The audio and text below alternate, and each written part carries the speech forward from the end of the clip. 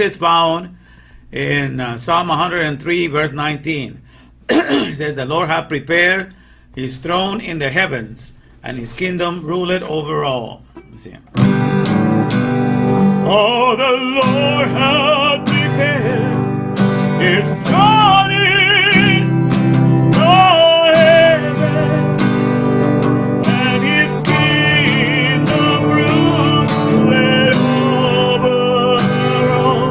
For the Lord hath prepared his throne in the heavens, and his kingdom ruleth over all.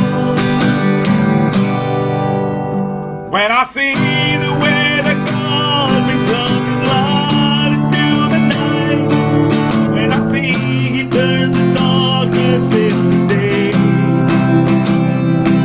there's a strength that comes to me that can make me say, 'cause I'm on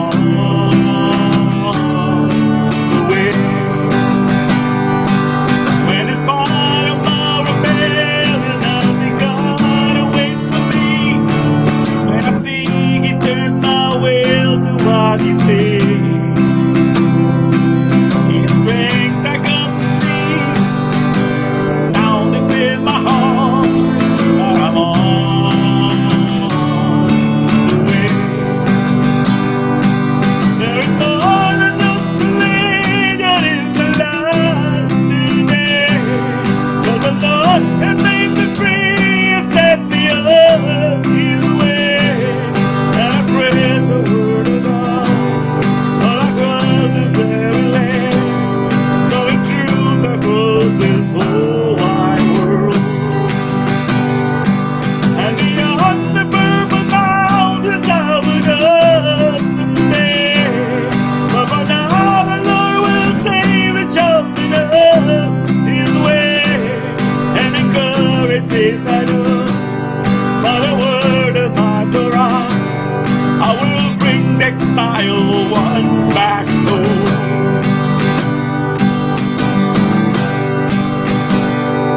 For the Lord hath prepared his throne in the heavens, and his kingdom ruleth over all. For the Lord hath prepared his throne in the heavens, and his kingdom ruleth over all. Try to sing it one more time. When I see the way that God brings up the sun into the night, when I see he turns the darkness into day, there's a thing that comes to me that can make me say, 'cause I'm on the way. When it's part of my rebellion, I see God awaits for me. When I see he turn my will to what he says, his strength I come to see, now deep in my heart, that I'm on the way. There is more than just religion in the life today, 'cause the Lord has made me free and set me up his way. And I spread the word of God all across this very land, so in the truth across this whole wide world. And beyond the birth of mountains I will go someday, but for now the Lord will save the chosen of his way, and encourage this I know. For the word of my Torah, I will bring the exile ones back home. I will bring the exile ones back home. I will bring the exile ones back home. All right. right. It came out good. I did not make a mistake. Thanks, Hashem, because I just made a lot of changes today. Now let's see the second one. The one in the bottom here. Let's bring Hashem right back down to the here and now. Let's bring Hashem right back down to the here and now. Let's bring Hashem right back down to the here and now. Let's bring Hashem right back down to the here and now. Let's bring Hashem right back down to the here and now. I'm working hard to bring the olive bread back home. I'm working hard to bring the olive bread back home. I'm working hard to bring the olive bread back home. I'm working hard to bring the olive bread. Oh, let's return and bring the olive bread back home. Oh, let's return and bring the olive bread back home. Oh, let's return and bring the olive bread back home. Oh, let's return and bring the olive bread to the here and now. Let's bring Hashem right back down to the here and now. Let's bring Hashem right back down to the here now. Let's bring Hashem right back down to the here now. I'm bringing God right back down to the here now. I'm bringing God right back down to the here now. I'm bringing God right back down to the here now.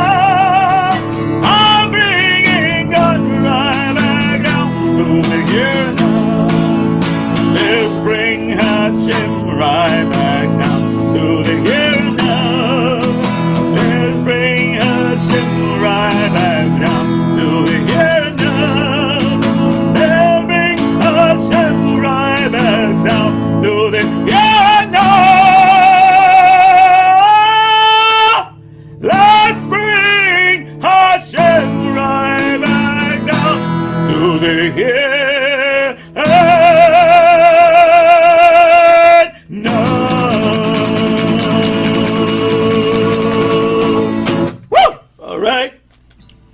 Let's do it, people. Let's do it.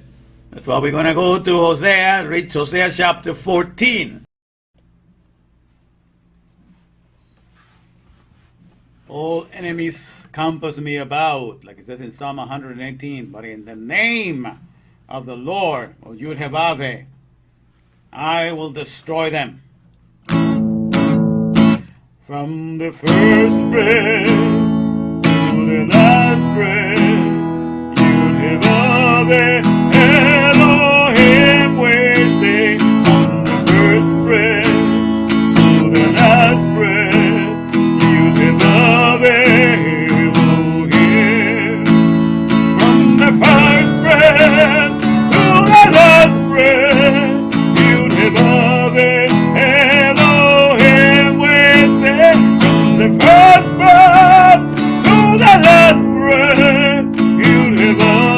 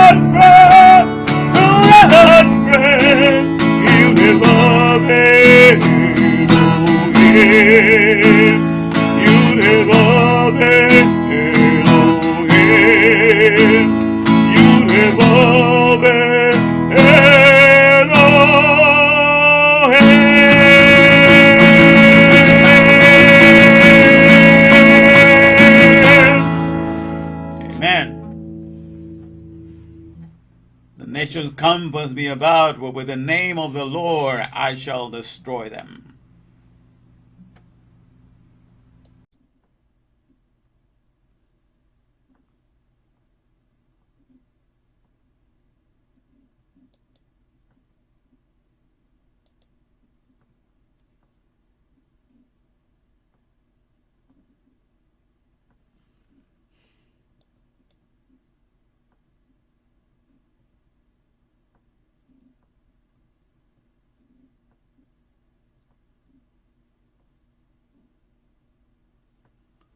All right.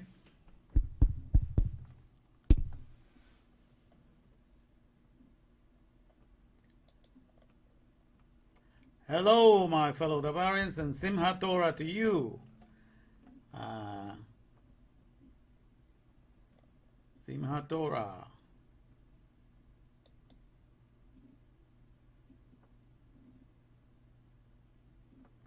All right.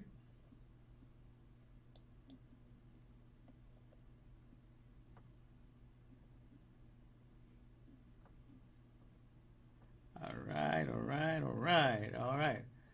Let me put this. Simchat Torah, the joy of Torah. That's what started yesterday. Started the joy of Torah, and we're continuing that because that's going to be our main goal. To bring back the Aleph Bet that has wandered into other parcels. Joseph Katz, my brother. You made it. Good to have you. Good to have you. All right. So, we're talking today. First, yes, you are. You are first today. All right. So, in any case, I understand that it was Simchat Torah yesterday and we're celebrating there. We're going to find a way to stay joyful in the Torah all the time from now on. That's the whole idea. So, there's a few songs that I rearranged for the occasion. Let's see if my memory will work here. That's why it took me so long because I was typing them down. But we'll see here. All right.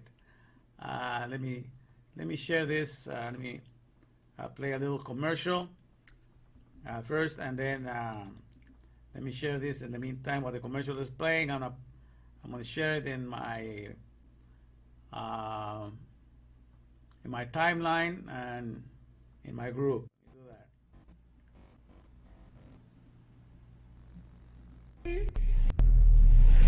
Where we go, where we go, don't you know? In Torah land, this is all I see. Where we go, when we go, come and see. Where we go.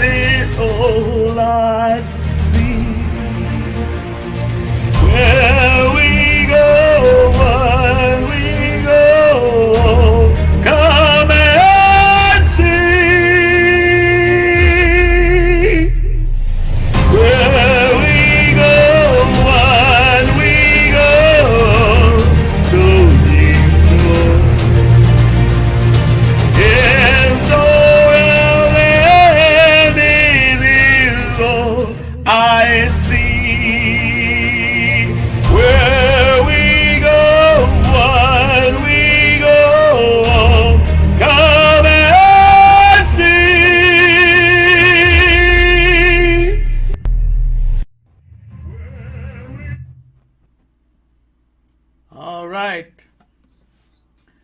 Here we go, my fellow Davarians. Yeah, okay, Joseph, you're here. Rosa, you made it. Welcome. And Brianna Martinez. Yes. Yes, I will. Yeah, let's pray for Brian, you guys. You know, is yeah, he needs our prayers, our support right now. You know, his father passed away last week, so I don't know if he's you know, going to be able to make it with us, but he is. So we need to pray for our brother Brian. All right, his father passed away last week, so he needs our prayers. So let's keep him up in our prayers. All right, he needs our support right now. But good to see you guys here and to have you here.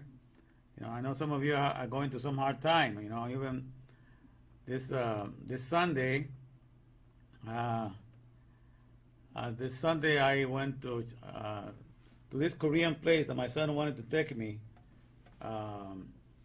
It's called, I think it's called the Thirsty Cow, somewhere in Puente Hills. Thirsty Cow, really nice place where, you know, you get to cook the food and everything in the middle of the table, Korean style. I've never been to one of those places, and so it was kind of nice. And my son was doing all the cooking with his girlfriend, and my oldest son had been invited. So the mother was there, the mother of the you know, Maria, she was there. My son's girlfriend, and Gabriel, and my son and his girlfriend, and I have invited also Shami to show up. All right, so I wanted to have the whole family there, because like I told you, you know, the check came out really pretty good this last time, so I figured I could invite everybody to go out, and so I invited my whole family to go out.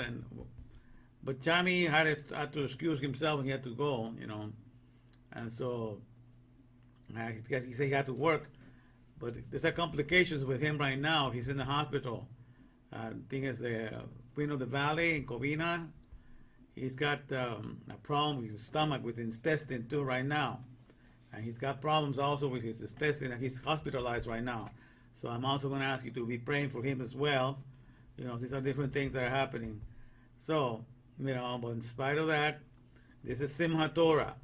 You know, we're celebrating the blueprint of creation, you know, from which we are part of this whole Ruach, the business of the Respirandia powers, you know, the respiration universe, auspiciously creating humanity and cradling and carrying humanity. So we have a lot to be thankful still, you know. So I know some of you might be coming to some hard times, so, you know, we'll be praying. Let's all hold each other in prayer, right? And let's keep on remembering that. But thanks be to God, we are here today, you know. I see Brianna has problems too. Brianna says, pray for me too. I got fired on Monday. Wow.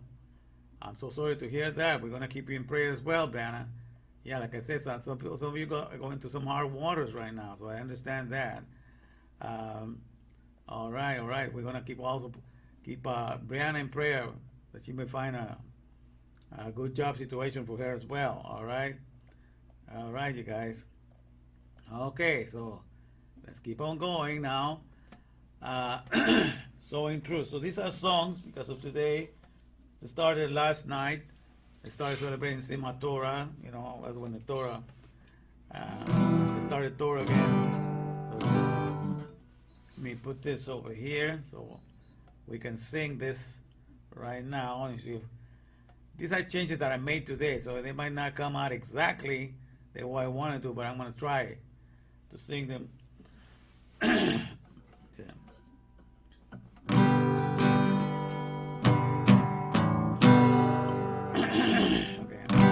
For the Lord hath prepared his throne in the heavens, and his kingdom ruleth over all. Okay, you're going to sing that twice, and then I'm going to try to go into the other song right into that. I have practicing, and I don't know if I have any voice left, but I'm going to give it a shot. For the Lord hath prepared his throne in the heavens, and his kingdom rule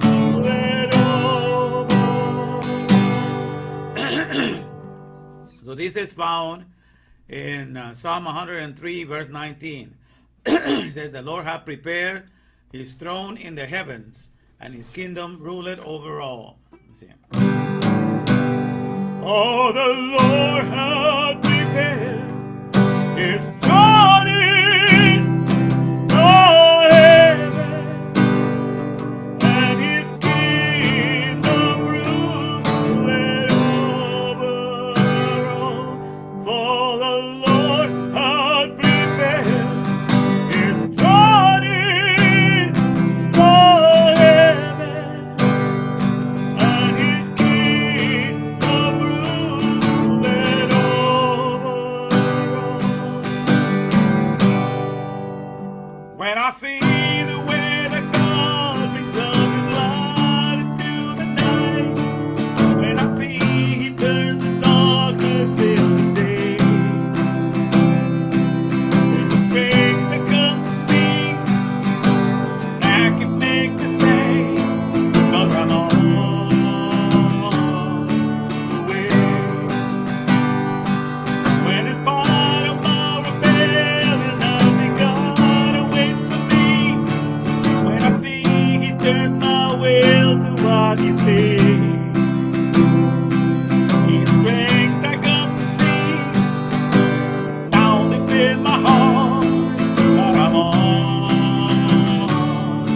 the way.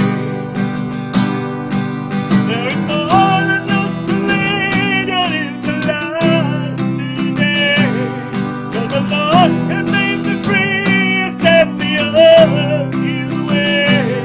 And I spread the word of God all across this very land, sowing truth across this whole wide world. And beyond the purple mountains I will go someday, but for now the Lord will save the chosen of his way, and encourage this I know, by the word of my Torah, I will bring the exile ones back home.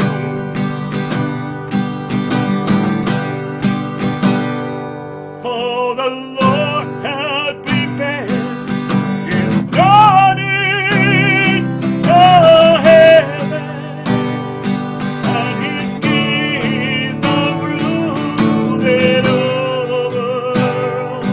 For the Lord hath prepared his throne in the heaven, and his kingdom ruleth over all.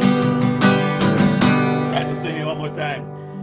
When I see the way that God brings up his light into the night, when I see he turns the darkness into day, there's a strength that comes to me that can make me say, 'cause I'm on the way. When it's part of my rebellion, I see God awaits for me. When I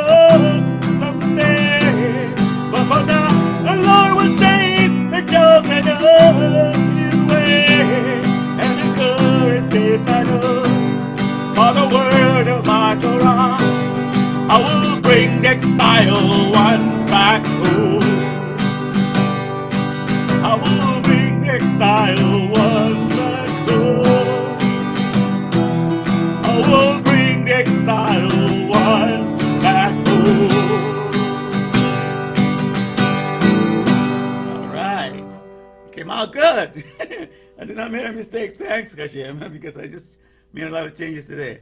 Now let's see the second. There's one in the bottom here. Let's bring Hashem right back down to the here and now. So let's bring Hashem right back down to the here and now. Let's see if I can remember that. Okay, here it goes. I'm working hard to bring it. I'm working hard to bring the olive back home. I'm working hard. This is like I'm forgetting it. I'm working to bring the olive. Let's see. I'm working hard to bring the olive back home. I'm working hard to bring the olive back home. I'm working hard to bring the olive back home. I'm working hard to bring the olive. Oh, let's return and bring the olive back home. Oh, let's return and bring the olive back home. Oh, let's return and bring the olive back home. Oh, let's return and bring the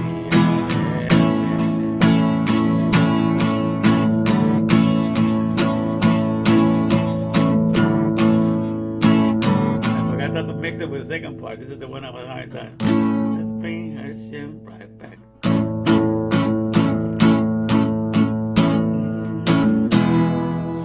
Let's bring Hashem right back down to the here and now. Let's bring Hashem right back down to the here and now. Let's bring Hashem right back down to the here and now. I'm bringing God right back down to the here and now.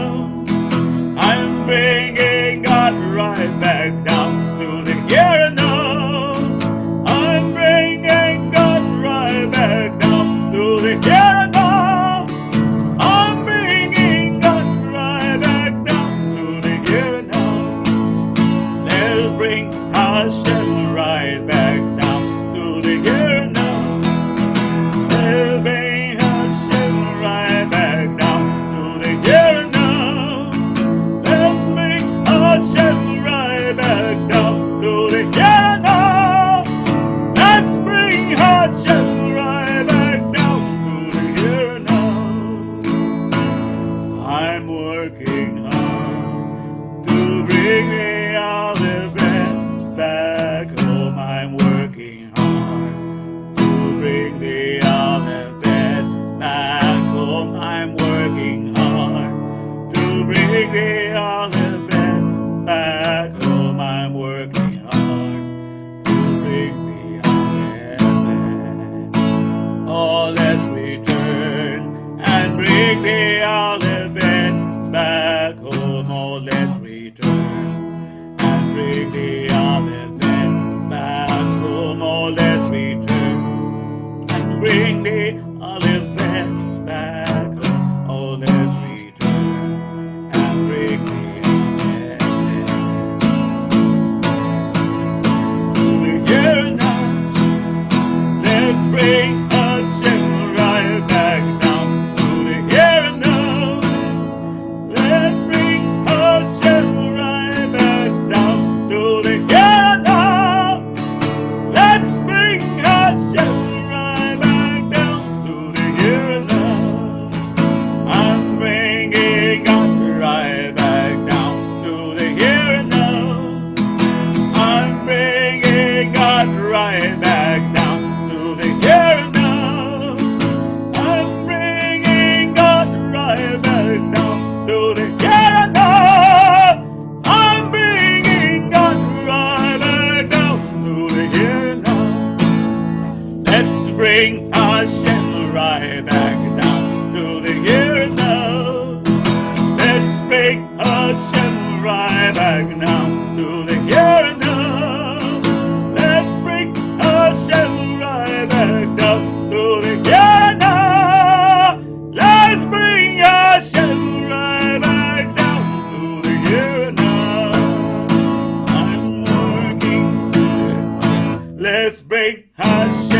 right back down to the here and now.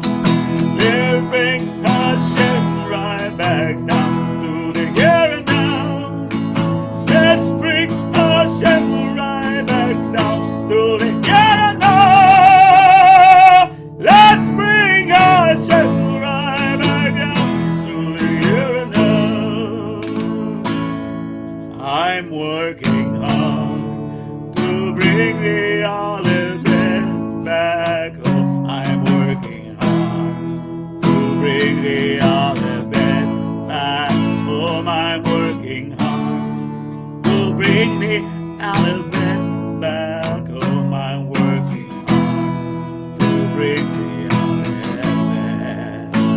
Oh, let's return and bring the olive bed back home. Oh, let's return and bring the olive bed back home. Oh, let's return and bring the olive bed back home. Oh, let's return and bring the olive bed to the here and now. Let's bring Hashem right back down to the here and now. Let's bring Hashem right back down to the here and now. Let's bring Hashem right back down to the here and now. I'm bringing God right back down to the here and now. I'm bringing God right back down to the here and now. I'm bringing God right back down to the here and now. I'm bringing God right back down to the here and now. Let's bring Hashem right back down to the here and now. Let's bring Hashem right back down to the here and now. Let's bring Hashem right back down to the here and now. Let's bring Hashem right back down to the here and now. Woo! All right. Let's do it, people. Let's do it. That's why we're going to go to Hosea, read Hosea chapter 14. The word has gotten lost. That's what has happened. The Aleph Bet that was only originally used for the economy of the Ruach, which I explained to you last week. Ruach means spirit or air, and that's the bubble that we all live doing respirations 24/7. And due to each respiration, to each breath that we take, we get to do everything else. So the fact that we can work, that we can sing, that we can have joy, that we can enjoy movies, everything we owe it to every respiration, to every breath that we take. And we take 22,000 pounds of air by way of respiration every day. We do in and out, 22,000 pounds of air is being processed.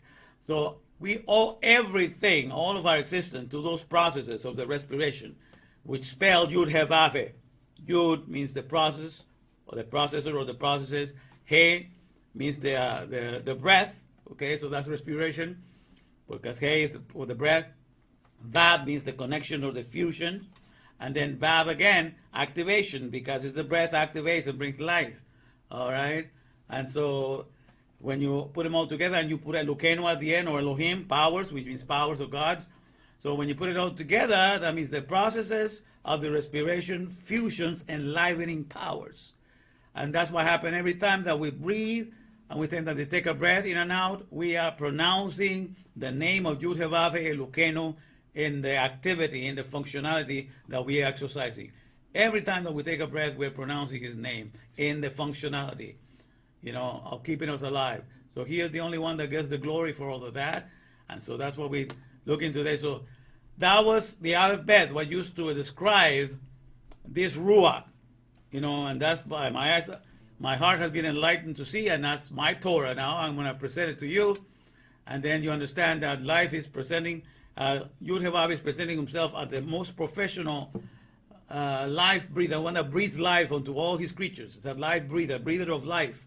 So therefore, each one of us made in the organic world are a little power plant. We do voltaic energies. Like I say, chemical reactions produce voltaic energies, just like acids in a battery produce voltaic electricity. That's exactly how we are.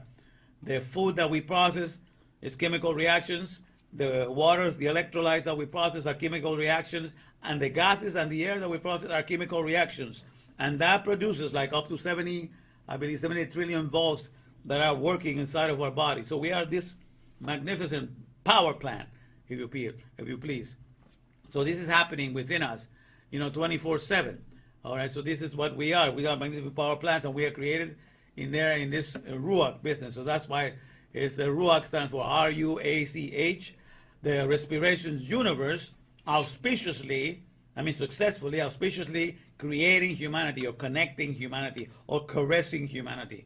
That's what all the air does in the here and now, and that's what we kept alive, and that's what we recognize. But then what has happened is we are given the alphabet, and then we go and bury the alphabet, because the alphabet that was in Torah is Almighty, because it's the one used to describe the power plant of all creation that keeps all the organic world alive. And when your Mahashaba world is being employed to see all the wonders of the universe of life, God is interested in biopolises, in living cities. All of that is his main concern. So, what people call the great wonders of the earth. Have you ever wondered about the 8 wonders of the earth? They say the 8 wonders of the earth. And most of them, like mausoleum, the pyramid is a graveyard. Okay, it's a tomb, like a mausoleum. The Taj Mahal is another tomb that was constructed for somebody's wife. And so those are part of the wonders of the world. So we look at everything that's been made out of the dust, and we call it the wonder of the world.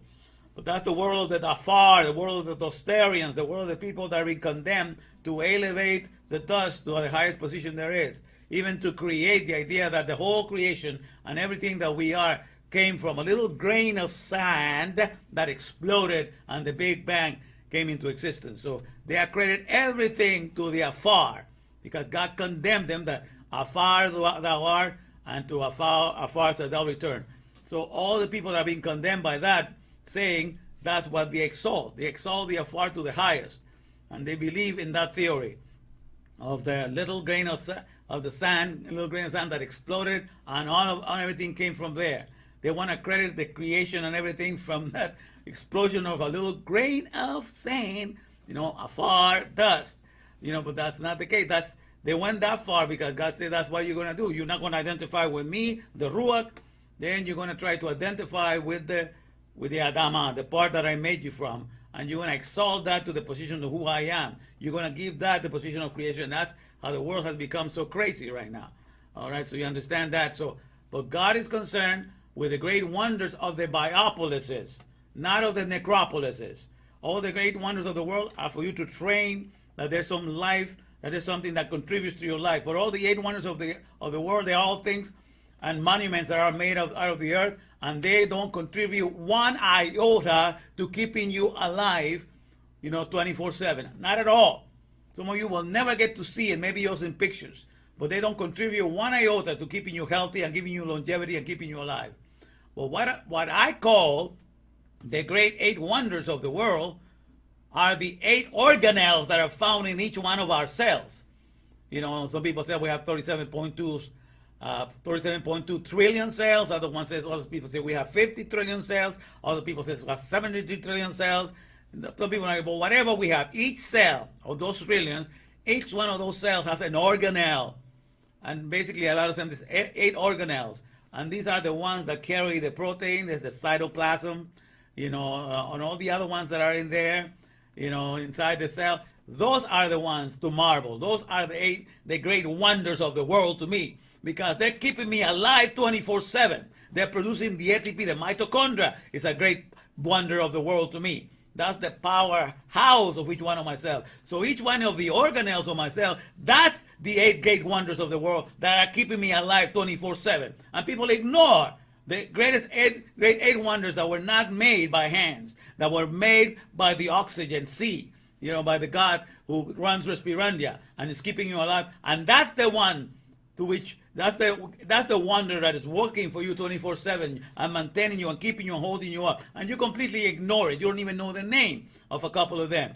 but right away you know everything about the necropolises. You have been brainwashed, my friend. So it's time to take the alphabet from all these dead narratives, all these things of upholding the necropolises, and it's time to bring it back to the administration of the Ruach, of the respiration universe, auspiciously cradling and connecting and caressing humanity, and began to understand what is our economy. And that is a marvelous economy. That's an economy that never ends, that can never be extinguished.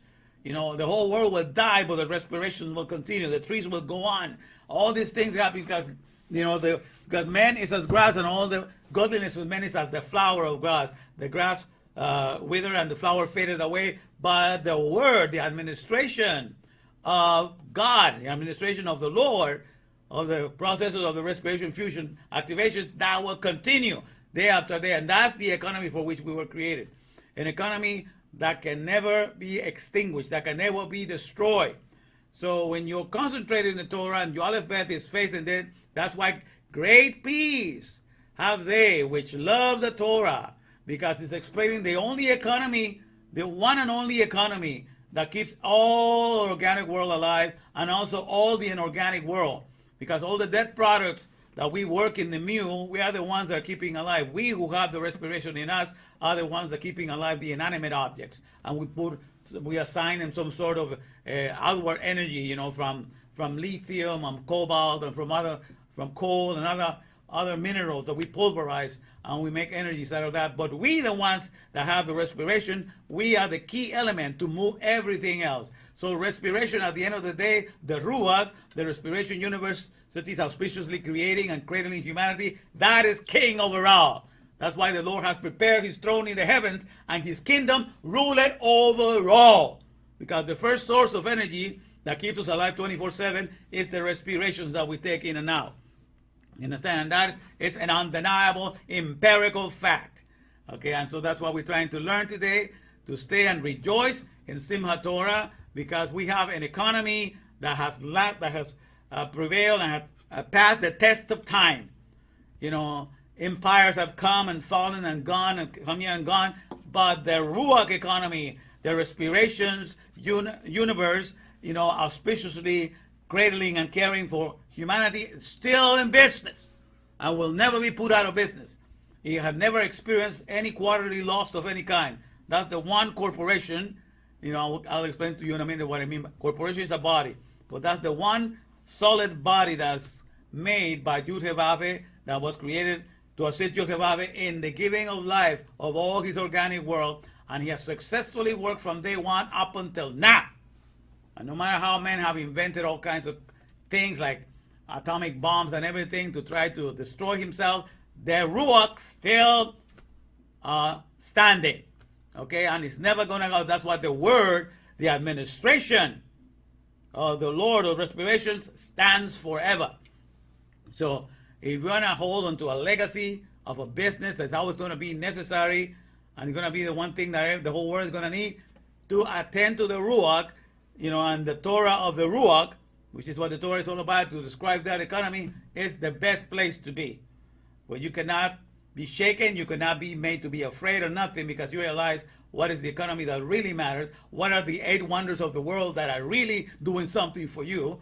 So you will not be giving external validation to those things that are dead and cannot do a single thing to keep you alive.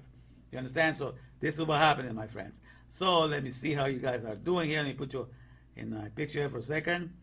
To see how many we got. We got 4 people today. All right, we're still here. All right. Rosa's still around. Okay. Yeah. Oh yeah, with Joseph it's daytime. He's like 14 hours ahead of us. So that's how it works with Joseph. Yeah. All right. Okay. So we're doing good. All right. Let me go back. So let's look therefore. Let me put a little thing on what I wanted to talk about here. Let me see.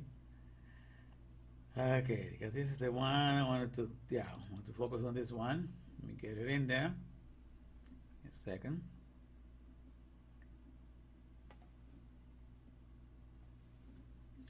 I'm going right back down to the here and now. Let's bring God right back down.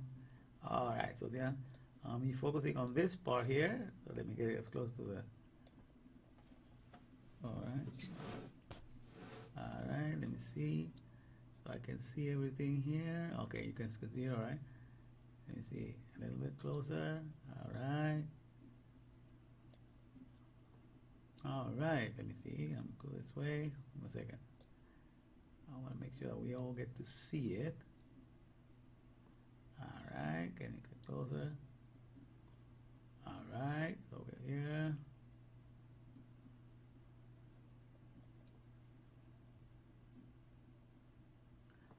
All right, I think we can read it. Okay, here we go. All right, so we're going to be focusing on this area of the ass here. There's 5 asses to get great understanding, okay? And so we're going to be looking at this more in detail. But let me read first from the book of Hosea. Hosea means salvation. Okay, God's salvation. So let me read chapter 14, which is the numerical value of David. And it tells you what we need to do. You know, this is a message to Israel. Hosea chapter 14, the last chapter of Hosea, verse 1. It says, O Israel, return unto the Lord thy God, for thou hast fallen by thine iniquity. And what is this iniquity? You know, this thing that is dysfunctional, that they had dysfunctional thing that they did. They said, take with you words. So, you know, take the words that you have used, right? Take with you words and turn and bring them back. That's to turn is to repent, to bring them back to the Lord. So all the words that you're busy employing it there in the afar, in the world of the dust, and you're giving titles to all these wonders of the world and promoting all these dead things in the necropolises and exalting all the dead images that cannot procreate themselves and making a big economy and a big deal out of them and telling the people, if you don't have access to all this dead knowledge of the necropolises, you are nobody. You have not shown anything. You have not achieved anything. Take all this crap. And take all this crappy way of utilizing the alphabet that doesn't do any justice to what the alphabet is really about in the Torah. Take all this crappy usage of the alphabet and discard it. Bring back your alphabet. Bring back your words. Bring it back to the first original economy of the Ruach, of the economy of the respirations that is never going to die. Bring it here, you know, and start using it and utilizing that way. It's already all set up. Everything is connected. It's live 24/7. It's all a power utility corporation that God is running when He's running the Ruach. And that's the only life-giving source for all His organic world. And from there, everybody that is working in there and every human being gets to get a breath to work in the mule and be able to activate the inanimate objects that they make with the electricity that they're able to create from other powders in this world. So it says here, so take with you words and turn to the Lord and say unto Him, take away all iniquity and receive us graciously. So will we render the calves of our lips. So we're going to now utilize our speech. We're going to utilize our language, everything to exalt your economy. We are not going to be thinking, hey man, the economy of the Ruach might tank one of these days and the value will go down. I'm going to lose all my investments, you know, because that's what people do. In the world of the necropolis, they put their money, they invest it on different materials, and this thing, the value fluctuates. One day is high, one day is low. But that's what happens when you are investing your words in all of the pesels, in all the narratives of the necropolises. Your state of mind goes up and down because you are not connected with the Hagma Benedah, you know, of the Torah and the economy of the Ruach that is never changes, that is always the same, is always going strong, making all things new and renewing all things new, and it's indestructible, invincible. Since when you're not there, then you are thrown into these pesels, these narratives, and your whole life depends on how these circumstances and events happen. You are affected by all the events and circumstances in the external world. So time and space is your jail time. But when you are in the Hagma Benedah, in the wisdom, understanding, and knowledge of Yud He Vav He, then you are in the mindset of God. And being in the mindset of the Aleph Bet of Torah means that you're surrounded, you are surrounded by all its embraces, the embracing thoughts of the wonderful thoughts out of you, and all the copulations, all these things that bring things to life from the air, from the thoughts and ideas that you produce to express them and to bring more life to the understanding of His Word. So all these things are taking place within you 24/7. You're not captured in any time and space or waiting for something good to take place. You're in the middle of it, in the midst of it, day and night, 24/7. These respirations are taking place. 24/7, these thoughts are taking place. So the world of thought is working 24/7. The world of the air is working 24/7. And there you create energies. There you create ideas. There you sustain concepts. From there you hold the whole world in its place, because everything comes from the thought world. And the world of thought, and solid thoughts, and liquid thoughts, and gas thoughts. You know, the ones that you find in books, the thoughts that are written in books, the thoughts that are spoken from orally, and the words that are, and the thoughts that are thought in Saint Germain. That's all nothing but thought of thoughts, all these thoughts. And so you get to understand all of that. So take with you words and turn to the Lord. Say unto Him, take away all the iniquity and receive us graciously, so will we render the calves of our lips. All right, so we're going to speak and honor you all the time. So this is the time, because this is the time that we start in Torah again, you know, in the Jewish community. So what a better way to understand that we're going to start reading Torah, but we're understanding that what we're doing when we read Torah, we are representing the economy of the Ruach, the everlasting economy of the Ruach, you know, which means air or spirit, okay? Because everything in the Bible, everything came from the spirit and the waters. In the first chapter is the spirit and the waters and the word of God that was working. It was a combination of the spirit, the Ruach, and the water, the Mayim, okay, and the Dabar, okay. In that sense, what the Amar was saying, the Amar is God said. So the word was there, the spirit was there, and the waters were there. And that's exactly that's how your brain is. Inside your brain, it's mostly liquid. You know, 80% of is water, is liquid in your brain. So it's mostly liquid, and there's a lot of gases that have to be there, and the neurons need all this oxygen, because each neuron has 2,000 mitochondria, as opposed to the regular cell only has 200. So when you have 2,000 mitochondria, you need a lot of oxygen that goes in there to keep that energy, the ATP, the energy of the cell, you know, because that's the one that occupies more energy than anything else, your brain. So all of that is happening. And it's an environment where all thoughts and concepts and ideas and renewals and improvement, all of that is happening in the womb of the brain, of this liquid place where gases are, where all these chemical interactions are taking place, where all this voltaic activity is happening. You understand? Everything, from every idea that came into this world, and every idea, even of the necropolis, even any idea that can appropriate themselves, they all of them are born in the environment of what the Bible says, that every creation comes from where there's gases, and there's interaction with the waters, and there's the words, the DNA, the codes that know how to run everything. So the word is present, the waters are present, the spirit is present, the gases are present, and voltaic chemical interactions are happening, and all this kind of electricity is going on 24/7. That's where creation starts. Even as an idea, that's how you're kept alive 24/7, you know, because you're mostly water, you're mostly 70% water, the rest of you is 30% all the other flesh, but most of you is water, and also the air that you breathe. You know, 22,000 pounds that you're breathing every day. So every day there's this 22,000 pounds of air circulating on top of you, and your body is 70% water.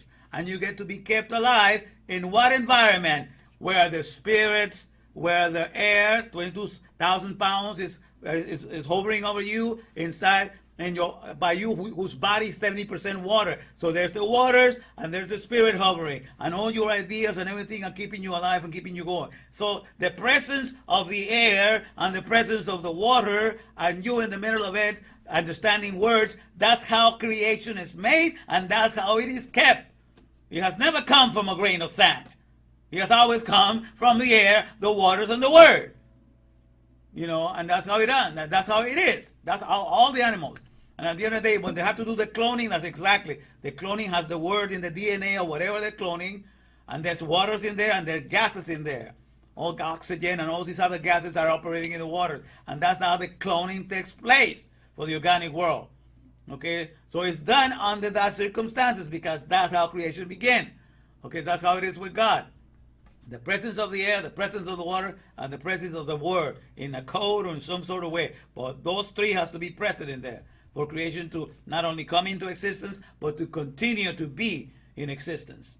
That's how it happens, okay? So when you understand this, my friend, when you understand this magnificent economy that is never going to die, that has always been present, woo! Then prepare to have great joy and great peace, and the world will not be able to take that away from you. And then it says in verse 3, so this is all part of what the Jewish people have to say, Ashur shall not save us, you know, and we will not ride upon horses, neither will we say any more to the work of our hands, ye are our gods, for in thee the fatherless findeth mercy. In other words, you know, in this world of the necropolis, I told you, you are known, you know, by the dead things that you associate with. Like, for example, if you have visited 3 or 4 of the 8 wonders of the world, man, you are a savvy person. You admire some great tycoon, you know, some great, you know, human being that is refined and cultured. You know, just because you know dead things, necropolis, things that cannot procreate themselves. But that's how this world is. As you attach yourself to dead things and to all the work of your hands, to all the products, to the latest cars, to the latest iPhone, all these things are dead. Because life with God, life is whatever can procreate itself. That is what is called alive. Because that thing has, from the cell level, each cell can procreate itself. It doesn't need anybody to come and help it. So as long as you can procreate yourself, you are alive. If you're not able to procreate on your own without bothering anybody else, then you are dead. That's all, as simple as that. So just because a car starts or the electricity comes in the house, that doesn't mean there's life in the house. That's what happened. The people lose the definition of life. Life, according to Yud Hevave, is whatever can procreate itself. That's why it's alive, without burdening mankind. You know, but when people forget the definition of what life is, then even other people start robbing the definition of life. Remember General Electric?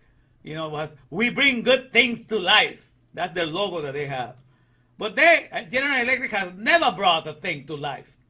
They may bring light to the houses, they may bring light to your buildings, but to bring things to life means to enable a building or enable a house to procreate itself, to make another house without the help of any human being. So that's to bring life. So General Electric stole that definition from the Ruach, you know, from the one that makes biopolises and bring things to life, which is things that can procreate themselves, like from a single cell to everything else that a complex organism. Those are the ones that are alive, and that's what God calls alive. Those that cannot procreate themselves, they are dead. They're necropolises because they have to be using you to move things around for them and do everything for them. So that's the thing you need to be remembered. So that's why we have to take the alphabet that have been stolen by all these externalities, and we have valued them and give them the work of our hands. We built them, we made them. All the pyramids, we made them. All human beings created the Taj Mahal and all these other places that the world considers great wonders that were made by the work of people's hands who had respirandia and who had the 8 wonders of the world in them. They had the 8 organelles in each one of the trillions of cells. And they never stopped for a second to admire the great wonders of the biopolises that God creates, you know, constantly. So that's how the world just loses it. That's stupid. It's very stupid to try to honor a necropolis, a dead thing that cannot procreate himself, and think nothing of a biopolis, nothing of the land of the living. That's what each cell is. It's a living star. It's a living city.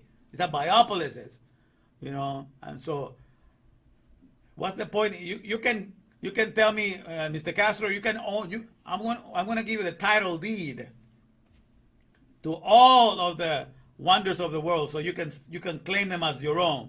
The Taj Mahal is yours, the pyramids are yours, and you can say, you know, you can even charge a price whenever you want to go see it. So what good is that going to do for keep me alive 24/7? I gave the title deed of all the things in the world. What good is that going to do to keep me alive 24/7? It has nothing to do with that. So I'm not going to go in awe of the dead things that are not doing anything to contribute to my life.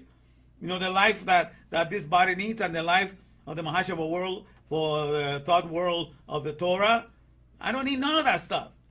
So you see how I look at the world? That's why the world, the whole world, that's why it says in Psalm 46, though the whole world was shaken and thrown into the sea, yet I will remain confident. Because what is my economy? It's none of the necropolis is my economy. My economy is the Ruach. And the Ruach has never been out of business. It has always kept the organic world running. So I have nothing to fear. Okay, you understand? The Ruach, the spirit, the air, the respirations universe, auspiciously caring for humanity, auspiciously creating humanity, auspiciously caressing humanity. All of that is done by the world, the Ruach, and the whole world needs it 24/7. That's the indispensable economy of life. And for that, I'm not going to exchange it for anything in the world. You understand? So that's the beauty of it, my friends, okay? So that's how we're operating here. So he says here, so ye are our God. So that's the thing. We want to say, Ashur shall not save us. Ashur is like the people, like the elites. Those are the people that did all the work with their hands. The elites will not save us. We will not ride upon horses. We were not going to look for the great luxurious vehicles. We're not going to desire desire all these things that they think they need to have to be number one or to make the world feel like they arrived. You can go and make all the cars you want, but do not let them grab your heart. You can do everything in this world, of the necropolises. But look at the world of the necropolis. Look at the world of the necropolis of all the Silicon Valley and everything.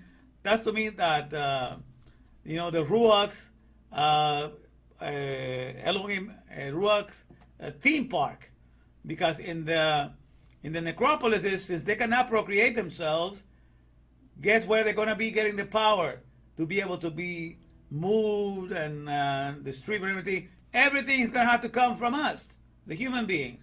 So in the necropolis, we are the gods, we are the powers, we are the movers and shakers of all the things, because all the things in the necropolis are dead. They need us to provide electricity for them. They need us to have work. So everything, we are, at the end of the day, we are all Elohim. So in God condemning us to go work for the necropolises, He did not make us forget that we were made for Elohim, because that's where we get to exercise more powers than any place else. Because in the organic world, each plant can procreate themselves easy go lucky there. You don't have to go work for each apple tree and make which one of their apples. None of that burden is upon you. So it is in the world, the necropolis, that they have to make man-made plants to make the products, to wrap them up, to put them in a special container, to advertise for them. So all your energies, all your powers are completely taken out of you. Are completely sucked out of you. Because all these things are dead. You understand? They have no power to procreate themselves. So you will still honor. You still, all the people in the world, they work in the necropolises, even though they're tired, they work their fingers to the bone. It's been a long day's night, and I've been working like a dog. People, and the more they work, the more they show themselves to be the Elohims of this world. But yet they don't see it. That's the sad thing. They don't have eyes to see that they are resembling Yukevave in the fact that they're providing all the powers for all the mules, for the manpower of Elohim economy.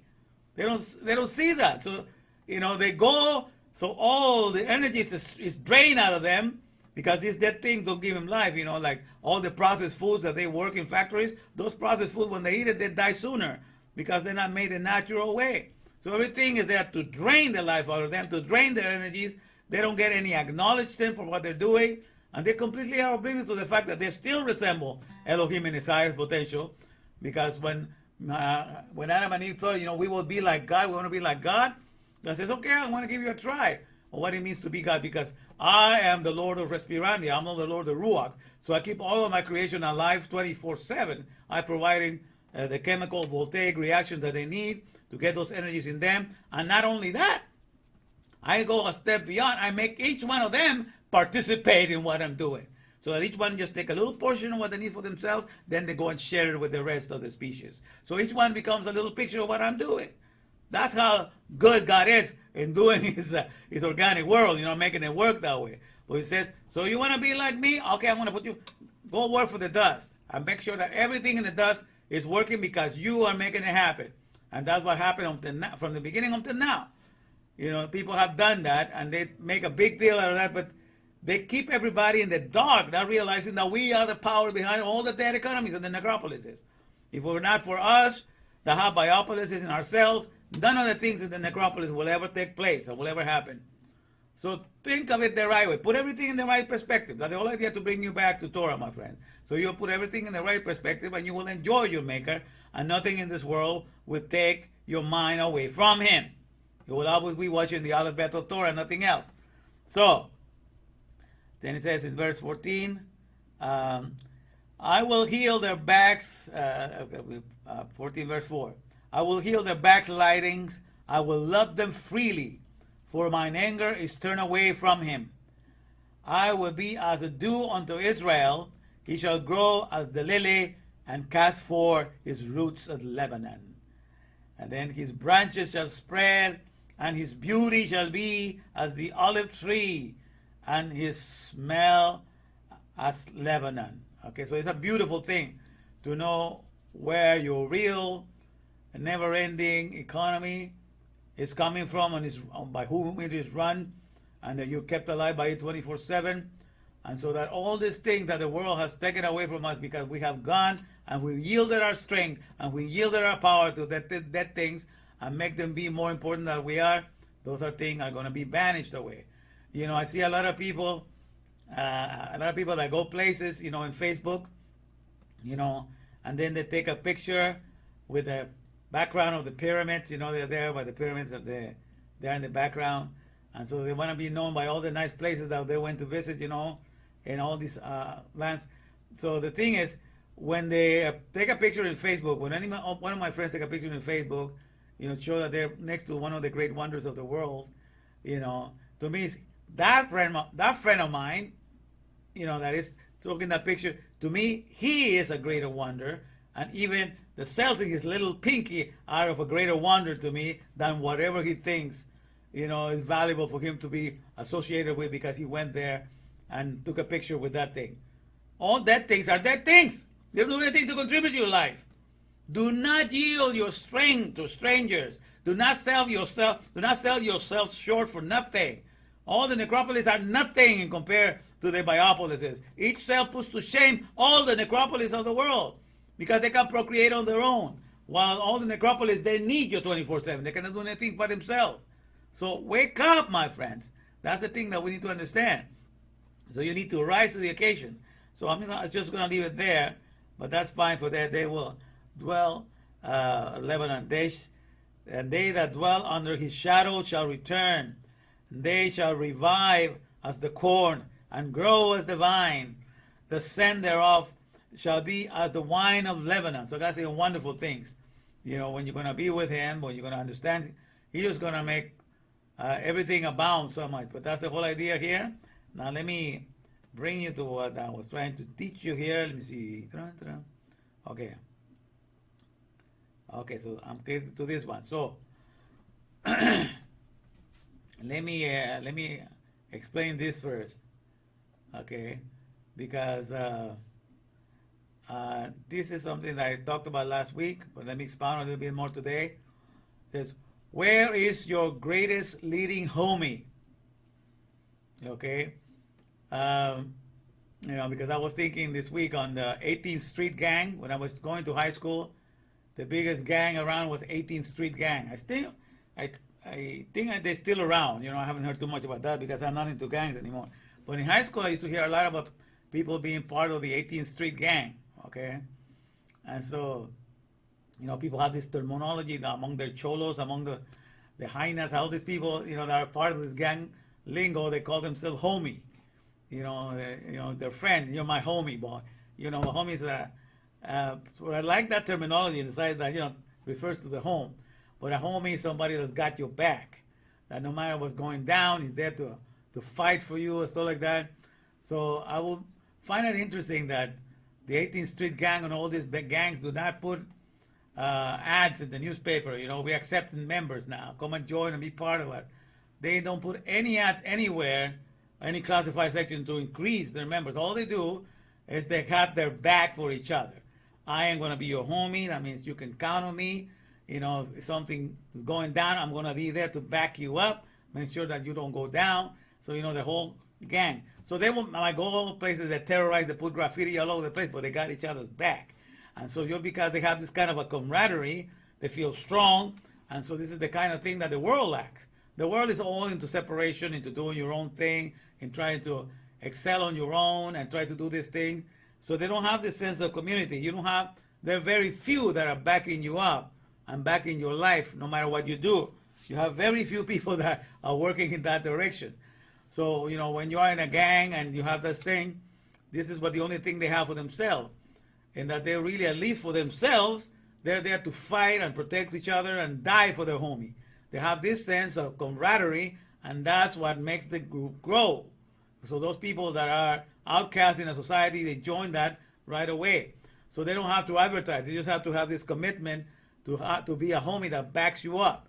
So the whole idea of being a greatest leading homie in a gang and having that person back you up is a great feeling. You know, because I never joined one of the gangs, but I had a few friends that were in there, and they told me how things, you know, what things they did and the things they accomplished, and the things even the bad things that they got to do, you know, how they terrorize certain neighborhoods. So I got to hear the story, so I can see what they're doing. So but that's how they call themselves, you know, the greatest homies. So when they walk together, you know, they have a certain style, you know, a certain way of moving, that they're cool, you know, they stand a certain way, you know, like they feel very confident, you know, because they have each other's back. But that's the whole idea. So the whole idea of the word 18, by the way, the number 18 is the numerical value for he, or life. Okay, life. So the he, or life, is the numerical value of 18. Okay, so the 18, the Life Street Gang. Okay, I'm going to give it some meaning and show you where the real gang is found in the here and now, and you don't even know. And it's the real 18th Street Gang. I'm going to put the acronym in a minute so you'll understand what I'm talking about. But I'm going to, the question is here, where is your greatest leading homie? Where is your greatest leading homie at? Because that was the question I was asking last week. Where is your greatest leading homie at? Is it in the grave or pit of sorrow and silence? Or in the grove? Grove is a place where a whole bunch of trees are growing together. Or in the grove or pot of singing and shouting. And then I put the different verses here that relate to my lesson. Psalms 31:17, Isaiah 44:23, Psalm 27:4, and Psalm 46:10. You know, we can get back to those later. But so where is it found? So the whole idea is that what you and I get when you come into this world, we learn an alphabet. And to have an alphabet is to have a powerhouse.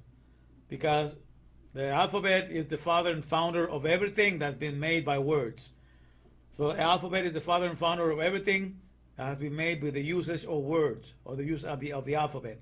Understand? So the alphabet is the father and founder of all these things. So the alphabet is the powerhouse of any literature work, of anything that has made as a way of a book, or blueprints or schematics. You know, it's the powerhouse because without it, ideas cannot be put together, concepts cannot be visualized, things cannot be put in the right order. So the alphabet, at the end of the day, is the powerhouse of all creation, because all ideas come from it, all concepts come from it, everything is inspired by it. So that is our powerhouse. So when you learn the alphabet in Torah, and you understand the perspective of the Ruach, of what's the first economy for which we were made, you know, then your Mahashava world is fantastic. Because you're not exaggerating anything. In the Mahashava world, respirations and taking place 24/7. You are aware of that, and you know that each respiration energizes with oxygen and carbon dioxide. You're giving energies back and forth. So with each one of those things, you get to resurrect, you get to resuscitate, you get to refresh, you get to restore, you get to renew. 24/7, you're doing all of this. And that's no exaggeration. It's not like saying, I work and I restore products, 8 hours a day. In Ruach, you are restoring, refreshing 24 hours. Second by second. No exaggeration. That's how your flesh is composed, that's how it's made. So there's no way that you can exaggerate. That's exactly how you do things, in the Ruach, in the world. So everything is fantastic. You're never exaggerating. That's the thing. That resurrection is taking place 24/7. Your neuron body of 86 billion neurons. 86 is the numerical value for powers or God. That's always transfiguring. It's always lit up because all your thoughts are running through it. All your impulses are running through it, and that's your nervous systems. That's your brain cells. All that's your fiber optics of communication. That is your transfiguration body that uses it, that communicates all your words and all your impulses and all your words and yearnings inside of you, your way. So that's what is happening to you. So you're not exaggerating a single thing. All these magnificent things are happening in your biopolises. You have 73 from 37.2 trillion to 73, all say, but all these living cells are operating inside of you in this magnificent biopolises. So that you're not exaggerating anything. It's a magnificent economy, 24/7, an economy of life that exists. Okay, so therefore, when you are in that economy, you're singing and shouting because your speech is never ending. You're always understanding what's going on. Nobody can sell you anything that is less than that. All the necropolis pale into insignificance. They just completely have no value, no comparison whatsoever. You don't bow down to any. They don't have any appeal to you as whatever the world values them or deems them to be. They're nothing to you because you know the biopolis that you possess. And to you, biopolises and the great wonders of the biopolises in each one of yourself are more magnificent than all the 8 wonders of all the planets in the whole dead universe. Okay, you understand that? Whatever is there does not compare to what's taking place in your biopolises, in each one of your cells. So that's the whole idea. So if you're not in the Ruach, if you're not in the corporation of the living, the one that is the life-giving force of all creation, then you're going to be something of a corporation in this world, and you're not going to be able to brag about the product and service that you provide. Outside of that, you're going to be silenced. So most people are only experts as computers because that's all they work on. They're only experts on vehicles because that's all they work on. They're only experts as real estate because that's all they work on. So it's limited. Okay, so most of the time you're silenced unless something deals with the field of your expertise, then you speak a little bit. But most of the time you're silent and sorrowful because you feel like you don't know anything, anybody can take advantage of you. That's how it is. Your alphabet, which is your greatest leading homie, the alphabet is your powerhouse. The alphabet is not in the right place. It's not in the right economy that is giving life to the whole world, that is relevant for the resurrections that matters. So you don't have anything to say. You're constantly silent, but you're not going to see me be silent. I can talk 24/7 non-stop, and go over all. I can just read the Bible and preach from each verse and relate it to the here and now, non-stop, until I drop, out of thirst into the ground. But I can go non-stop, my friend, because he that heareth speaketh continually, says the Bible. And my ears are open, because I'm looking at Torah, I'm looking at the Ruach, I'm looking at the economy that is the most relevant economy that keeps everything alive, and nothing is going to stop me from talking about that. But when you're not in the Ruach, when you're not in the Torah of the Ruach, therefore your understanding is very limited. And you're subject to everybody's pesel narratives, because you're only as good as whatever little thing that you're working on. And that's it. So you're limited, so you are in the grave. Okay? In the grave of the alphabet, because everything that brings life to the alphabet to be able to speak for what's happening in the here and now, for the great powerhouse of the Ruach, all of that is to take care of the living, of all the living cells, all the living biopolises. And that's only one corporation that does that. So when you go away from that corporation, everything else in this world is going to be a necropolises. So therefore, the alphabet that you have borrowed and taken away from the Torah, and you've invested in other cells and narratives to behold their ideas, those are graveyards for the alphabet. You understand? Because that alphabet is not living to its full potential. It's not able to be the greatest homie, the greatest leading homie in the world. Okay? So it's not able to do that. Therefore, you're going to be in sorrow and silence. And that's what it says. Oh, I'm going to put the light out here. And so, therefore, that's what you will avoid. Okay? You will be, because you won't have any understanding. So, my people perish, it says, because of lack of knowledge. My people are silenced because of lack. My people are dama. So all the other cells in the world just give you a certain thing that just tries to exalt something in the world of the dust and keeps you ignorant of the air, keeps you ignorant of all the processes that are taking place within you. You understand? So therefore, but when you come to the Ruach, then you're going to be constantly singing, making songs, shouting, enjoying yourself, dancing, doing the Simchat Torah, like what we're celebrating. There's great joy in the universe when you're on the Ruach, the R-U-A-C-H, the respirations universe auspiciously creating humanity, because each breath that you take is a bara. It fills you, it fattens you with life. So that's how God keeps you alive 24/7. Okay? And so let me read this part here now, because this is the whole idea. You have the alphabet and you put it in a narrative that is limited, because all you do is just make cars or make whatever little industries in this world, and you're not savvy in anything else that has to do with keeping everything alive in the world. You have no idea how to talk about that, but that's the whole idea in the Ruach. That's all you talk about.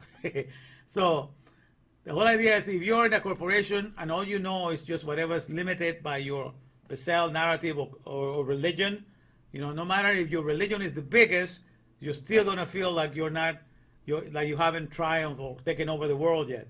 You understand? Because, for example, if whatever religion you're in, if you're the biggest religion in the world with more converts, you should already think that you have it, that you have a right, because you are the biggest one with the most members. So you should think, hey, we are the ones in charge of the world. We have the more members, that believe in our leader.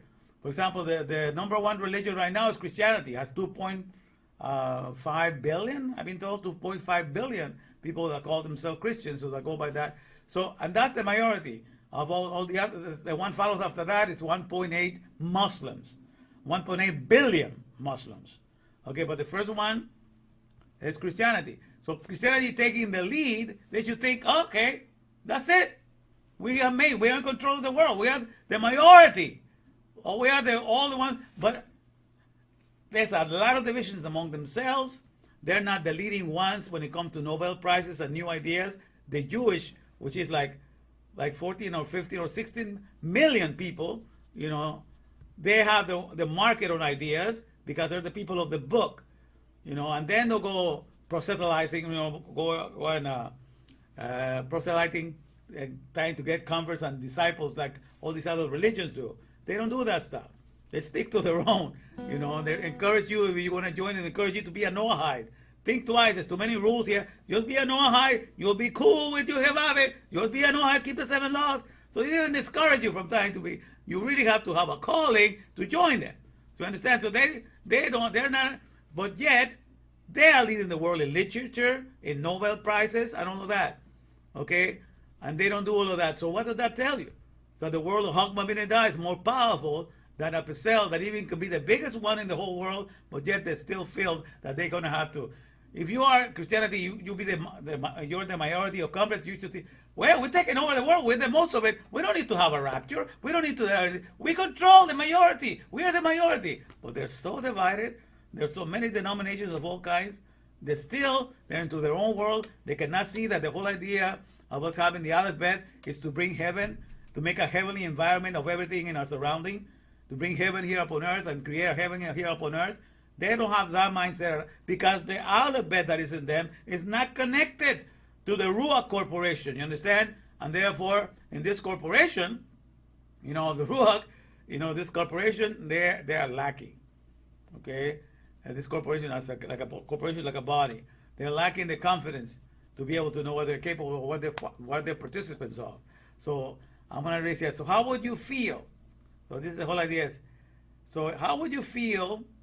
Okay, I'm going all the way to the top here. Okay, see my little hand. How would you feel if you were a shareholder in the oldest, most reliable, long-lasting power utility corporation? Because that's what they call it, the CEO of the corporation, right? How would you feel if you were a shareholder in the oldest, most reliable, long-lasting power utility corporation in all of existence, which from its inception has never been able to experience any quarterly losses? It has never lost anything in all of its existence. So again, how would you feel if you were a shareholder in the oldest, most reliable, long-lasting power utility corporation in all of existence, which from its inception has never been able to experience any quarterly losses whatsoever. Wouldn't you definitely feel like the greatest of all time, leading homie for the care of all your friends and family? I would feel like that, and that's how I feel, by the way. Because, I am connected with the Ruach. The Ruach is my universal body, Respirandia, that gives life to everything. I'm just a cell in it. In this body, this corporeal body, and this aerial body of the air, and this aquarium body, because I process the water as well.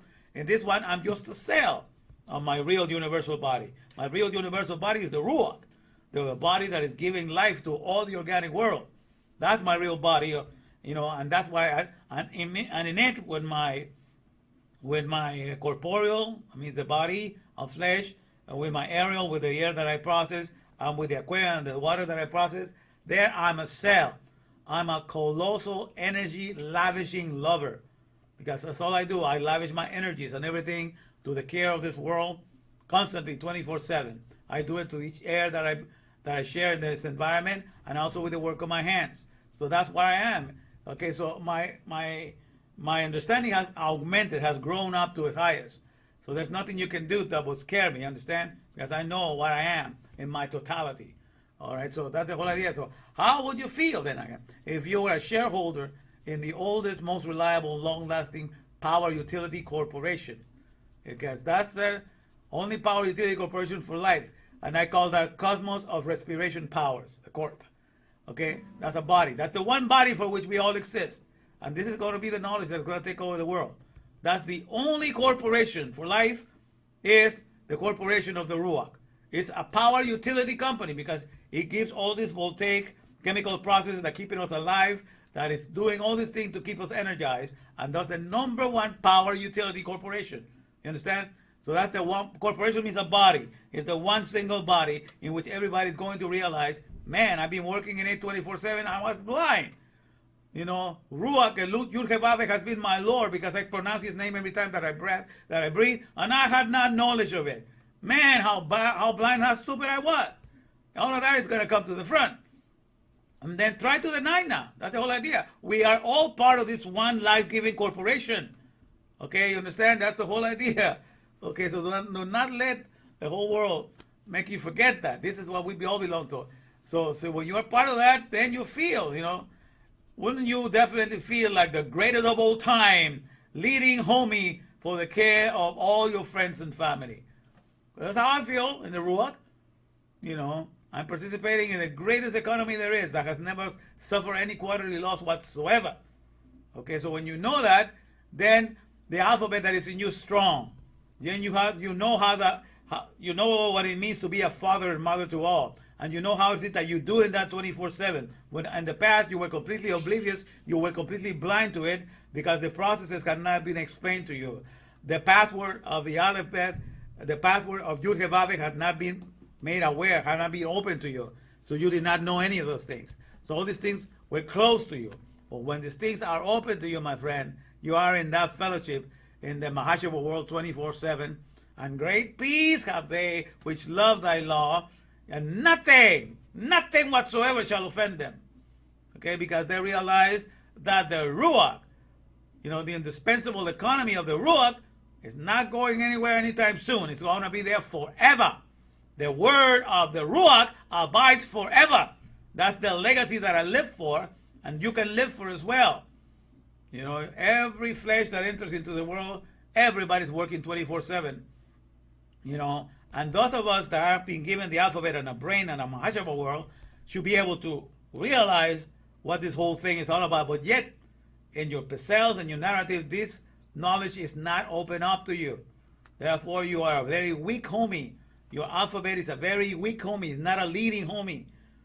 It's not a powerhouse in this world. It's very weak because he has died in the narrative that you went and buried the alphabet in. And therefore, you're very weak in this world. But the whole idea is what it says in Hosea. Take with yourself words and turn and bring them back to Yud He Vav He and the Ruach and the economy that is relevant for the here and now. And live for that purpose. Don't let anything else try to dissuade you that there's something else better than that. So that's the whole idea. So the greatest of all time, homie, the GOAT. That's how you feel. Okay, so my question to you right now is, wherever you are right now, whatever religion you're in, whatever thing you practice, at any given moment, are you feeling that, that you're on top of the world? Like it's in the song, I'm on the top of the world looking down on creation, and the only explanation I can find. When you're in love with your maker, when you understand what his economy is all about, when you know Torah as the Trailblazing, the Torah, the Trailblazing, Omnipotent, respirations, Augmenting humanity, when you know Torah as such, because you know the economy of the Ruach, you are on top of things, my friend. There's no mushroom, no cocaine, no heroin that was going to make you feel any higher. None of that experience, because you will get the natural high of having the Hakma Benedah and being with that 24/7, the here and now. Okay? So the pleasures at my right hand are forevermore. There's great joy in thy presence, and the pleasures at my right hand are forevermore. That's why you have Simchas Torah, the joy of Torah, 24/7. And that's the whole idea of this whole thing that we're celebrating. Let's get into the joy of Torah. Let's get that alphabet in us to be the greatest leading homie that is there to back up everybody, because you're there providing life. You're working 24/7 in your respirations, giving life to all species. But whenever you get a chance, you're giving of yourself. You're paying attention to what others need. There's nothing that shall offend in my whole mountain. You're not there to take anything away from anybody, but to enrich all of creation with life and more life in the here and now. You create a heaven of your surroundings. Everybody around you is blessed because of your presence. Okay, so that's the whole idea. So at any given moment, are you feeling like that inside of you? If you're not, you're in the wrong place. You're in a burial ground, my friend. You're not in the grove. You are in a grave. You are not in a pot of life that brings life. You are in a pit. Time to come out of the grave. Time to come out of the pit and be a grove. A garden of life. The whole idea. Because you're part of the Ruach, my friend. You're the part of the number one corporation that matters for the here and now. The only one and only in which all flesh works. Whether you're aware of it or not. So that's the whole idea. So what happens is, let me take you here. So let me explain about the 18th Street Gang. So I want to put this in here.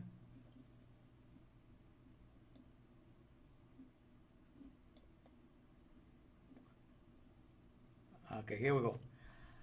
So the greatest life, because life is the numerical value of the 18, number 18. Okay, and I don't know if I told you the last time, but my numbers for my address are 3418 Wellington Road. Okay, 2418 Wellington Road. 34 is like 17 times 2.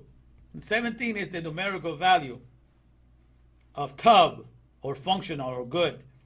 So 17 is the numerical value of tub or functional or good, right? And so when you have two 17s, one after the other, one tub, that's like very good. Like when God said that when God at the last part, everything that he said, and God saw that it was good. And God saw that it was good. But at the end, when he made man and everything, at the last part, he said, and God saw that everything was very good. That was tub. Everything was really functional. So my address is 3418 Wellington, which you understand the meaning of that is very good life of wellness. For a ton of it, a ton of wellness. That's the address that God has me living on, that reveals the state of the Torah in me. The state of the Torah in me is very good. The state of the alphabet is a very good life of wellness, a ton of wellness. Okay? And that's what I got going for my alphabet. It's completely healthy, and I'm spreading this across the whole wide world, like the song says. I'm bringing the exiled ones back home, which is what I'm empowered to do. Because I dare you to find a better economy than the Ruach.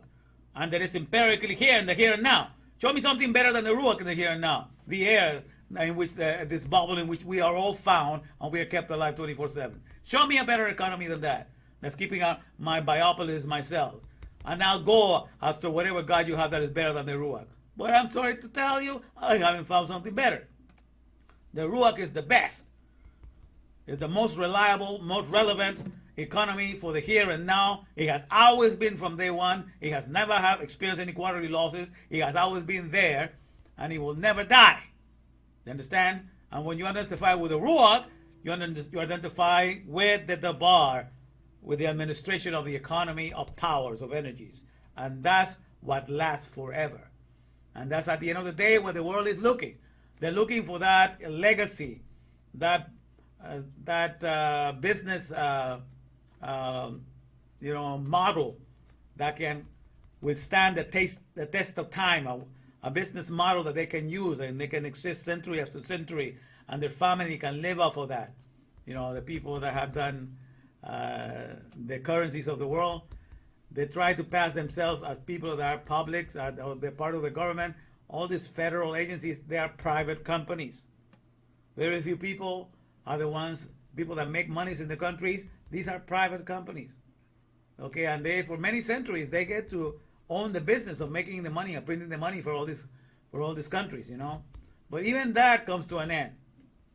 Because, the way that they just become so greedy and stuff like that, everything loses touch with reality, and so everything has to be renovated. But so the people that run the legacy of making money, they might go for a few centuries, but they don't last like the Ruach. The Ruach and the Torah that describes all these things that are happening all around us, and how we need to imitate and become a breather, because in breathing humanity, we create more power plants, and in working as one with the Ruach, who is the life breather of life for everything in the organic world. So when we do that, that's perfectly how we are lining up to do everything. Okay, and that's what we need to do. So when you are in the Ruach, my friends, you have arrived. You're in a position in which, no world can compare. You are in a legacy that have withstood the test of time. It has proven itself over and over again that this economy is never going to die. And your confidence, is boosted to the highest one. And there's no greater high than to be in the Torah, understanding this in the here and now. And that's the joy that I have. That's my Simha Torah. That's my joy of Torah, and I want to transfer that to you. Okay?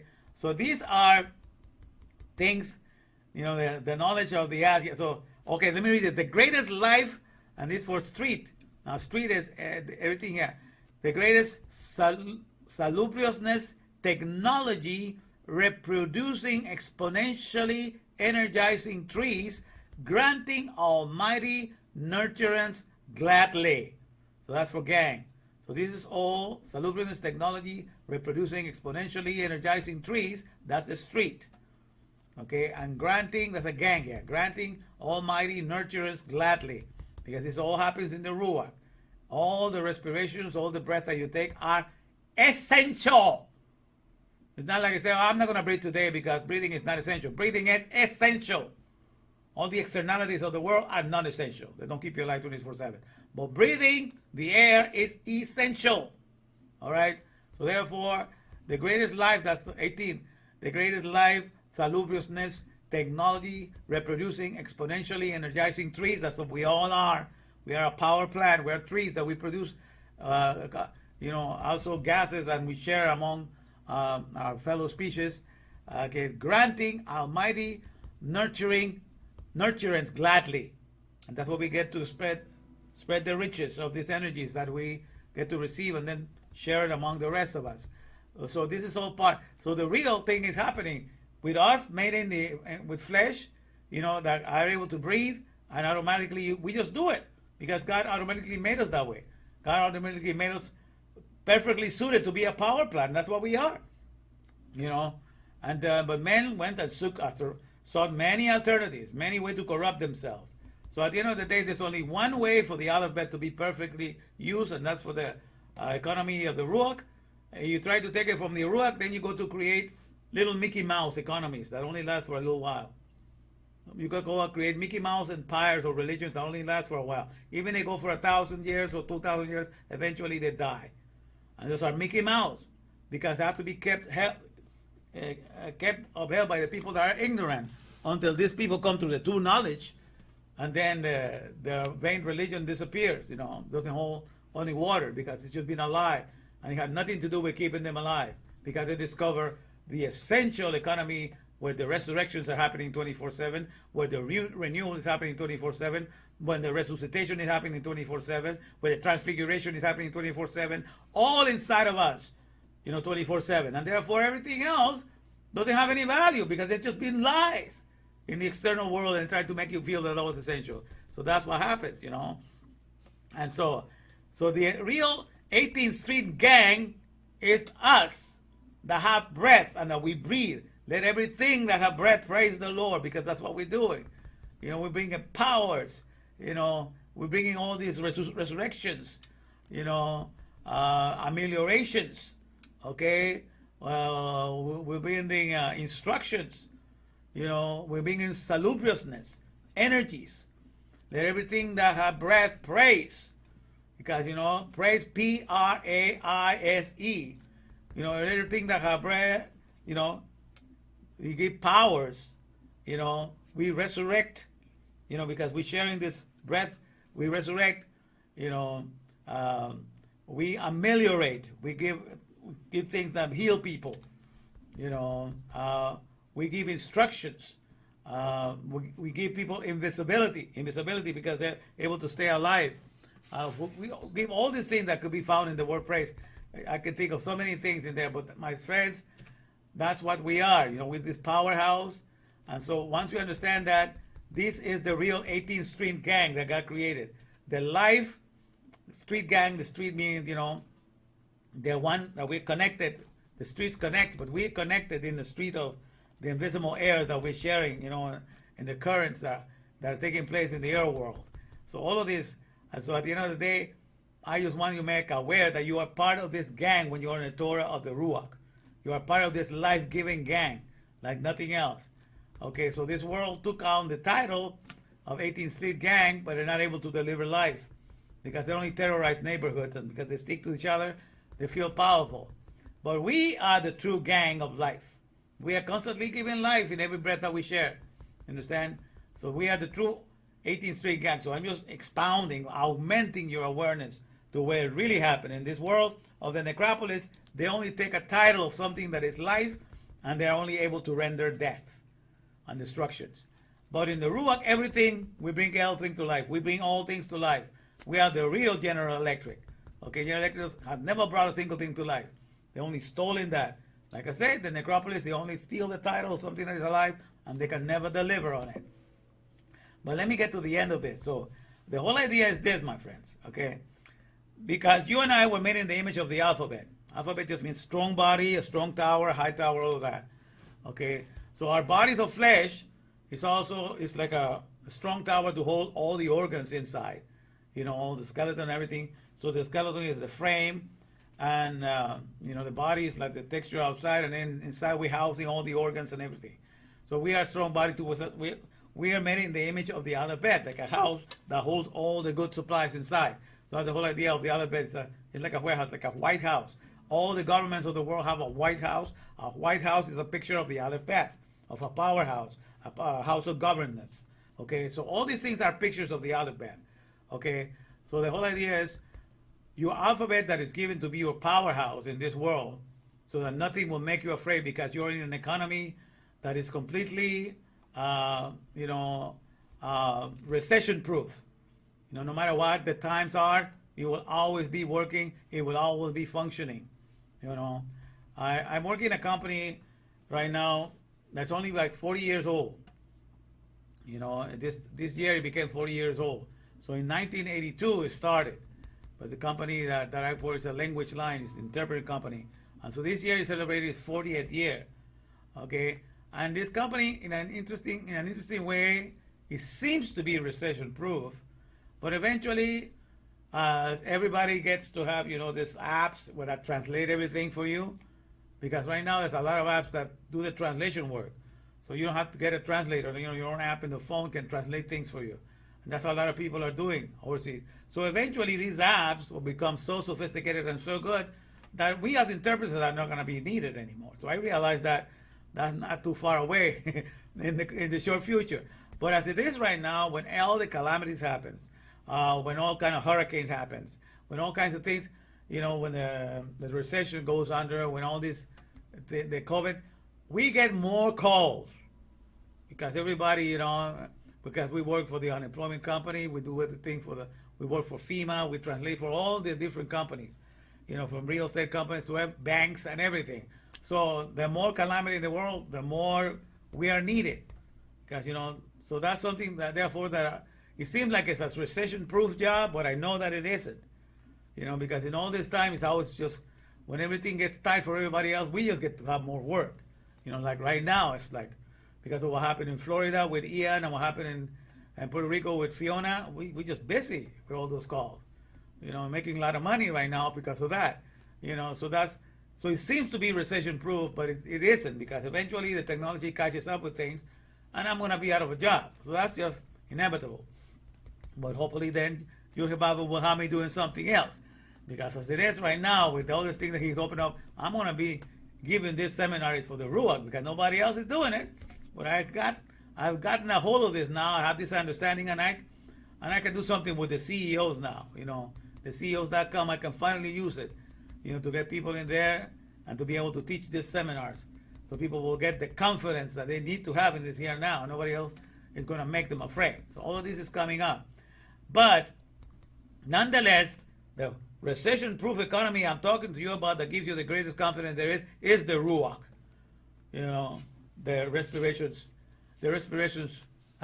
universe auspiciously creating humanity. That's the one that you and I were made for. We work on it 24/7 the moment we appear in this world.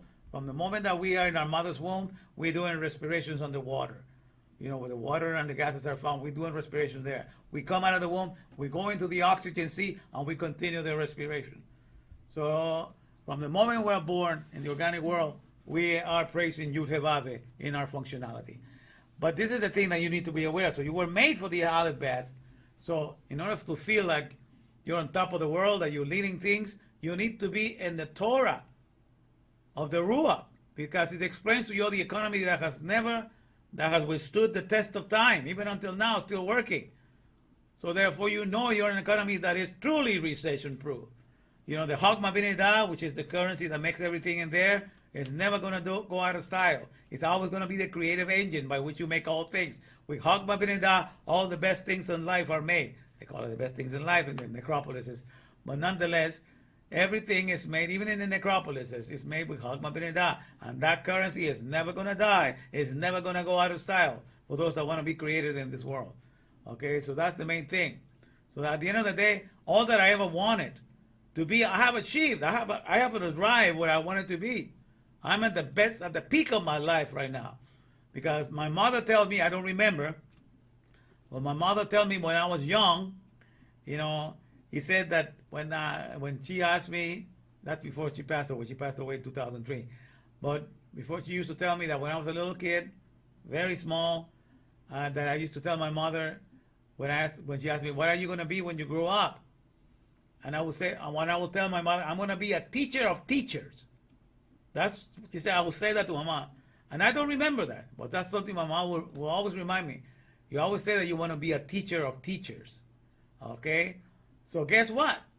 In this situation that I'm in right now, in this time in which we live right now, where the greatest library that exists is available 24/7 at your fingertips, because the Alexandrian library, all these big libraries that have existed do not compare to what we have right now when we have YouTube and we have Google and we have all this stuff, easy access at our fingertips. That's the biggest library it is, because everybody's sharing their own experiences. Everybody's sharing their own take on life, their own way that they see a thing. So you get to access everybody's ideas. Everything is at your fingertips. This is the biggest library that has ever existed.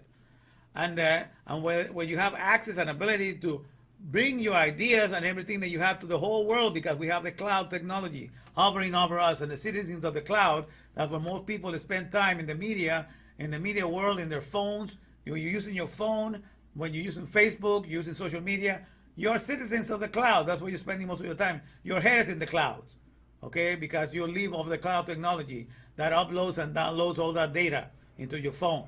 So the cloud technology is the leading. That's why I always put myself right in the clouds. So I'm right in the clouds. I'm on top of the world. I have the knowledge of the Ruach. I have access to everything 24/7. I have the greatest library in the world. I have the means of communication. I have learned how to master commercials.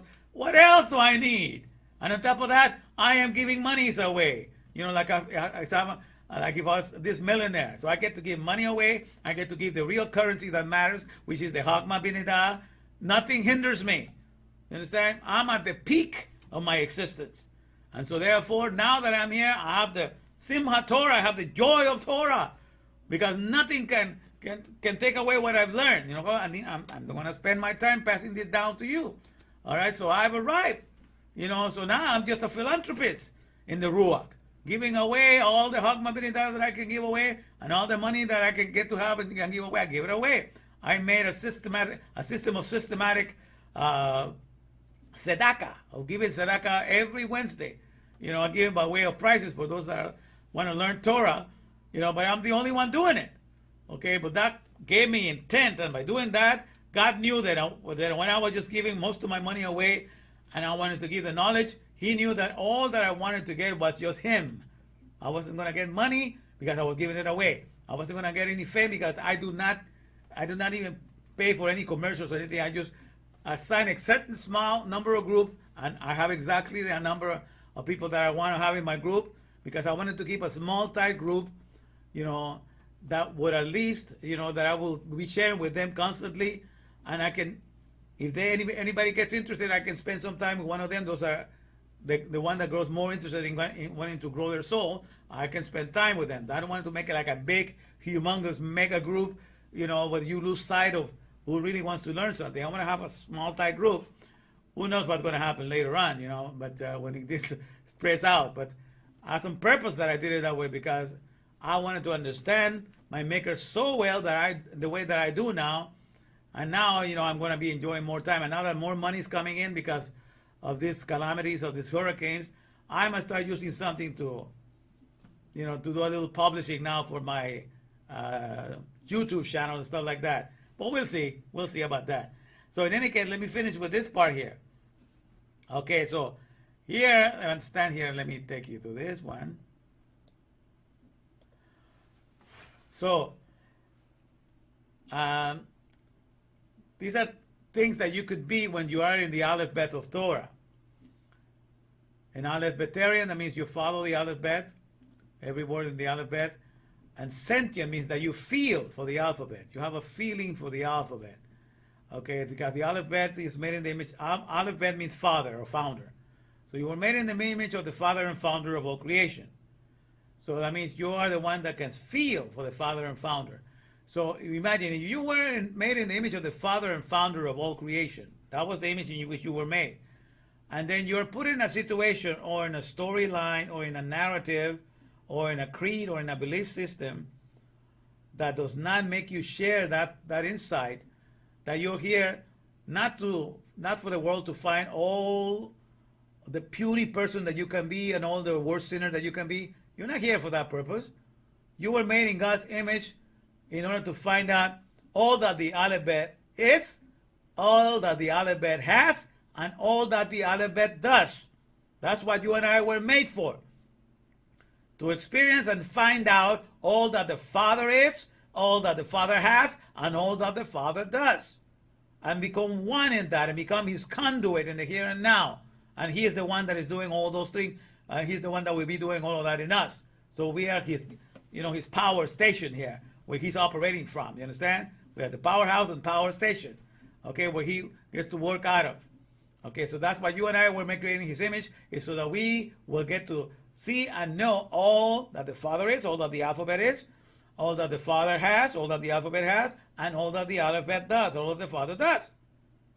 We're not here to come to this world to see how bad I can be, or how great I can be, or how puny I can be, or how bad of a sinner I can be, or how miserable of a sinner I can be, or how great I can be. I wasn't made to come here to talk about myself. Because whatever I can be in myself is not as great as who the Aleph Bet of Torah is. So that's why my eyes are set up in that direction. Because when you realize all that he is, all that he does, and all that you have, man, you're completely occupied 24/7. You understand what I'm saying? And there's nothing that takes you away. You are his perfect conduit for the here and now. You understand? So that's why you and I were made. So at the end of the day, so when you were made to experience all that the Aleph Bet is, all that the Aleph Bet does, and all the, so when you go to the other cells, you don't get to have that connection. You only put it in the externalities, that you're this body, that if it gets sick, you're going to get a resurrected body later on. So you have no idea that you're an aerial being, that you're processing 22,000 pounds daily in the Ruach economy, the respirations, You have no idea. You are connected to that, and much less you are aware of your Mahashava world, And so the Aleph Betarian sentient sapient, when you are an Aleph Betarian sentient sapient, that means you are a citizen of your Mahashava world. That's where you reside. One thing have I desired of the Lord, and this will I go after, that I may dwell in the house of the Lord all the days of my life, beholding the beauty of the Lord in his temple. That's the one desire that David had. The one desire is that he will, that he will dwell in the house of the Lord all the days of my life, and beholding his beauty in his temple. Okay, so what's the whole idea is because once you have the Mahashava world of the Torah of the Ruach, you're constantly just thinking, because everything is being done for you already. You're already made in the flesh that shares all the gases and all these voltaic energies. You only are enlightened and you're made aware of it. You already pronouncing the name of Yehovah, just that before you did not know it, but now you're aware of it. You only become aware. It's the real waking. You wake up to the true reality that surrounds you. That's when you're really awakened. That you become the Buddha, really awakened to the reality of your existence, of all that you are. Awaken for your true reality of what you are in the Ruach and in everything that encompasses being part of the Ruach. So you become everything else that all the religions offer you, but they are not able to deliver. Okay? So that's what so Albatera Sentient Sapient means that a person that lives in his mindset, because it's all about the thought world. Understanding? God is concerned with the thought world, because out of the thought world, from solid thoughts, from liquid thoughts, and from gas thoughts that is out of you, that's where everything has been made, everything is improved, everything is restored, refreshed, and renewed. Everything comes from the thought world. So when you are in Ruach, that's the best thought world to be in, because there's nothing there that you're lacking. You just made aware of all your riches that you have in the here and now. And your Augmenting is given for you for that. So there's nothing that is taking it away from you, making you feel like you're lacking anything. You are in the here and now, in the mindset of your Maker. And you are in that mindfulness 24/7. And so that's how you were made to be. But if you go to another narrative, to another belief system, to another constitution or anything, you are not made aware of all that you are in the here and now. You're not made aware of all that the other bed is doing in the here and now. And therefore, you feel like there's something that needs to come from you're subject to events and circumstances. And according to the events and circumstances that come your way, that's how you react. That's where your joy comes from. But when you're in the Chachma B'nedar, when you're in the wisdom of God, in understanding, you only feel with his embrace, his embracing understanding, and his, so the embrace and the cohabitation and the copulations of all the mixes that happen when he puts your thoughts in order, when he combines all your ideas, all your concepts, and bring everything to life, in the way that you can express your Maker, in the way that you get to participate in the aerial beingness that you are. So all of that is open up to you. You understand? So all this, with the Chachma B'nedar, that's what you're subject to all these energies, all these embraces, energies, that are happening, and all this procreation of energy that are happening. But in the world of the externalities of this world, they're only subject to events and circumstances, and that's the sad thing. But the whole idea is, if you are in the Aleph Batarian sentient sapient of Torah, and you know how the whole economy, then you find out that you're an aerial being, because you realize that you process 22,000 pounds of air as opposed to the water and the earth and the solid earth. The solids are the fruits and vegetables and seeds that you eat, and the aquarium is the water or the electrolytes or the juices that you drink. So when you realize that juices and solid foods that you eat is only about 14 pounds compared to 22,000 pounds of air, then you realize that by the processes that you exercise in this world physically, you are more of the air. You are more of an aerial being than an earthly being. Adam means a human being of the earth. But you are more of an aerial being. Being a human being is only 0.0635% of who you are. Being an aerial being by your processes is 99.9365% of who you are by your processes. So then all of this knowledge, so you become aware of this, and you feel for the air, you feel for the water, you feel for the solid food. You become sentient, sapient. Sapient means a wise person. So you become an alphabetarian, a wise person that feels for the alphabet, on aerial, wise person that feels, for the air, or Aquarian, wise person that feels for the waters, or an Adama, wise person that feels for the solid living food. The solid living food is the living solid food, so that's the living earth. But also what happens is when you don't start in the alphabet of Torah, you're completely blind to all these processes that you're doing 24/7. You're processing. These are circulating inside your body. One circulates faster than the other. Like for example, the solid foods that circulate in you are at a lower pace than the liquids. The liquids are come out of you sooner than the solids. You may eat something, I may poop twice a day. You may drink a lot of stuff, you might be peeing 3 or 4 times a day. And then when it comes to the air, that's circulating 22,000 pounds in and out, in a single day. So you circulate way more, that's in and out. So the more you go higher, the more you are processing. And when it comes to the thought world, my friends, woo! You're processing, billions of ideas and words being put together to be able to give you constant ideas and give you a flow and everything that you're doing. That's never ending. That's the amazing world of the greatest processing taking place in the Mahashava world. For you to put your thoughts together, to enable you to speak, to run your whole body. The Mahashava world, the world of the thought, is the one where you do more processes than any of the other ones combined. Okay, so that's why you are Mahashabari, a person of the thought world more than anything else. But people forget that, and that's why they do the most processes. But if you were an alphabetarian of the Torah, you will be aware of all these things.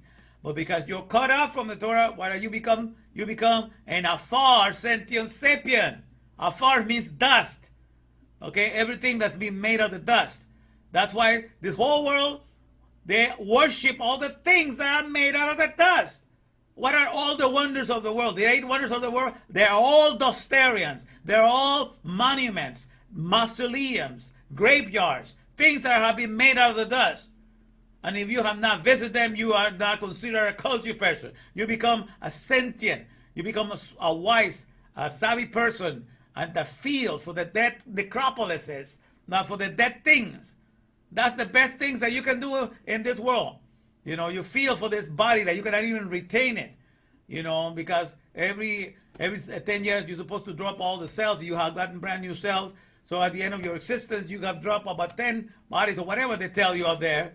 So if your body is so valuable, then you should be able to resurrect every cell that ever was being circulating in your body. But that's not what's ever going to happen, right?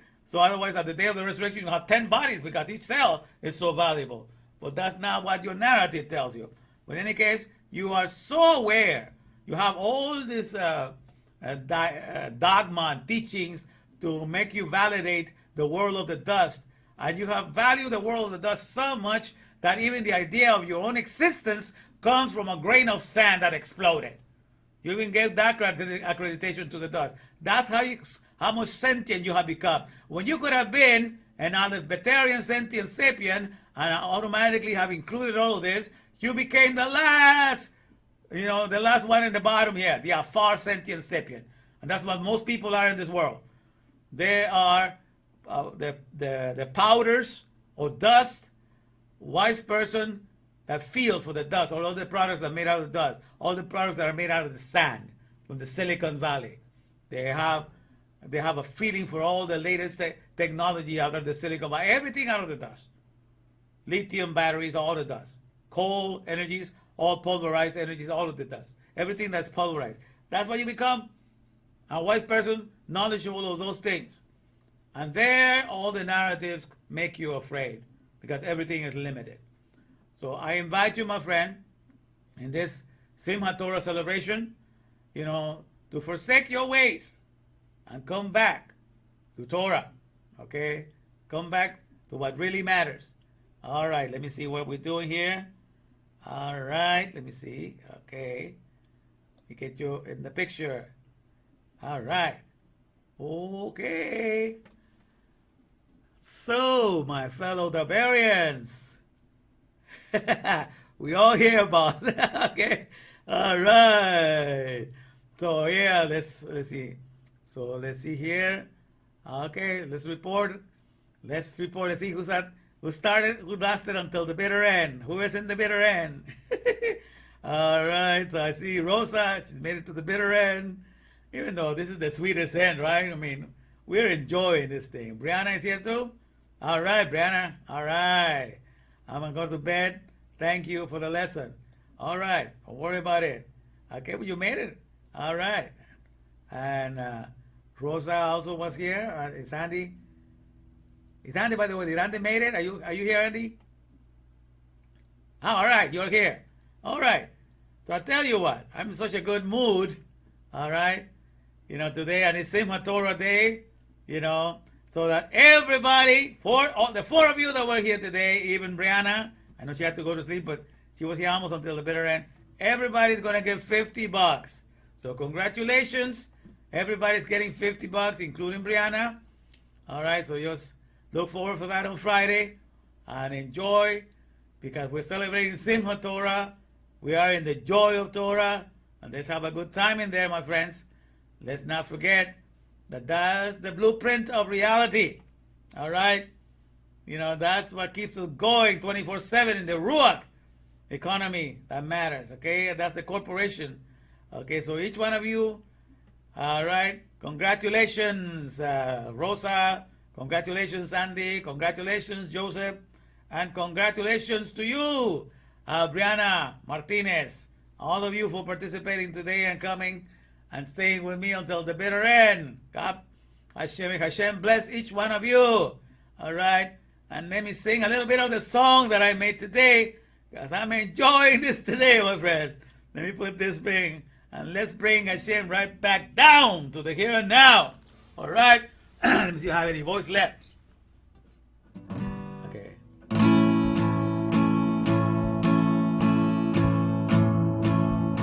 Oh, my chair's going down. I have this thing that it goes down. Let me put it up. Okay, here we go. Okay.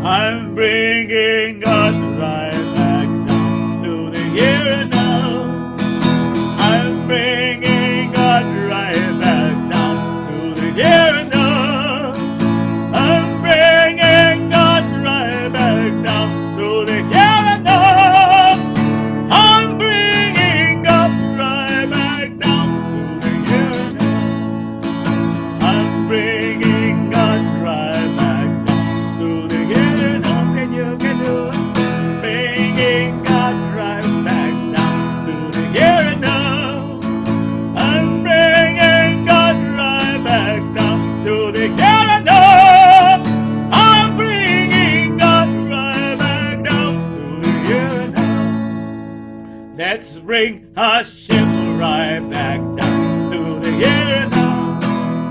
Let's bring Hashem right back down to the here and now. Let's bring Hashem right back down to the here and now. Let's bring Hashem right back down to the here and now. Okay.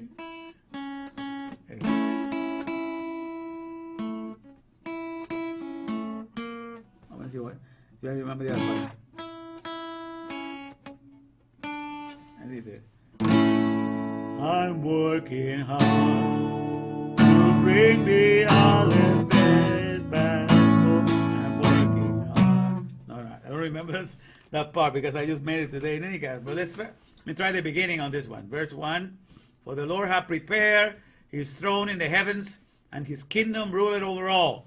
That's Psalm 103, verse 19. Let me see this.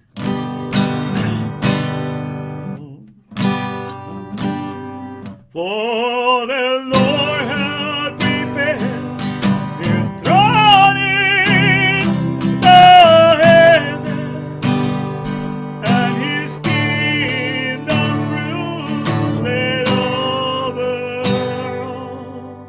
For the Lord hath prepared his throne in the heavens, and his kingdom ruleth over. When I see the way the dawn brings up his light into the night, when I see he turns the darkness into day, there's a strength that comes to me that can make me say, 'cause I'm on the way. When it's part of my rebellion, I see God awaits for me. When I see he turns my will to what he says, his strength I come to see down within my heart that I'm on the way.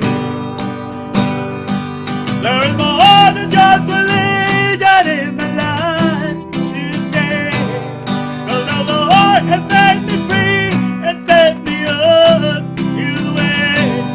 I praise the word of God all across this very land, sowing truth across this whole wide world.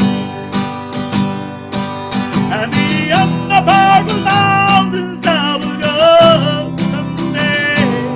But for now the Lord will say, the chosen of his way. And encourage this I know, on the word of my Torah, I will bring the exile ones back home. And I see the way that God brings up the light into the night. When I see he turns the darkness into day, there's a strength that comes to me that can make me say, 'cause I'm on the way. When in spite of my rebellion, I see God awaits for me. When I see he turns my will to what he says, his strength I come to see down within my heart that I'm on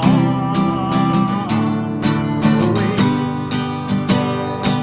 There is more than just religion in my life today, 'cause the Lord has made me free and set me up his way.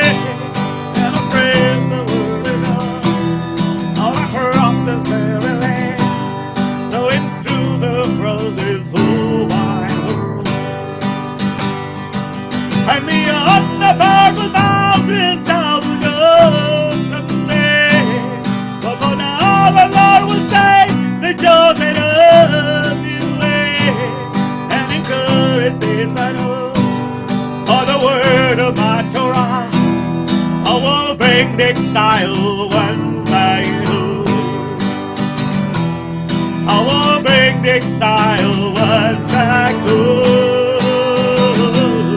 I will bring the exile ones back home.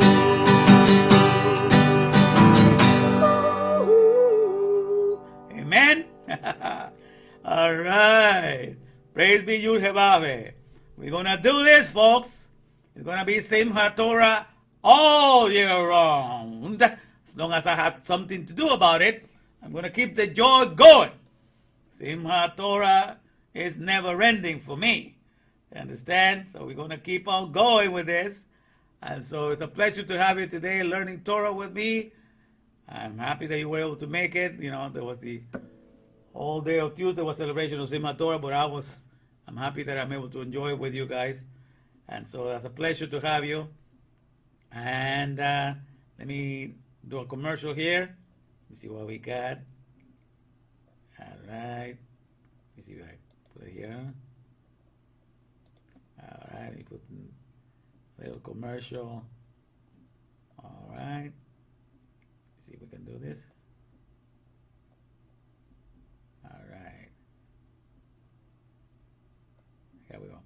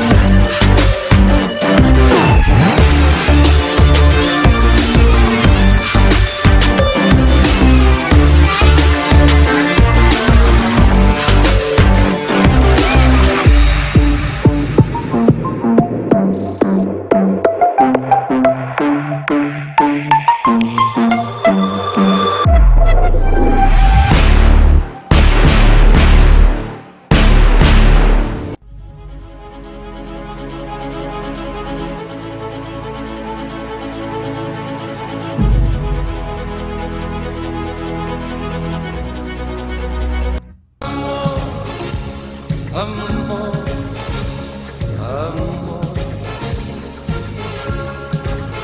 nació de ti, nació de mí, de la esperanza. Amor. Ahí es que te- Amor, amor, amor, nació de Dios para los dos, nació del alma.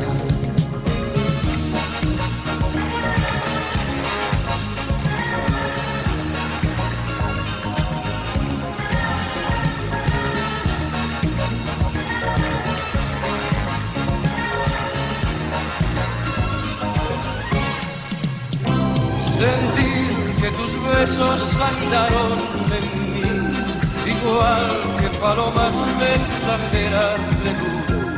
Saber que mis besos se quedaron en ti, haciendo en tus labios la señal de la cruz. Amor, amor, amor,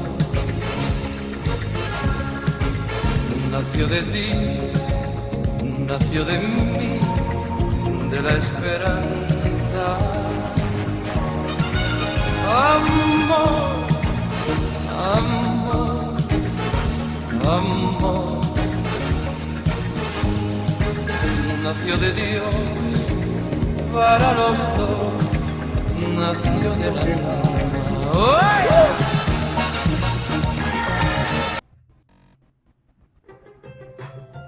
Pow, pow goes the powerhouse, and the COVID-19 man has come to deliver you from the empty land, from the ones who have been silenced to the promised land of the other bed, which is the original place for the soul of a man, where he can now get his jubilee and abide safe like he's never been in the power of the Father, in the powerhouse, cause that's what Word Tech Trick, Love Tech, is the only bed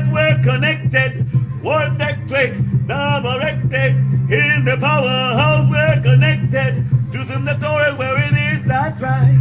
And whether you like it or not, I sure don't give a damn. Cause in this thing, the end is gonna be for sure. It's got a date before the song began to score. This ain't no lie, we about to fly. Cause in the truth there's nothing that can be denied.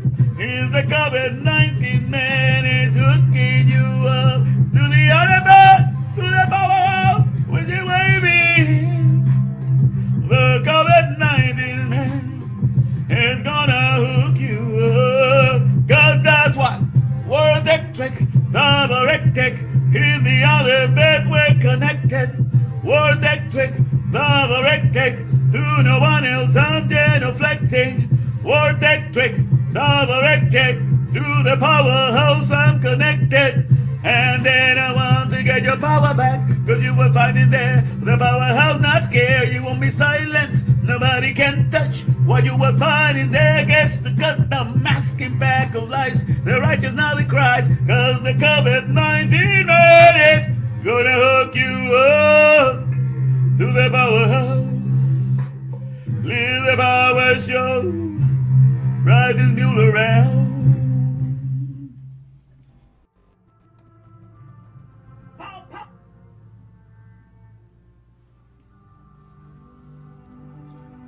Red Sea party, Red Sea party.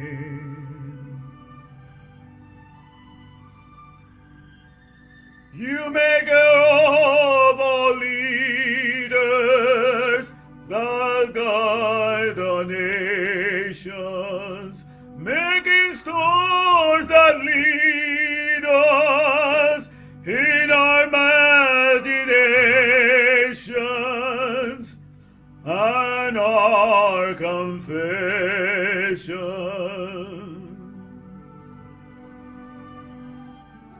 Your hidden mystery I see.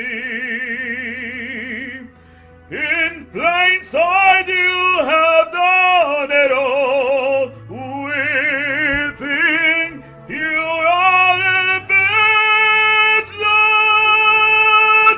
All the workings showing sway elusive. His splendid all.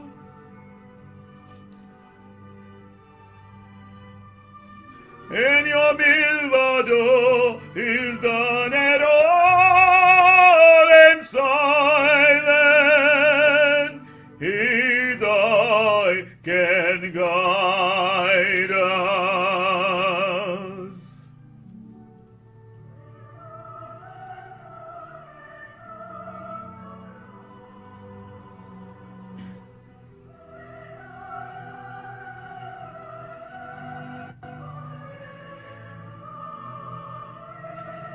Listen and notice, this was deadly stellar, this was deadly stellar, now comes to vanquish all, vanquish all, vanquish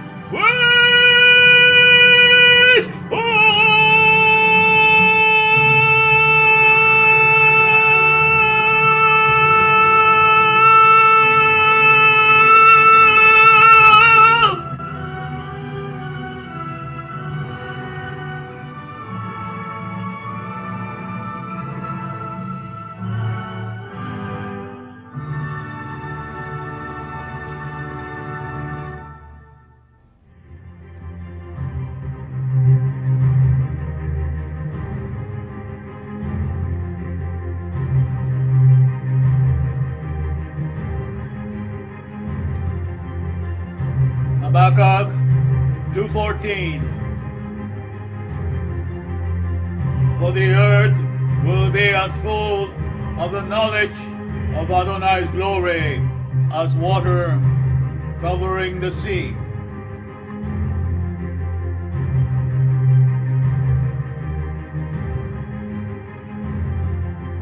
Here comes the name of Adonai from afar, his anger burning in the rising smoke. His lips are full to the brim with fury, his tongue a consuming fire.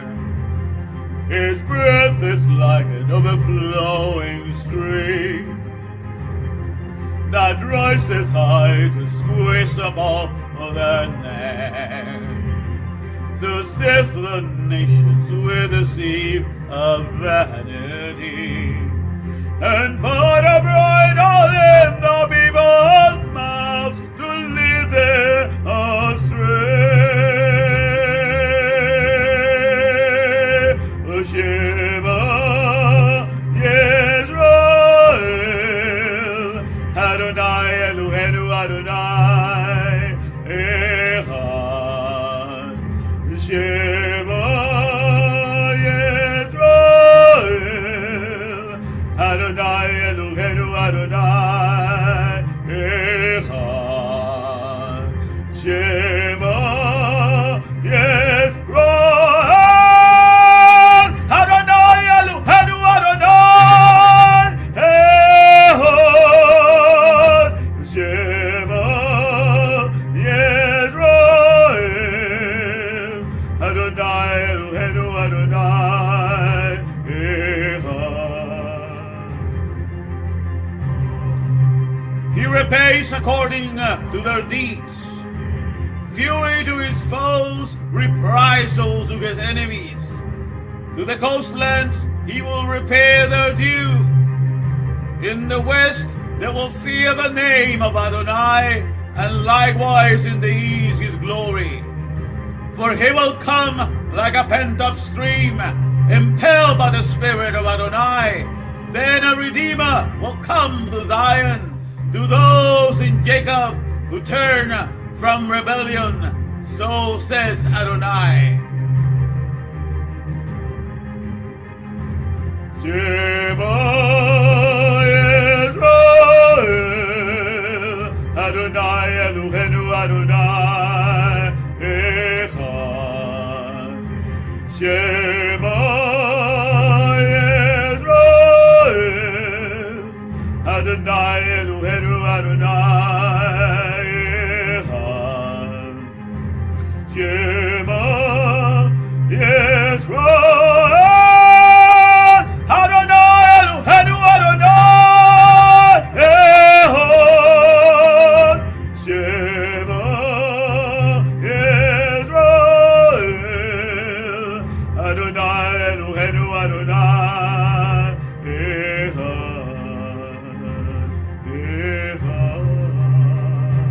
Echad boy, Echad.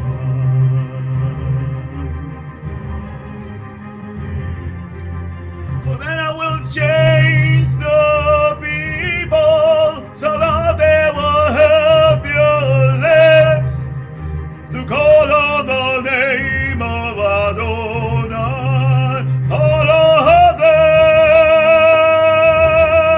and serve him with one accord. And he shall judge many peoples, rebuking strong nations of old. The skill to destroy will be instead peaceful joy. They won't teach war anymore. Shema Yisrael, Adonai Eloheinu Adonai Echad. Shema Yisrael, Adonai Eloheinu Adonai Echad. Shema Yisrael, Adonai Eloheinu Adonai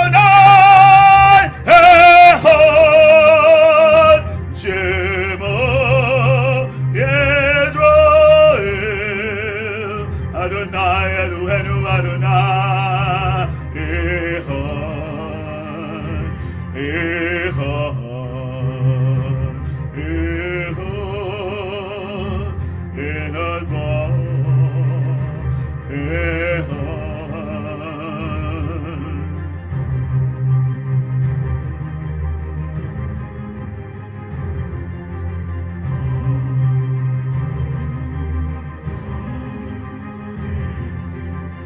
The Aleph, the bed, the fathers come down from above, the fathers' storehouses come among us.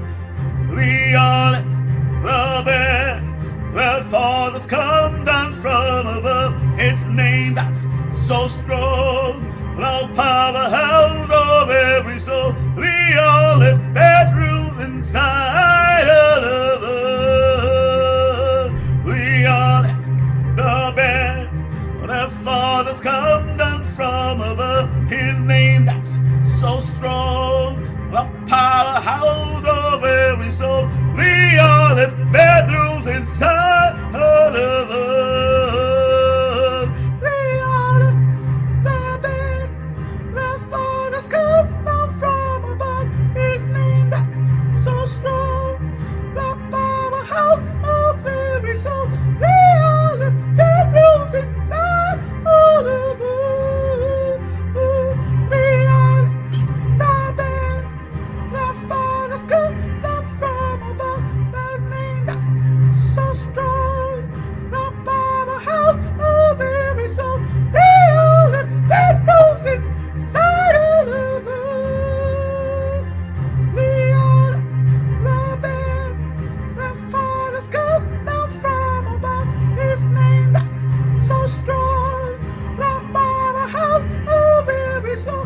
The Aleph bedrooms inside all of us. The Aleph, the bed, the fathers come down from above, his name that's so strong, the powerhouse of every soul. The Aleph bedrooms inside all of us.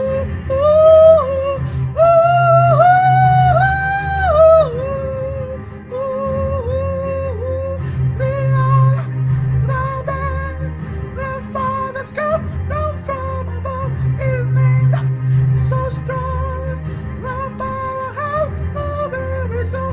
The Aleph bedrooms inside all of us. Shema Yisrael, Adonai Eloheinu Adonai Echad. Shema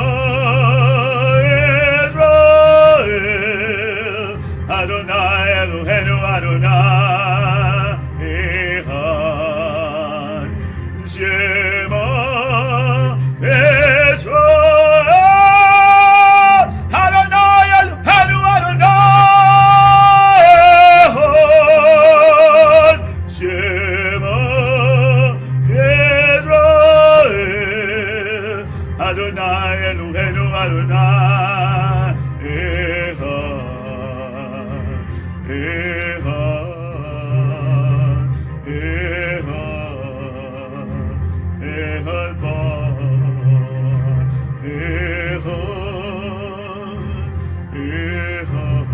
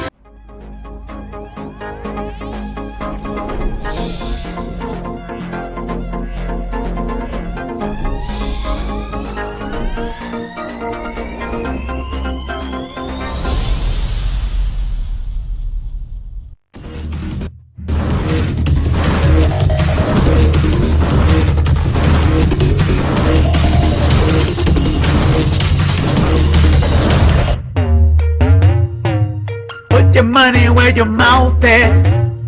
Show me what you can do with it. Put your money where your mouth is. Show me what you can do with it.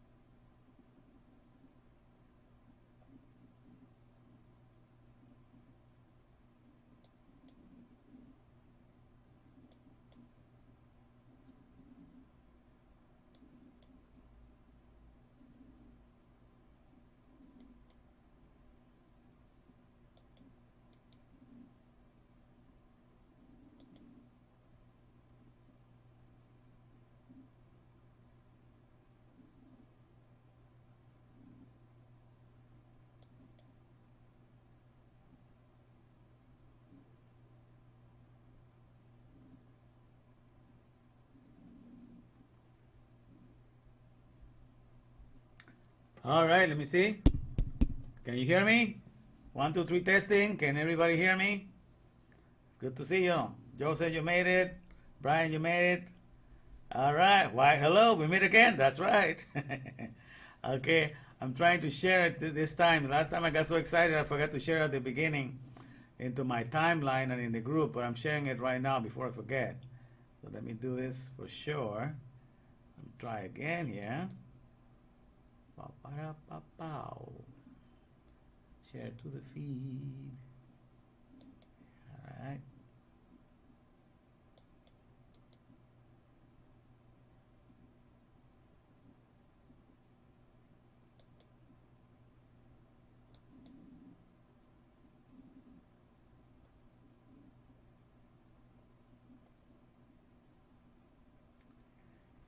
Yeah, this is live. You bet that is live. Yeah. Okay.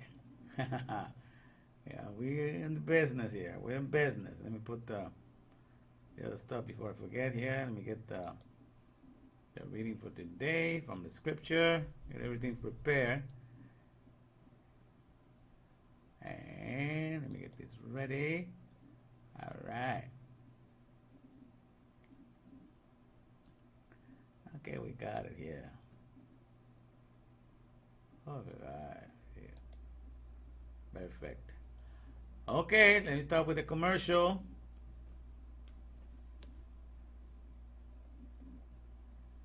All right. Let me see here. All right, let's go for a commercial here to start. Let's see.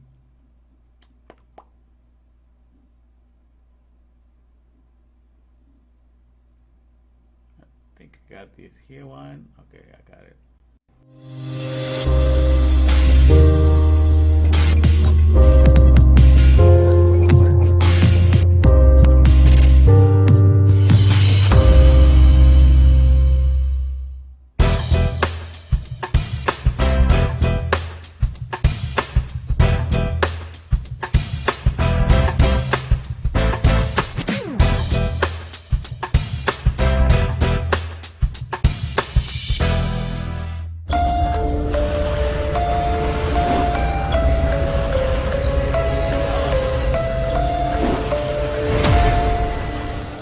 Torah.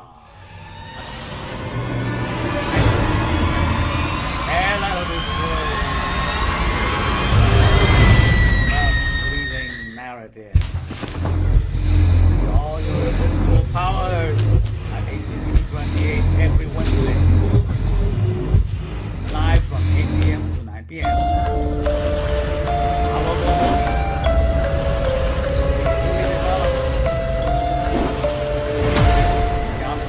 Torah. Right, the hell out of this world. Leaving narrative. See all your invincible powers at HTTP 28 every Wednesday, live from 8 p.m. to 10 9 p.m.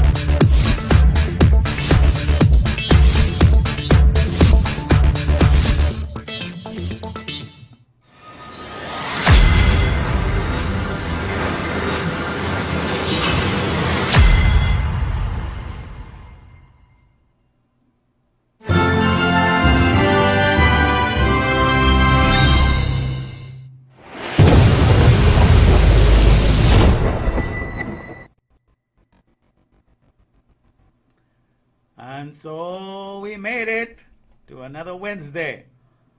Man, I've been doing a lot of overtime. It's so tiring. It's amazing. I'm so exhausted today, but I'm here. We're going to do this.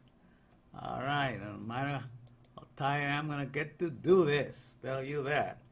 All right. Let me go here so I can see how we guys are doing here.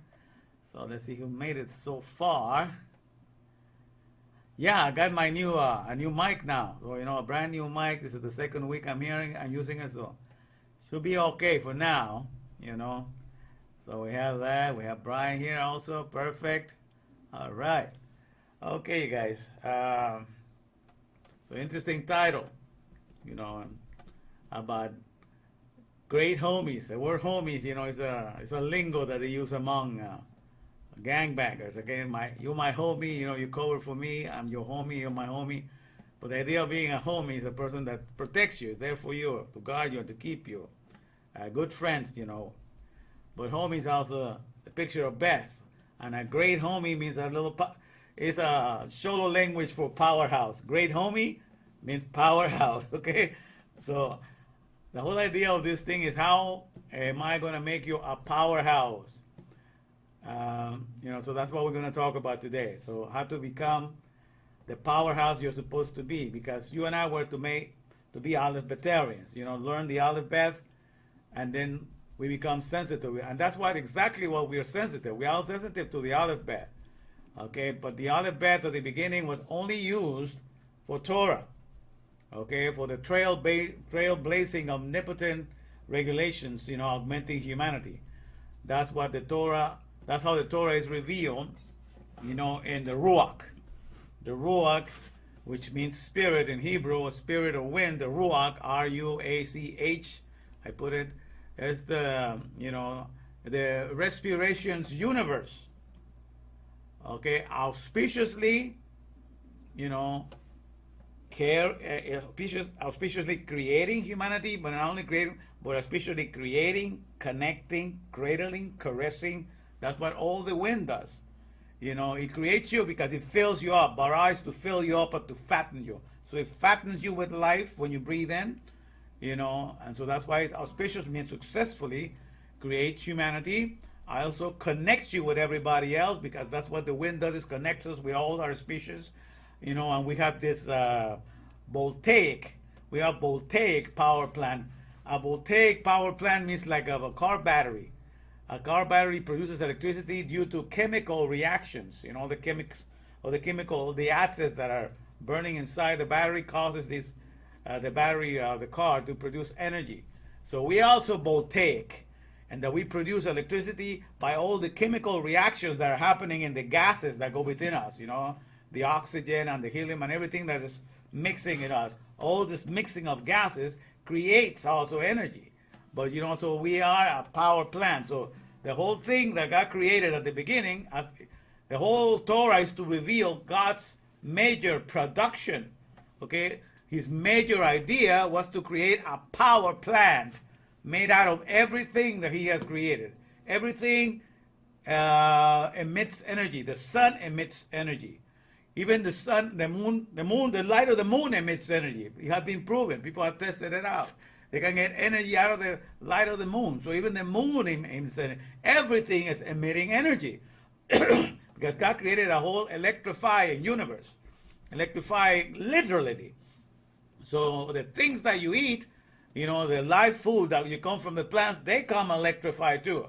And when they enter your body, they create chemical reactions that keep your body voltaic, creating energies, okay? And the liquids that you drink, especially if you have electrolytes, if they mix, with the liquids that come from the plants, the juices, all those things have electrolytes. They electrify your body. They keep potassium, they keep the levels of everything. So you are this electrified being, and all these natural things that you get to process from the solid foods that you eat, from the liquids that you take, and from the air that you breathe.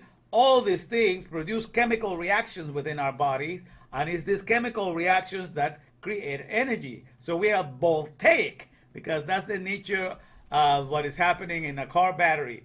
Due to chemical reactions, this voltage is produced. The same with us, understand? So don't you forget that. So when God created, what He created wasn't just something to behold and see the beauty of it, because everything is beautiful. The horizons are beautiful. The tundra is beautiful. The forests are beautiful, but everything is electrified, my friends.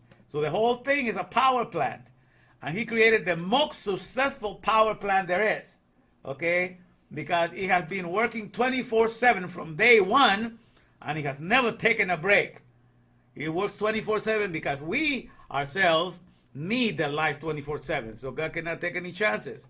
So when God creates this creation, when He made Respirandia, we make the Ruach, the universe of the Ruach being spirit or breath or air, and I spell that to spell it out as Ruach, R-U-A-C-H, Okay, I say the respirations universe auspiciously creating humanity, or auspiciously connecting humanity, or auspiciously carrying humanity, or especially combining and connecting us with other us and creating them. It cradles us, it caresses us. So that's all that the air is doing. It's caressing on its own around us. It's also copulating because it goes inside of us and it mixes with our gases, and it creates life for the plant, and it creates life for other species. So we are bringing life. The idea of copulating is to propagate, the species of the human race, but also to propagate respirandia and to propagate all the life that comes from these chemical reactions. That's also part of infusing and copulating and having this intimacy that goes on. So it's pure intimacy when you get to know God. So he created this magnificent power plant in which all of his species in the organic world are participants in it. And we get to share this with everybody in the here and now. There's no such thing that has ever been created. And the way I look at it, my friends, is the one that is taking more care of you on a second by second basis, that's the one that deserves all your undivided attention. Let me repeat that again. The one in the here and now that is taking care of you 24/7, giving you life, pumping you with energy, giving you everything that you need to stay alive, allowing your heart to function, allowing everything, your brain to operate. The one that in the here and now is doing the most care for you 24/7 is the one that deserves your undivided attention. Okay, and when you have he's known by the works that he performed. The Bible says he's known by the judgments that he performed and by the works that he performed. So God, just like everybody in the earth is known by all the processes that they do. If you work with cars, you're known as a mechanic. If you work with computer, you learn as they know that you're a programmer or IT technician. But everything is every person in this world is known by the processes of the work that they perform, and so it is with God. Yes, I am known by the processes or the works that I perform or the judgments that I perform. That's how it says in Psalm 69. Okay, so he's known by the Lord is known by the judgments that he performs or the works that he does, the work of passing judgment. So, but the work that he's doing 24/7, that's in the title. That's why the title, where he calls himself Yud He Vav He, and Yud is for the hand, He is for the breath, Vav is for the connectors, okay, or the hook to connect, and the He again is for the breath that animates. So when you put the Yud, the He, the Vav, and the He, and then Elohim means powers. So when you combine each letter, what is he saying? He's describing the number one process by which he keeps all of his creation alive. That means the process or the processes of respiration, fusions, and livenings or activations. So that's the whole name of Yud He Vav He. Is the processor or the processes of the respiration, fusions, activations. Because it's in this chemical reaction that we keep everything activated. So that's just in the name. And that's what he does the most. There's no other God that has named himself after that name. He's the only one that has it. Yud He Vav He, that's exactly what it means. He wants to be known by the processes that he does the most. So when you are given to create a power plant that needs to be existing 24/7, guess what is the setup of the whole thing to be able to take care of your creation? You have to be full of answers. You got to be full of solutions. You got to be able to solve the puzzle of everything that could go wrong, so that you cannot live in ignorance at all. You got to be full of knowledge, wisdom, and understanding to run the whole place as smooth as possible, and to make sure that your businesses establish as a long legacy that will remain millennia after millennia. Not just like certain corporations in America. I read to you about a few weeks ago, there's certain corporations that have been over 150 years old in America. There was about 20 of them, right? 21 of them. And they've been in business. But that's the whole idea of mankind. They're looking for that legacy business that can last century after century. Because when you come up with an idea of product that can last a very long, long time, then you have job security. You are able to make it in this world. You are able to provide for your family a long time. So this is the way the world operates, my friend. At the end of the day, they're looking for that business that secures not only the most profit, but the most longevity of duration. for themselves and for their family and for the future generations that they will bring into this world. That's what the whole world is looking for. What is the business that can become a legacy century after century? And if you're able to find something that lasts maybe 400 years and still in business, there's some businesses that some people have been in business for 700 years or something, but these are like wines, very, these are like some perfumes or some folklore medicine. They get to last a long time. But most of the other products don't last that long, okay?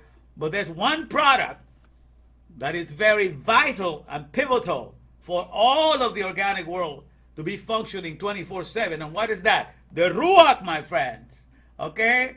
The respirations universe auspiciously, creating or connecting or caressing or caring for humanity. The RUACH, the spirit. That's the power plan that has been in existence, and it's the Torah is the legacy that is something that is going to last forever long, forevermore. So that's why the word of the Torah is established in the heavens, because it's telling us about this number one business, that is the number one source of power in this world. Because all of us need to be filled up and fattened with oxygen. So we are the number one source of energy in the world in the here and now. The number one source of energy in the world in the here and now comes from respirandia, comes from the Ruach. Because all the creatures that get to be kept alive by every breath that they take, they are the ones that provide the food in this world. They are the ones that provide energy to the industries. They are the ones that put it of their own intelligence and put in their own efforts to create everything else in the necropolises. Those are the businesses that cannot procreate themselves. So at the end of the day, respirandia or the Ruach is the number one source of energy in the here and now, and it's always been from the beginning. And it's the freest energy. So that they have you look that there's some free energy in the ether that's coming, and they never give it to you. Guess what? The whole thing of free energy has been inside of you all along. Where's the ether to be found? The ether is inside of you. The ether is the Aleph Tab that has been ignored by all the other scriptures. The Aleph Tab, which has been missing 7,302 times from all the other scriptures, is only found in the Hebrew Torah and in the Hebrew, Tanakh. But all the other scriptures of the other languages, they have erased that because they don't know how to translate it. But that was the emphasis. If a word appears 7,302 times in the Bible and you take it off, that means you have deprived of something very important you need to learn. What it's telling you that everything that we get to do in this world, everything that we get to understand, everything that we get to assemble, everything that we get to get put together, and everything that we get to manufacture and care for is all done because we have the letters from A to C, or in Hebrew, Aleph to Tab, which connections tells exactly how everything is done. So we are empowered by words because we are Thotharians. We are of the world of the thought. And because we were made in the image of the Aleph Beth, okay, that's why we can understand this communication. And it's this ether that allows us to communicate, that allows us to connect, this Aleph Tab, these connections. And we are wordectric. We are dabarectic. We are electrified by inspirations. We are put to work by thoughts, by words, by ideas, by concepts. Those are the things that moves us in the here and now. So Hokmah bin Adah, wisdom, understanding, and knowledge is everything that matters in the here and now. And that's the currency that moves everything. So the Aleph Tab, which is the real ether that empowers us to be creatures that provide free energy to all the industries, that is the ether that has been working inside of us all the time. So what the world does is try to tell you that everything is outside of you. So they keep you depending on externalities. All along, God has put everything inside of you. The ether is inside of you because from the Aleph Beth, it's from Aleph to Tab, and that's the ether that has been missing. And that tells you what everything comes for you to be able to understand and communicate with each other. Is the number one source, is the communication power of the world, the ether. You understand? Without communication and without inspiration, without concepts, without ideas, nothing gets done. And the ether comes from the other side. That's the ether that has empowered all of us to have souls and to have a Mahashaba, the world of thought, to be able to provide all the kinds of energies and ideas and concepts and care that this world needs. All of that is inside of us. The whole world tried to take all these things and try to paint it outside of you to try to get you to worship externalities. But none of that matters for God. Because what matters to God is what's taking place inside, and so He's constantly aware of how to take care of the ruach, okay, the wind, the power plant that is the strongest power plant here in creation. So I understand what we're having. Oh, we have Brianna here. All right.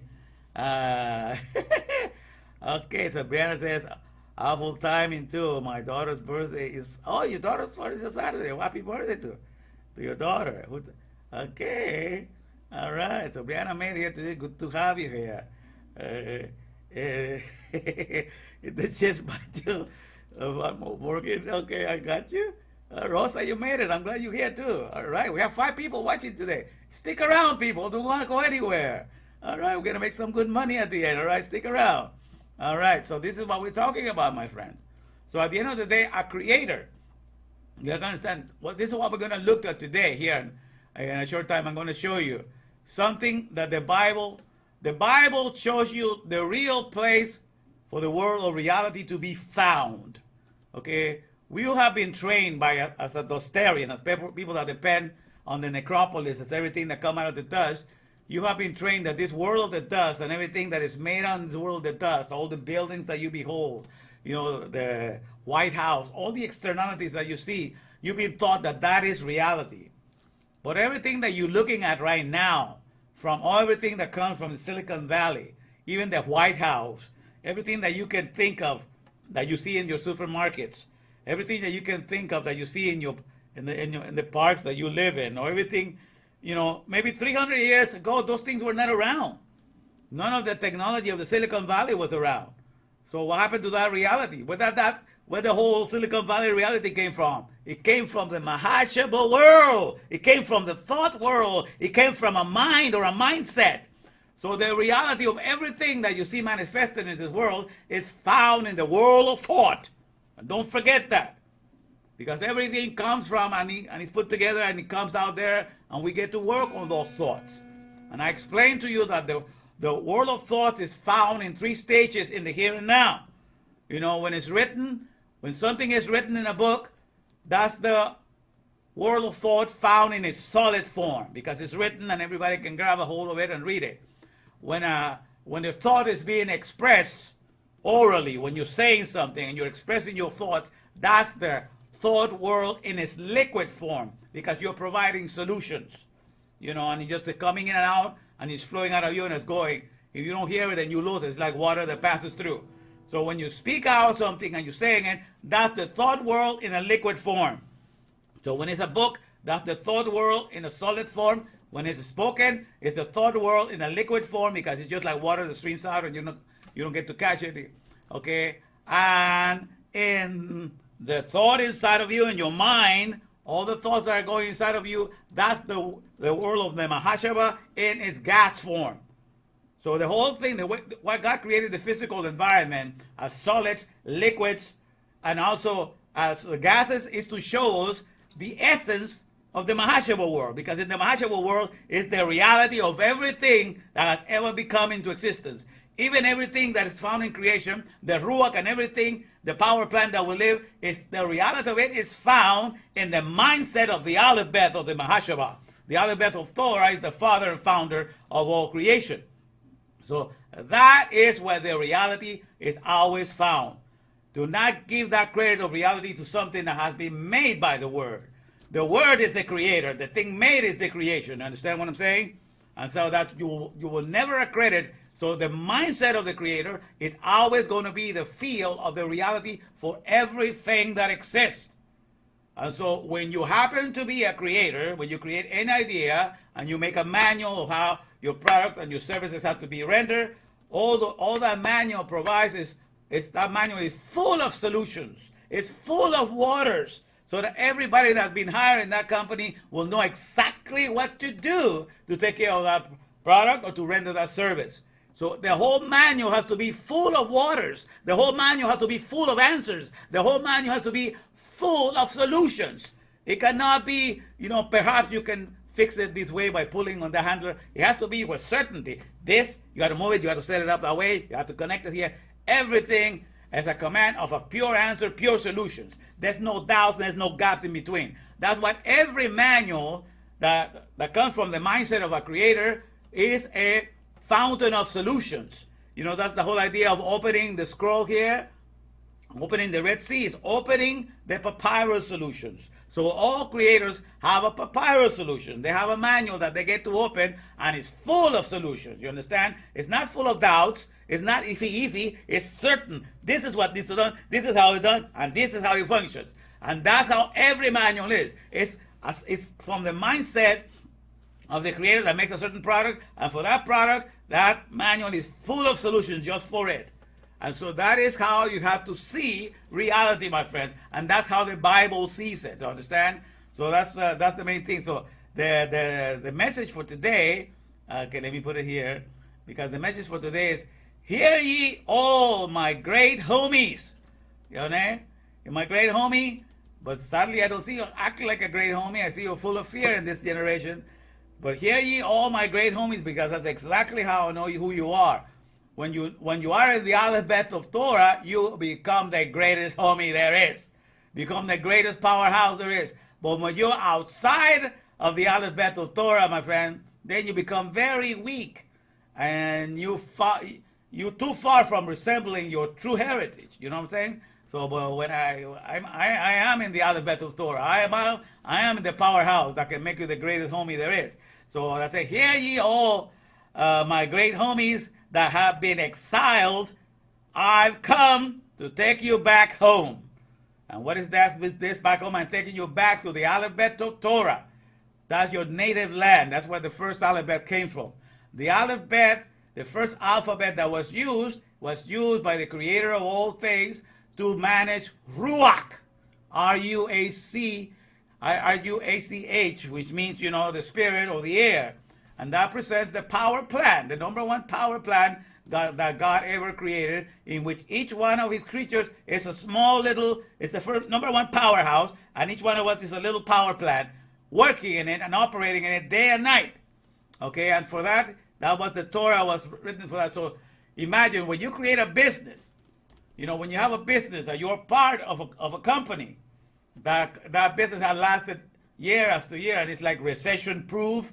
You know, it's never going to be out of business. Nobody's going to say, oh, I don't need you anymore. No, it's always going to be in demand. When you have a company, you're part of a company, I say, that is recession proof, that is never going to go out of business, that everybody is always going to ask you for his services. That everybody, when you have something like that you know is you know, that cannot be destroyed, you know, because, you know, nobody's ever going to want to be without it, man. Look at the confidence that you get in. You know what I mean? You get that, woo! You know, I am set up. I am set up for eternity, man. I cannot be moved. You know, you get that kind of a confidence, that kind of a boost. You know, but the people in this world, they go to work for a company, they don't know for how long the company is going to last. You know, there's industries that last for 100 years, and then other industries come and take over, and other technology comes and takes them over, and they go out of business. And so in this world, everything is iffy. You know, you don't have stability. But when you get to be part of the alphabet of a company that tells you exactly how it's running, how it's maintaining all of his products, all of his beings and everything, and it has proven itself millennia after millennia that it works perfectly fine, and it's guaranteed, man. It makes you feel real good, really confident. You know, you feel like you're on top of everything. Like on top of the world, on top of the universe, if you please. That's the whole idea. So when you come to the alphabet of the creation of the Ruach, the establishment of the Spirit of God, you know, the way he established his business, the great powerhouse, you know, that runs everything, because everybody's encapsulated in this bubble of Respirandia, and that's where all Respirandia takes place. It takes place in the ocean, in the Hydra ocean, in the ocean of the waters. All the fishes and all the creatures of the sea, they also do the Respirandia. They do the respiration. And we are in the oxygen sea. We also do respirations. So the respiration is, you know, the number one process taking place.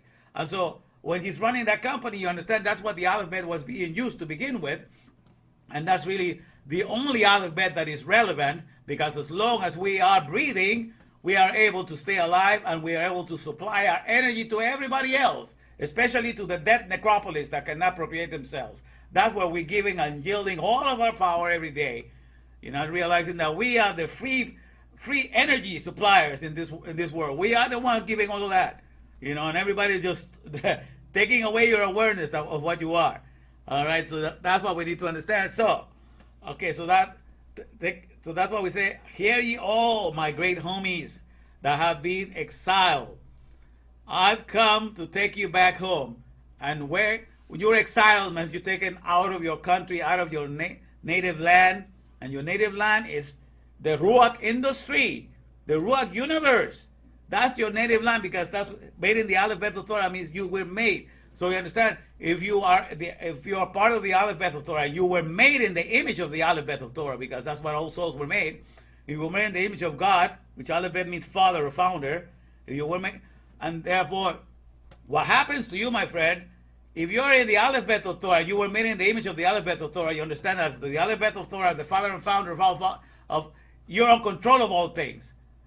Not for 1 second are you out of control of anything. All the time, 24/7, you're controlling this industry. And everybody is participating on it. You're making sure that all the organic work gets to participate in it. As long as they're alive, everything that has breath praises the Lord. Let everything that has breath praise the Lord. So everybody, and that's why you're managing, and you'll have that control. So if you're made in that image, and then you're put in another narrative, in another book, that doesn't supply that kind of confidence, because, now you're working for the manual of this company, and you don't know if this is a recession-proof company. You don't know if it's about that. You, as an Aleph Beth, that were made in the image of the Aleph Beth of Torah, you will feel insecure there. You will not find the confidence to stand tall and feel like you're on top of the world. The only way you might feel on top of the world is if you go on the side and smoke some cocaine, and then you feel for a second, that you're way high up there. But as a natural high, for the fact that you're in a company that is on top of everything, you're not going to feel that the natural way. The only way you're going to feel that the natural way, if you understand what the Ruach is, and who your maker is, and how he's running everything, and your eyes have been opened. Then you're going to be on top of the world, and nothing is going to scare you.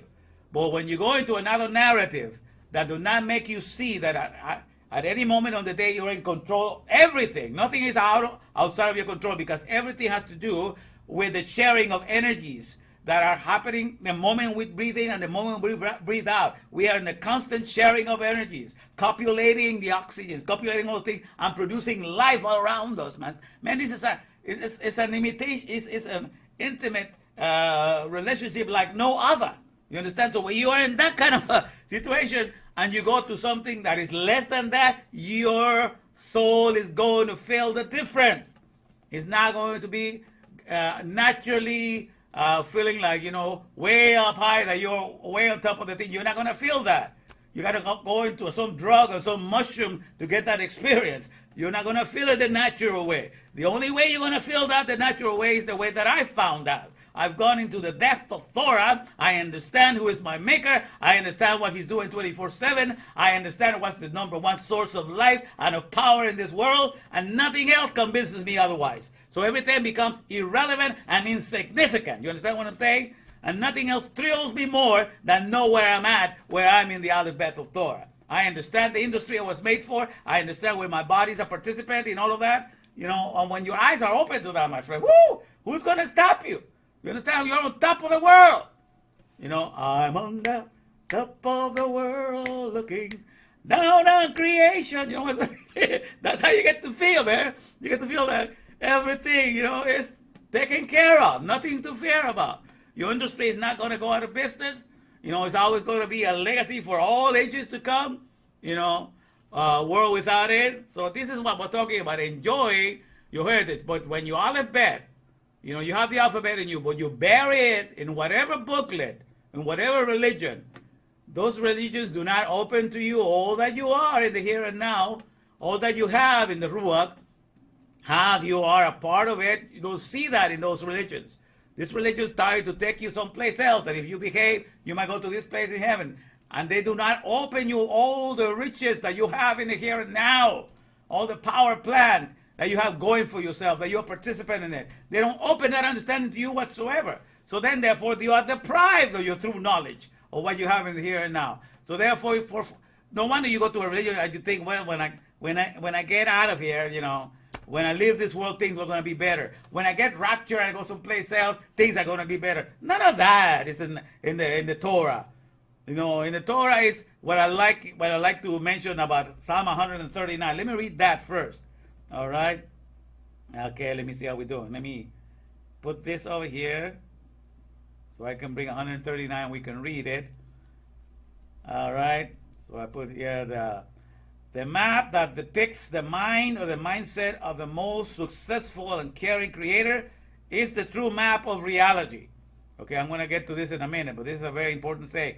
The map that depicts the mind or the mindset of the most successful and most caring creator is the true map of reality. And we're going to look at why the Bible, portrays creation in a certain way and it gives you a certain picture of it. But that's because it's looking at what is in the mindset of a creator when he makes a creation. When the creator makes something that he's going to be responsible for its functionality, he's going to make sure that it works. That manual is full of solutions and answers, and understanding and all of that.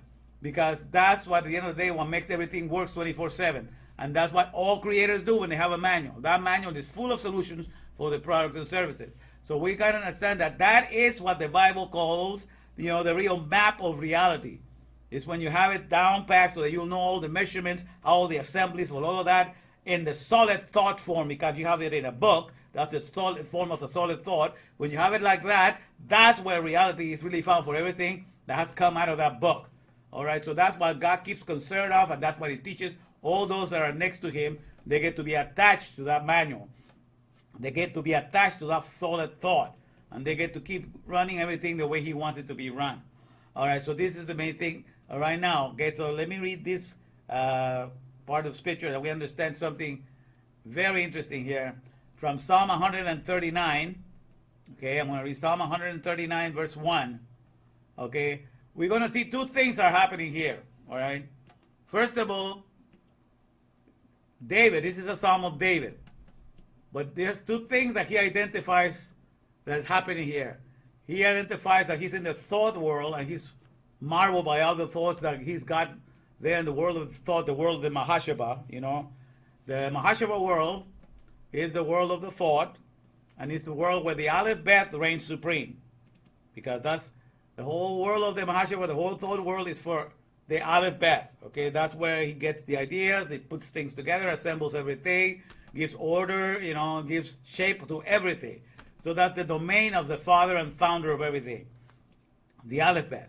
So the whole idea is to find, an industry that it works in the here and now, that has proven itself millennia after millennia to be operational, and then to understand and get into understanding all the processes that are going on in it, and then you're not imagining, you're not doing things out of your own imagination or affirming things just because I said that's it's going to be. No, you're not going to make your tongue be your Lord. You want to say things that are, as a matter of fact, empirically proving in the here and now. That's how you're going to operate, my friends, with factual evidence. So when you get to know the Scriptures that way, when you get to know that everything is run by the thought world, and so therefore you understand. So here you're going to see David identifying himself as a human, as a person that is surrounded with the words, surrounded with everything that comes from the thought world. So that has to do with words, words and letters. He's surrounded by that, and also then he goes from there. He goes below that, and that is the air.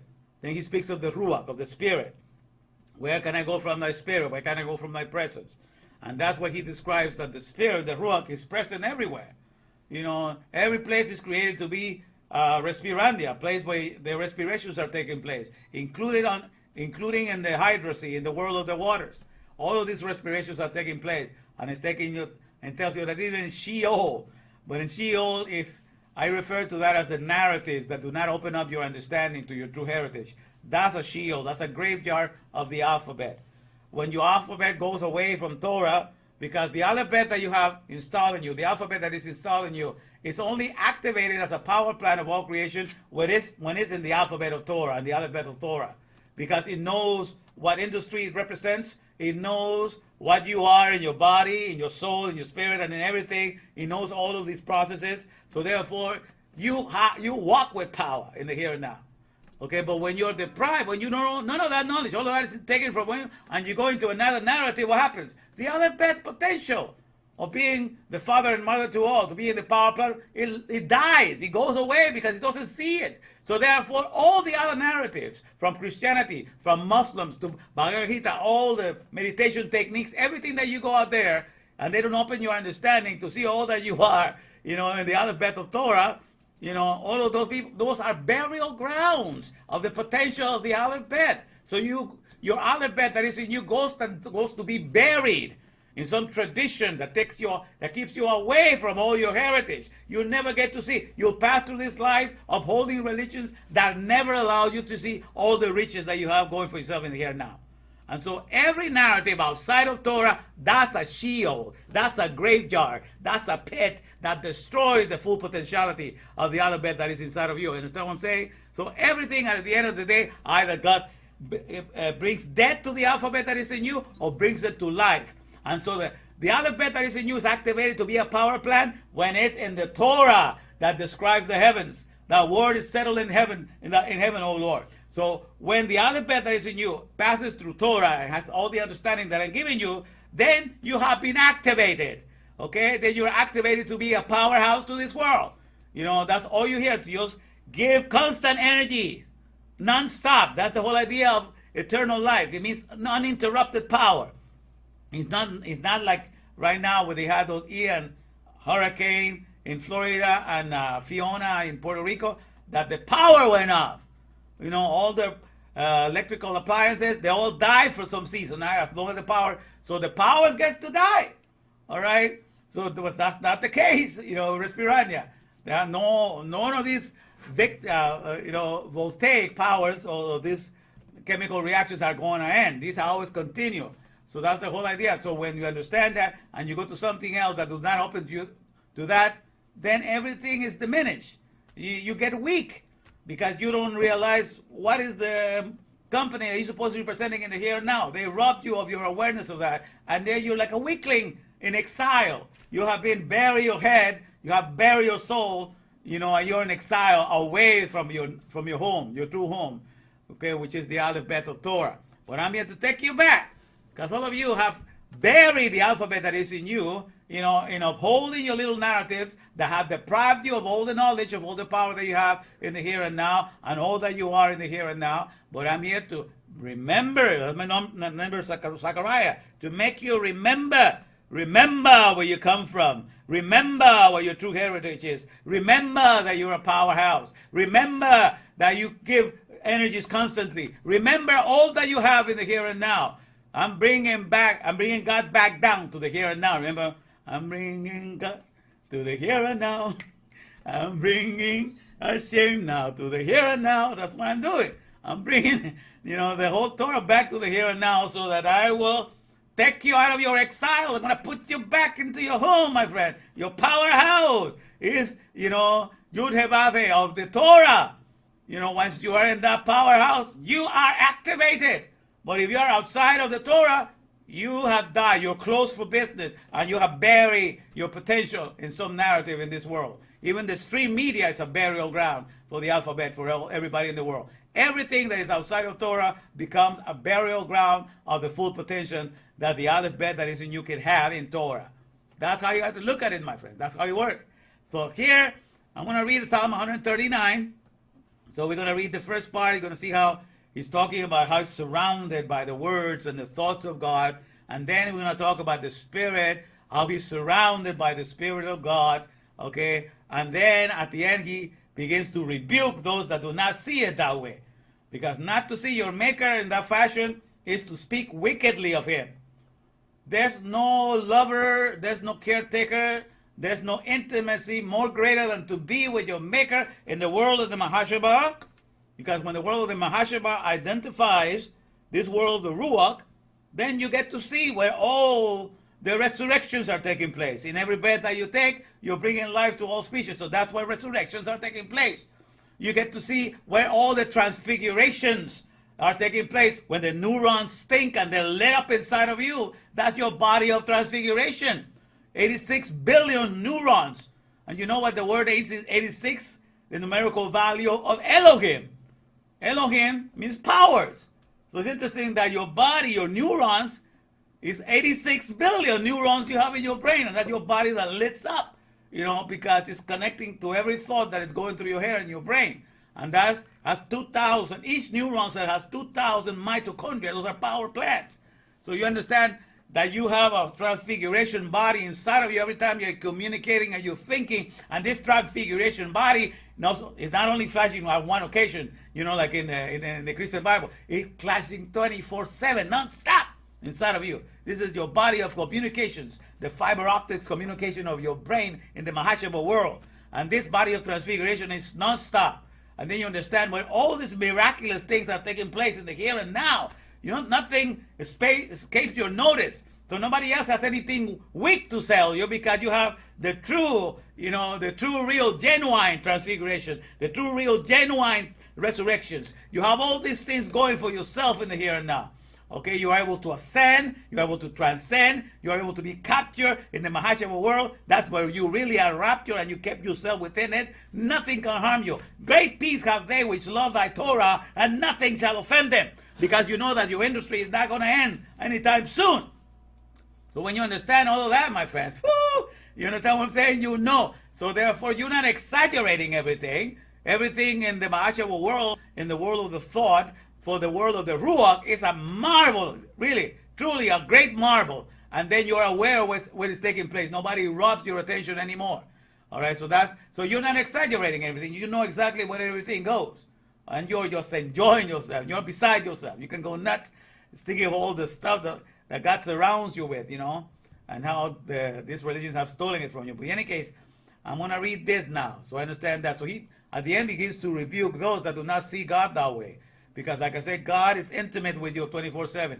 That's the whole idea of the world of the thought, is that he's sharing his thoughts. He's putting your thoughts together. He helps you every step of the way. He's there to put your thoughts together, to help you put a sentence together. In everything, he's participating, embracing you, making sure that this is forming the right direction. And so is with the air that comes inside of you. It comes in, provides energy, it fuses with your energy. There's copulations that are taking place there for more life to go out. So, my friends, this kind of intimacy is nowhere to be seen. You understand what I'm saying? When you have this kind of intimacy going for yourself, there's nothing else that's more elating than that. That's an elul all year round. My beloved is mine and I'm his. That's the case all the time, because that the greatest intimacy. So when people do not portray your God as this, then they're bleeding him to death. Then they're destroying his reputation. That's when you become a bloody man, because you're speaking ill of your Maker. If these are not the things that you're saying about your Maker, about this relationship that you have with him, you're speaking too low of him. You're destroying his reputation. And in doing so, you're bringing blood upon your hands. Because every time you speak badly of somebody, or you bring him down for not exalting the true way that he is, you are disrupting the true reputation of this person, and you're bringing blood upon his name. So but you're going to see all of that. But let me read this to you now. It says, Psalm 139, verse 1, to the chief musician, a psalm of David, O Lord, thou hast searched me and known me. I love that word. You have searched me. This is now about Jadat. This is now talking about intimacy now.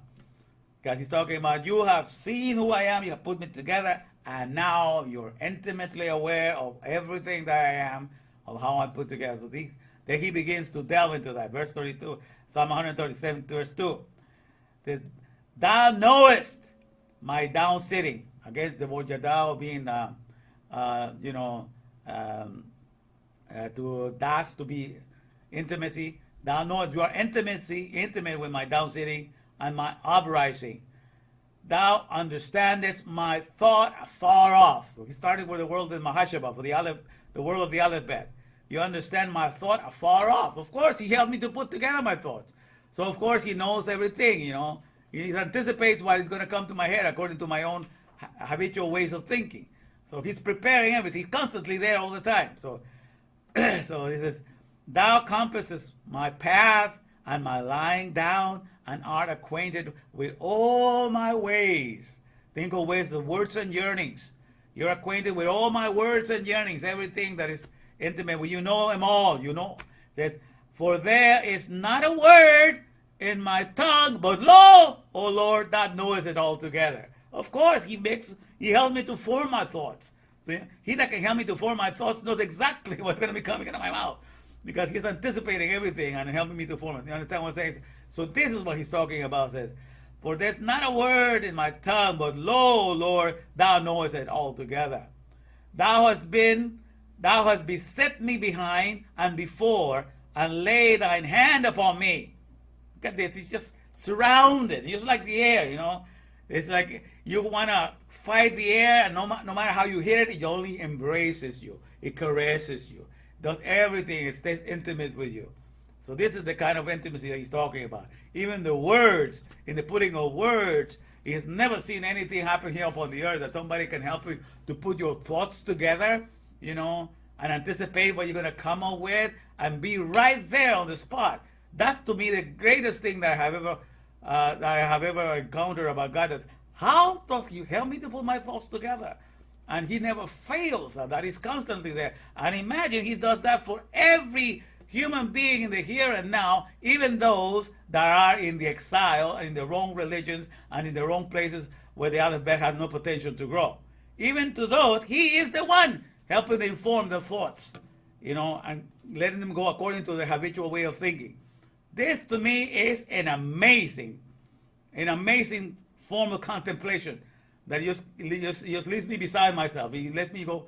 I go crazy thinking about these things. Okay, it says, so it goes, and then it says, verse 39, verse 6, says, such knowledge is too wonderful for me. I know exactly what he's saying. It is high. I cannot attain unto it. I'm trying to just make sense of it, but just, you know, I just keep basking in the benefit of being able to enjoy that, because it's wonderful to be able to enjoy that. To me, there's no greater thing than thinking. Thinking is the greatest gift God has ever given me, you know, and for that I'm forever helpful, you know, that I can just think whatever I want to think, you know, especially now that I know Him and I know what the Torah is all about. There's no end to everything that I can think of now. So that's why I love to. So it says, such knowledge is too wonderful for me. It is high. I cannot attain unto it. Okay? So all this intimacy is way beyond any intimacy I have ever faced in this world. I will never have this kind of intimacy in the here and now. But in the Mahashava world, they're constantly 24/7. Now, verse 7, it says, whither, and now it starts with the Spirit. Whither shall I go from thy Ruach, from thy Spirit now? From the Ruach is the respirations universe auspiciously creating humanity, or auspiciously connecting humanity, or creating or caressing humanity, because that's what all the air does. You know, it connects us with everybody, keeps us alive. So it says, whither shall I go from thy Spirit, right? From the Ruach. Or whither shall I flee from thy presence? If I ascend up into heaven, thou art there. If I make my bed in hell and Sheol, you know, in the pit, you know, even going into a narrative, that's going into a narrative that does not exalt, God is there. Behold, thou art there. If I take my wings of the morning and dwell in the uttermost parts of the sea, it says, even there shall thy hand lead me, and thy right hand shall hold me. If I say, surely the darkness shall cover me, even the night shall be light about me. If I think I'm going to hide in the dark, this is surely the darkness shall cover me, even the night shall be light about me. Okay? And that's kind of interesting, because if you have those lenses, you know, those lenses that detect the heat of the body, you know, in the night, the goggles, they call it the special goggles for the heat detection.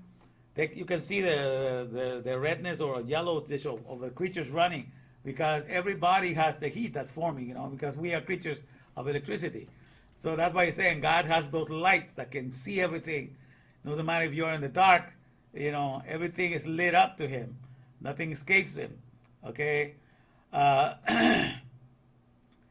Okay, it says, the darkness and light are both alike. It says, yeah, the darkness hideth not from thee, but the night shineth as the day. The darkness and the light are both alike to thee. Okay, because the air surrounds you everywhere that you are. It doesn't matter if you're in the dark or in the middle of the day, the air is always caressing you and keeping you alive. For thou hast possessed my reins. Thou hast covered me in my mother's womb. And so this is all about how from the very start, from the time that he's just a simple egg and to the mother's womb, everything, he's been covered by God. He's been surrounded. In the mother's womb, he's surrounded with waters. And when you come out of the mother's womb, you're surrounded with the oxygen sea. You continue with the oxygen sea. Which, by the way, out of the oxygen sea, you can get water. There's a water machine that can collect water out of the air. So still, there's water in the air. So he's completely surrounded. You're surrounded with solutions. That's the whole idea. You know, so from the time you're fertilized, from the time you're a single cell, you're surrounded with water. The cytoplasm is water inside the cell, and there's water outside the membranes of the cell. So even a single cell is surrounded with water. Water is below, water is inside, water is above. All of that is part of how God makes you. Surrounds you with solutions to make sure you're taking care every step of the way. Okay, so that's what he's recognizing here. Thou hast covered me in my mother's womb, surrounded with waters all around. I will praise thee, for I am fearfully and wonderfully made. Marvelous are thy works, and that my soul knoweth right well. All right, now let me go here. And verse 15. All right. Okay, here's. My substance was not hid from thee when I was made in secret and curiously wrought in the lower parts of the earth. Nothing was hid from thee. You know, you were there forming everything, you know, because he uses the DNA that's made out of ACTG. That's an act of God, right? ACTG. Those are the letters of the DNA. It says in Psalm 139, verse 16. Thine eyes did see my substance, yet being unperfect, and in thy book all my members were written, which in continuance were fashioned, when as yet there was none of them. So, you know, you have your manual. You know exactly how I put together. I am the work of your hands. Now, what you recognize that you're completely in his hands. That's what a perfect creator is, the one that does the most for you. He keeps you respirating or breathing 24/7. You know, if you find a creator like that, that's the one you need to give your undivided attention to. If you found something that does less than that, no need to pay no mind. You got to pay attention to that. Okay, so come back to the Alphabet Torah, my friend. Or the whole idea. Verse 17. Okay. How precious are also thy thoughts. Okay? Think of that. How precious are thy thoughts unto me, O God. How great is the sum of them, the totality of them.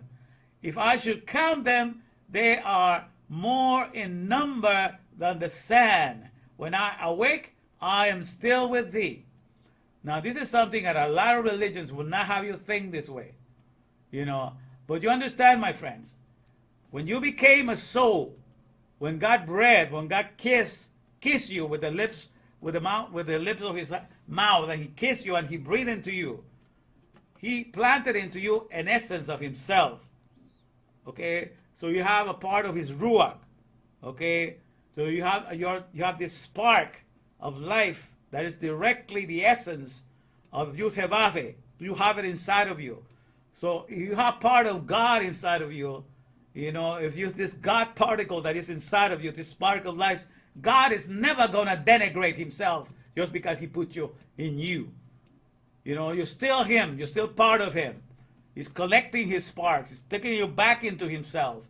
Okay? So at any moment, any religion that teaches you that you're always going to be this awful sinner, this awful person, you're good for nothing, that you have any ability, that's a God that is speaking against himself. Because God is never going to denigrate himself. And especially when you have found yourself in the Alphabet of Torah. He's never going to speak evil at all of you. He's just going to have these wonderful ideas. It's going to open up your understanding, first of all, of who you are in the here and now. And just on that is going to blow your mind. But at no time he's going to speak anything to bring you down. No good parent does that in the here and now. No good parent go tell the kids, you good for nothing. We discourage them from doing that. We discourage to speak nice words to them, to tell them what they can do, that they can set up their mind. That's what good parents do. And God also is that kind of a parent. You understand? And that's how he's provided care. So that's why David recognizes. He's in the alphabet of Torah, and he recognizes all the wonderful thoughts. So if in your religion that you are at, you cannot say this with David, I question, that this religion is speaking evil of your own maker. It's bringing down the reputation. It's saying that your God, needs to have somebody else to make you be better. Each one of us has a spark of God in us. And when we come to Torah, that's when we come to activate the alphabet. And immediately he forgets everything else. He buries everything else because you have left the graveyard. You have come to life. You have been resurrected in the alphabet of Torah. And therefore he's not going to speak evil of you at all. He's going to think of it. The whole thing is to come back to be activated in Torah. And everything else you got to leave behind that does not allow you to enjoy this kind of a thought life that David had. Is your thought life like David when it comes to this? Can you say that about your religion? Is that what you learn in it? Says, so in verse 18, if I should count them, they are more in number than the sand. Imagine all the good thoughts, all the wonderful thoughts that David was experiencing in the Mahashava world. That's why I love thinking, my friend. Why do you think I love thinking?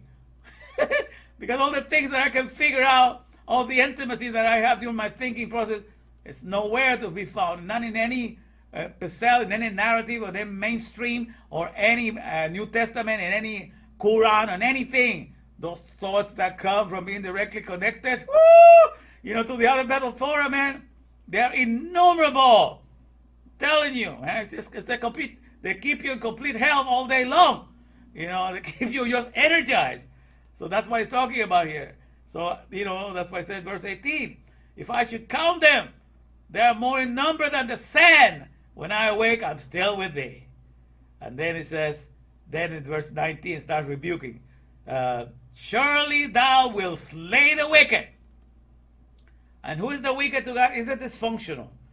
The person that is not happy to be in the alphabet of Torah, then what happens to the alphabet?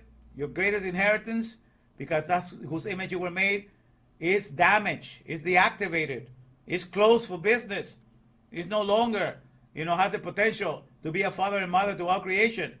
He loses that. So it's going to whatever narrative that you take your alphabet to uphold in this world, it's going to die. It's going to become a burial ground. It's never going to know its full potentiality. All right, so that's how you get to be. So if the moment you turn away from the alphabet of Torah and you don't want to guide your alphabet in the path of Torah, then you have chosen to be kicked out of Eden. The Garden of Eden for the alphabet is the Torah. Okay, that's where it gets to flourish and be the powerhouse that is through its creation. But when you're out of it, then you are exiled, you're taken out, and wherever you go, that becomes your shield. That becomes your graveyard. The New Testament is your new graveyard, because it's never going to have the potential to be a powerhouse in the here and now. The alphabet in that Pesel, in that narrative. The Quran becomes your graveyard, because when you read the Quran and you're reading all those lectures, you're never going to know that you're the powerhouse of creation in there. So it's been buried. All of this Pesel, those becomes your shield. You get to be buried in them. And that's how God slays the wicked. Because if you want to be dysfunctional, if you don't want to operate as a power plant in creation, then you're going to go be buried in another narrative, and that's how you go to be slain. Because to be cut off from the alphabet, to be cut off from God, that's really what is death. In the Bible, that's what is death. You become death. You become the definition of death the moment you're cut off from the alphabet of Torah. And you walk away from it into now, you become the definition of death. You walk away from the garden of life. You become the definition of death. And therefore, everything that you do in this world, from your own thoughts and your own ideas, from your own inventions, everything is nothing but the shadow of the valley of death. Okay? Everything that you get to accomplish in this world is nothing but the shadow of the valley of death. Okay? You become death the moment you separate yourself from the Torah. Okay? And the valley becomes the things that you write, your own ideas and everything, to work in the necropolises, or the invasions of these necropolises that cannot procreate themselves. That's your valley of production. Yeah, no, that's the valley. That's not the valley becomes the things that you write. Okay, the things that you write to have this world of the afar, this world of the dust, to flourish. All the dead products and services from the Silicon Valley, that becomes all the manuals. They're nothing but like the valley. Okay, and then the shadow is all the products. The shadow is the image. The image that comes from the books as all the products that you create in the here and now that are dead, that cannot procreate themselves. Yea, though I walk through the valley of the shadow of death, I will fear no evil. The shadow of death, okay? I'm saying it backwards. The death is who you are. You're the shadow of death is the thing, the whole idea, the whole book that you create, and the valley is the product, okay? The things that come out into the world. So the death is who you are, the shadow is the things or ideas that come to your mind and that you create in the valley of this world of the dust. So it's backwards that way. I had it the wrong way. So the death is you. So though I walk through the valley of the shadow of death, okay, that means do I live in the existence of the Silicon Valley of everybody that makes a great industry in the necropolises, I will fear no evil, for thou art with me. I understand what industry I come from. I understand that I'm a part of the legacy of the Ruach, and therefore my business is eternal. I'm a power plant from the moment I enter into the Torah, and I understand where I'm at. So that's the whole idea here. So that's why I like about this verse 19. Surely thou wilt slay the wicked, O God. Depart from me, therefore, ye bloody men. So therefore, I don't have to be in yourselves, because all your narratives, they speak evil. Oh my God, they speak evil of my Maker. The things they say about him and how he treats his creatures, that's nothing like the way he is at all. All right, so verse 20 says, for they speak against thee wickedly. The things they say about who you are, they call your name, but the things they say about you is really wicked. And thine enemies take thy name in vain. In other words, they talk about a God. They have people pray to this God, but this God does not give you a break. If Adam made a mistake, you all carry the guilt. All of you have original sin because of Adam. Hogwash, trash. It's not taught by Torah. No matter how hard God made it, after Cain's sin or after Adam's sin, he still believes that every person that can come to Torah with the alphabet can find, the right place and can finally connect with me and can activate themselves as a powerhouse in this world. He firmly believes in that, and that's what he stands for, because the Torah is the source of life, and also the Torah is the source of death. I'm going to explain that to you right now. This is something very deep that you need to understand. So the Torah is the source of life, and also the Torah is the source of death. It all depends how you read it. If you read it with your whole heart, when you read the Torah with 100% of your heart, because it depends. God is the one, the creator, the number one creator, the number one most successful creator that gives you energy 24/7. You understand? So the one that keeps you alive 24/7, you're going to have to love him 24/7, 100% of the time. You cannot be giving your attention to somebody that's keeping you alive 100% of the time and just give him 90% of your attention. That's not going to work. So for the one that is keeping you alive 100% of the time, every second of the day, if you're going to give him your attention, you got to give 100% of your undivided attention, and then that's when you get to be alive in the Torah. But if you just learn the Torah, just for a little time here and just to know a little thing, or by route, or just to do your spiritual traditions, you will not be alive, in Yud-Heh-Vav. Because it says, you will search for me, you will seek me, and you will find me when you will search for me with 100% of your heart. That's when you're going to find me. That's when you're going to be activated. So if you follow the Torah, you follow all these mitzvahs, but it's not to know your Maker and to know all that He's all about, and to give Him all of your being 100% of the time, you're not going to be activated. Okay, so you don't even need to go to the New Testament. You don't even need to go to the Quran. Just read the Torah without having your heart 100% yielded to Him, and you will stay dead. You will stay dead. You just read the Torah about the one that takes care of you 24 hours a day, every second of the day, but you don't want to yield your heart to Him, you are not going to be activated. And I'm going to read it to you, the passage right now that tells you exactly that. Okay? So you will understand. So you don't even have to go to any other narrative. You can stay in Torah and still remain dead in the alphabet if you don't give it 100%. Okay?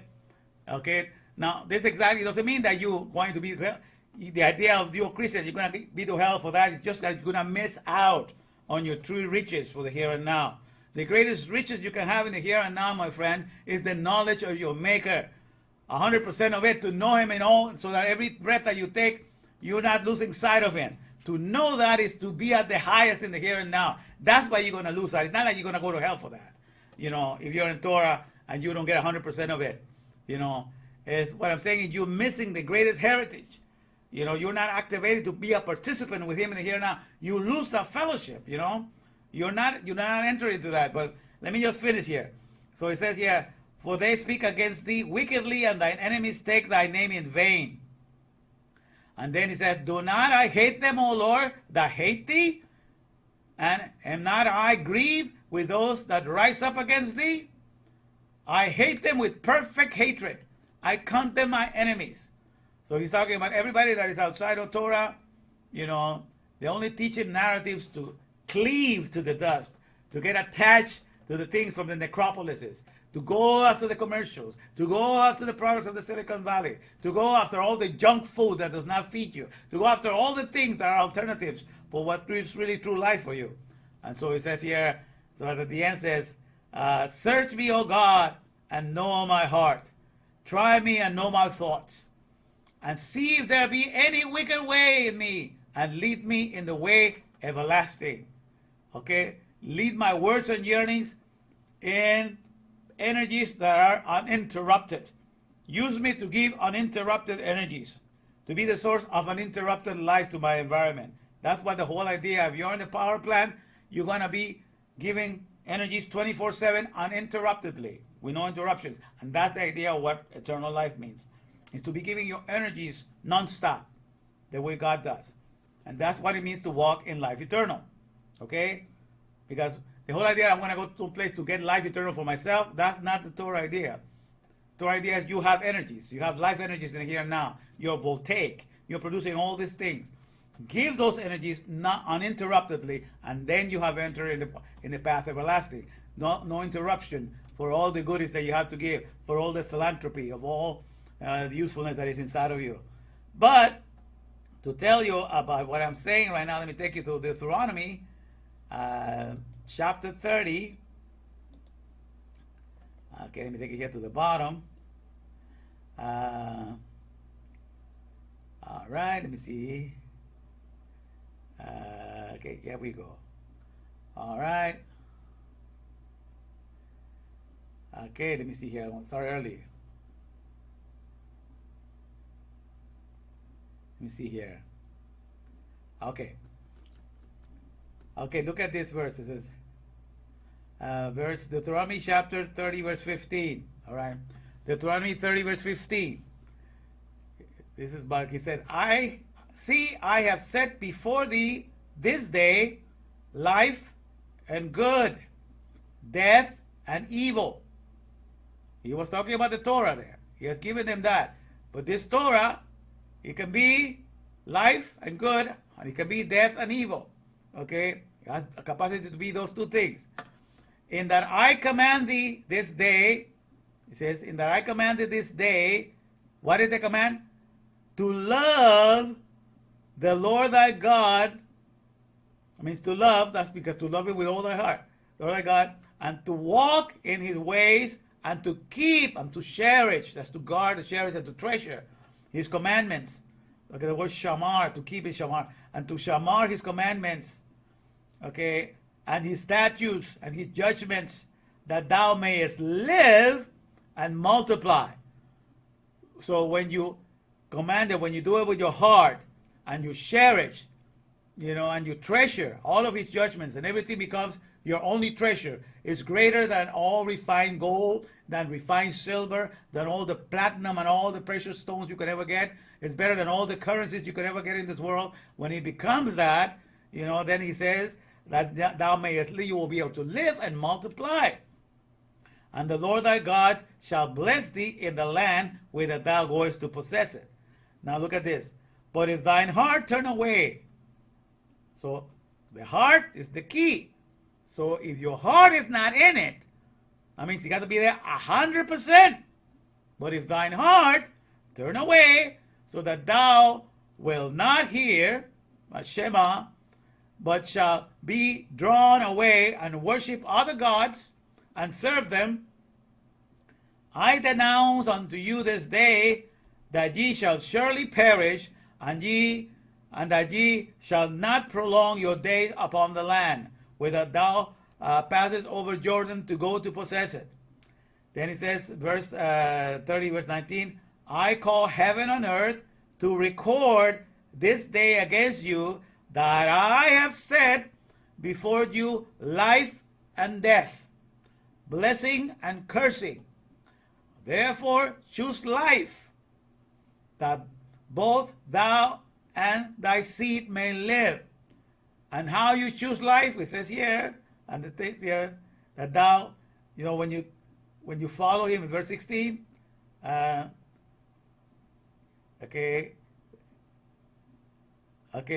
in that I command thee this day to love. So you got to love the Lord thy God. So your heart is involved in it when you love. God, to keep that, to cherish, treasure his commandments and statutes and his judgment, that thou mayest live and multiply. So you got to love him with all your heart. Okay, that happens. So that thou mayest love the Lord thy God, and that thou mayest obey his voice, and that thou mayest cleave unto him, for he is thy life. So you got to cleave unto him. The whole idea of reading Torah is so you understand the meaning of his name, what he stands for, his process, and you just want to be that perfect conduit where he's flowing from you 24/7. So when you cleave, you forget to cleave unto the dust and to be attracted of anything of the dust. You're only attracted to everything from the Ruach. All right? So it says, I call heaven and earth to record this day against you, that I have set before you life and death, blessing and cursing. Therefore choose life, and both that thou may and thy seed may live, and that thou mayest love the Lord thy God, and that thou mayest obey, that means Shema, listen to his voice, and that thou mayest cleave, be completely attached unto him. For he is thy life and the length of thy days, that thou mayest dwell in the land which the Lord sware unto thy fathers, to Abraham, to Isaac, and to Jacob, to give them. These are the three main fathers, okay? Ab. Okay, to thy fathers. Father Abraham, Father Isaac, and Father Jacob. All right? And so it says, for this is the life, the length of thy days, that thou mayest dwell in the land. And what is the land that Abraham, Isaac, and Jacob dwell? The land that they dwell is in the alphabet of Torah. They were there 24/7. To live in the alphabet of Torah, that is the land of our souls. That is the Mahashaba world that we need to reside 24/7. You understand? And so it's all in the heart. So even if you read Torah, just to keep a tradition and everything, and your heart is not in it, you're going to lose the fellowship of all that you can be in the here and now. And I want you to be my great homie. You understand what I'm saying? I want you to be a power plant. So my whole idea is to teach you these things, is to get you back, to the place where you can be in the here and now and be that 24/7. And understand the fellowship that David had in Psalm 139 that I just read to you about. All right? So this is the main thing, our main concern. All right. So, okay, let me take this off. So, let me take you here. Okay. Now let me explain this to you here. Okay, let me read this for you first, okay? Because I wrote this part here that I think is very important for us to understand. Let me share this part. All right. Okay. Because this is what I was thinking about this the last 2 weeks I've been thinking about this, okay? That's, because the word, as I explained to you before, this hamor, the head, the mem and the resh. Those are the main words for hamor, which means the ass or the donkey. Okay, and stands for the symbol of that symbolizes, the the labor, the symbolizes labor. That's what the ass symbolizes. So that's why even in America, when they were declaring independence for the slaves, they wouldn't give them 40 acres and a mule, because with having your own land and having a mule, you could become independent. So that's the whole idea, because that helps you.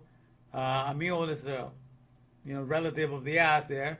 It helps you to cultivate the land and so forth. So the ass or the donkey has always been the symbol of labor. And the horse stands for the symbol of chariots or battlements or battles, right? And so, but right now, the number one instrument that is being used as a labor force right now, and including by me, is the computer.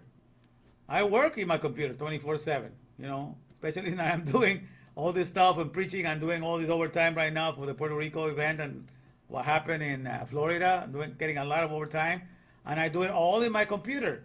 And the computer also shares like the head could be like the C, M, and R. Resh is there too, and also has become, so in our day and age, the computer has become the instrument of labor for a lot of the industrialized nations, especially during the COVID season. Everybody was working at home from their computer.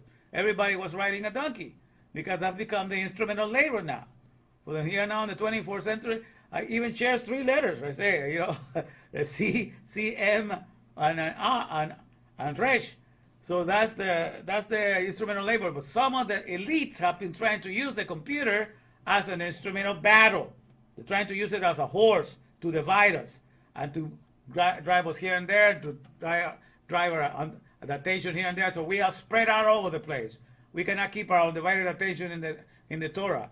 We are completely unaware of all that we have in the here and now. So all these computers that are being used as horses, that's going to stop all of a sudden when people begin to see, that actually as an instrument of labor, the computer is pretty good for that. And a lot of industries depend on it right now. So right now, the number one donkey that everybody's riding, the hamor, is the computer. Okay, that's the instrument of labor that all of us ride, But one thing that I was thinking about this week is like, there are 3, in Torah you become aware. Sentient means you feel, you have a feeling for something. Okay, so you become aware of 4 things. Okay, the word sentient means you feel, you have a sensitiveness for something, and sapient means a wise person, sapient. So a human being, or a homo sapien means a human's wise person. Okay, but let me use here for the words. So you were supposed to be 4 things in the Torah. That's what you become. You become aware of. You become what I call. I'm gonna start with the bottom here. Okay, you become an Adama sentient being. An Adama sentient sapient. Adama means for ground. As the living earth circulates in you, because when you eat the fruits and the vegetables and the seeds and everything that came from the organic world, when you eat that, that's how you get to eat the solids of this world, and that's like eating the living earth, because those are the trees that grew out and they're giving you the living earth. The Adama sentient sapient. You become aware of the things that you eat that represent the solid Adama, from the solid products of the earth. And when you drink water, and you drink the juices that come from the fruits and everything that you're eating, then you become an Aquarian. That's watery or liquids. An Aquarian sentient sapient. You become aware of the things that bring you life. So there's water that brings you life, and that is the water that is found in all the juices, natural juices of the plants. Okay, that's water that is alive. Okay, these are the water you get from eating the fruits and on the trees. That's water and the liquids. And also you become aware, that you're an aerial sentient being. You become aware, that in the air, that's where we do the most processing. 22,000 pounds of air that we're processing every day. With this, we both take power plant that we're producing energies through the fusion of the gases that we're working within us. You become very sensitive of it. You become aware of it. And finally, when you realize all of that you're doing all the processes, that you're nothing here but process the solid earth, process all this the living solid earth and the living liquid earth and the living aerial, world of the celestial sky, and finally you're here to be an Alphabetarian sentient sapient.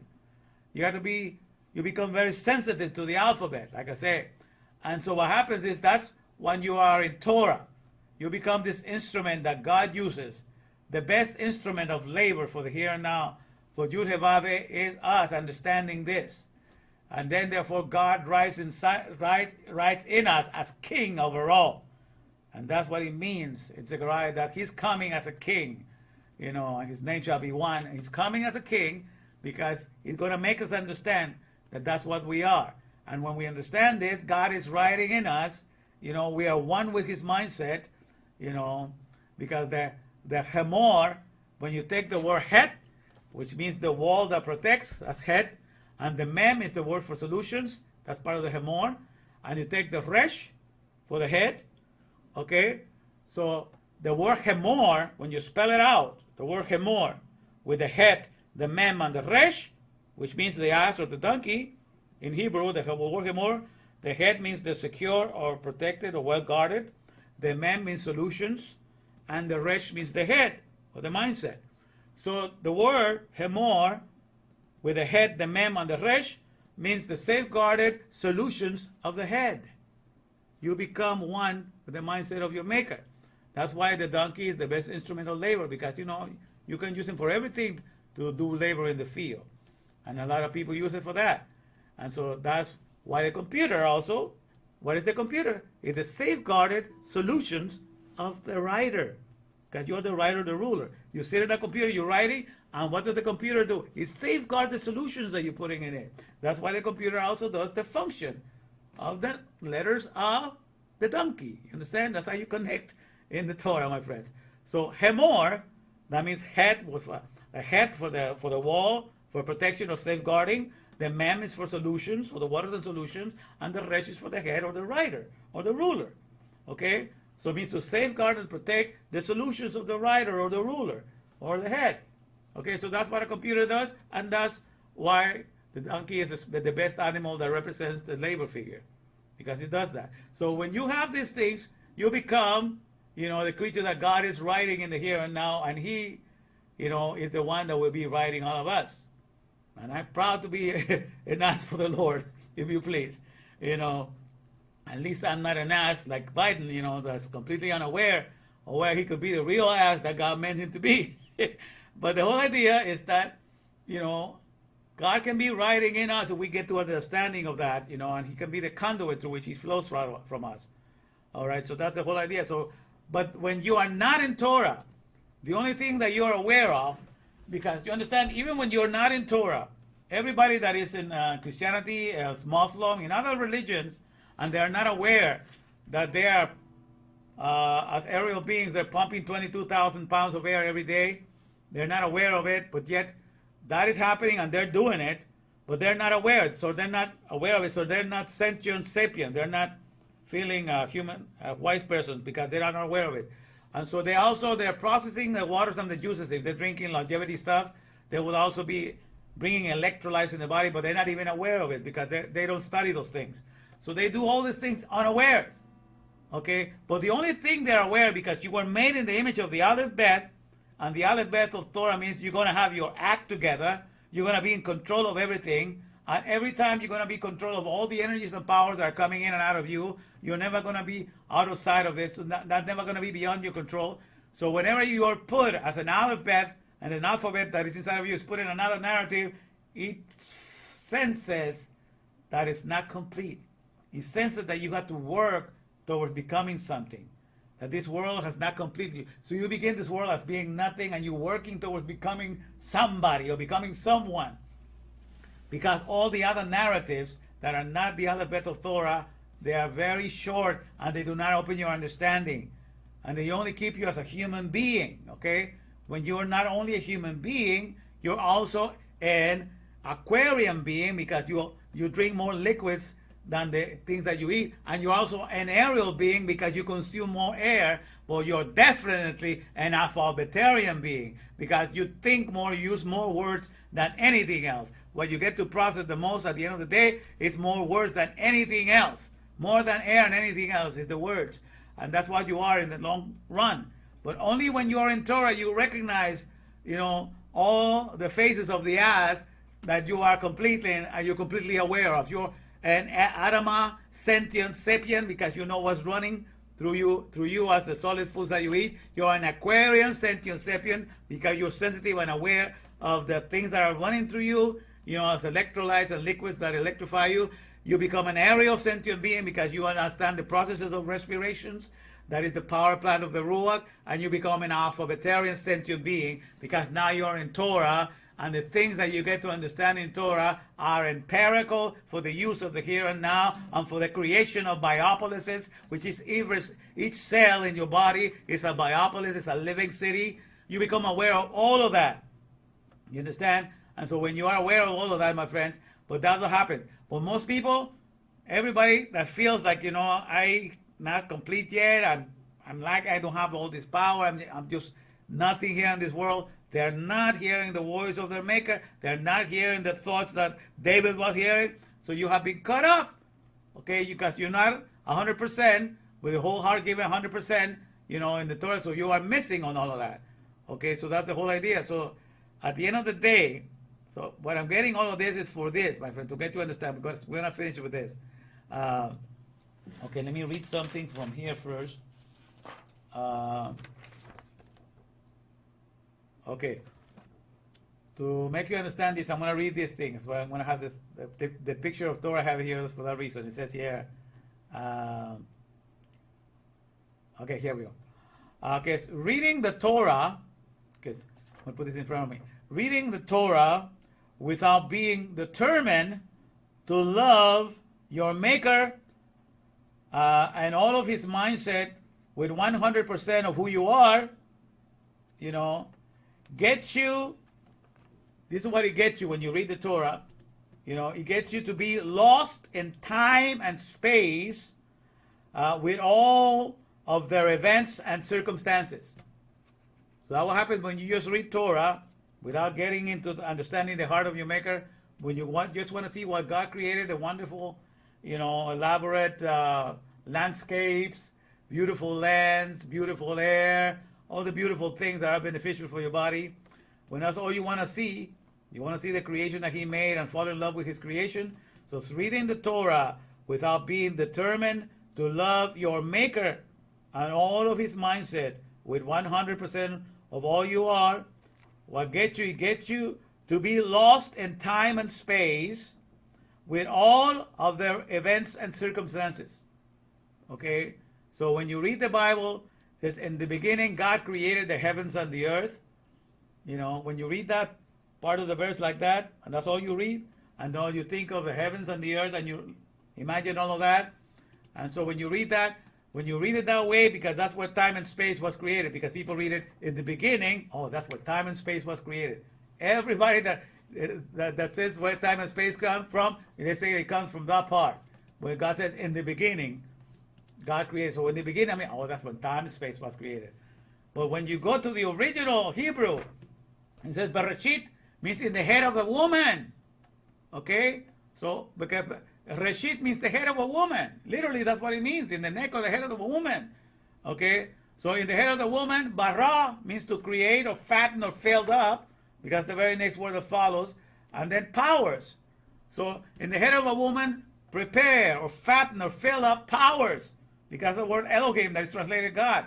So in the head of a woman, prepare or fatten or fill up powers, and then the next word is from A to C for the heavens and from A to C for the earth.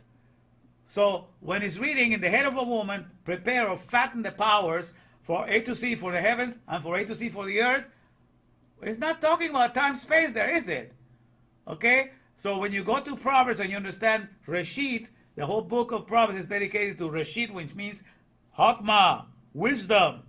So then you connect that, because that's the connect. You connect that to Reshit in the wisdom.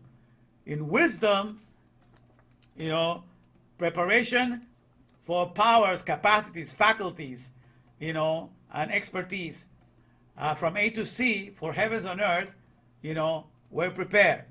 Okay, that's what you get to understand. So therefore, in the Bible, there's two things. When you read it, for in the beginning, you get to be thrown into time and space, and you're subject to all these events and circumstances, because that's how you read in the Bible.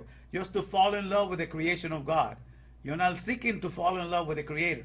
But when you read it the way I told you to, like in wisdom, prepare the powers and faculties from A to C for the heavens and the earth, then you are reading it to be in the mindset, to be always abiding in the mindset of your Maker.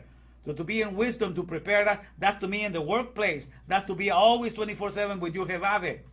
Okay? So then, therefore, you are there to get to know your Maker. So that's how you can get lost in the Bible. So when you read it, just to fall in love with His creation, you get to be lost in time and space and in all other events and circumstances. Okay? But when you read it to fall in love with the Creator, what happens? When you read it to fall in love with the Creator and find it the way that I'm reading it to you, then you get to be immensely loved in thought and spirit. They get to experience exactly what David was experiencing in Psalm 139. You know, he was feeling the embrace of God in this thought world, and in the spirit he was feeling all surrounded. Because you are in the mindset of your Maker. You are in the Mahashaba world. So when you read it, to fall in love with the mindset of it, says, then you get to be immensely loved in the thought and spirit, you know, you got to be immensely loved in thought and spirit, and in all of its embraces and copulations. Because when you are in the Mahashaba world, that describing you respirandia, then you understand. And you're in the breath world, you're taking breath and giving life all out. You are participating in the embrace of the Word of God, in the embrace of the alphabet, in the embrace of the Torah, in the embrace of the respirations, in the embrace of the air, providing energies left and right, bringing energy from side to side. That's why you get to be embraced 24/7. Understand? So that's why you can read the same Bible. It can be life or it can be death. Because to love the creation more than the Creator, you know, this is the greatest sin there is. A creation is wonderful to get you to admire and to get you to end up loving your Creator. But it's not an end in of itself to just love creation and enjoy all that it does for you. You know, the whole idea of giving you creation is for you to find a reason to go back to the mindset of God and just stay in love with Him. Because that's one of the things I used to say when I was in high school.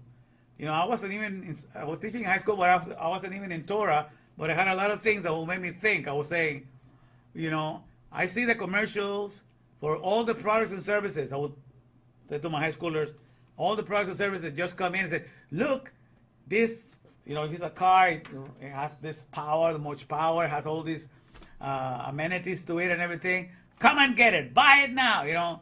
And instead of presenting a product and service, look at what knowledge can make you make.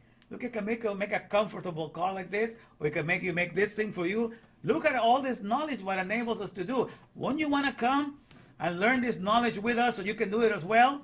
How come nobody does a commercial like that? I actually asked that question.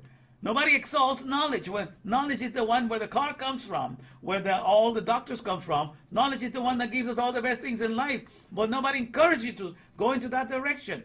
They just want you to own the product. So that's, my friends, that's why the people of the book are called the Jewish people, because the whole idea is there's something in this world, anything in creation that fascinates you, make it fascinate you enough so that it will make you fall in love with its Maker, and you want to be working in His factory there, yeah, and you want to get away from Him, because that's the whole idea. The whole end up of anything made is to get you to be in love with the Maker, so you'll be 24/7 intimacy with Him. That's the whole idea. All right. So when it comes to that, okay, so then you understand what I'm saying? So that's the whole idea. So if you read in the beginning, you're going to believe in time and space, and you're going to be lost in time and space, because that's what happens to the soul that is not there to love their Maker. They get to go to jail. They get to be lost in time and space. That's the prison of the person that is not functional to love their Maker. They're lost in time and space. Those are the walls of your prison. And you're guided by your events or circumstances. That's how you live your life. You're hoping that one day things work out for you. You're hoping that this day you're going to get a salary increase. You're hoping for all these things. You're completely enshrined or taken into the jail of time and space, and circumstances and events have control over you, and they affect you. You understand what I'm saying? But where you are in the Ruach to love your Maker, you are in the mindset of your Maker 24/7. And therefore you are loved in thought and spirit, and in all of his embraces, and in all his copulations, because he's creating life and making life out of you. You are participant 24/7. There's no other better existence than that. I'm telling you what I'm saying, you know what I'm saying? So that's the whole idea. So when you are a creator, then I wrote here at the bottom here, the map that depicts the mind or the mindset of the most successful and caring creator is the true map of reality. And as I was saying at the beginning, the map of reality is always found in the Mahashaba world of the creator. That's where reality exists, because that's where you make the changes and the upgrades, and everything is happening in the Aleph Beth of the Mahashaba world, the world of thought. Okay? And I said that the world of thought is found in solid forms, and then it's found in the liquid, solid when it's in a book, liquid when it's being spoken, and gas when it's being thought of, or just inside your head. And so when you are a creator, when you're a successful creator, what do? If you were to make a map of the mindset of a creator, the map will look just like this, like it's portrayed in the Bible. Okay? In the Bible, the portrayal of the Bible is that creation, the creation that God made is surrounded with waters above, and it's surrounded with waters below. So it's completely surrounded with waters. And then there's an oxygen sea that's created, and it's where we reside, in the oxygen sea. And there's the creatures below, the deep creatures, and it's all respirations. But what is this? It's like you become like the apple of his eye, and he surrounds you with waters. Waters is what?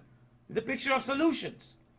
And so every manual, if you were going to depict the mindset of every creator, of every CEO, of everything, everybody in a company here, all their manuals, what are they? Those manuals are full of solutions, because they have to make sure that all the products and services are well taken care of, so there's no doubt in their descriptions of how things should be assembled. Everything is perfectly calculated and say exactly with accuracy how it should be done. So it's full of solutions, no doubts, nothing to be left for the imagination. Everything is exactly how it needs to be said. So it's a book. So if you were to map the mindset of every creator that is successful for the product and service, because he has to be responsible for the functional, the mapping of the mindset will be a place that is full of waters, because you cannot afford to leave something to hang to dry. You have to have it full of solutions. That's what the whole idea of being in the Torah and understanding the Ruach and understanding the first industry of the powerhouse of the Ruach, is so that you will understand that God is the one that committed himself from day one, you understand, to make sure that it functions. And all of us in this world, from day one, 99.9% of all the population in this world has always been below the dome or below the bubble of respiration. All these human beings, I don't care how many have left the space and they say that they have gone outside of this world. All these people that tell you they've gone outside of this world and everything, where the number one element, if you ask all the scientists, what's the number one element in the universe, all of them will tell you is hydrogen. Every scientist will tell you the number one element found in the whole universe is hydrogen. And what the word hydrogen means? The word hydrogen means, hydra means water, and gen means generation or formation or creation. So the word hydrogen means water formation, water generation, or water creation. So when the scientists are telling you, on one side, because they speak with the Nahash, remember the serpent represents Nasa? Nasa means Nahash, it comes from the word deceived in Hebrew. So the one side of the tongue tells you there's a vacuum there, there's nothing out there. But the other side of the tongue tells you the truth. Number one element in all the universe, hydrogen. The number one element, it tells you, is water creation, water formation, water generation. So on one side, the scientists are telling you the whole universe is full of waters, and on the other side, they're telling you it's empty and vacuum. Okay? To understand, that's the way of the serpent. He always says the truth on one side, and the other side says the lie. Okay? But the Bible says that everything is filled with waters, and especially when it's coming to the mapping, because the Bible is all concerned with a map of reality. And the map of reality is always the mindset of the creator. Because from the mindset of a creator, all products and services shall come. And everybody that is in this world, from every CEO, they know that the map of their mindset has to be represented by this, by something that is full of solutions and answers, and is able to solve everything that is needed to run the products and services. Because if it's not like this, then that map, that mindset cannot be trusted. It's not a real creator. So the Bible is interested in mapping the mindset of the creator. And this is the mindset of the creator, that he committed himself to provide solutions. That's why it's the area of Aquarius is coming. The area of solutions. With everything, we don't want to know where our true intimacy lies. And and the knowledge of the Lord, the understanding of his name, and everything is going to be known. Just like the water cover the sea. And that's what I prepare myself to do. And so that's the whole idea. So the whole idea presents a picture. So everything out there in the Bible, what is presenting is a picture of the mindset, a map of the mindset of every creator that is successful. And since I indicated before, and so then you realize that even when we ourselves are formed in our mother's womb, what happens? We are surrounded with solutions. The amniotic fluid, inside of the mother's womb is the solutions that we are surrounded. And that's where we are formed. And that's where we're developed. We are caressed with all the gases. There's oxygen in there. All the things. We're connected with the umbilical cord. And we have the waters and the oxygen. We're completely surrounded with that. So even in there, we're surrounded with solutions. When God formed us from the very beginning, he's surrounded with solution. When the making of an egg, even an egg, has a shell there, has the main nucleus there, have everything, the clear, the yolk, and the clear of the egg, everything is there, also solutions, okay? And when you go down, to the cell level, even the cell has what is called the cytoplasm. This is all filled with water inside, and also outside of the membrane there's water. So each cell is surrounded with water. Water's inside and water's outside. So even each cell has the picture of the mindset of the maker. Every mindset of the maker have to have solutions galore for his products and service to function, because he has committed himself to make them function. So everything in this organic world resembles the map of the mindset of a creator that has to have his mindset full of solutions for his products and services, or otherwise they're not going to work. You understand what I'm saying? So this is what we're talking about. So this is how you need to understand. The whole Bible is concerned with the universe of life.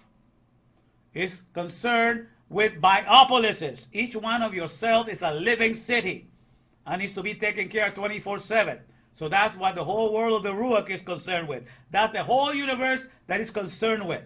And so very few people, less than 0.01%, have lived have left the space on their testimony. What they tell you, you believe. What they tell you that they represent. But they do not represent life. They represent the necropolises. The necropolises, the afar. When you are condemned to live for the dust, and the dust is the only place where you can feel a separateness, and you can feel divided, and you can feel apart. But when you're in the air, there's only union and unity. There's only oneness and unity. But in the afar, you're able to experience separateness, things that are beyond your control, things that you don't control at every second because they're far from you. That's how in the world of the afar, that's why you get to experience these things. But in the world of the Ruach, in the world of the Spirit, everything is surrounding you. There's always unity and there's always oneness. Okay, but when God condemned men to afar, to the dust, that's when he learned the experience of separateness and divisiveness, because he's away from the things that the work of his hands get to make. Or he has to go to work in the morning to fix them and get away from them the next day. So there's this separateness, there's this division. And it's only because you work in the world of the afar that you get to experience that. But once you come back to realize that you are neshama, that you are breath of life, then the oneness comes back again. Then you unite with everything, and there's no more separation of any kind. And you're always in control of everything. And nobody can tell you better. And so that's the whole idea, my friends, to make you come back, to the mindset of your maker. So that's what it says here. the map that depicts, okay, let me put it here again. The map that depicts the mind or the mindset of the most successful and caring creator of the successful and caring creator is the true map of reality. And so, as far as I told you right now, what is the most successful company that has ever been created, that has been running millennia after millennia? That's the Ruach, the Respirations universe, auspiciously creating humanity. Because it fills you up. The word created was to arise, to fill you up, to fatten you with oxygen. That has worked millennia after millennia, second after second, non-stop. You understand? So, and that is the one that keeps us alive 24/7. So, what is the most real map of reality? The most real map of reality is the one that keeps you alive 24/7. And that's the Torah of the Ruach. The Torah of Yud-Heh-Vav, the Torah, the Trailblazing, Omnipotent regulations, augmenting humanity. Because it allows you to grow in all that you are in the here and now. You understand? So that is the real map of reality. Then all the other creatures that are living and breathing in 24/7 and get to make all this necropolis, all these things from Silicon Valley, all these processed foods and everything, they're not the real map of reality. They're just temporary for a season, and then they die off. But the true map of reality, the Torah that is written in the heavens, remains forevermore. For the word of the Lord standeth forever. Okay?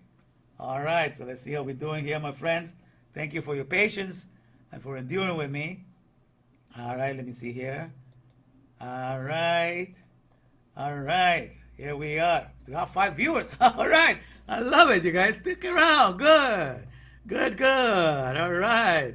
All right. Let me see who's here until the bitter end now. I am here. Let me hear you. Yo estoy aquí, aquí, aquí. Okay, ¿quiénes están aquí? You here? All right. Let me hear. Let's present yourself now. The taste. What is? I love that.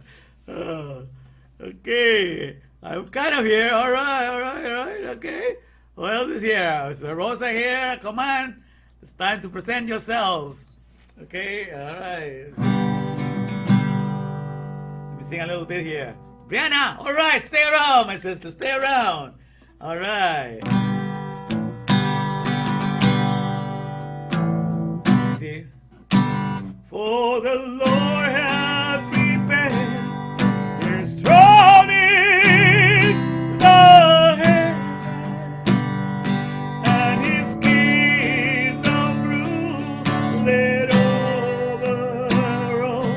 For the Lord hath prepared his throne in the heaven, and his kingdom ruleth over all. Understand? That's Psalm 103, verse 19. Well, the Lord hath prepared. All right, so we have Brianna here, we have Brian, Joseph is here. All right. ¿Dónde están los demás? No tengan pena. Señora Patricia está con nosotros. Diga aquí estoy. O Andy or Rosa, come on in. All right. I want to see more people right now, so I can start asking questions now. We have 5 viewers here. We can ask questions. Don't be shy. Come on in. All right. I saw Rosa at the beginning. Where did you go? She should be here, right? I know she has problems sometimes with internet. You know, she has a lot of those problems. Also with Andy, I know they have problems with that. But we're gonna give you a chance here. Okay, let me see if I sing this one more so you guys can report, because I need to have more than 3 to ask questions. Let me see here. All right. Okay, let me see here. Okay. Let's see.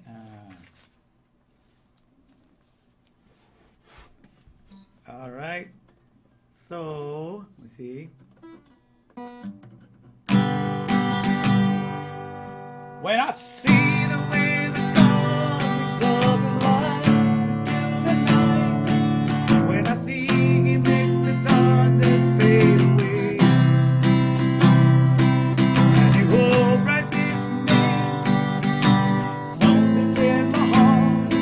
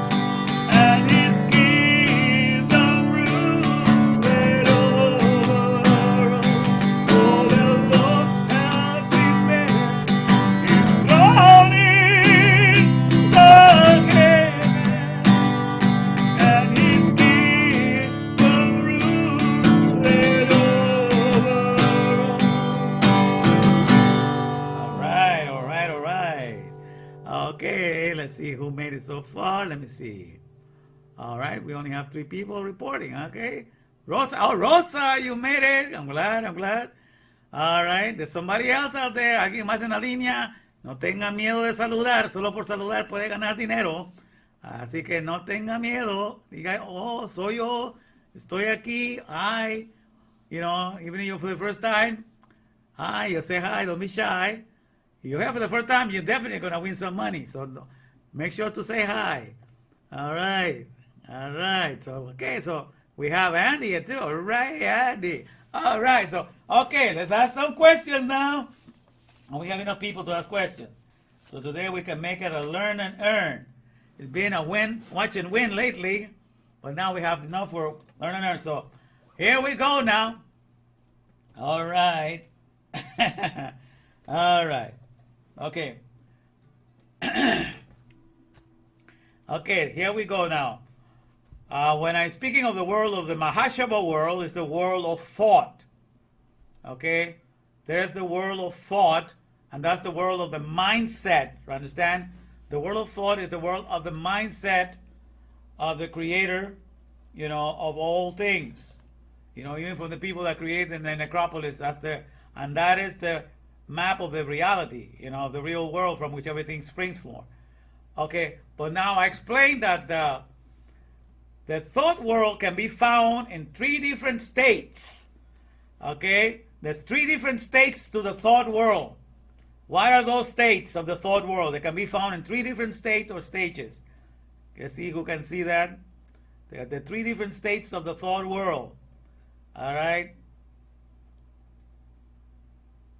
They're very similar to the physical world. So what are these 3 states of the thought world? What are the 3 states of the thought world? They're very similar to the states of the physical world. They can be found in 3 states, and also the thought world can be found. Okay? Okay, you got one. Brianna, what are the other 2? In the air. So that's, and then, okay. No, it's not Ian. The thought world can be found in 3 different stages or 3 different states, which are the same ones as the physical world. They're found in 3 different states. And so far, okay, Rosa, make me internet slow again. Okay, so far the one that, let me see here. So far, Brianna has gotten one of those in the spirit, which means in the air. Okay, so then, okay, so Joseph got gas, water, and air. Okay, the air and the gas are the same. You're missing one more. Okay, so it's gas, water is liquid, gas is the same as air, but what's the other state that it can be found? Okay, so let me see. So Joseph got 2 of them at least. All right. And one more. The physical world is found in 3 states, and not the same states of the physical of the. Yes, solid. That's my solid question. That's solid, my brother. That's a solid one. Yes. Okay. All right. Very good. So Joseph got it. He worked at it, but he got it. So exactly, the Mahashava world, the world of thought, okay, can be found in 3 stages. Okay, the world of thought is found in the solid state, okay, and it's found in the liquid state, and it's found in the gas state. That's the world of thought. Okay, I have explained that before. Now, can somebody explain to me, what do I mean? Where do you find the thought world as a solid? Where do I find the world of thought as a solid? Where do I find it? When I say that the world of thought is a solid, what am I looking at when I call it a solid? When the world of thought is a solid. So congratulations, Joseph, you're out right now. You gotta let the others participate. So Joseph got $50 already. $50 for Joseph. But now the next question is, okay, okay, Joseph, you need to rest, Joseph. Okay, let me see somebody else say it. Hey, by the way, Joseph gave the answer, but I cannot count it because he got one. So somebody needs to copy Joseph's answer. So where is the solid word to be found? Let me see. Okay. All right. Okay. Okay. Okay. Okay. So far, the right answer was given by Joseph, but I cannot count it because he already won $50. So somebody else better copy his answer and tell me. Let's see. You didn't say name. So when I say the thought world is found as a solid, where is that found? And Joseph Katz gave an answer, and that's the right answer, but I cannot give him the prize. So somebody has to repeat what he said. Let me see. Feelings? No, not feelings. No, it's not mine. No problem. No problem. Sure. Joseph, I appreciate your enthusiasm. Well, at least you made it easy for some people there. Okay. Or, yeah. Aha! Okay. The next one to say was Brian. In the written word. Or in a book. Yeah. In a book or in the written word, that's when a thought is solid. So everything that gets to be written down is a solid thought. Because everybody can pick it up and read it. Just like a solid can be picked up and read it. And be seen. All right? Very good, very good, very good, Brian. So Brian gets the next $50. Now, Brian, just stay out now, man. Let other people participate. All right. So we have Joseph $50. Brian, all right. Now, the rest of you, let me see. Because today we're focusing upon the mindset. Because the mindset is where the real feel of reality comes from. You understand? And that's what we want to focus on.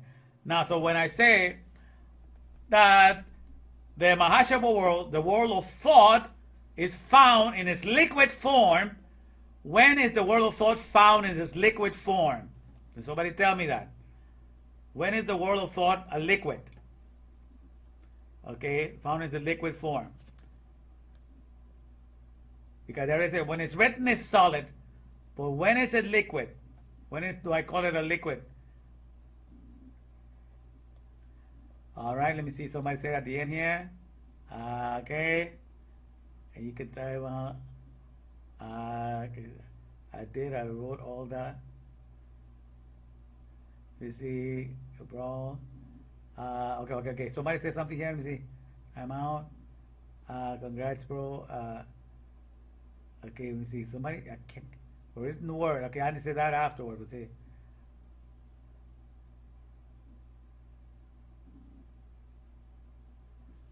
All right. Okay, so far, okay, the world thought is found in its liquid form.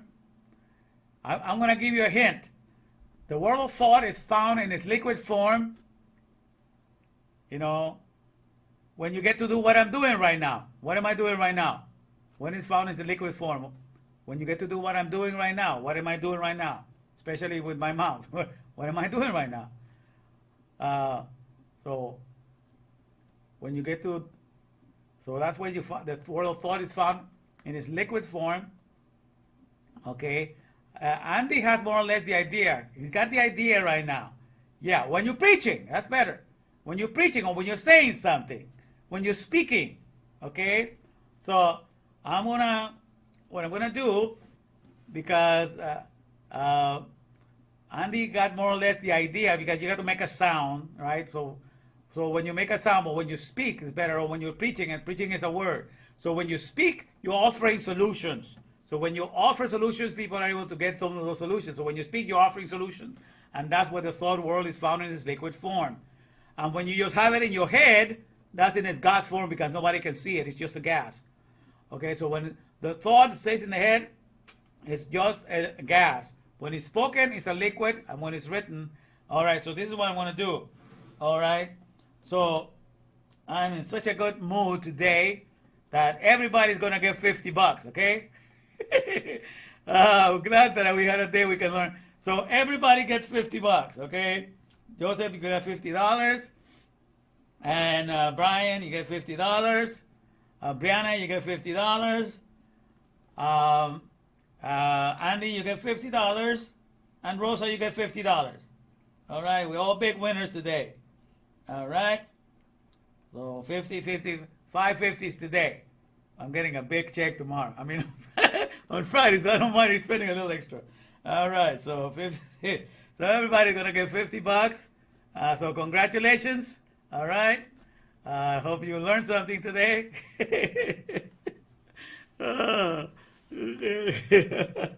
Yes, I'm in a great mood today, my friends. This is too much blessings, to keep for myself. I'm telling you, it's just the Lord been blessing me left and right. What can I tell you? It's beautiful.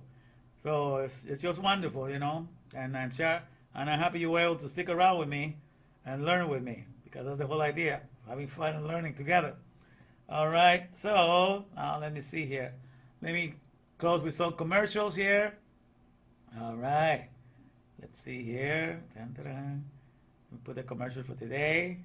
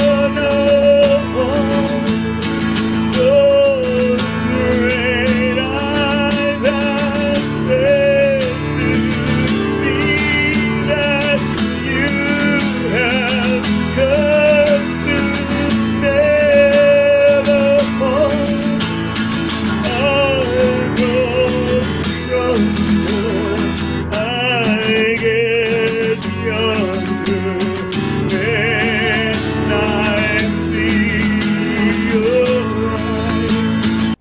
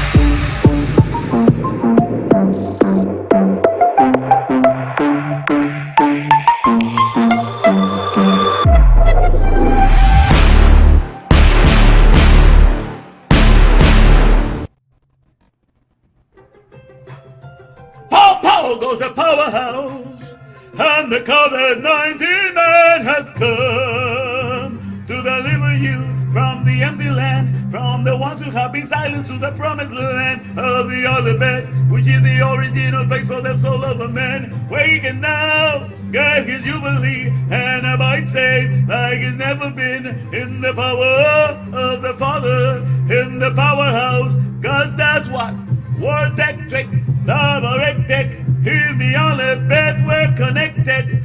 Word Electric, Love Electric, in the powerhouse we're connected. Truth in the Torah where it is, that's right. And whether you like it or not, I just don't give a damn, 'cause in this thing the end is gonna be for sure. It's got a date before the song began to score. This ain't no lie, we about to fly, 'cause in the truth there's nothing that can be denied. Here's the COVID-19 man is hooking you up to the other bed, to the powerhouse, with you waving.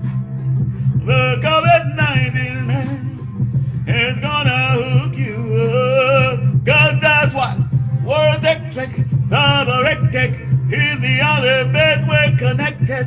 Word Electric, Love Electric, to no one else I'm genuflecting. Word Electric, Love Electric, to the powerhouse I'm connected. And then I want to get your power back, 'cause you will find in there the powerhouse not scared. You won't be silenced, nobody can touch what you will find in there. Gets to cut the masking back of lies, the righteous now they cries, 'cause the COVID-19 is gonna hook you up to the powerhouse. Leave the power show, ride this mule around.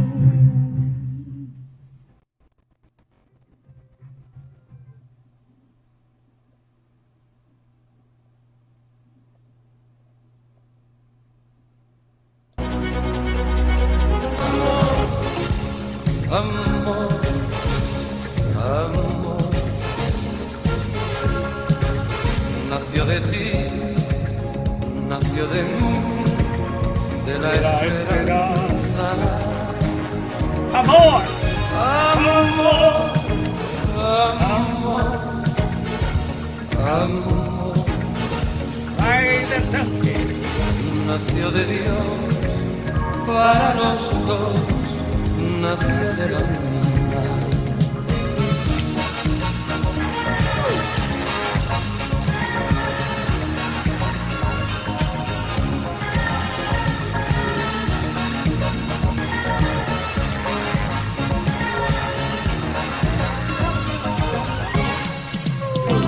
Sentí que tus besos saltaron en mí y igual que palomas mensajeras de luz. Saber que mis besos se quedaron en ti, haciendo en tus labios la señal de la cruz. Amor, amor, amor, nació de ti, nació de mí, de la esperanza. Amor, amor, amor, nació de Dios para los dos, nació del alma. ¡Oh!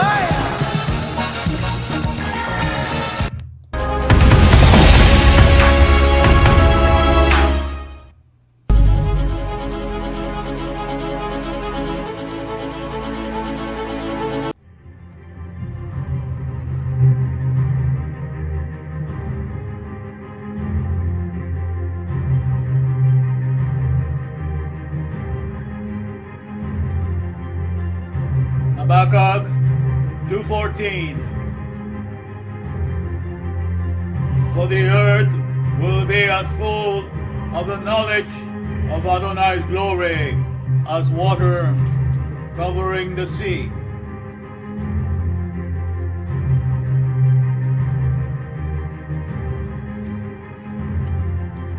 Here comes the name of Adonai from afar, his anger burning in big rising smoke. His lips are full to the brim with fury, his tongue a consuming fire. His breath is like an overflowing stream that rises high to squeeze up all of the net, to sift the nations with a sieve of vanity, and put a bright oil in the people's mouths to lead them astray. Shema Yisrael, Adonai Eloheinu Adonai Echad. Shema Yisrael, Adonai Eloheinu Adonai Echad. Shema Yisrael, Adonai Eloheinu Adonai Echad.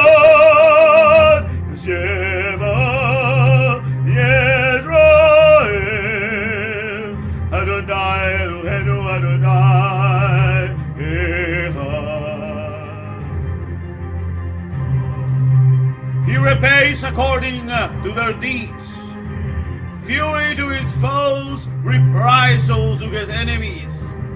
To the coastlands he will repay their due.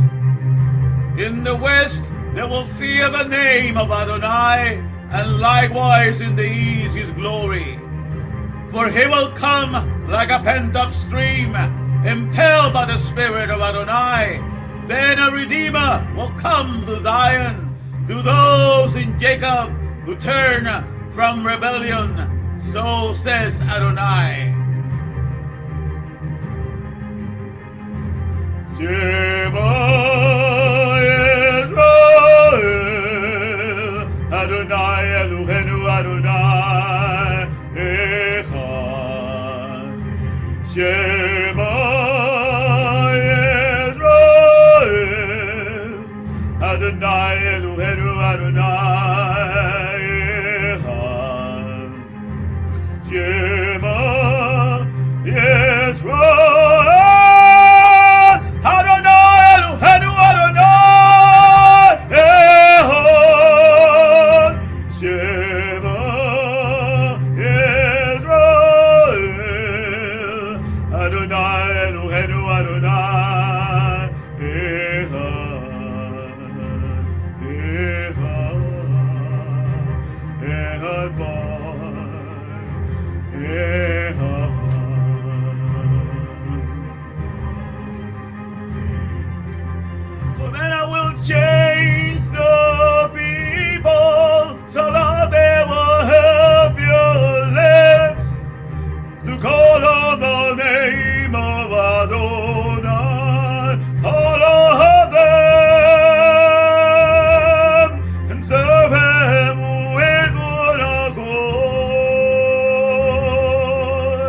he shall judge many peoples, rebuking strong nations of old.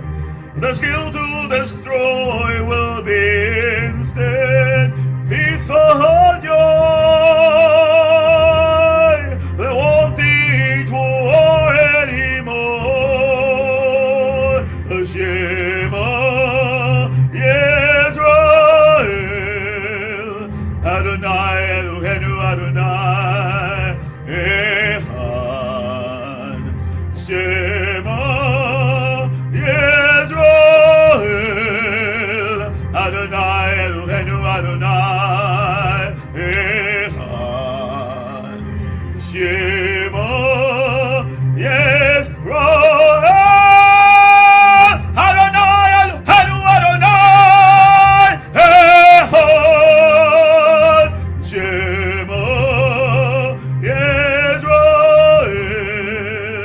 Adonai Eloheinu Adonai Echad. Echad. Echad. Echad.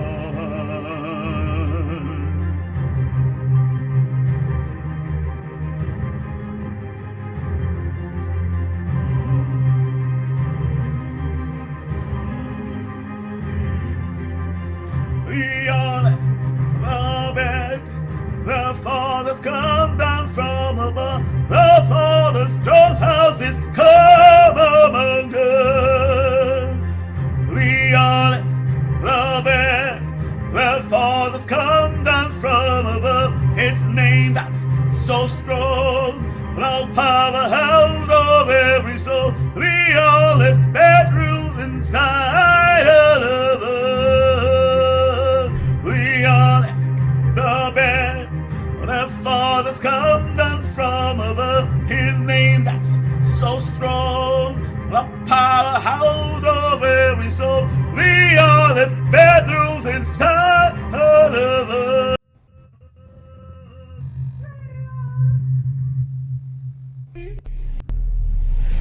Where we go, where we go, don't you know?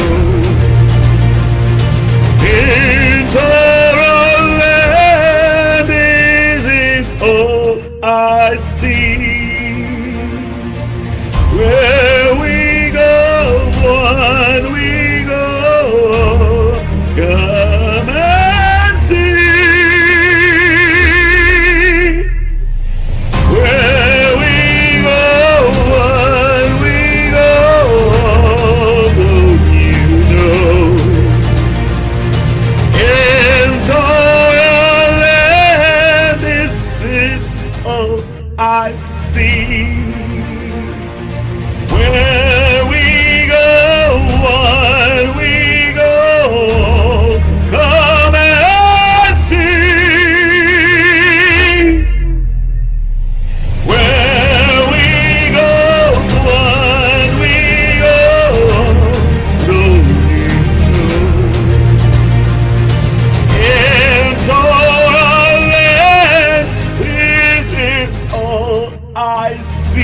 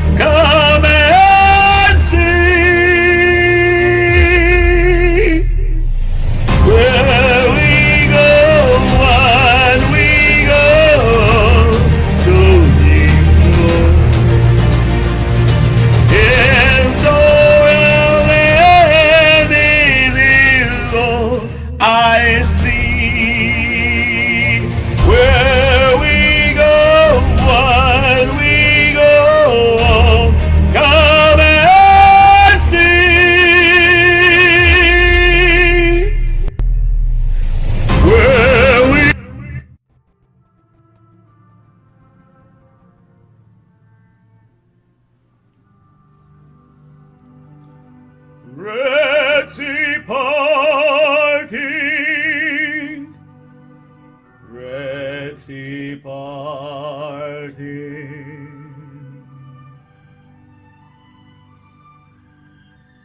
You make of all leaders that guide the nations, making stores that lead us in our imaginations and our confessions.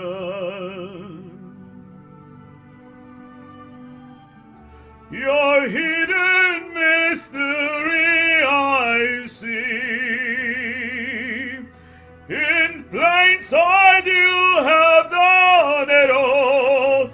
Within you are the best Lord. All the workings showing sway lucid. His splendid all.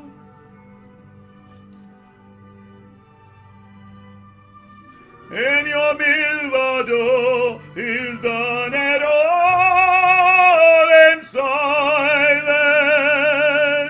His eye can guide us.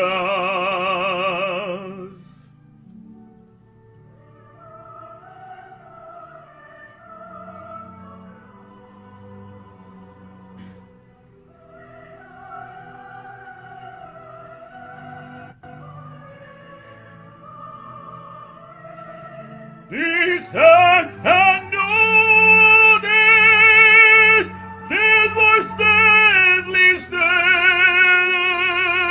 this voice steadily stellar, now comes to vanquish all, vanquish all, vanquish all.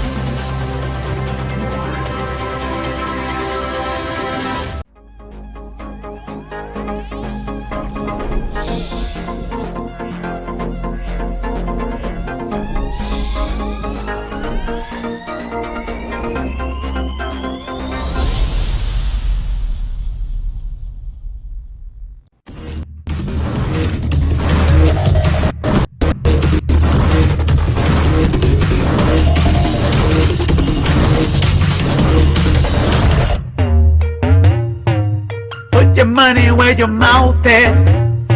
Show me what you can do with it. Put your money where your mouth is. Show me what you can do with it.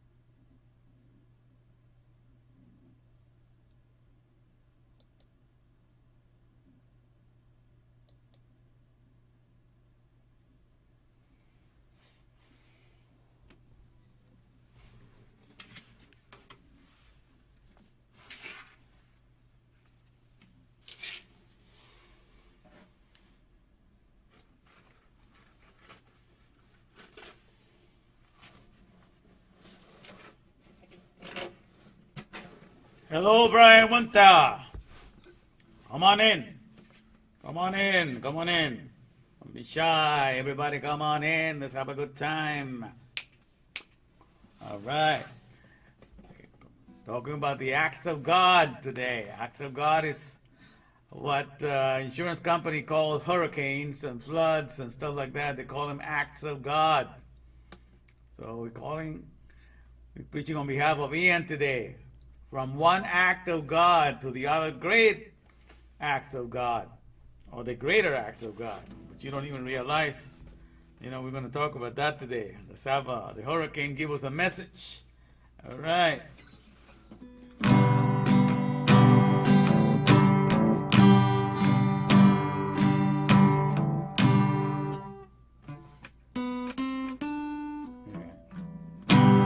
For the Lord hath prepared his throne in the heaven, and his kingdom ruleth over all.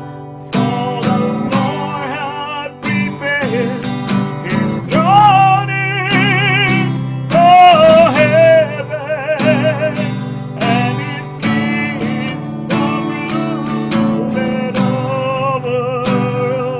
Joseph Katz! Come on in, my brother. Good to have you in the house today. We've been missing you, man. I was praying that nothing wrong happened to you. But I'm glad to hear you. I'm glad to see you, man. Glad. All right. So I'm singing Psalm 103, verse 19. For the Lord hath prepared his throne in the heavens, and his kingdom ruleth over all. For the Lord hath prepared his throne in the heaven, and his kingdom ruleth over all. For the Lord hath prepared his throne in the heaven, and his kingdom ruleth.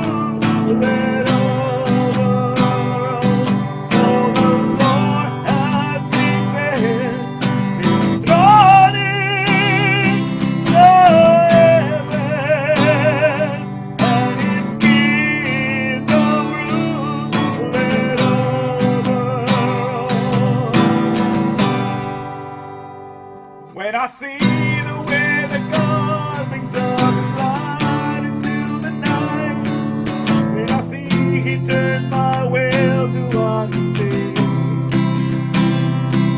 and you hold rises in me, that can make me sing, 'cause I'm on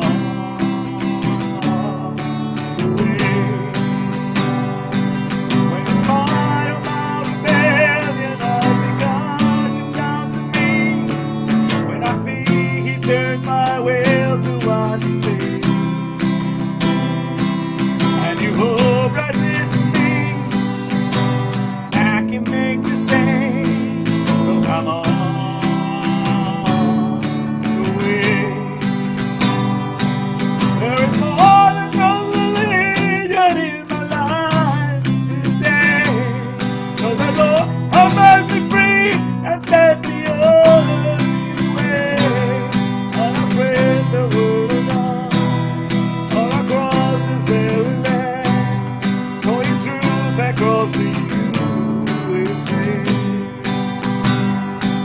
And beyond the purple mountains I will go someday, but for now the Lord will save the chosen of His way. And encourage this I know, of the words of this Torah, I will go across the USA.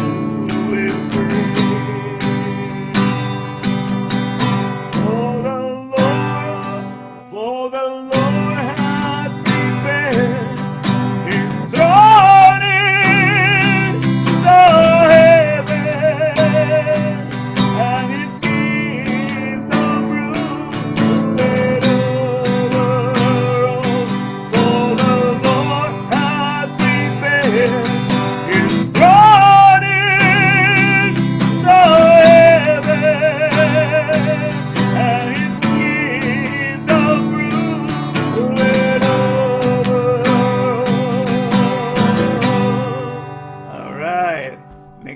of songs in there. There's an old song that I had written a long time ago called Sowing Hope Across the USA. But now that I know Torah, I'm sowing truth. You know what I'm talking about? I'm sowing truth across the whole world. Okay, and I'm using Ian, my gigantic hurricane here that God has given me as a lesson, you know, to take out all, you know, He has given me the stone, the solid teachings, obliterating non-essential externalities. S-T-O-N-E. The solid teachings of Torah, solid teachings obliterating non-essential externalities. Because at the end of the day, we're going to see clearly that the number one economy that's ruling above all, because it's the one that's operating 24/7, and which all flesh, all plants, all insects, all worms, everybody participates in 24/7. They have no choice about the matter, you know, because we're all part of the power plant of the Ruach, you know, the Spirit of God, the Ruach, R-U-A-C-H, what I call the respirations universe, you know, auspiciously creating humanity. That's the respirations universe, auspiciously, that means very successfully, creating humanity. Understand what that means? Ruach in Hebrew means spirit or wind or air. Okay, that's what everything comes from. In the Bible, you know, in the Bible said that that's how He made everything. The Spirit of God moved upon the face of the waters. There was air, there were waters, okay? And out of it everything came into existence. He doesn't tell us there was an empty space and nothing, you know, and everything exploded from a little grain of sand. The people that give you the theory of the Big Bang that say that everything exploded from a little grain of sand. That's exactly how they say it. I was listening to them this week and said, amazing. And they give credit to the explosion from this little grain of sand, this singularity from which everything exploded and all that you see came into existence. Okay? And so I was thinking, how did they ever get the audacity, you know, to think that everything came from a little grain of sand? And then it hit me right then and there, because God is answering all my questions nowadays. He just put it to me. I made it to me. Did I say that, you know, thus thou art, and unto thus shalt thou return? When God said that, He said that man, when he decided to walk on his own and make use of the alphabet according to his own understanding, then God said, I'm going to leave you with sand to make it, to make your creation out of it, to make your everything out of it. So out of the grain of sand, man has created a whole theory. That's how everything began. So He accredits everything to the sand, to the grain of dust. Why? Because that's the curse that God put him. He said, you're not going to live in who I am, in the Ruach, and in the great waters where the respirations take place. You don't want to have that understanding, which is what I want to give it to you. Therefore, I condemn you to just live for the dust. And out of the dust, you're going to create simulations of what is happening 24/7 in the Ruach, in the Respirandia world. And so man was left condemned. And that's why he became afar. And He creates a whole theory that out of the grain of sand, that's where everything exists. So you understand that everything is because God has said the direction in which they will go. After all, it is the alphabet that reigns, that rules everything. The alphabet means the Father, the founder. And the Father decided where He was going to allow His alphabet to be buried. And He said, you're not going to live in the reality of Respirandia and of the Spirit and where all the breath takes place. Then you're going to take the alphabet and use it to build things as necropolises, as dead cities that cannot procreate themselves. And there, you know, you're going to make out of the sand, you're going to make it a god. You're going to say that that's your existence, you know, consists of it. You're going to make a big deal out of everything that's made out of the sand and out of the dust. You're going to create your Silicon Valleys. You're going to wash everybody's mind and convince them that they owe all their existence to all the externalities that are made from the sand. And that comes on down to the metaverse and everything that's played in computer games, all of that is nothing but silicon chips, computer chips, the silicon, the sand again. Okay, everything has been cursed from the very beginning, that you were not going to understand the Torah as it reveals respirandia and the ruach, you know, the the respiration universe auspiciously creating humanity. And why I say that? Because the Jewish sages tells us that God creates humanity every second of the day. God is always creating existence every second of the day.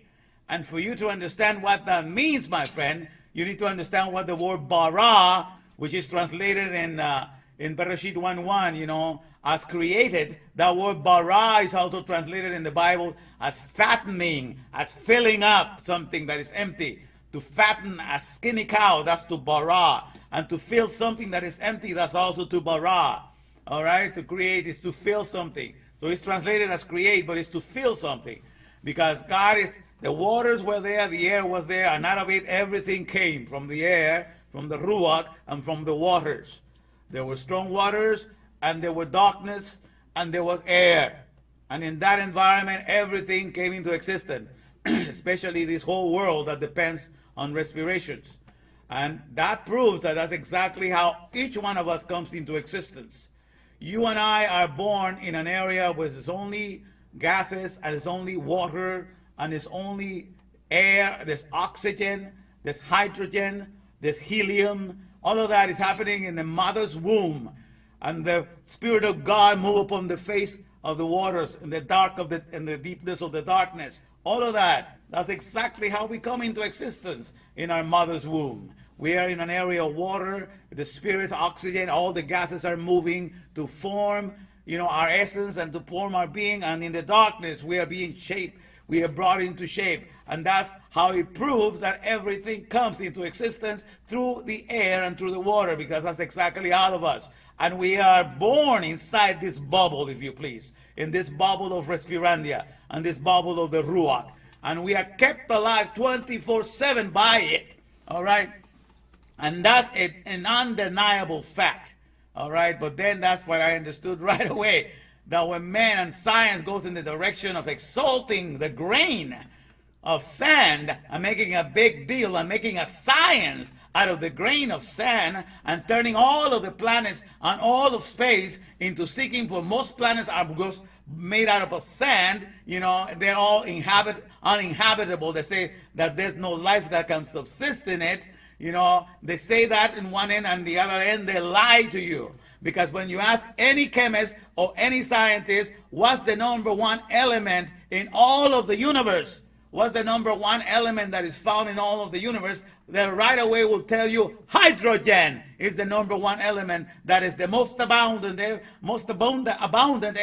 abounds everywhere. And that's the number one element, you know, has the less weight, but it's the most abundant in all of the universe. They all will say that, you know.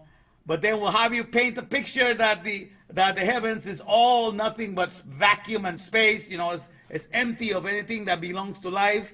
But if they tell you that the number one element in the universe is hydrogen, what does hydrogen mean? Hydra means water, and gen means formation of water, formation of creation or generation. So the word hydrogen means water formation, water generation, water creation. So when the scientist tells you that the number one element, or the number one element found in all the universe is hydrogen, they're telling you that the whole universe is filled up with water. Get it? Wake up, people. That is the picture, you know, in the Bible, that everything is surrounded with water. We are like a little eye, like a little bubble in the middle, you know, where we have become the apple of his eyes, because we are the one made in his image, and we can enter into the fellowship of the Mahashaba world. So the scientist will tell you one thing, just like the serpent speaks with two tongues. So it will have you go into one direction while they tell you the truth in another direction. And since you do not know the definitions and meanings, you go and follow the lie. But the whole thing, the number one element in all the universe is hydrogen. And the word hydrogen means water formation or water creation. Okay? So the whole idea is why the whole Bible is painted in such a way that the whole thing, there's waters above and waters below, is because once you come to the Ruach, to the respirations universe auspiciously creating humanity, it's because, as I explained before, the word create, the word bara, means also to fatten and to fill. And so since we were made in such a way in which we need to breathe in oxygen and other gases, and that's the way we are kept alive. So every time we're filled up with the oxygen, or the plant is filled up with the carbon dioxide, every time something is filled up with the number one key element that keeps us alive, that's how you are fattened. That's the moment you are being created. That's the moment you are being filled. You're being fattened with life. And that's how God creates all of his existence. Consistently, second by second basis. He made it so that he gets the glory for creating you and for fattening you and for filling you up. That's his whole world of Respirandia. That's his whole world of the Ruach. You understand? This is magnificent, my friends. So when you deal with God and you just want to have fellowship in the Mahashava world and to understand it all through the Ruach, to the respirations universe, auspiciously means successfully creating humanity, because that's what the Ruach does. That's what the Spirit does. That's what the wind does. It fills you up. It fattens you with life on a second by second basis, and that's how you continue your existence. That's how you continue to be resurrected. That's how you continue to be revived. That's how your flesh continues to be restored, refreshed, and renewed. Hallelujah to his name. You understand? I'm sounding like a Pentecostal, but I don't care. God took me through all of that so I can enjoy, now that I know the truth, I can enjoy and praise him. So what happens when you live only for the world of definitions? What happens when you live only for the world of the alphabet? What happens when you have all of that going for yourself? All you have at your hands, my friend, left and right, you only have solutions, because you are only there to solve anything. There's nothing in the dark. You only have solutions to repair, restore, and renew. You have solutions to keep everything brand new and refreshed and not to bring harm to anybody. So when you're surrounded with solutions, because all you want is all to have Chokmah Binidah, to have wisdom, knowledge, and understanding, and therefore when you're surrounded with solutions, that's the picture that God presents in Genesis. A world that is filled with waters, waters above, waters below, because that's exactly how you're taken care of when you're born. You're born in your mother's womb, and there are waters below, waters around you, waters above, and everything is caressing you and taking care of you and forming you and giving you all your nourishment. And that's how God is. The God of the here and now is interested in life on a second by second basis. And that's what the Bible calls eternal life. Eternal life is the energies that you're able to provide on a second by second basis. So you understand that life will have to be the lavishing indispensable fortifying energies. Because when you are in the Ruach, you're in Respirandia, Ruach, R-U-A-C-H, when you are in the respirations universe, auspiciously creating humanity, when you are there, your number one job when you are in this great power plant, of the air and the sun and all the powers that God created, when you're in this magnificent power plant, your number one situation to do there is to give life to your fellow creatures. That's why when you breathe in oxygen, you get life. And of the oxygen that you breathe, you only keep 1/4 of it, and you share the rest with the other creatures. You package things, that fusion's taking place inside of you. You package the carbon dioxide for the plant, and you package other things for other species. And we get to participate in the great fattening and filling and creation.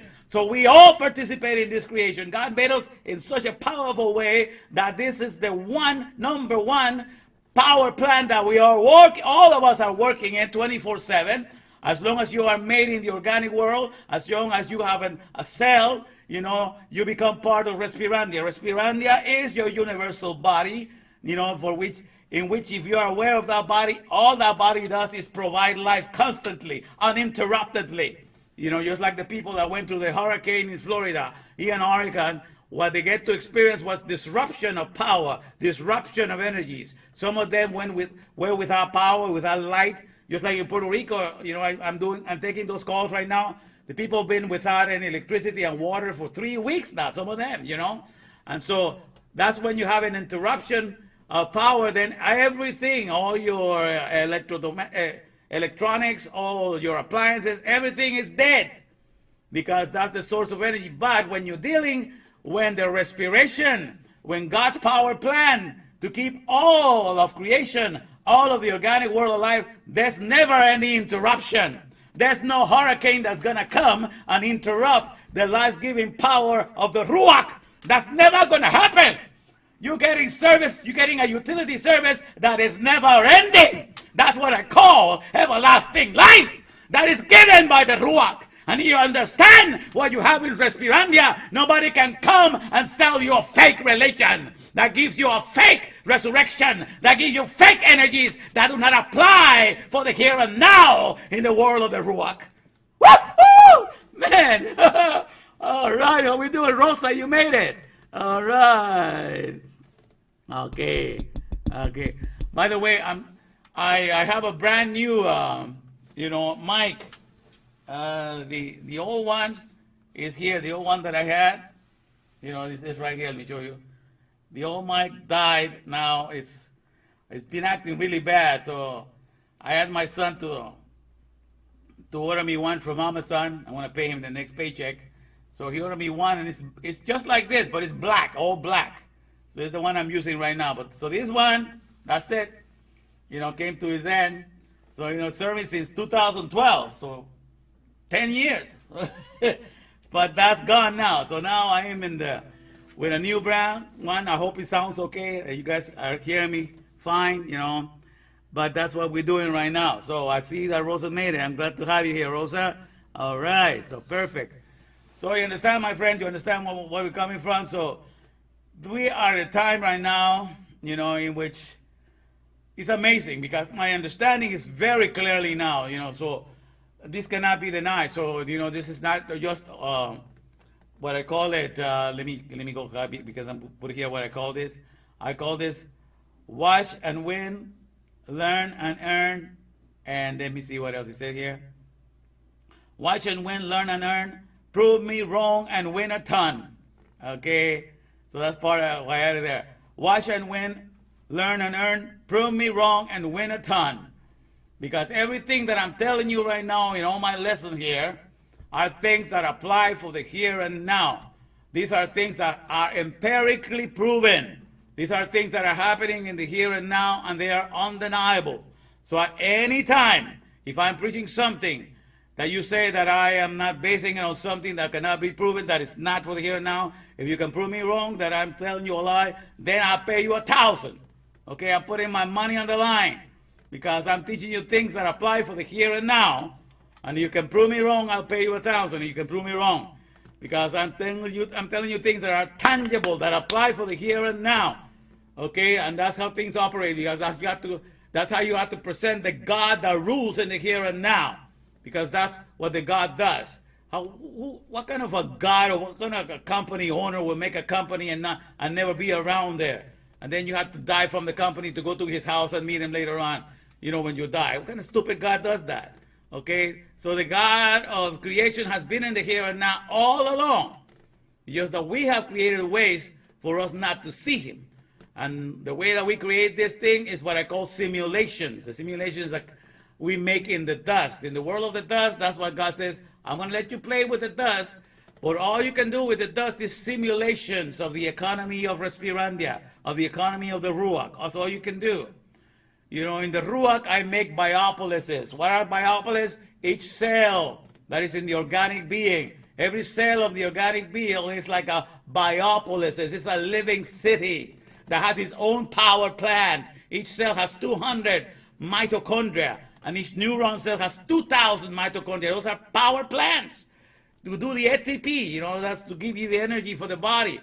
So imagine that. So everything I do is I form biopolises. I form living cities. I work with oxygen. I work with hydrogen. I work with the waters. I work with the air. The air is my all-inclusive resuscitator. It keeps everything alive. That is what I do. This is Respirandia. I run the utility company, the utility plan that generates life and electricity for all flesh, and it keeps them alive, keeps them going, non-stop. It has never stopped. That's the number one energy plan that is in effect. Torah is talking about it 24/7. It says, thy word forever, Lord, thy word is settled in heaven. That's the authority of the heavens. The Torah is the authority of how the operation of the Ruach is taking place. So in every breath that we take, all the 613 mitzvot are accomplished. With all the things that are happening and everything that goes to the 73 trillion biopolises that are you. For every breath that you take, all the 73 trillion biopolis are fed and have power to supply. Imagine that. That's like a constellation being lit up. Woo! I'm telling you. So when you're dealing with this, my friends, you've risen, to a highest position that you have never imagined in your life that you will be there. But that's the whole idea. So we're looking today at Respirandia. It says, so the title today is called Eon, from one act of God to the other great acts of God. Get your act together, man. Okay? Because this whole thing that are happening with the hurricanes right now, and it's fascinating to me. Okay, when you think about this, because let me put this up here. Let me bring it up. All right. All right. Okay, let me sing this close again. For the Lord hath prepared his throne in the heavens, and his kingdom ruleth over us.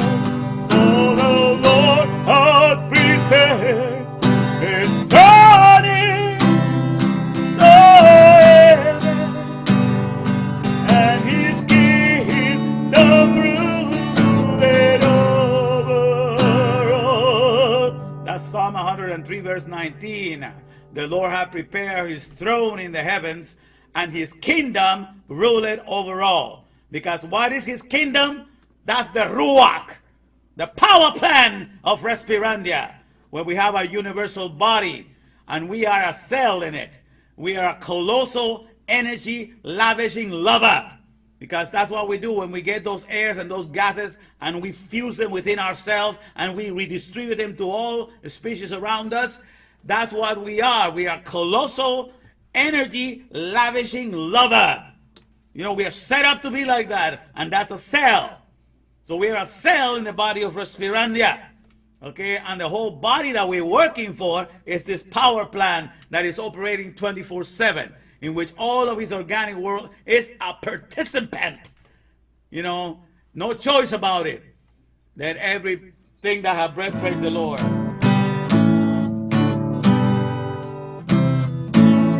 Okay. Let everything that have breath praise the Lord. We're not going to do that right now. But in any case, so let me point to this one. So let me take you here in the direction, because it's Ian. Ian stands for the indispensable alphabet nurturer. Okay, the indispensable alphabet nurturer. And that's the name that I gave to my lessons, to the 40 hours that I uploaded. That's 40 hours, 1 minute, and how much was the other? I believe was 13. I forgot the rest of it, but this was 40 hours and 1 minute and something. Which I can't remember right now, but that's what I uploaded on the 18th. I'm finishing and uploading on September 18th, and that's the day that Fiona hit, Puerto Rico, and interesting because Puerto Rico means the portal of riches. That's the translation of it. So Fiona, is the Fury ionizing alphabet. That's what I call it. Fiona, the fortifying ionizing, because it's just electrifying to see what happened. Alphabet. So God began sending judgment to the portal of riches. Okay, because Puerto Rico, that's what it means, the door of riches.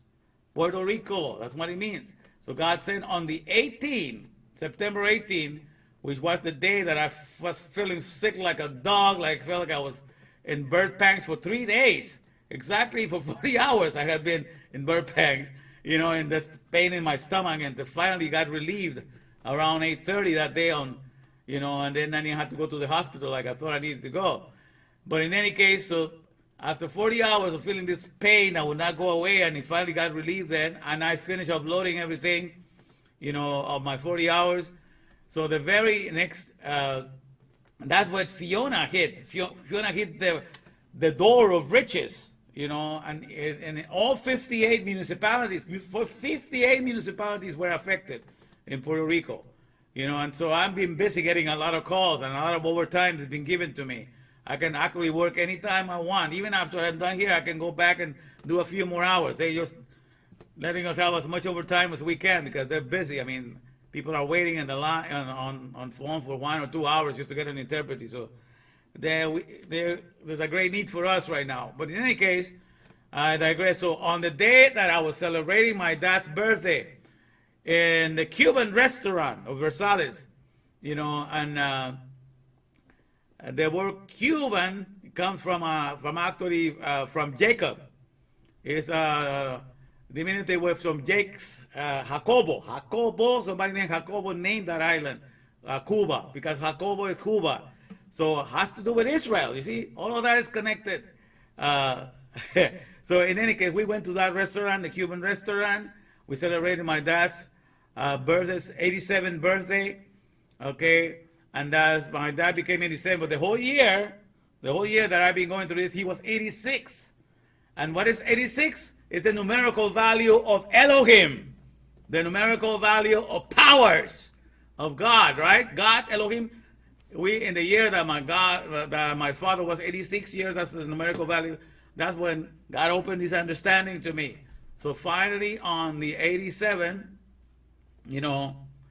we went there, on the 18th, that's when we were celebrating, and that's when this Hurricane Fiona hit Puerto Rico, the door of riches. Because, this is what happened to all the rich banks and all the places. They're being hit right now. So all the people that are trusting in crypto and whatever currency, they're seeing all their hopes flying off, of the wall, going places that they never thought they would go. But the portal of riches is being hit also. So that's exactly where that fell. And then on the 28th, that was on Wednesday, last Wednesday when I preached to you guys, on the 28th, I forgot to mention that September 28th commemorates the birthday of my mom. But my mom passed away, in 2003, I believe. Yeah, 2003. Okay, but she would have been 86. She was being alive. She would have been 86 this last Wednesday, September 28th. That's when Ian, on my mother's birthday, Ian went and hit Florida. And Florida is about flourishing. When he talks about, man is as grass and as the flower, he flourishes, but then he ceases to be. So all that man believes and that flourishes from mankind, the place of flourishing got hit, all right, by Ian.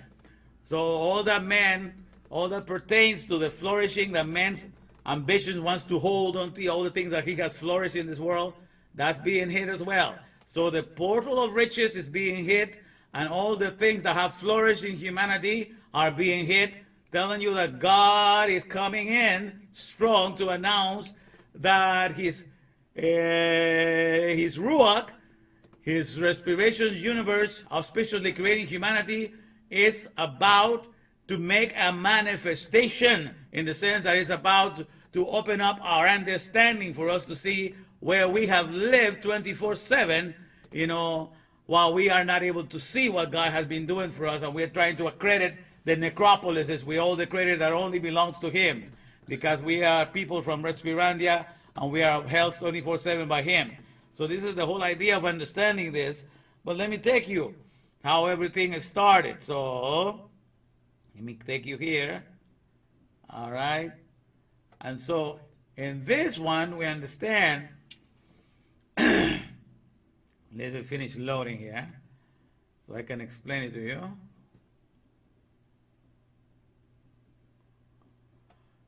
All right. I think he finished blowing. Good. All right. So this is the famous pictures from, the Ten Commandments, in which they're crossing here. They're supposed to be Moses over here. Okay. This one here. And they're crossing, so there's the winds out there. There's darkness above. The winds are coming in. And they're moving the waters on the side. They're opening the path. And then the people begin to walk and go into the waters. All right, so then you understand that this is where Moses cried, "Behold, and see the salvation of the Lord." See the Jeshua of the Lord, meaning Yud He Vav He, meaning the processor of the respiration, fusions, enlivening powers. So behold and see the completeness. So it's a picture of completeness. When the word Yeshua means your completeness, your wholeness of who you are as a whole. So when the word salvation is being used, it's for you to see your wholeness. So what it is, the wholeness that you're supposed to see in this picture? What you're supposed to see in this picture, my friend, is what you and I are as a whole. Not just as human beings, because the word human means of the earth. Of Adam. It means it's of the earth. And so there are three things that we get to process in this world of creation. Because this world of creation is made out of gases, which means where the air and the oxygen and all that is found. It's made out of liquids, that's where the waters are found.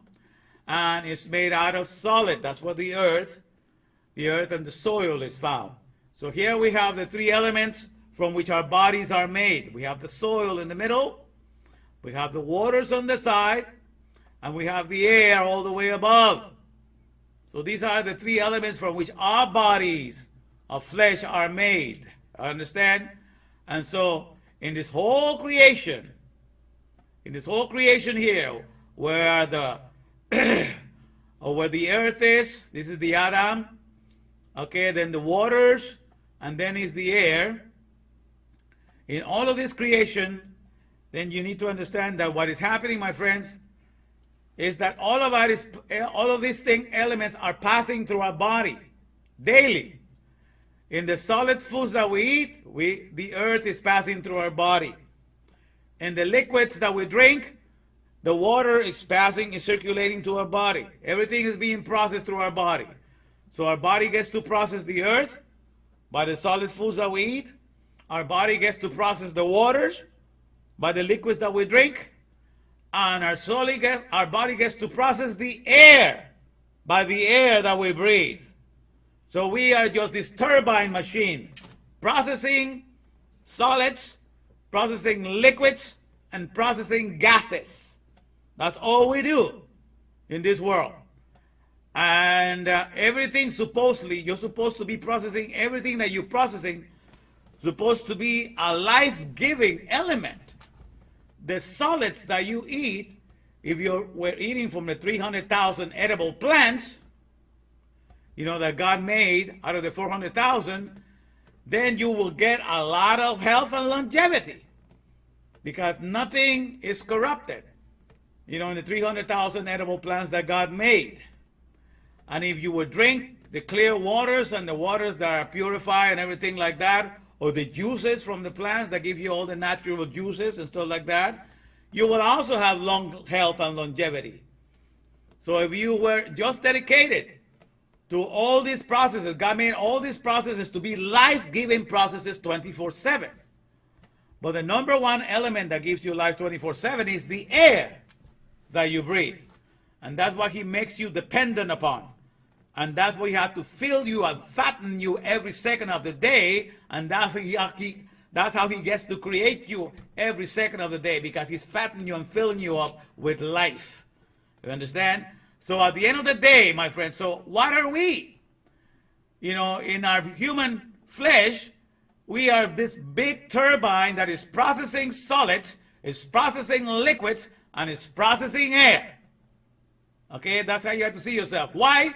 Because no matter what species you are, if you're a human species, if you are animal species, if you are a worm, if you're an insect, if you're a plant, all of you participate in breathing in and out some sort of gas. Some of it brings life to you if you're a plant, someone brings life to you if you're a human being, and so forth.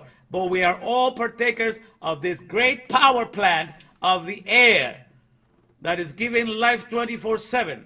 It's a chemical plant because it does all the fusions inside of us. It mixes all the gases, sends them out, and all these gases create energy as they interact with all the species. It's all, it's a lavishing, it's all the life of energy. It's a perpetual life, eternal life. The lavishing, indispensable, fortifying energies. That's life. Lavishing indispensable fortifying energies. That's what every electric plant has to do. They have to lavish indispensable fortifying energies so that everybody gets the electric power from their power plants, and people's houses can use their appliances and electronics. So they need to have something that is giving, always is giving, lavishing indispensable fortifying energy, or feeding energy that feeds all your electronics and appliances, okay? And you always want to be sure that you have them. But in this world where the hurricanes take place, every now and then the light goes off, the water goes off, so you don't have access to these elements. But in Jerspirandia, in the Ruach, this is always working 24/7, uninterrupted by any event whatsoever. You understand? So this is the number one operation that works, and we are made in such a fashion that daily we are participating. So understand that a human being is nothing but a power turbine that processes the solids, the earth. It processes the waters, the liquids, and it processes the gases. All right? And so in this world, like I was sharing earlier today, I shared a little thing there on the timeline saying, that I think Nietzsche and Friedrich Nietzsche and Immanuel Kant, one said, to do is to be. And the other one said, to be is to do. I don't know if you saw that, I was sharing that. So one is from Friedrich Nietzsche, this is our philosophers, and the other one, Immanuel Kant. Immanuel, that's one of my names, God with us. So Immanuel Kant, one of them said, to be is to do, and the other one said, to do is to be. And then he has a joke there. Frank Sinatra said, doobie doobie doo.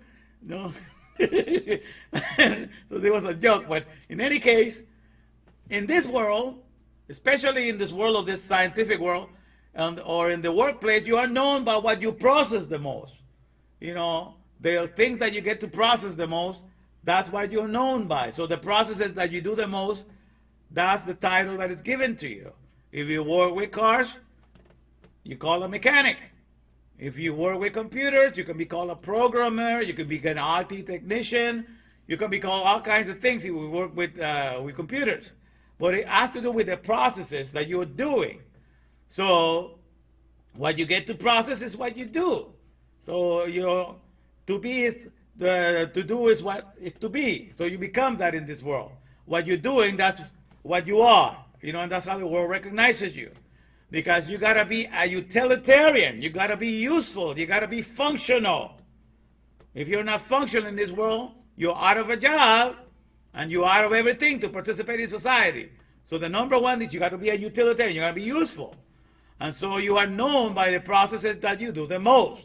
So aside from all the stuff that you do in all the little jobs in this world, whatever you are, a mechanic, a computer, upholstery repair, whatever you do in this world, no matter how much you get to process it every 8 hours that you work, or even you do overtime, you'll never process more pounds than the air that you breathe. You understand? In a regular day, you're processing 22,000 pounds of air. Just by breathing normally, you're processing 22,000 pounds of air. That is the raw material that is going through you in and out, non-stop. And that's the one that circles your body most than everything else. The water has to come in, but it stays in for a while, and then you pee it out later on, or you sweat it out. The solids have to come in, and you hold them in for a while. And then you might go to poop them out 2 or 3 times a day, depends, how much fiber you eat. So, but most of those stay in your body for a long, but the air is in and out. But in that in and out, my friends, whoo, Biopolises are fed. Living cities are kept alive. Beautiful things are happening. There's such harmony of life that is taking place, you know. All the angels of God could be singing all day long for the marvel that is happening within us. You understand? So that's what is happening. So who owns you when it comes to processes at the end of the day? Who is your daddy when it comes to processes at the end of the day? Who is your master and who is your Lord when it comes to the abundance of processes at the end of the day? At the end of the day, my friends, you have Ave. You understand? At the end of the day, the processor of the respiration, infusion, activations, which was when it means Yud-Heh-Vav-Heh, he is the Lord of all. He is the Lord of all hosts. He is the Lord of your bosses, of my boss. He is the Lord of my soul. He is the Lord of everything, because everybody has to move at the beat of his breath. Hallelujah. You understand what I'm saying? Tell me that I am wrong. It is the Ruach. Okay? The respiration universe creating, auspiciously creating humanity daily. That is the Lord of all. You understand? And that's the case that is going on for us. So understand that that's what we are. So when you understand Torah, you understand all that is happening to you, my friend. So Torah, the T-O-R-A-H, becomes the trailblazing omnipotent. That's all powerful. Because all the breath that you take is what keeps you alive on a second-to-second basis. So every breath is omnipotent in the organic world. Because in the air, in the all-inclusive resurrections, that's why everything is kept alive. You understand? So that's what matters in the Ruach, and that's what matters for you and I, and that's what is most indispensable. So when you are in Torah, you are in the trailblazing, omnipotent regulations, augmenting humanity. Because it takes you up from just being a human, from just being of the ground, to being of the water, and to being of the air. And when you understand all the phenomena of what you are, for what you are processing, you're not only processing solid, but you're processing liquids, but above all, you're processing the air. So you, my friend, are also an act of God. That's what insurance companies, they call hurricanes and floodings and tornadoes, they call those things acts of God. A-C-T-G. Okay? Where do you find those letters also? A-C-T-G. Act of God. You know that I call it an act of God, the A-C-T-G. Those are the 4 letters that are found in the human DNA. The DNA, the code of humanity, is made out of, I think it's 3.2 million, I believe. I'm not, I'm not looking at it, but it's the whole code. You know, it's almost close to the 300,000 code of the Torah. You know, all the letters without any space. But all the letters that are used in the human DNA are 4 letters, A-C-T-G. Those 4 letters appear in the DNA. So you and I are an act of God, my friend. And as an act of God, what we do? We're like a little hurricane. Okay, we're processing the air, because the hurricane, when it comes, it picks up dirt, it picks up water, and it has a lot of air. That's what a hurricane does. It has a lot of air, has some water, and it goes to the dirt, and it goes to the mud. Okay? So we are a miniature of that, all right? But we are the hurricanes that give life. Okay? Because in the processes of breathing 22,000 pounds of air, we are fusing gases within us that we share with the plant world. You know, we're fusing oxygen we share also with the other species around us that get to breathe in. So everybody's participating in that. So we are, with those 22,000 pounds, we're keeping everything alive. So we are the hurricanes of life, if you please, because we're processing 22,000 pounds of air. So that's what we're doing. So at the end of the day, with Torah, you get to see the whole picture of what you are in all the processes that you're participating 24/7 with Yud-Heh-Vav-Heh, because you are magnificently made. You understand what I'm saying? And nobody can tell you otherwise. Nobody can tell you that I am wrong, because this is what is happening. All right? And say all the sciences nowadays are based upon trying to lead you upon just your human part of you. And I say when you only get to eat between 4 or 5 pounds of solids a day, and you only drink between 9 and 10 pounds of liquids a day, in comparison then to the 22,000 pounds of air that you're breathing, when you add them all up, that's 22,014 pounds. Okay, so when you do the percentages, to be an aerial being, that's 99.9365% of who you are. And to just be a being that just circles water, you know, the liquids and the solids, that's 0.0635% of what you're processing.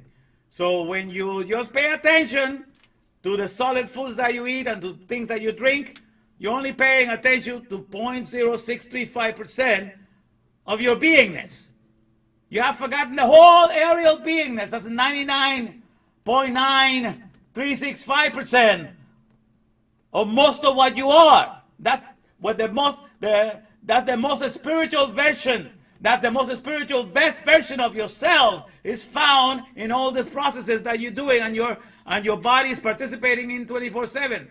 You know, but all the other religions that have taken you into just seeing what you can get out of the physical world, out of the waters, and now going into another place, in another dimension that you call heaven, and you're going to have all the physical materials and all the comforts of this world, they do not allow you to see all the living hurricane that you are in the here and now, and all the processes that you're participating. And they do not allow you to see the most spiritual best version of yourself that is found in your aerial beingness. Okay? They do not allow you to see that. They have, you know, but that's because God told them, you know, you're going to make a big deal out of the dust. You're even going to create a hypothesis, a theory that everything began, life as we know it, began from a little grain of sand that exploded. And that's how the Big Bang began. With a little grain of sand. You will accredit all of existence to a grain of sand. Why? Because God told you that you were going to do that. He told you, you don't want to be aware of who I am, that I am the Neshama, that I am the Ruach, that keeps everything alive here in the 24/7. You do not want to follow the alphabet of Torah for that purpose. Then I'm going to let you build simulations. I'm going to let you build necropolises. You're going to use the dust, and you're going to depend on it for everything that you're going to do. And you're going to give all your accreditation to that dust. Because since you did not want to know me, you're going to get very acquainted and very knowledgeable of all the uses that you can do with the dust. And that's why they pulverize the coal so they can energize it and burn it. They pulverize all the lithium, all the coal mines, all of that, and now those pulverized, you know, items that are able to create energies. That's how they're able to run their cars, you know, and they're able to run their computers and the cell phones. All this with pulverized. They have made a big deal out of pulverizing the grain of sand and pulverizing the minerals and doing everything so that they are only obeying the word of Yud-Heh-Vav's condemnation for not listening to him. So do not think that everything is outside of God's hand, my friend. God creates evil and he does good. He wounds and he heals. He kills and he makes alive. Everything is in his hands. Do not think that the scientists are doing anything new. They're only following the command of Yud-Heh-Vav when man was condemned to give all accreditation to the afar and to the dust. That's why they have bought the whole idea that that's what the whole life and the whole world believes in that, because that's the condemnation that God put them for not wanting to know Yud-Heh-Vav in their Neshama, in the here and now. But that's why I have been awakened to tell you, my friends, and to expand your horizons, to expand the vision of what you are. So at the end of the day, what are you really? When you consider that you are processing the air, and you are processing the waters, and you are processing the solids, what are you really? You know, to get a better version of this, I bring you to this one here. All right? So this is what you are. If you really think about it. I have Moses here, you know, with a little big hurricane going because he's processing 22,000 pounds of air. You know, and all the different peoples here, just to give an example, like a little guy over there going down there, he's also processing 22 pounds of air. another person here processing, pounds of air, another person here on this corner, processing, 22,000 pounds of air. So that's what we are. We are this thing, but we are a walking hurricane. We are an act of God giving life to all things around us. You understand? So from one act of God to another, and you are the best acts of God because you have intelligence. You participate in this respirandia, in this economy of the power plant 24/7. And you are this magnificent hurricane of life that you give life to all your species. You understand what I'm saying? So this is to give you an idea. That's why it says that you are so complete. Behold the salvation of Yehovah. So this was not just a picture, okay, like it says here, it was not just a picture of what happens, because I explained this before. The idea of parting the Red Sea, okay, what the Red Sea means is the reed, because this is the area where the papyrus tree grew. So the papyrus is where you make the paper, and you also make the thing that's similar to the quill. The stick used to be used before to write. So what the stick to write, and the paper to write upon the paper. And so the people of Israel walking on the solid there, on the waters, opening like that, is like the Torah opening up. And they are the writers of the Torah because they've been assigned the care of the Torah. So they walk upon it and they read. That's their life. So that's the whole idea, that to save a company and to keep everything running, you gotta open the papyrus solutions. That's the parting of the Red Sea, is the opening of a papyrus solutions. Every time a company opens the paper solution of their manual, the companies can run correctly. Every time a nation opens the paper solutions of their constitutions and they remember the mandates of the forefathers, that country will run smoothly. If when they forget all these things, that everything begins to crumble. So that's the whole picture of it, the picture of the Torah. But on top of that is also a picture to give you the whole idea of what you and I are as processors of the solids, of the liquids, and of the air. We are these majestic hurricanes. We are these majestic acts of God that participate in that. So this is, at the end of the day, what this message is about. Ian, from one act of God to all the other great acts of God, get your act together, man. Understand who you are in Yehovah. Augment your understanding. Grow into the greatness of who you are in Him. And understand that's why I've been singing the song, right? Let me see. God, for the Lord had prepared His throne in the Ruach, Respirandia, in the celestialness, in the sky world, where the Ruach reigns. For the Lord hath prepared His throne in the heavens, and His kingdom ruleth over all. For the Lord hath prepared His throne in the heavens, and His kingdom ruleth over all. Amen? That's how He rules. Because before you can go work at your factories, before you can go work at your pharmacy, before you can go work at your supermarkets, before you can be a mechanic, before you can be a technician of any kind, you have to take a breath. You are depending on Ruach. You're depending on respiration's universe, auspiciously creating humanity and fatten you and keeping you filled with life 24/7. You cannot get credit to anybody else but Ruach, but the Spirit. Okay? At the end of the day, that's the one that is running everything, because that's our number one source of energy that brings life to all our biopolises and brings the ATP that we need to be energized and go about our businesses in the necropolises.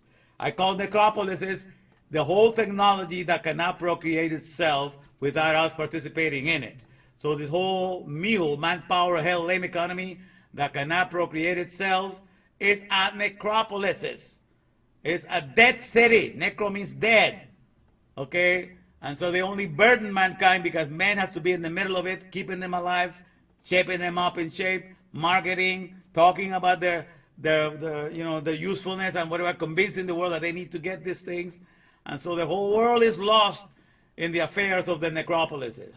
But it's time for you, myself, to awaken to your reality and understand what we are. So at the end of the day, when Torah comes, when the trailblazing, omnipotent regulations or respirations, if you please, augmenting humanity, when they come, at the end of the day, then you begin to see the enormous, gigantic act of God that you are in the Ruach.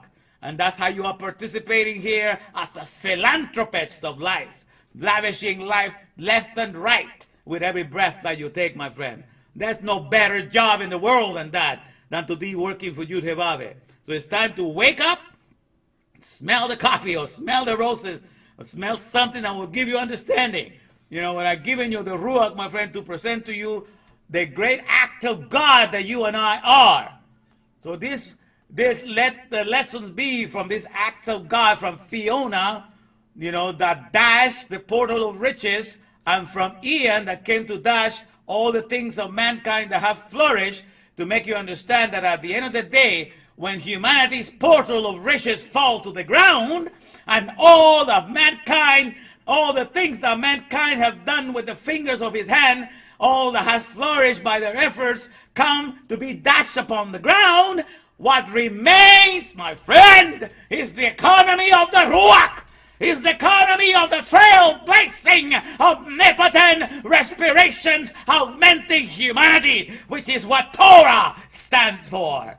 And that is his desire, to make it be exalted, to make his book be exalted above all other epistles and above all other narratives. That's why Ian Matthews Das is coming. This is the science that opens up your eyes to the respirandia, to the Ruach, to the respiration universe, auspiciously creating all humanity, in which you and I are found. We are encapsulated in that. And Ian is coming for you to open your understanding. So Ian means indispensable alphabet nurturer, and Matthew means grantor of powers or grantor of energies, and that means science. So Ian Matthews Das is here to bring you the indispensable alphabet nurturer, grantor of energy, science.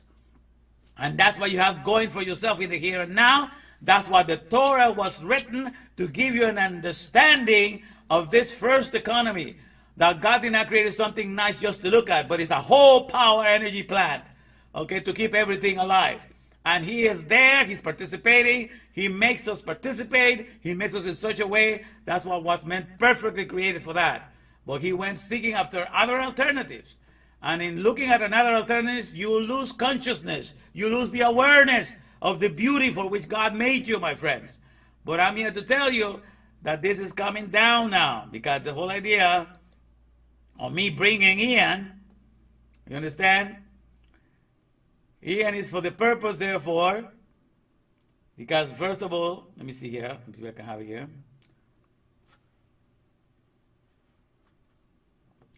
So when Torah was given to us, that was the first book, with the whole setup of the Genesis, Exodus, Leviticus, Numbers, Deuteronomy, the Bereshit, Shemot, Vayikra, Midbar, and Dabarim. So when those 5 books were given to us, that's the hand of God, 5 books. With that hand of God, everything was made, everything was created. And so in the 613 mitzvahs that are given in there are for us to be a successful life breathers. B-R-E-E-D-E-R. To breathe humanity, human breathers, that we are successful in that. So it's set up in such a way, if you follow carefully, it's set up in such a way that the woman is always pumping kids. Because, there's certain times when she's going to have sex, and it's all set up on purpose. Because God is interested for you to procreate as much as you can, because each one of you is part of his power plant. You are a power plant. And so he's created a whole powerhouse. The way you participate and you donate and do the most for it is by having plenty of power plants. He doesn't want that power plant to die. That's what he told all the animals. make more power plants. He told all the plants, make more power plants. He told all the creatures of the sea, make more power plants. Because everything that's respiration gives energy. You understand? So that's the interest of God. So he's a God of fertility for the sake of showing us that he is in the business of running a power plant of life and energy in which all the air participates in it, okay? And so the whole thing is set up for that. So that's the number one mitzvah, is to multiply and replenish earth. Okay, that's the Mare economy, M-A-R-E, multiply and replenish earth. All right, and that I call that for the species of the horse, because they procreate themselves without men having to do anything for the process. So they don't bother mankind, as opposed to the mule, manpower hell lame economy, in which you gotta be messing with an ass and a horse to be able to make a mule, because he cannot procreate themselves. So that's what happened in this afar economy of the necropolises, okay? So in the beginning, this is what we had going. The Torah was there to explain to us, how the world of Respirandia, and that's how God was going to explain. That's how God was going to teach Torah to us, which now has opened my understanding, and he's teaching it through me now. But he's the one giving you the lesson. But this is nothing new. This was there from the very beginning. And he's been there from the very beginning. And he's been running it from the very beginning. It's just that you and I lost sight of it because we caught up. We were after other little narratives that do not bring attention to all that encapsulates being a sentient being, a sentient sapient being. Sentient in the sense that you can feel, and sapient in the sense that you are a wise person. Okay? A wise person that has feelings, okay? A sentient sapient being. If you're a sentient sapient being, you will know that you're processing the earth, so you're human. You will know that you're processing water, so you're also Aquaman, because you're processing water, and you're processing more water than the solids. So you are human a little bit. You are more Aquaman by processing water, but you are more airman, man. You're an aerial being, 99.9365% of your existence. You're an aerial being. That's why you are gigantic, because you're processing 22,000 pounds. And then if you understand that, and then you settle for that understanding, yet you realize that everything at the end of the day is so that you will live in the dimension of the Mahashaba world.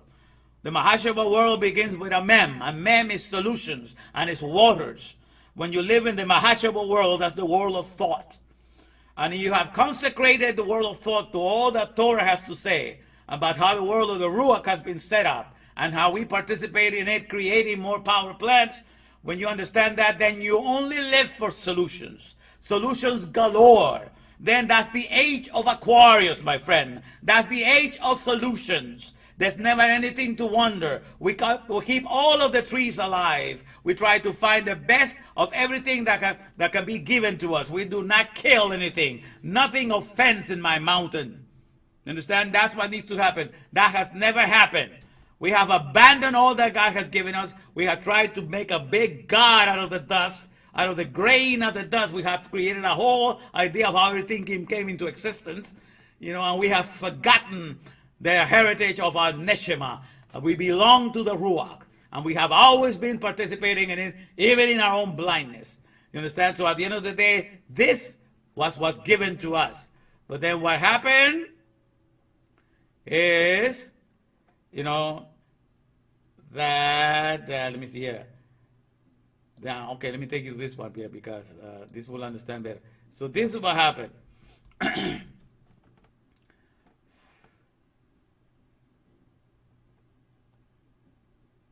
Okay, let me get closer here. Finish loading. These are very large files, because I'm using, remember, like super projector here, right? So then people borrow, because what people do is, the alphabet at first, the alphabet was being used by God. God used the alphabet, which means father or founder, to reveal the number one economy that rules over all. And that's the throne that sits in heaven, because that's the dominion. Everybody is under the power of the breath. Everybody needs to be breathing 24/7 on a second-by-second basis. So Ruach has dominion over all. So that's the one that God made, and then we were ready to procreate. We were ready just partake in his business, not having to burden ourselves because every species could procreate themselves. All right, so everything was ready to go in his direction. So when Solomon said in Ecclesiastes 7:29, "Lo, this one thing I know, that God made man upright, but he sought many inventions." What that means is, this one thing I know, that God made man straight upright for powers. You know, he made him straight upright to participate in energies because he is a whole power plant. He made it straight upright, but then he sought many alternatives. You know, he sought to go work for something that is less than the Ruach, and that's how he lost his way. So he took the alphabet that he was given to him and he invested. That's the biggest treasure that can be given to you, is the alphabet, because alphabet means father and founder. Okay, so instead of investing in Torah to understand that you can become a powerhouse because you become a sentient being of all that, you become the Aleph incorporation of all that God made. So you are always after meanings and definitions. So you can be big in Respirandia, you know. But when you take the alphabet and you go after other narratives, what you do is you diminish your capacity. You lose your awareness of who you are, and then you just call yourself a human being. You know, and that's only 0.0635% of who you are. You lost the rest of yourself in the process. Because all these things will not tell you that you are processing 22,000 pounds. They will not tell you that you are an aerial being. They will not tell you that you are a power plant. So therefore, these little books become a burial ground. Okay, with the alphabet, the whole potential of the alphabet of Torah is lost. And it gets buried in these books. And you never get to grow in that potential. You never get to see all that you are in the alphabet. When you were made in the image of the alphabet, you were made to be fantastic, my friend. But when you take the alphabet and you go and invest yourself, whether it be a book of technology, whether it be a book of religion, whatever this world, you got to uphold their beliefs. They only point to humanness. They only point to a world where you can meet God outside when you leave this world. All these things are not there to bring you into the awareness of the God of the here and now and how he operates uninterrupted life, you know, which means life perpetuity. That's how it works. Eternal life is that he's going to supply electricity and energy constantly, okay, for the constant supply of that. That's what he does, and that's what we need, and that's what he's interested in doing. All right, so this is at the end of the day. So what happens is you go into this little pixels and these little narratives, and then you're working for this company. All you know is how to fix computers. All you know is how to do this. Are completely oblivious and dead to all the potentiality of what the alphabet in you could ever become when you go to Torah. So all these things become, all these little books are nothing but sepulchres, are nothing but graveyards that bury the full capacity of the alphabet. So at the end of the day, our responsibility, because we were made in the image of the alphabet, is to present that alphabet to God in the highest potentiality possible that you can ever bring it to. And that's being a father and mother to all by going in and processing through the Torah. So you got to process your whole Mahashaba world, your whole world of thought has to be processed to the 304,805 sequence letters of Torah so that it can be washed and it could be perfectly employed for the first economy. And then you are able to present to your maker the alphabet, the alphabet as a powerhouse in its full potential. But you take the alphabet, which is the currency of all creation, and you do some money laundering and you take it to these cells to wash it down, it just loses all of its validity. It does not become a power plant in the here and now because it's seeking to go someplace else. It's seeking to escape this world and get something someplace else. It doesn't seek this world to lay out and bring life into this world, to lavish indispensable feeding energies. That's what life is for Respirandia. If you're in the Ruach, your life, L-I-F-E, means lavishing indispensable feeding energies or lavishing indispensable fortifying energies, because that's what you do. Okay, so you're thinking of what you can do for your fellow man uninterruptedly. That's what becomes, perpetuity of life. That's what eternal life is about. Okay, so these other parcels will tell you that if you believe in some Messiah of them, you're going to inherit eternal life, and you're going to go someplace and inherit eternal life. That's not the meaning of life in Ruach. The meaning of life in Ruach is you're lavishing energies. You're not getting a place where you're kept alive, but you are the one lavishing uninterruptedly. You understand? It's a way different definition of what life is. You're not depending on the circumstances. The circumstances are depending on you.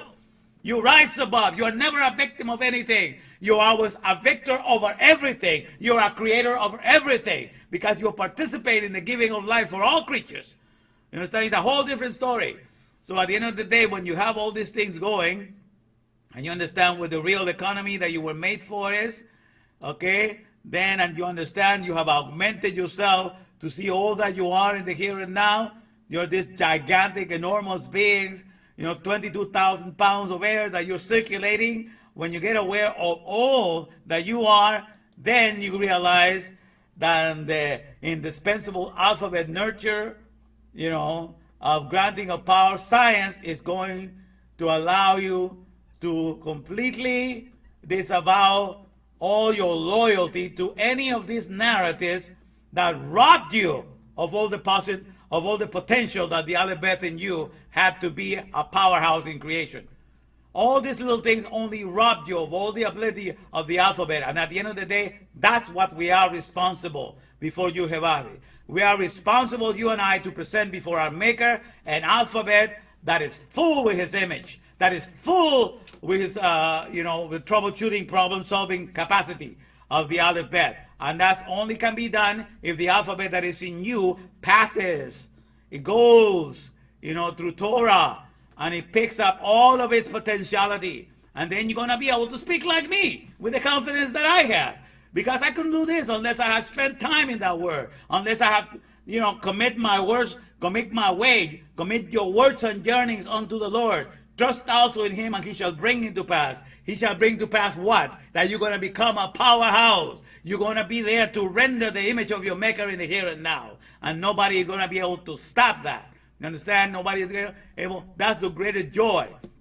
Nobody's ever going to be able to take anything away from you when it comes to that. So that Ian just does away with all the unnecessary, things. It just washes it clean, so you can just depend and trust in the respirandia that's happening in the here and now.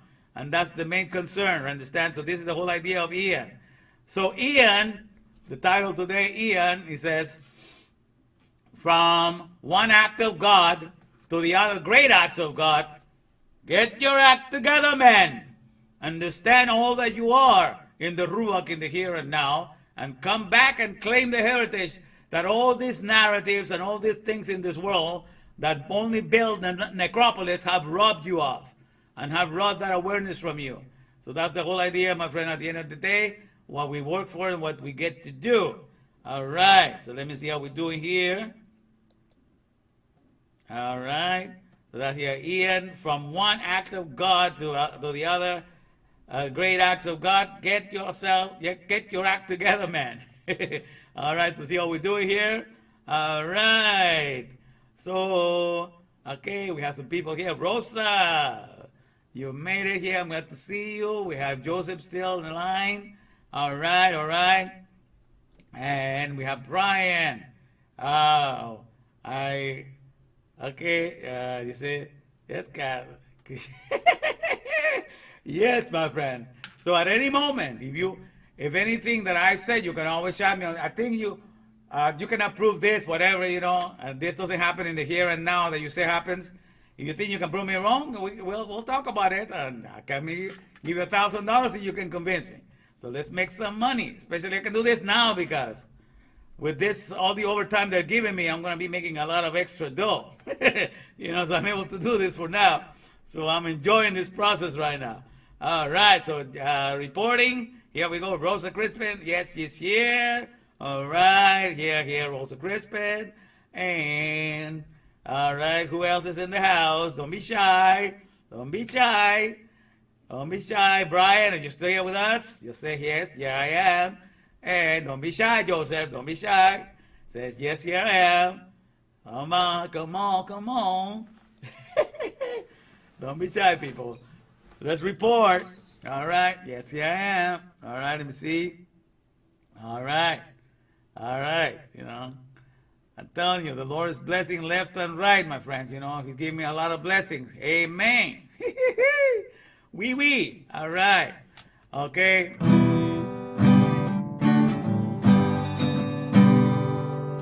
All right, let me see. I'm trying to not forget that song. Now I put it. For the Lord hath prepared his throne in the heavens, as his and his kingdom ruleth over all. For the Lord hath prepared his throne in the heavens, and his kingdom ruleth over all. For the Lord hath prepared his throne in the heavens, and his kingdom ruleth over all. When I see the way that God brings up the light into the night, when I see he makes the darkness fade away, and you hold blessings to me, that can make me say, 'cause I know the way. There is more than just religion. Okay, I'm sorry, I'm losing my voice. Well, I have to stop now. All right. But I'm just having too much fun, my friends. But this is wonderful, okay? And I'm glad you guys are making it to the end. Because one thing that I'm going to plan to do, because now, for some reason, God is just opening. Do you know what happened on the 18th also? On the 18th, when I was having those birth pangs and giving birth to the Ian Matthews Dawes. Now, the way it happens, Ian Matthews Dawes, the reason why I chose that name is because the very next day, the first call that I got in the morning was a hospital call, and it was a video call. And it was a lady from Roma, Texas, I believe. You know, Rome, right? M-O backwards. And she had given birth the night before, which means she had given birth on the 18th. You know, and then the nurse was coming in, congratulations on the birth of your kid. And they asked the lady, so what's the name of your kid? And she said, Ian Matthews. And I go, wow. To me, it was God telling me, you know, there he goes. That's who was born when I gave those four, Ian, because that's a word that I was using a year and a half ago. Ian, the indispensable alphabet nurture. That's what I was calling, you know, the alphabet. That we have to do everything for the sake, do everything for Ian's sake. Remember when I teach you those lessons? So now finally was born now. Kind of was the equivalent of 40 hours that I uploaded. And if you count an hour, it's supposed to be an hour, but wink, wink, an hour each Wednesday, but I always do that. But that's supposed, officially, it's an hour each Wednesday. So 40 hours would have been 9 months. Okay? That would be, 40 weeks. So that's officially, so that's how I name it Ian Matthews. And I put DAS at the end for science, you know, for knowledge or science or data, right? So because we are now going to learn the science of respirandia, the science of the Ruach. And that's what we're learning, my friends. So that's what we're having good time with. And I'm glad you were able to make it and be with me today. And so that's what we're working on. So that's what is coming down. And so on the 18th, by the way, so on the 18th, when this happened, also what happened to, because that week I got so sick, you know, I had to miss a few days. On a Saturday, that Saturday I was not able to work, so I missed the whole overtime for Saturday. I was not able, I missed the whole, only work a couple of hours, you know, and so I thought my check was going to be low, you know, and, but what happens that very day, on the 18th, they increase my salary by $1, you know, they increased it by $1.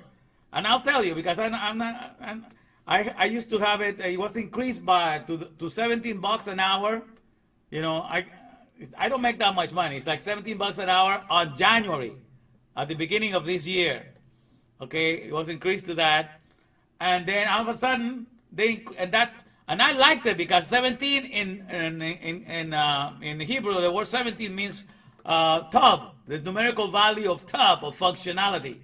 So I like it that God had changed it at that time, you know, so I was making the numerical value of tub. But now when I gave birth on the 18th, that's when they changed my salary to $18 an hour. And that's the numerical value of hey, of life. You understand? The numerical value of life. Okay? So I connect everything myself. So that day, numerical value of life came, so now, and they also began to give us overtime. So every time that any hours that we do above 40 hours a week, they're going to pay me the overtime, which is overtime is time and a half, okay? And also what they do is on top of that overtime they add $20 an hour. So you may say, I'm making about $50 an hour with overtime, so I can make as much as 78 hours per week. That's like a 30 hours above my 40-hour pay. So that's gonna be a fat check coming up.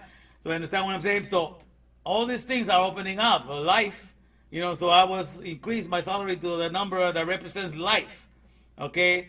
And I tell you another thing also. For example, the place where I live, I was just realizing that, because my address is 3418, okay? And then the street is called Wellington. So my address is 3418 Wellington Road, or the path of wellness. So 34 means twice 17. 17 plus 17, okay, that's tub. So in the Bible, tub means very good. So 34 is tub. And 18, because that's my address. I live in 3418 Wellington. So in my address says that I live right now, I'm living in very good life of wellness. Because that's the name of my street, Wellington. So I'm living right now. The name of my street where I live is the very good life of wellness. Okay, and it seems that everything here just has opened up, my friends. I'm living, my life is just a true expression of Yud Hevave right now. I mean, in the sense that everything speaks about what he's doing in my life. The street where I live talks about that. The salary that I earn talks about that. Everything is talking about him. So he has surrounded me with a witness of himself. Everywhere I turn, I'm just looking at him, my friends. So it's a pleasure to have you here today. I am so pleased that you were able to make it, and it's only the three of you, the three musketeers here lasting until the very end. Well, each one of you, my friends, you get $50. So sometimes it's learn and earn. When we have more than three, I ask questions, and when we have three or less, then we got, watch and win. So today is a watch and win again. And so congratulations, Brian, you get 50. Congratulations, Joseph, you're going to get 50. And congratulations, Rosa, you're going to get 50 as well. So may you, Hevave, continue to bless each and every one of you. And we're going to continue having fun with this, my friend. And now that I'm going to have some extra money, I'm thinking of buying I start putting my things on YouTube, decorating a little better, and buying some advertising for my channel. Now I'm going to get a little extra money. So advertising for my channel, because I'm ready to take this challenge to the world right now. Because it's time, for the truth to be sown across the USA, right? To be sown the truth of Yud Hevave, and for people to become aware of what the true heritage is. So to each one of you, congratulations. We're going to keep on doing this. All right? And so I have a lot of overtime, so pray that God will give me strength to do all this, because I got to be talking all day, man. And these Puerto Ricans, you got to be talking very loud because you can barely hear them. So just pray that God will give me strength on my voice to be able to continue to do that. So I appreciate your prayers for that. And so keep me up in your prayers. And, it's a pleasure to have taught you today, my friends. All right, let me see here. I want to multiply. All right. Joseph Cat's birthday is coming up next week. Huh? All right, my friend. The 7th. Oh, that's this week. That's in a couple of days, on Friday. All right. Okay, man. So happy birthday. Let's sing happy birthday for Joseph there. Happy birthday to you. Happy birthday to you. Happy birthday, dear Joseph. Happy birthday to you. right. All right, my friend. We're wishing you the best. All right. So go out there, my friends. We have great power behind us. Yud-Heh-Vav-Heh is in control all the time. Nothing has taken him by surprise. He's running the whole show. We can just sit back, be still, and know that I am powers. Okay, be still and know that I am God, because he knows what he's doing. There's no God, no other Savior like him. Amen and amen. All right, let me put a song here. Still like to close with a commercial. Let me see. All right, let me see what we can do. I think we can have this one, if I'm not mistaken. Let me see. What did I do? This one? Was it this one? Let's see. Let's see. All enemies compass me about, like it says in Psalm 118, but in the name of the Lord, or Yud-Heh-Vav-Heh, I will destroy them. From the first breath to the last breath, Yud-Heh-Vav-Heh, Elohim, we say. From the first breath to the last breath, Yud-Heh-Vav-Heh, Elohim. From the first breath to the last breath, Yud-Heh-Vav-Heh, Elohim, we say. From the first breath to the last breath, Yud-Heh-Vav-Heh, Elohim. From the first breath to the last breath, Yud-Heh-Vav-Heh, Elohim, we say. From the first breath to the last breath, Yud-Heh-Vav-Heh, Elohim. From the first breath to the last breath, Yud-Heh-Vav-Heh, Elohim, we say. From the first breath to the last breath, Yud-Heh-Vav-Heh, Elohim. From the first breath to the last breath, Yud-Heh-Vav-Heh, Elohim, we say. From the first breath to the last breath, Yud-Heh-Vav-Heh, Elohim. From the first breath to the last breath, Yud-Heh-Vav-Heh, Elohim, we say. From the first breath to the last breath, Yud-Heh-Vav-Heh, Elohim.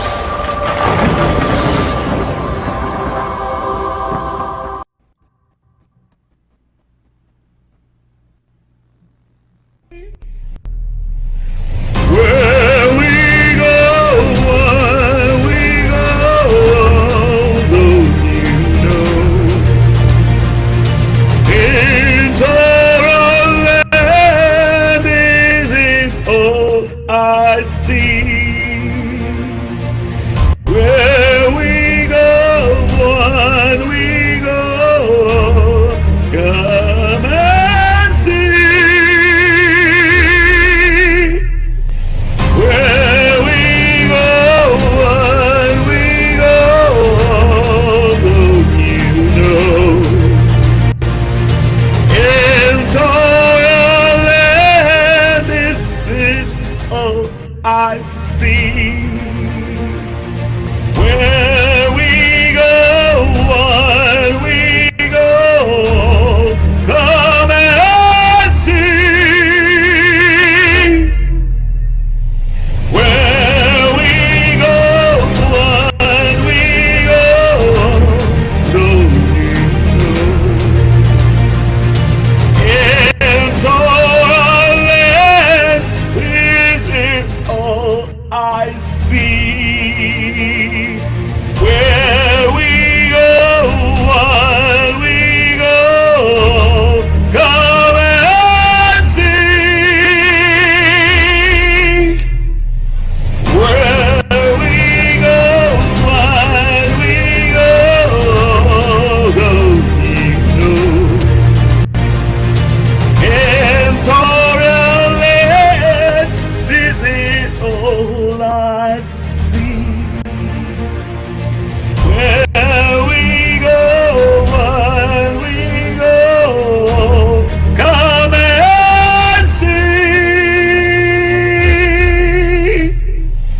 Where we go, what we go, don't we know? In Torah land, this is all I see. Where we go, what we go, come and see.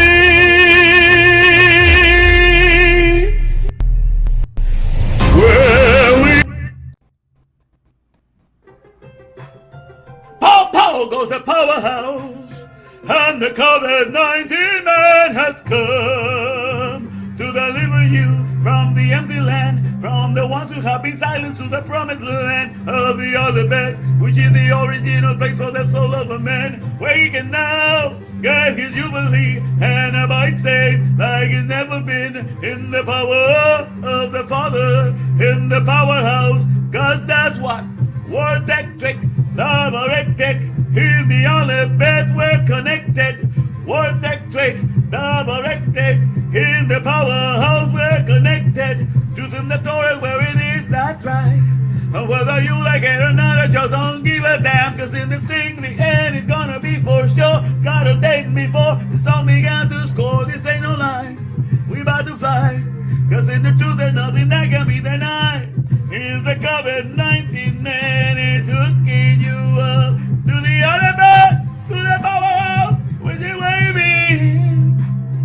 The COVID-19 man is gonna hook you up, cause that's what Word Electric, Love Electric, in the other bed we're connected. Word Electric, Love Electric, to no one else ungenuflecting. Word Electric, Love Electric, to the powerhouse I'm connected.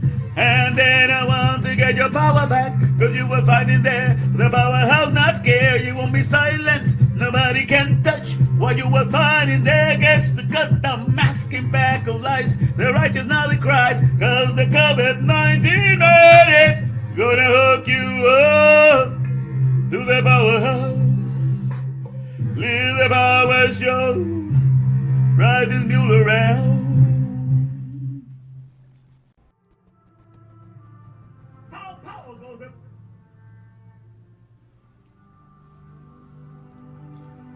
Red Sea parting, Red Sea parting.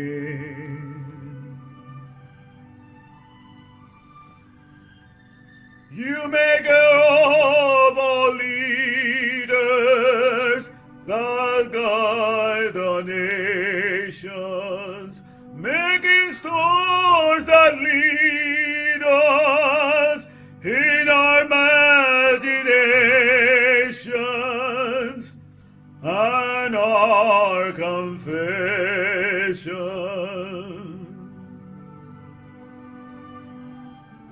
Your hidden mystery I see. In plain sight you have done it all. Within you are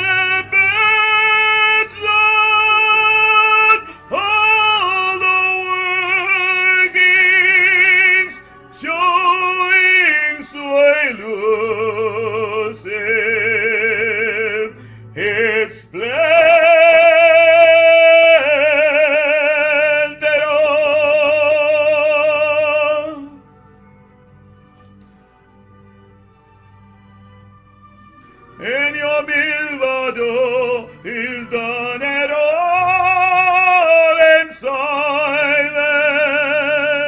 His eye can guide us.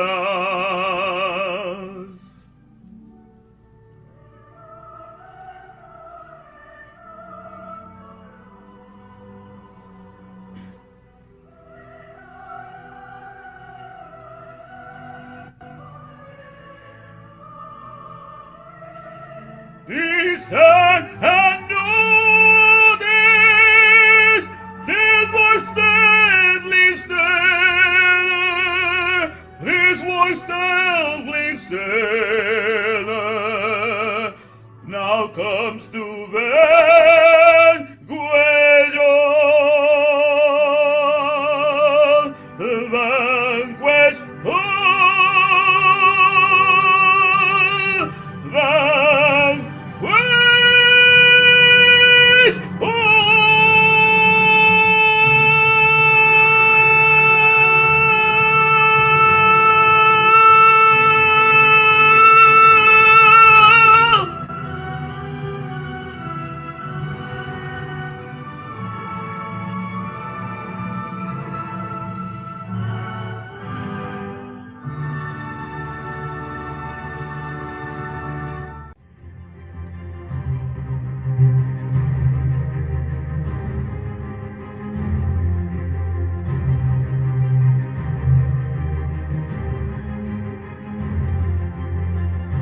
Habakkuk 2:14. For the earth will be as full of the knowledge of Adonai's glory as water covering the sea.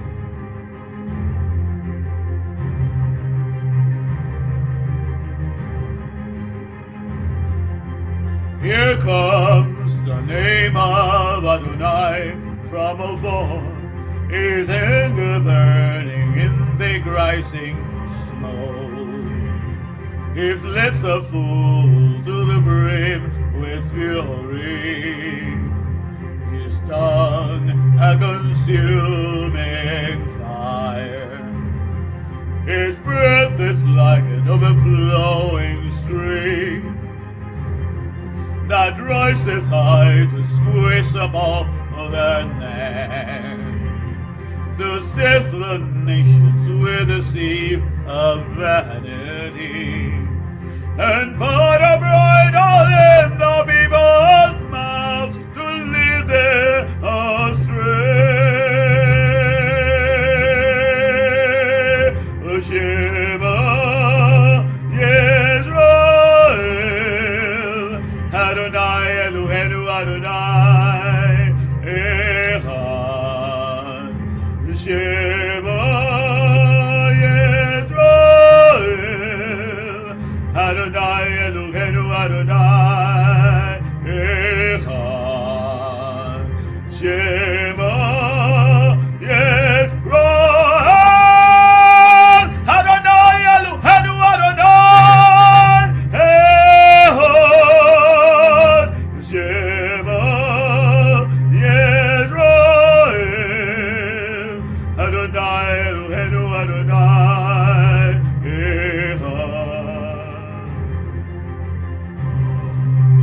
He repays according to their deeds, fury to his foes, reprisal to his enemies. To the coastlands he will repay their due. In the west they will fear the name of Adonai, and likewise in the east his glory. For he will come like a pent-up stream, impelled by the Spirit of Adonai. Then a Redeemer will come to Zion, to those in Jacob who turn from rebellion. So says Adonai. Shema Yisrael, Adonai Eloheinu Adonai Echad. Shema Yisrael, Adonai Eloheinu Adonai Echad.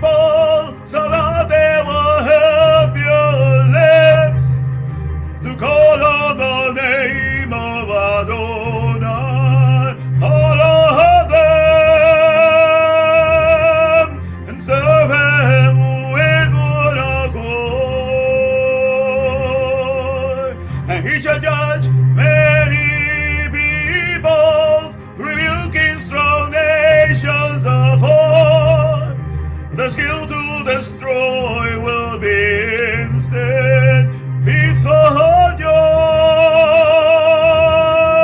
They won't teach war anymore. Shema Yisrael, Adonai Eloheinu Adonai Echad. Shema Yisrael, Adonai Eloheinu Adonai Echad. Shema Yisrael, Adonai Eloheinu Adonai Echad. Shema Yisrael, Adonai Eloheinu Adonai Echad. Echad. Echad.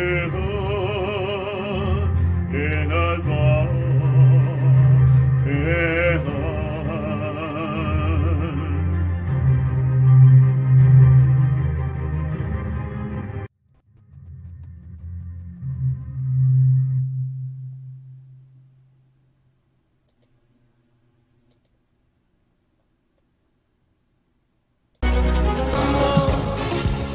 Amor, amor,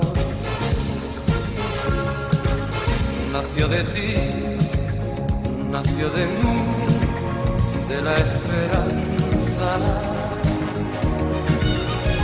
Amor, amor, amor, nació de Dios para los dos. Nació del alma.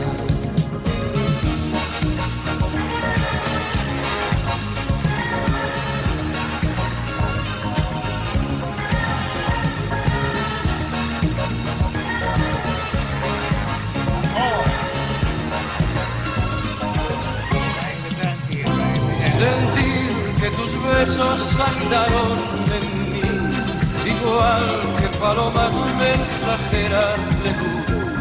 Saber que mis besos se quedaron en ti, haciendo en tus labios la señal de la cruz.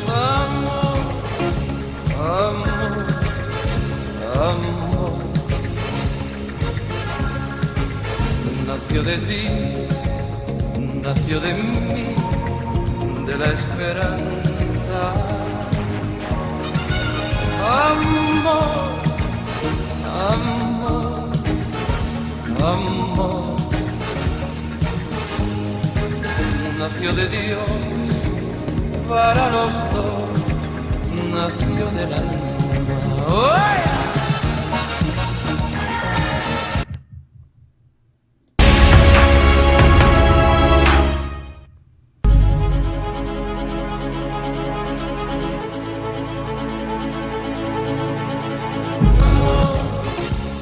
Amor, amor,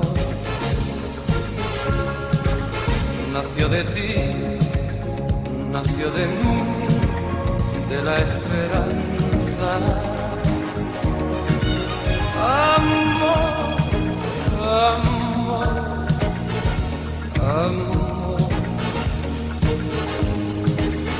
nació de Dios para los dos. Nació del alma.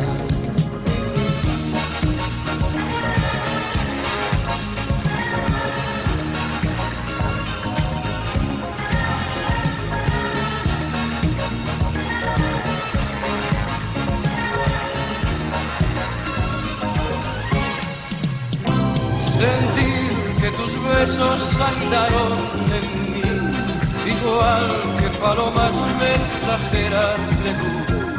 Saber que mis besos se quedaron en ti, haciendo en tus labios la señal de la cruz. Amor, amor, amor,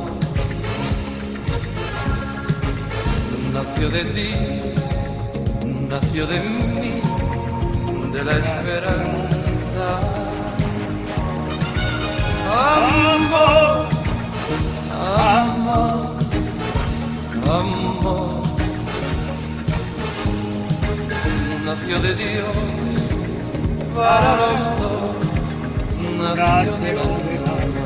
¡Uy!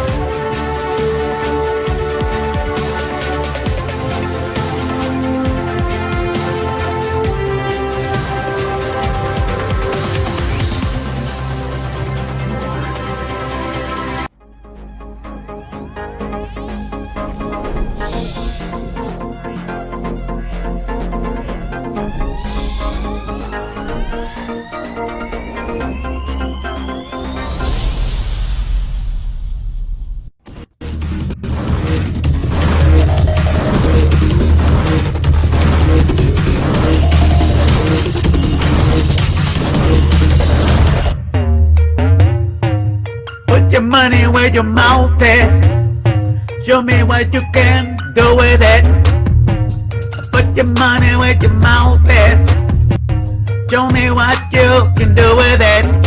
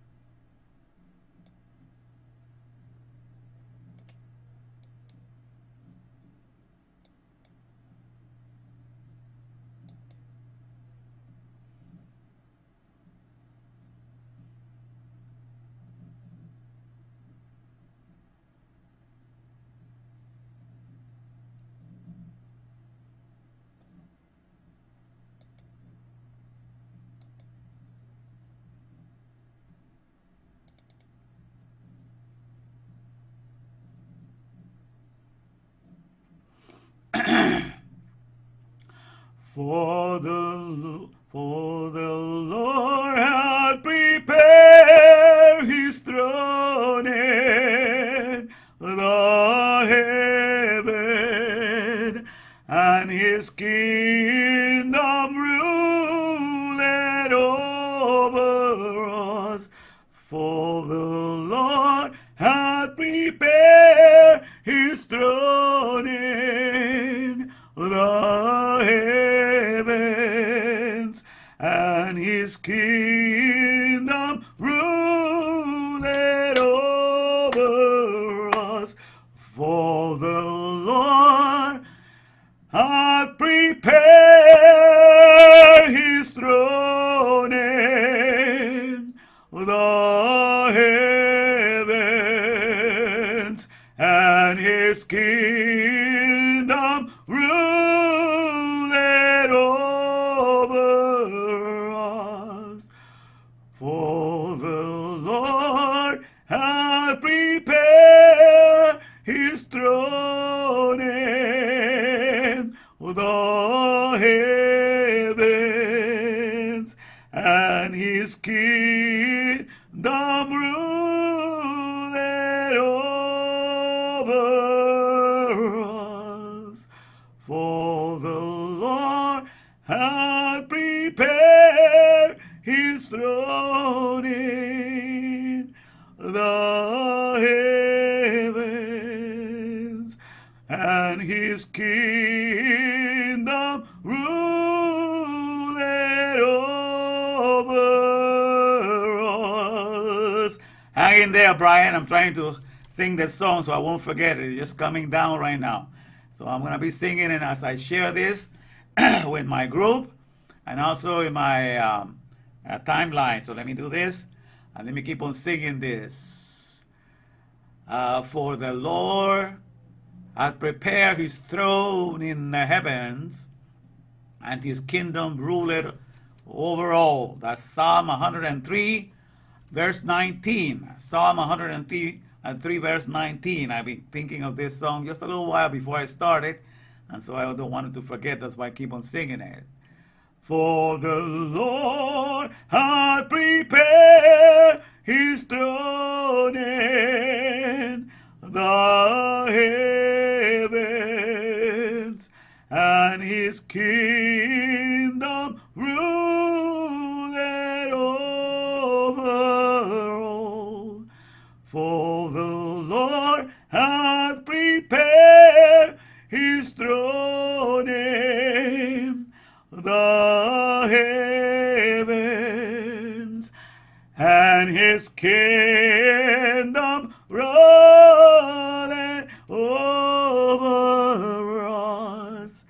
For the Lord hath prepared his throne in the heavens, and his kingdom ruleth over us. Oh, the Lord. All right, I'm sharing now with everybody, so let me get here. All right, so here we are.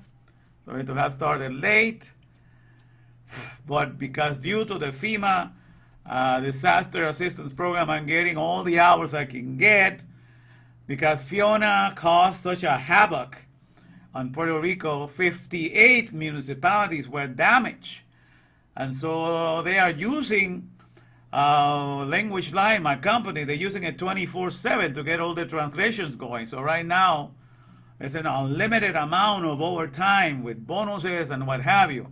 We're going through a repeat of what was happening in 2017 when Hurricane Maria came down.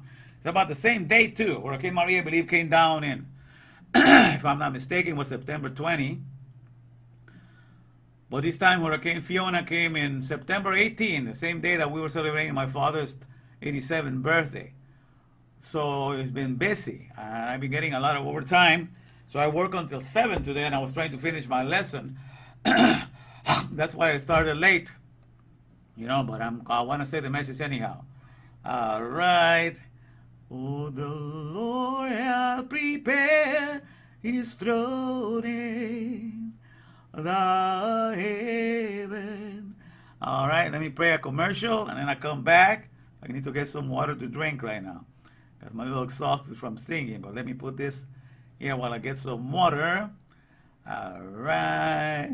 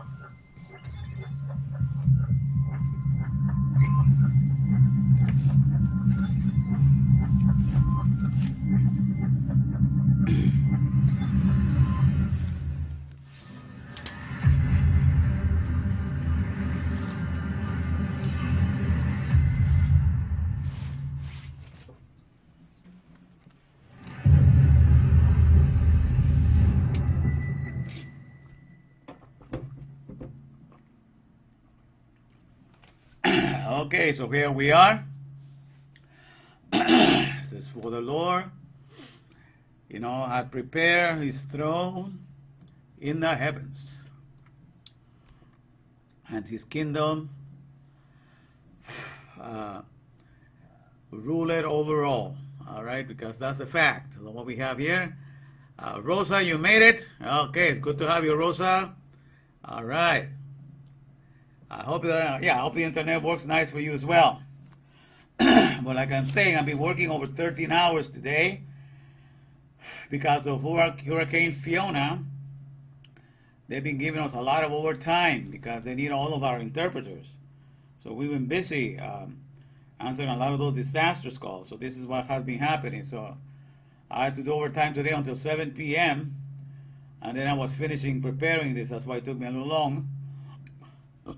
But I appreciate your patience, And so we're getting a lot of hours with, they're offering a lot of bonuses. They're saying for every overtime that you do above your 40-hour week, and I'm getting about almost 78 hours now for the whole week.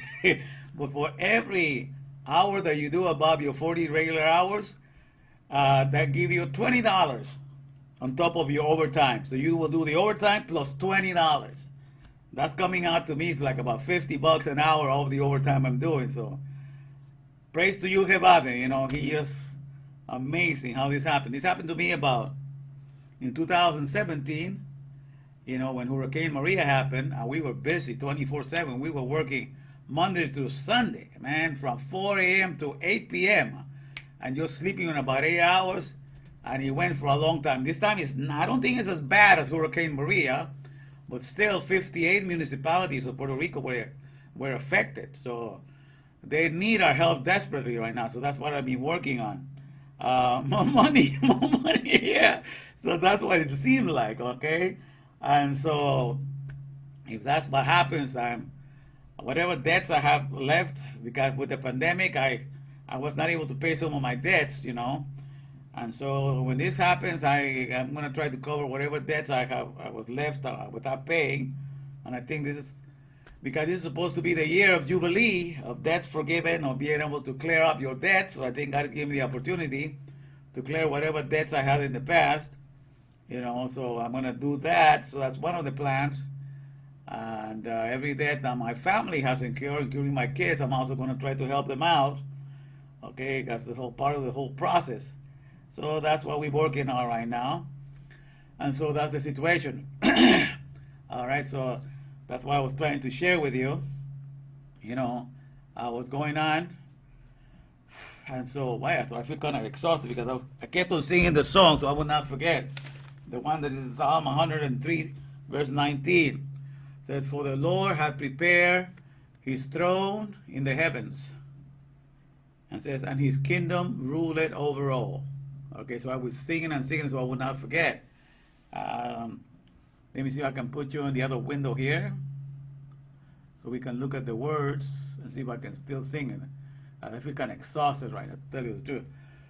Whew. Okay, let me see. All right, let me go here. Okay, here we are. All right, let me bring this screen forward so I can share. Let me see here. Let me get it first set up. All right, let me do this and then put this here.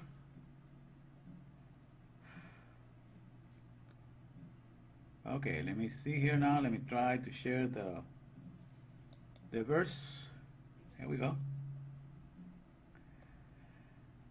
It says, "The Lord hath prepared his throne in the heavens, and his kingdom ruleth over all." So it says, so the song I've been trying to remember and not forget is, "For the Lord hath prepared his throne in the heavens, and his kingdom rolleth over all." You see that? It's a nice song, but I'm getting exhausted by singing it too much because I was singing it for about 20 minutes before I got started, so it would not go on my head, but it's a nice song right now. So, "For the Lord hath prepared his throne in the heavens, and his kingdom ruleth over all." Which has everything to do with, I've been talking about the birth last time of Ian Matthews Henry. And as you know, before I was speaking about Ian, and Ian represents the indispensable alphabet nurturer, Ian. Indispensable alphabet nurturer, and the word Matthews is come from Matthew, which means gift of God, or gift of powers, because God is Elohim, or powers.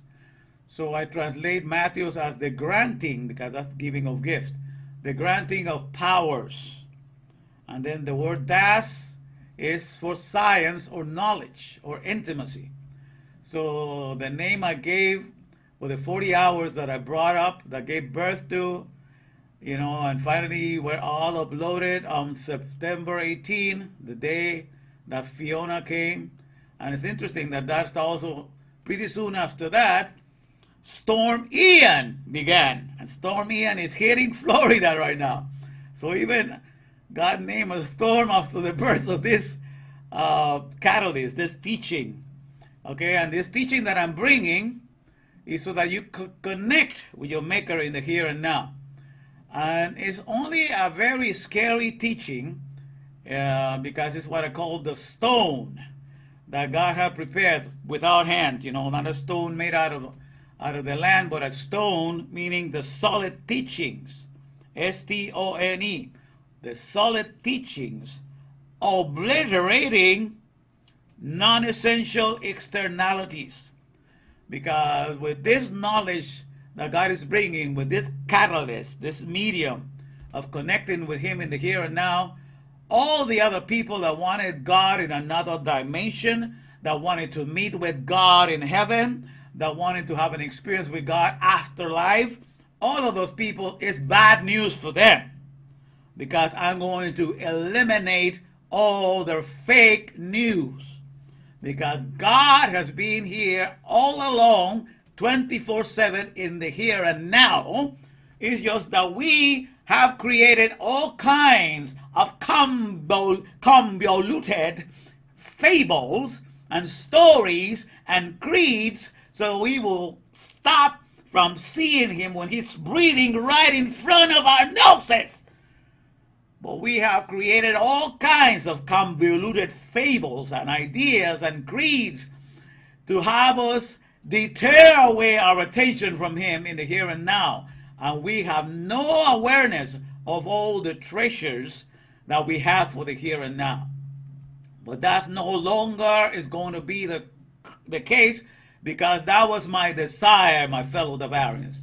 My desire had been from the very beginning, to get a hold, to grab a hold and understand him so well that I will see nothing else but my maker in front of my face, and everything else will disappear, will dissipate, because I'm looking at the splendor of his ways. And that has happened.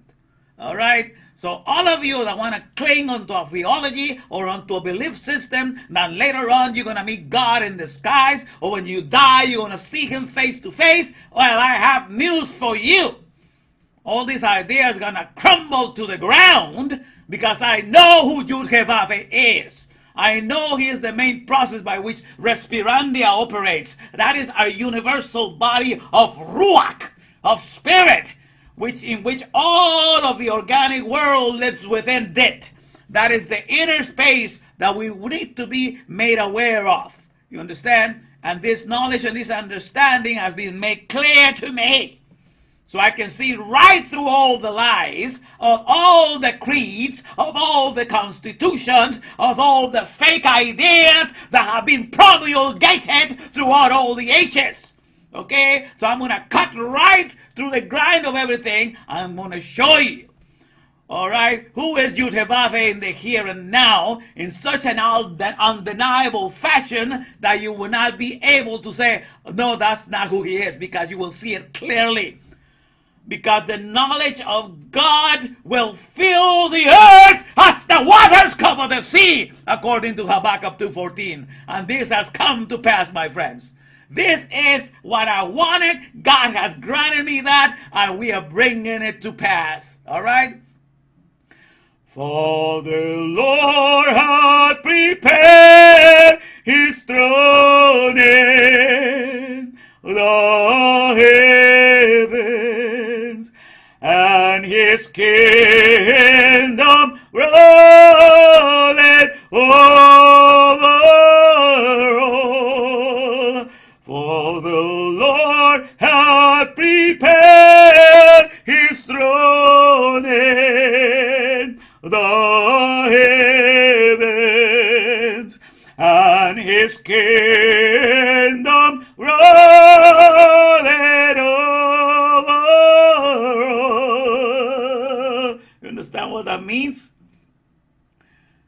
To have prepared, that means to have set it up, to have used Chokmah Binedah, wisdom, understanding, and intimate knowledge. That's what he uses. Everything is created by Chokmah Binedah. Nothing comes out of nothing. Everything comes from the Chokmah Binedah of Yud-Heh-Vav-Heh. That is the wisdom, understanding, and knowledge of the processor, of the processes of respiration, infusion, enlivening powers, which is what is encapsulated in the meaning of each one of the letters of Yud-Heh-Vav-Heh Elohim, because Elohim stands for powers. So that is the reigning process in the world of Respirandia, which is our universal body, in which all the organic world shares, and is the one that we take care of 24/7 with each breath that we take. Everybody that has a breath participates in this power mill, in this power plant, this windmill, which is the #1 powerhouse that runs and keeps electrified all of the organic world, all of flesh, and all of the plant life. You understand? And as a result of that, we can go into this world and we can ignore that we are being kept alive in the inner space of Ruach, in the inner space of Respirandia, where we live 24/7, and we go and give credibility to things that had nothing to do with Respirandia, that had nothing to do with the inner processes of energizing us 24/7, and we have lost sight of it. But that's no longer the case, okay? Because for the Lord hath prepared his throne in the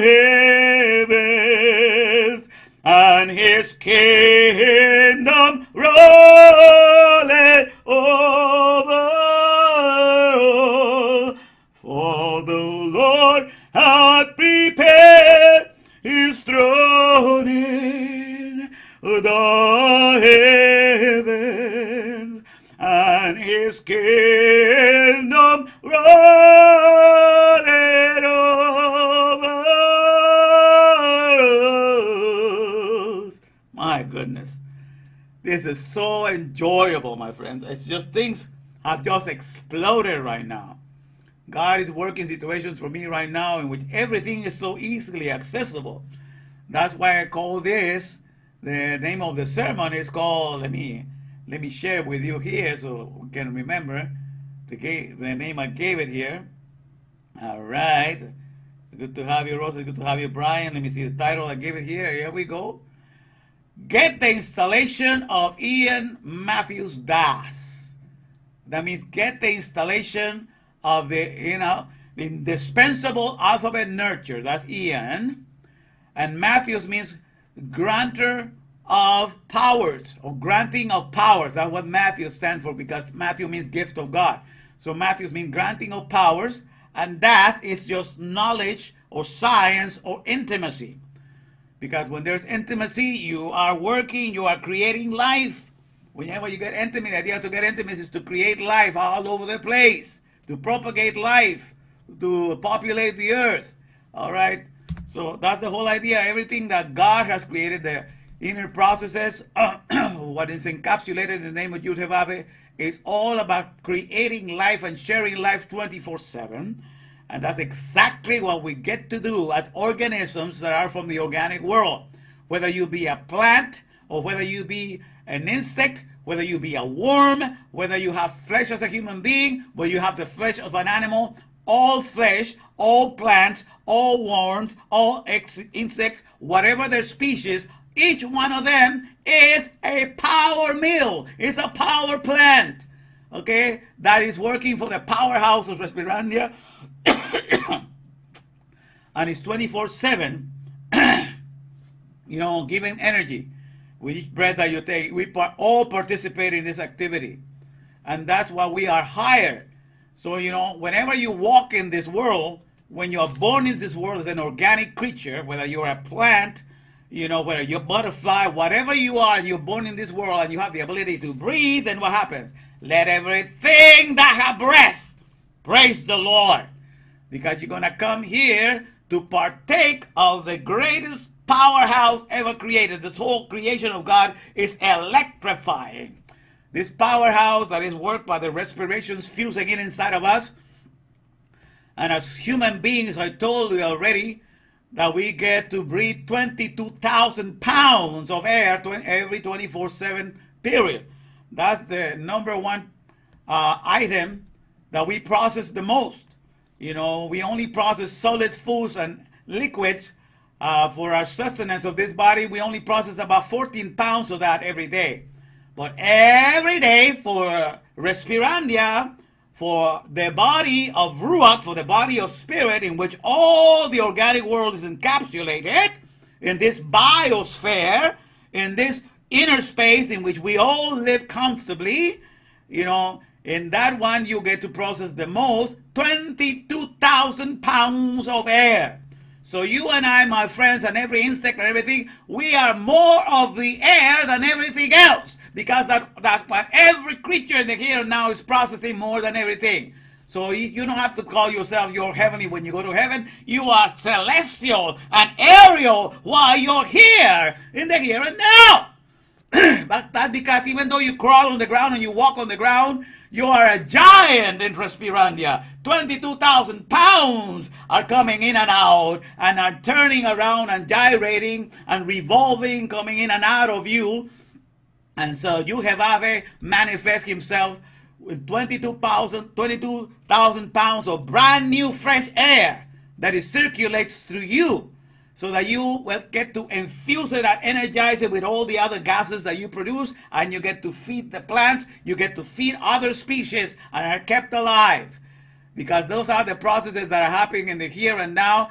And the fact that that's the processes that we all do the most, it makes us be of the air, of the sky. We are all celestial beings. Take that, put it in your pipe and smoke it and try to tell me that's not the case. In this world, what you get to process the most, that's what you are 24/7. And if you are processing air 24/7, you are an aerial being, my friend. Okay? If you were human being, which human being is of the earth and of the ground, that means you will be processing 22,000 pounds of earth, of solid foods, and and part of that liquid. You will be processing that, but that's only 14 pounds. Okay? So the total that you get to process and circulate in your body, of this body of flesh, and you identify only as human, that's because you see the puny eyesight by looking through the lenses of other narratives that have taken you away from the economy of the Ruach, from the economy of Respirandia, which is the universal body in which all of his organic world exists in great harmony. But nobody wants to bring it to your attention, but not anymore. I'm going to make it plain and I'm going to make it clear to you. So that's why I'm saying get the installation of Ian Matthews DOS. That means get the installation of the indispensable alphabet nurture, granting of powers science. That's what DOS is. I'm bringing you the science of your inner space of Respirandia. God is always doing living things, keeping things alive 24/7, and he's not interested in going into an outer space that is full of death. And very few planets can sustain life. He made the whole world for you to be aware that he's interested. You are the apple of his eyes. All the organic world is the apple of his eyes. He upholds them and he sustains them and he declares them, I am complete. I made you to be a partaker of this power plant, this powerhouse that I am. Go ahead and make more power plants. Procreate more of each one of your species, because each one of you is going to participate in this giving out of energy, in this giving out of life. And there's going to be nothing stopping you. And nothing has ever stopped. We have just lost sight of it because we went after other parcels, after other narratives, okay? After other, things that is called carved images for the mind. We went and followed other stories because we are fascinated, by the attractiveness of things, of the prowesses of things and the powers of the external things. And we have forgotten that everything comes from the Chokmah B'Nidah of God. Everything comes from the wisdom, understanding, and knowledge of God. So I'm here to bring you back, my friends, to where things make a lot of sense. All right? So that's what I'm saying. So get that. Install yourself on that, and guess what's going to happen? You're going to be transported from 0 to 100 real quick. In other words, when you take and compare all that you process every day for the sustenance of your life and longevity, you are processing 22,014 pounds. 14 of those are from solids and liquids that you eat. Unfortunately, if you're eating from fruits and vegetables and eating juices also from fruits and vegetables and all the kind, then you will be at least getting some healthy stuff there. But sadly to say, industrialized nations have made sure that of the 300,000 plants that God made for us to be able to eat and to be able to have longevity, they have made sure that we only have access to 200 of them. And so in so doing, they have deprived us of the knowledge of what is available for us, and the rest of the 300,000, we only get 0.066667% of the 300,000 when we only focus our attention on 200 of them. But then when they did it, they went ahead and they created about 600,000 processed foods that you can find in all of your markets and grocery stores that do nothing but accelerate your demise, because the way they are produced with dead minerals that they are added to it, and they say it's enriched with calcium, enriched with vitamin C and all this stuff, all these things accelerate your demise. They get you close to the grave faster. So they substituted it with all things that are going to kill you, and then you think you have variety. But the prosperity of the wicked shall kill them, shall slay them. Because you walk in the blindness of Yud-Heh-Vav-Heh, everything that you call a success and a prosperity in this world that you have substituted for what is in the organic world, it's gonna nail you, it's gonna kill you, according to Yud-Heh-Vav-Heh. Because you decided to be a grave of his revelation of this world, of the organic world. You decided to stay mute and not to understand anything, and to have blindness, and to have darkness, and to have ignorance of it. And therefore, the process of going into another direction, to trying to create substitutes, all these things are only there to kill you faster. That's part of the justice of Yud-Heh-Vav-Heh in the here and now. And that's an inescapable process. Man, I feel such freedom talking today. Woo! It's so amazing. I feel like I'm inebriated. I'm drunk in the spirit of Yud-Heh-Vav-Heh, and I just freely, my tongue is just loose like a ready writer, and I'm just speaking out whatever is coming out of my mind. It's like I'm rapping in the spirit, if you please. This is an amazing experience. Like I never felt so much liberty in talking right now. Woo! I had not prepared any of this. It's just happening in the spot right now. But what I'm telling you, my friends, is that once you get that and you ascend from understanding that only 14 pounds of the 22,014 is 0.0635% of all that you do, if that's all you're processing, and then what happened to the other 99.9365%, which is all the air that you're processing? If you're ignorant of that, you're not going to have any knowledge of your universal body of Ruach, of Respirandia, or of the Spirit. You're not going to understand anything about how life is kept alive and how life is transmitted, how we all partake in that, and all the cities of God are each cell that He creates in us. That's a living city. That's what I call a biopolis. We all exist in this biosphere, in this land, in this universe of Respirandia, where all the living creatures exist. And if we want to take our time to talk about outer space and to talk about other places that we have never been, they have only informed us of those places, that there might be life here and there, or there might be life there and there, and they keep us looking at the sky and keep us talking about, and so we can all talk about the place that is outside in outer space that's supposed to be a vacuum according to them, and therefore there's no life in there. But the only way that you are able to talk about a place that is full of death is by being inside of Respirandia, of being inside of the biosphere of the Ruach and the Spirit of God. So don't be stupid. You have to be in the medium of life of Yud-Heh-Vav-Heh to be talking about our stupidities. Wake up! You have been here 24/7. Hardly any of you will be able to go out of space and be able to do whatever they tell you you need to survive over there. How can you want to go to another place and ignore the riches of what you have in the here and now? How do you dare trust a science of this world that says we are ready to go to another planet, that we are ready to go to another star, another constellation in the outer space, and yet you have not been responsible to procreate and to successfully propagate the 300,000 edible plants of your own planet?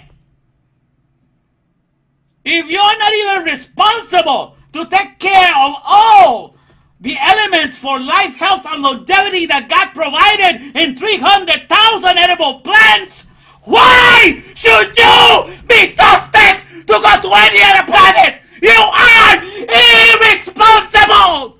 You need to wake up and take care of what God has given you before you start talking any nonsense or going anywhere else. All this irresponsible science, all this fake science, it's time for it to shut up and to end. Because you have kept us in the darkness. You have kept us blind. But that is going to be no more. Because I have acquired Ian Matthews Das. And I'm going to expose you. Every science that has not taken care of all that is on the earth, on the four corners of the earth, and has not propagated and made successful all of the plant and all the species that God gave us, so there could be power plants in the body of Respirandia. All those sciences need to be knocked out, need to be taken out. They have no authority. They have only proclaimed fake news all of this time. You cannot take upon yourself to be responsible to go someplace else when you haven't even taken care of your own house. You have to take care of your own place before you talk this nonsense. So we have a whole area of exploration. We need to cultivate those 300,000 edible plants. We need to find out all the properties, all the healing properties that are found there that we have been kept in ignorance for all of these years. So any science or any scientist that takes pride and want to go and explore the other world, but yet you have ignored what is in your very noses, the 300,000 edible plants and have not taught your constituents and the people that have trusted you with knowledge to be more responsible with the care of this world, all of you need to be put out of your misery. You need to be put out of your offices. You do not qualify because you have ignored the source of longevity, which is the 300,000 edible plants that God made available for us. If you have not worked in that direction, you are not qualified to lead this world. Okay, you're a fake scientist, you're a fake explorer, and you have misguided the people, and you are no longer to be trusted. It's time for us to wake up, my friends. We live inside of Respirandia. We breathe in freely every now. And then we want to talk about the stories of all these stupid people that have ignored the living planets and the living sources that give us longevity. And they think that they give us something, for us to look forward and to exist. That's no longer going to fly because it's time for people to wake up and think. Okay, if you're not with the understanding of Yud-Heh-Vav, Elohim, that is the name of the process, the most transparent system of government that God has ever created. Everybody wants, I want a transparent government that I can see what's going on, and there's nothing hidden from me, and I can see that nobody has a hidden agenda, that everything is for my own good. I want transparency in the government. That's what they say, right? Now I want to tell you, what is more transparent than the air that you breathe? Every breath that you take 22,000 pounds of air every day, and you don't get to see none of that. It doesn't bother your eyesight. The air comes in and out, and it's not giving you a blurry eye. It's not getting in your way. As a matter of fact, it gives you energy so you can see better. So it doesn't bother your eyesight. It doesn't bother any of your senses. It just energizes every part of your being. That's what air does. And this is the system in which each breath of air carries 78% nitrogen and about 20% oxygen. And of the oxygen that enters your body, God has so shaped and manufactured this body so that 20% that comes with the air, of that you only take a fourth. Okay, 1/4 of it, you take it for your body and whatever your body needs, this oxygen, and the rest you share it with all your species around you. You compose, and the fusions and infusion are happening to you. You compose the carbon dioxide, which is what the plants are going to eat from, and they're going to need that because the air takes that back to the plants, and there's a symbiotic relationship taking place. So all flesh and all the organic world has been made by Yud-Heh-Vav to be very generous. And so we get to all work. All of us are working in this power plant of Respirandia, and all of us get to partake in being as generous as Yud-Heh-Vav, because he made us so that our bodies are made. It's such a machinery to make these infusions, to create energies, to keep things alive, to keep the plant world alive, to keep everything alive.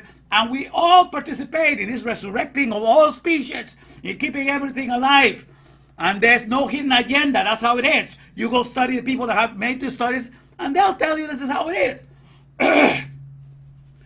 God gave you 73 trillion stars. When I think of the cells, these are living cells, and these are the living stars, because they propagate themselves. There's 73. Imagine yourself, you're like a constellation. Your whole body is a whole constellation with 73 trillion living stars that are there to take care of you as a constellation. So imagine having 73 trillion planets, working just to take care of you, because that's what each cell in your body does, takes care of your whole body. All right, and these are living. Okay, you just got to stay in your inner spaces, stay in Respirandia, and all these living cities are going to be kept alive. These living planets are going to be kept alive, and your constellation, your body is going to flourish. That's how you have to look, because this is the universe that God is concerned with.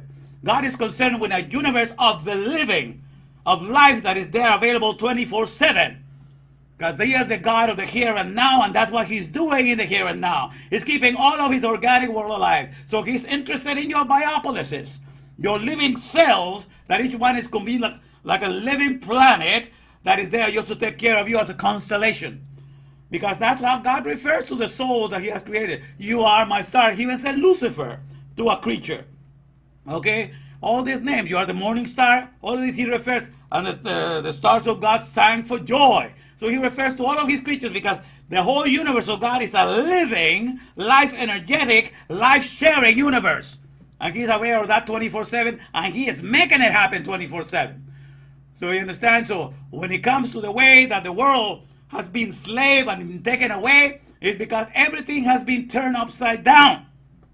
You know, if you look at the Bible, the way the story, it has been changed. The way the story was created at the very beginning, in the Bible, what you have is a biosphere. And God is concerned with everything that has happened within this biosphere of the air, of Ruach, of Respirandia.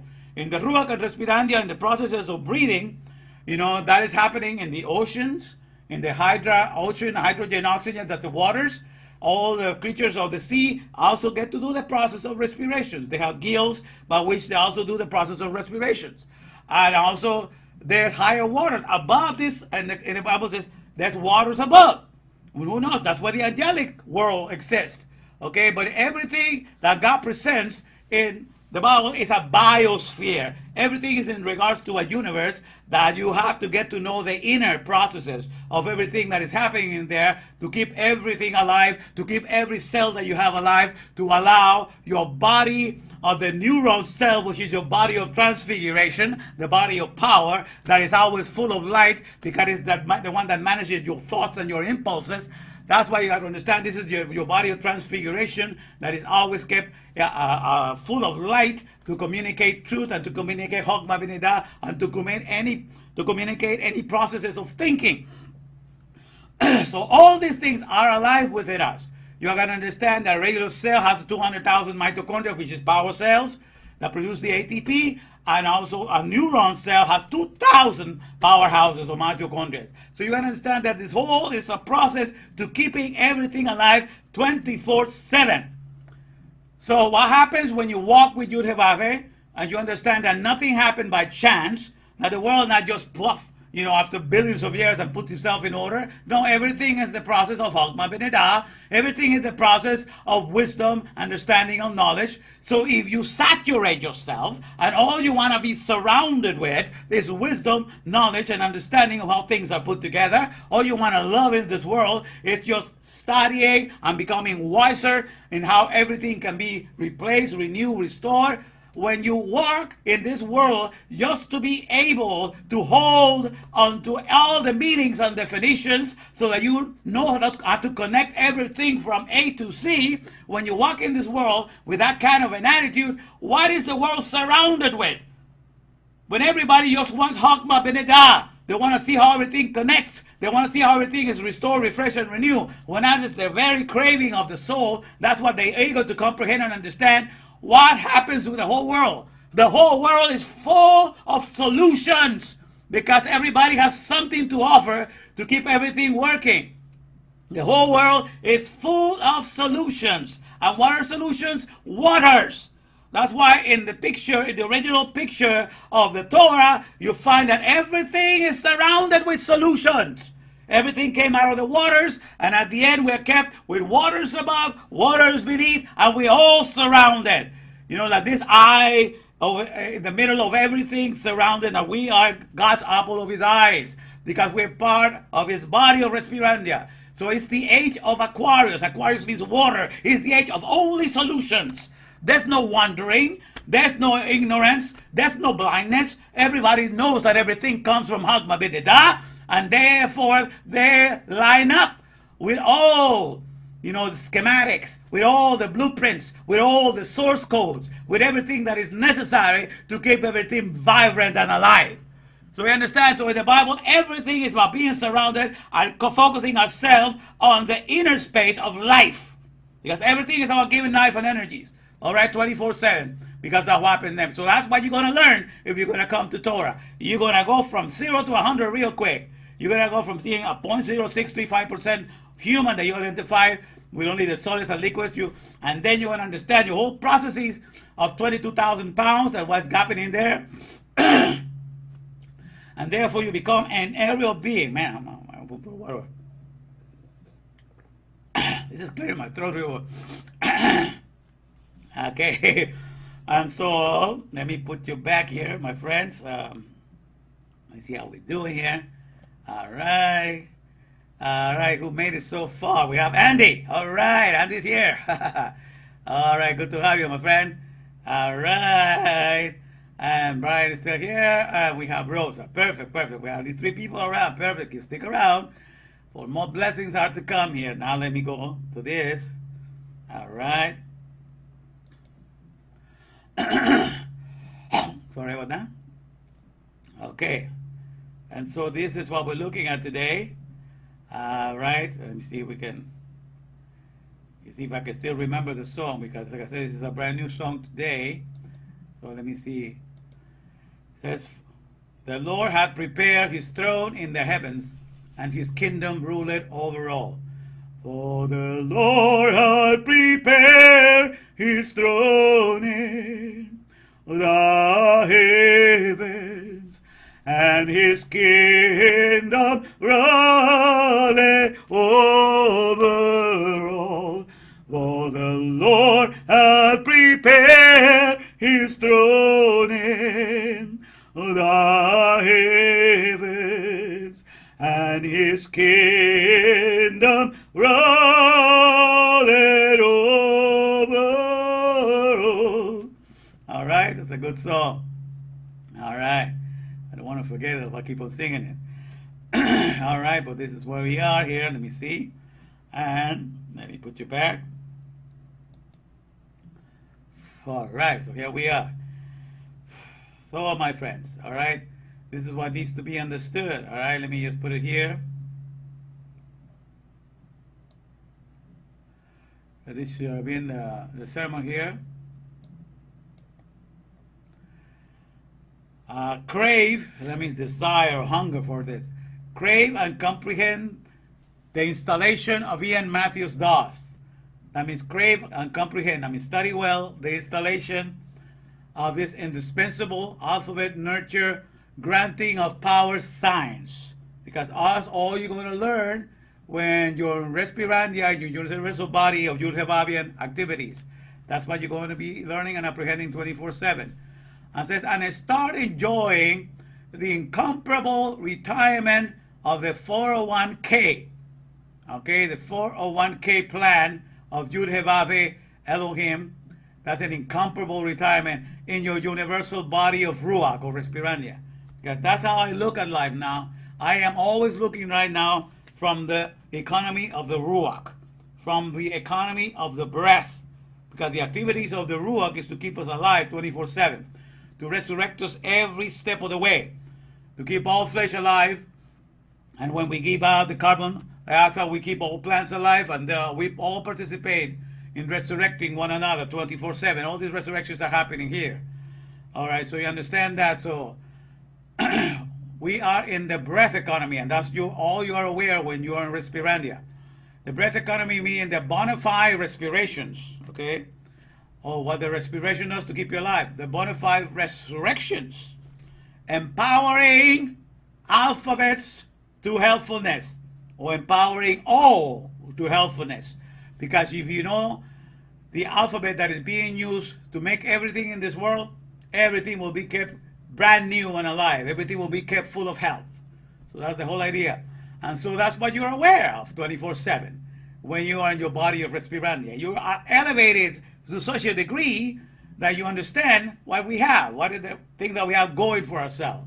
Now, nobody else is teaching you this because nobody has gotten that deep into Torah to understand this and to give it to you. But thanks be to you, Jehovah, we have been 42 years of staying in the scriptures. And since 2016, I began to get heavy into the Hebrew and to the letters and to the meanings behind the letters. And then all of this opened up to me, my friends.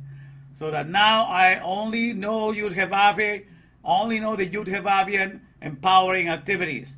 And that keeps me only aware of my whole universal body of Respirandia in which you and I exist. You know, so it has elevated me to that position. I know about my breath economy. That's all I wanted to talk about. And so all you have to do is what it says in Hosea chapter 14. You know, we have to take the words that we have used in this world to elevate the blindness and the darkness and the ignorance of this world, to talk about the necropolises and the dead cities that we have created, the Silicon Valleys that they cannot procreate themselves. They're nothing but mule economies. That means manpower of hell lame economy that cannot procreate itself. We have to take all those words that we have invested in our necropolises, in these externalities of the world, and we have to take it back, okay, to understand Yehovah's mindset. Let me see if I can share this part with you, because this is very important what I'm talking about here. Let me put it in. Okay, let me see here. All right, let me go here. Whew. All right. Let me see if it allows me to share here. Okay. All right, let's see here. Take this out. And then, all right, let me put this one here, because I wanted to put Hosea chapter 14. Hosea chapter 14. Okay, Hosea means the salvation of God too, okay? And 14 is the number of David. That's my name, right? David and God's element 14, to connect people to God in the here and now. That's my job. Okay, that's the great connector. David has Dalet, Vav for connection, and Dalet. So it's the administration that connects administration. So I'm here to hook us up, you know, with the administration that really belongs to us. So I'm living up to my name, thanks be to Yehovah. But it says here, Israel, Hosea chapter 14, O Israel. Israel means people that are straight for the powers, people that are made straight to be with powers 24/7. That's what the word Israel means. To be straight, to be made to be straight, connected with powers and nothing else. And powers means Elohim, all right? So all people made to be connected with powers, return unto Yud-Heh-Vav Elohenu. And Yud-Heh-Vav means return unto the processor of the processes of the respiration, fusion, enlivening powers. That's what this all means. All people that were made to be directly hooked up with powers, come back to the processor, okay, of the respiration, fusion, enlivening powers. For thou hast fallen by thine iniquity, You went and believe in something else that does not describe your inner space that you are existed for, that you were created for this majestic power plant. You are not aware. You have lost sight of me. Say, take with you words. Take all the words that you have thrown and you have exalted your dead economy and your dead necropolises and bring it back to describe who I am. That I am the source of life for you in the 24/7 here now. So take with you words and come back, okay, to the Lord. I mean, come back to the processor of respiration, fusions, enlivening. And come back to me, say unto him, say unto him, take away all iniquity and receive us graciously. That's all you need to say. Oh God, I have misspent your words in promoting death externalities that had never done a single thing for him. I was the life of them. I was the breath that kept them alive because they cannot procreate themselves, and yet I was blind to it, and they were taking advantage of me all the time. So Lord, come and receive me graciously. That's what you're going to do. You're going to take the words that you have invested in the necropolises, that you have invested in Silicon Valley, that wears you wear a silicone, when you're a dunce and you don't learn, you get to wear a silicone, right? So you have not learned your lesson, so you have wearing silicone products. All the computers, all the things are silicone products. You look so stupid before you have it because you have forgotten the world of respirandia. So take away all your stupidity. You don't have to be looking like that anymore. You don't have to be looking like children on the mud playing with the dust. Come on now. And receive us graciously. So will we render the calves of our lips. So now we're going to render the words that we cast to the soil. We're going to present them to the air. We're going to present them to Ruach. And we're going to live all the things that we say, we're going to dedicate them to your economy. We're going to open up our eyes to see the air, the age of aquarium, the age of solutions, because all of us are going to be craving your understanding, your wisdom, your knowledge, definitions, and everything that makes you maintain everything brand new in this world. So there will be nothing that will offend in my holy mountain. Because where God is present, that's all that you love. You love Hakma Benedah, and the whole world is safe because the whole world is going to be kept brand new. You don't have grubby hands to destroy anybody. You have able and well-equipped hands that have faculties and skills to keep everything alive. You understand? That's where we go, my friends. So we will render the calves of our lips, our sure shall not save us. You know, that's the elites, the people that get the movers and shakers of this world are not going to save us. And we will not ride upon horses. We're not going to struggle in battle anymore and do all kinds of wars to get what we want. That's not the way that we get what we want. We don't need anything from the battlefield. Once we have Hakma B'Nedah, we own the field. Understand? We create everything in the field. We restore everything in the field. We refresh everything in the field. We resurrect everything in the field. We don't have to destroy anything. Nothing shall offend in my holy mountain. It says we will not ride upon horses. We will not go the way of this world that have to battle to get grubby hands and get things. Neither will we say anymore to the work of our hands, you are our gods. You know, like in this world of the mule, the manpower of hell economy, of the latest technology that can appropriate themselves, it is we that have the breath within us, that have made all these products and services, and then we consider ourselves of low repute and nothing if we don't have the very product that we have made with our own hands. How stupid can you be? We're no longer going to walk in that stupidity, okay? That's what it says here. We're not going to say to the work of our hands, I need to depend on you. I need to have the latest gadget to be somebody. Oh, no. For indeed the fatherless findeth mercy. You know, I will heal their backslidings and I will love them freely. Okay. Oh, I forgot to put it closer. I'm so sorry. But let me just read the whole thing again. So this is, so, O Israel, return unto the Lord thy God, for thou hast fallen by that iniquity. Take with you words, the words that you invested in the necropolises of the mule, take them and bring them back to the economy of Respirandia. Understand my innate processes of life. Understand how you were made to be a power plant, and I am your powerhouse. Understand that this is all that is going on 24/7, and say, and you need to come back to him and say, take away my stupidity. I was processing all these things in the necropolis, thinking that that's where I'm going to be somebody, and I just lost my way. I misunderstood who I was made. I was made to be a great prince in the world of Respirandia. I'm a giant, you know, that processes 22,000 brand new pounds of air every day. And I participate in resurrecting. I participate in bringing things to life. I participate in the processes of life 24/7. All right, so you got to understand that and recognize all of that. So that's all the process of that. All right, so that's the beauty of it, my friends. Okay.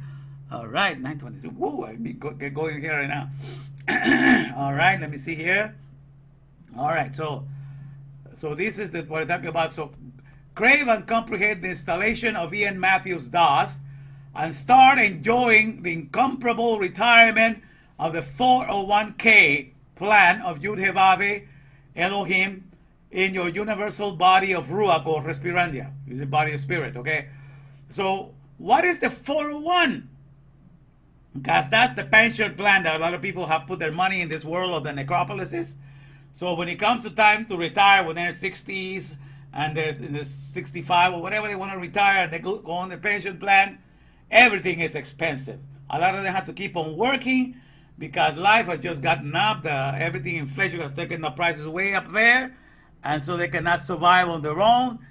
And so that pension of this world is always dwindling. It's always dying. It's always not able to support. Okay, but you understand what 401k is. For 401, you need the number 400 and the number 1. Okay, 401, and the word case for the letter kaf. Okay, which represents the hand for mastery or for what is approved. The kaf is for what is approved, what is authorized, and what has been approved, and what has been mastered. Okay, so when it says here that I'm retiring my body, universal body Respirandia, what does that mean? That I'm going to use my 401. And my 401 is inexhaustible. What I have stored in my 401, I don't run out. The 401s in this world, if you had $100,000 or $200,000 saving your 401, once you spend it, that's it. No more money. But in my 401, if I have $1 million, I get to spend those $1 million every day, and I still have $1 million. It never runs out. All right, because the Augmenting, which is the currencies of the Creator, once you have them in you, you can never get rid of them. You can only keep on sharing and sharing and sharing it. And that's the currency that makes the best things in life, is wisdom, understanding, and knowledge. So once you have that, you can keep spending all of that knowledge every day, and the next day you'll still have it with you. Those are the created currencies that make everything in this world, and they are never run out. You can never run out of all the knowledge. You only get to be more of an expert in sharing more of it. Okay, so that's why I call the 401 are 2 letters. 400 is the letter Tab. It's the last letter of the Hebrew. It's the last letter, the 22nd letter of the Hebrew, alphabet. And the number 1 letter is Aleph. All right, so it's the Aleph and the Tab. Because if I'm going to be in this world to learn everything from A to Z, that's what I'm here for, just to learn and appropriate the learning and understanding of everything from A to Z, then I'm going to have the currencies that make the best things in life, because I want to be filled with wisdom, understanding, and knowledge, so that nothing will die. Everything will be kept brand new. And so when you have that, then you're welcome everywhere in this world. All right? And so then you can retire in your body of respirandia, and you live for those processes. You live for the Augmenting, and so you live to do everything from A to Z. And that's the K, which means that's the approved plan, the God's 401 approved plan for retirement. And nobody hardly ever gets to enjoy it, but I have now, because I know my universal body is the body of respirandia, the body of Ruach, and I'm looking at everything from this whole body. In this body of flesh, I am very minute, but nonetheless, I am in this body of flesh to keep an eye on the whole body of respirandia and his processes and the inner processes that are happening everywhere. And me, that I am able to receive Augmenting, I'm able to use it for that purpose. So it's time for you to start doing the same and to do likewise. Okay, so this is the thing. So this is the thing that you need to understand. All right, so let me take you down here, because this is part of what I was trying to teach you here. Because when it comes to, let me explain this also, because this is something I wanted to share today. Okay, because I'm going to share the commercial first once again, and I'm going to explain to you the commercial as I play it right now, because it explains this part. In a world of complete ignorance, blindness, or darkness, the expert, seer, or enlightened one is considered to be a god or an authority in his field.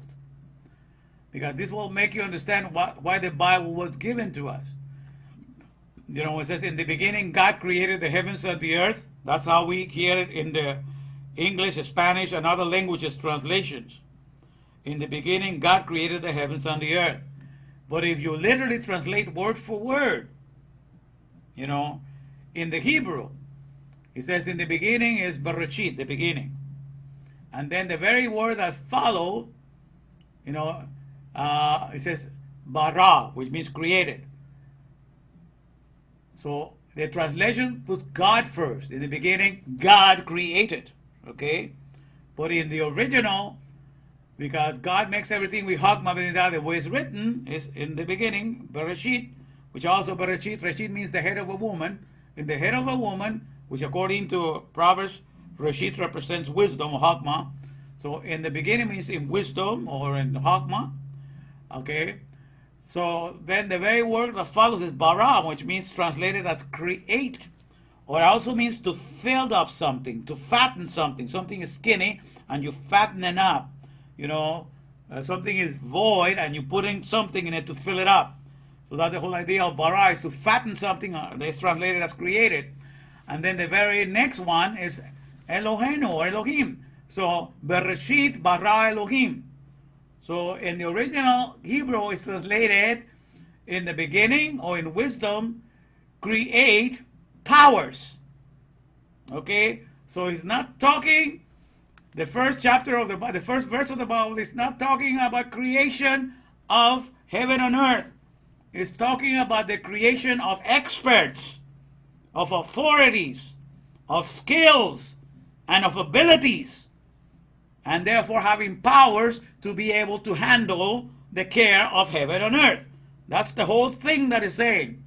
But the way that it has been taught to you is so that you will be enamored with what your eyes are seeing, with the externalities. So you watch creation, you say that's a beautiful landscape, there's beautiful mountains, great place to go on vacation. You admire the beaches of Cancun. You want to go to Acapulco. You want to go to Dubai. You want to go to all the beautiful places. You're enamored with landscapes. You're enamored with the breathtaking, picturesque lands that you go and visit. But that is wicked to God. Because what God is wicked, what wicked is dysfunctional. That's Ra or Rasha, which means wicked or evil. What is wicked to God is that you are not sharing in the same mindset of a creator. A creator is in love with what makes things functions. A creator, once he makes something, once he makes a physicality or he provides a service, he commits himself to its functionality. That's all he lives for. He only has an eye to make sure that everything works. I'm supervising to make sure that it's functioning. That's why it says in the Bible, when God created the life, he signed up to see that it was good, to see that it was function. And God saw that it was good.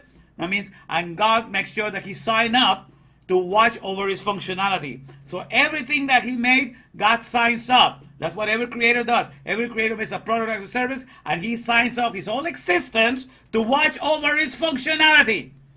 So when you are in this world that already has created by him, and you don't want to watch over the functionality, you are dysfunctional to God. You are wicked. You are a Rasha. That's what makes you dysfunctional. It's not the fact that you enjoy the landscape and like all the picture things and you like all the beauty that you behold in the skies and all the things. The reason why you're wicked, because while you're doing all of that, you do not have a heart of functionality to live there, to say to yourself, what can I do to keep everything that God has made brand new? And that this will be kept new for the next generation to come, and nothing will be rotten, nothing will be corrupted, nothing will be defiled, nothing will be polluted. You're not thinking along those lines of functionality to keep everything pristine and clear 24/7. And therefore, to you, Jehovah, you are dysfunctional to his mind because you're not able to think like him. Okay, so that's why you understand that wicked to God is not a person that is killing people left and right. It's a person that is not able to think like him and is not able to sign up to live for the functionality. So he's not able to have an eye for functionality. Because as a creator, that's all you inherit. You inherit the eye to watch over functionality. That's what I call the ayin hatab, the eye for functionality. Instead of the ayin haram, which means the evil eye, the eye of this functionality. But I use the word rasha because rasha means a wicked person, a wicked. And it's just the word ra, which means evil. And it uses the resh and the eye. And then the sha, I believe, is for the shin and the observations. Okay? The things that you're watching, rasha. Okay, so that's the whole idea. You are here. You use your head mainly to elevate. To elevate is to put things high. To elevate the dysfunctional eye, that observes things, and that watches over things, and is attractive to the activities of things because that's what you watch. And so therefore, in a world of complete ignorance, blindness, or darkness, in ignorance, blindness, or darkness, the expert, seer, or enlightened is considered to be a god or an authority in this field. So like I was saying, in the Hebrew is, in the beginning, create powers. And that's what's translated as Elohim, and it's translated as a singular God in English and in other Bibles. But powers, Elohim means powers, Elohim means powers. And that stands for experts, faculties, skills, abilities. Okay, because that's what you're able to do.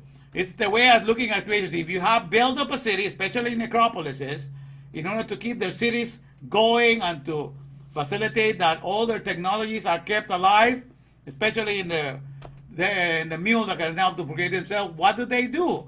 Governments institute colleges and training schools, right? So that you can translate this in college, or in training schools, prepare experts. Okay? So when you say that in a college, every training school and college or university is there to prepare experts for what purpose? Okay? Prepare experts from A to C for all of the aerial technology and all of the earthly technology. So that's what you do to keep all the necropolises in the mule alive. You got to go to college, the place of wisdom, right? The place of the Rashid, where there's wisdom, understanding, and knowledge. You got to go to college, university, or trade school, to be prepared to be an expert that from A to C knows something to keep alive, to keep going, all that is needed for the aerial technology that represents the heavens, and all that is needed for the earthly technology of everything that could be made from the earth. And that's what you do. And that's how you read the scriptures, my friend. In Hagma B'nedah, in the beginning, which means in wisdom, prepare or create or fill the expert from A to C, for all the technologies, to handle all the technologies that are the aerial technologies, and to handle all the technologies that are the earthly technologies. That's how God translates, all right? That's how it's translated. That's exactly how it's written. Okay, so it's to understand that we are in the here now to join ourselves to that mindset, to have an eye and to be part of the eye in Hatovism, I call it, to have an eye for functionality. And that's all that we live for in the here and now. Okay, let the people that have the Rashaism, that want to have an eye for this functionality and just be taken by the prowesses of, they want to know all the powers of superheroes, so they learn all the tricks of the superheroes. They want to know all the power that you have in the video game, so they learn the tricks to have exercise those powers. Everything is just for candy, eye candy. But you don't have a desire to be functional for the economy that matters, with the economy of Respirandia, that is keeping us alive 24/7, and we have ignored all the reproduction of all the organic world, and we have forsaken our real world. We are not useful for that. That's what God wants you to be concerned with. We are taken into the necropolises, and we want to propagate all the dead technologies, and that's all you live for. But that's coming to an end. You understand? So all of that is coming to an end. So that's why he's saying, in a world of complete ignorance, blindness, or darkness, the expert, seer, or enlightened is considered to be a god or an authority in his field. So like I was saying, in the Hebrew is Bereshit, which means in the beginning, Bara, which means create, Elohim, powers, and then it says from A to C for the earth, and from A to C for the heavens. That's what it's saying. So in the wisdom of God, or in the beginning, that's Bereshit, create powers, which means expertise, faculties, skills, to be able to handle the heavens from A to C, the care of the heavens from A to C, and to be able to handle the care of the earth from A to C. That's what appears there, the word A to C, which is never translated in English. It appears 7,302 times in the Tanakh, but it's never translated in English, so it's completely taken out. But what is telling you the importance of knowing everything from A to C is that you're going to have Hagma B'nedah. Okay, so that is the number of strength. That's the first verse is composed of 28 letters of the Hebrew Bible. Genesis 1:1, 28 letters, and 28 letters is the numerical value for koyak. Koyak means strength. The Lord my God is my strength. He fortifies everything. That's what He made you, to keep everything strong and fortified, and that nothing dies on you. Everything stays strong. Everything stays brand new. Okay, so that's why you interpret those 4 letters. So God called you to develop His mindset. It's just when you walk in a company, the first thing they do, they send you to the book, because the book is the Hagma B'nedah. Okay, and there with that book fills you up with knowledge and understanding, and it makes you an expert in whatever product or service you're going to handle in there. And therefore you become intimately from A to C for the product and service, and you're able to take care of it. That's how it works. Okay, so do not lose sight of that. That's everything works for the here and now. That's how everything works in the world of Respirandia. And everybody else that wants to teach you something else is teaching you Rashaism. The dysfunctionality of the eye. And you don't want to go in that direction, because Rasha means wicked, all right? So, let me see here. So therefore, I'm going to read this part here. Let me see how we do it here, my friends.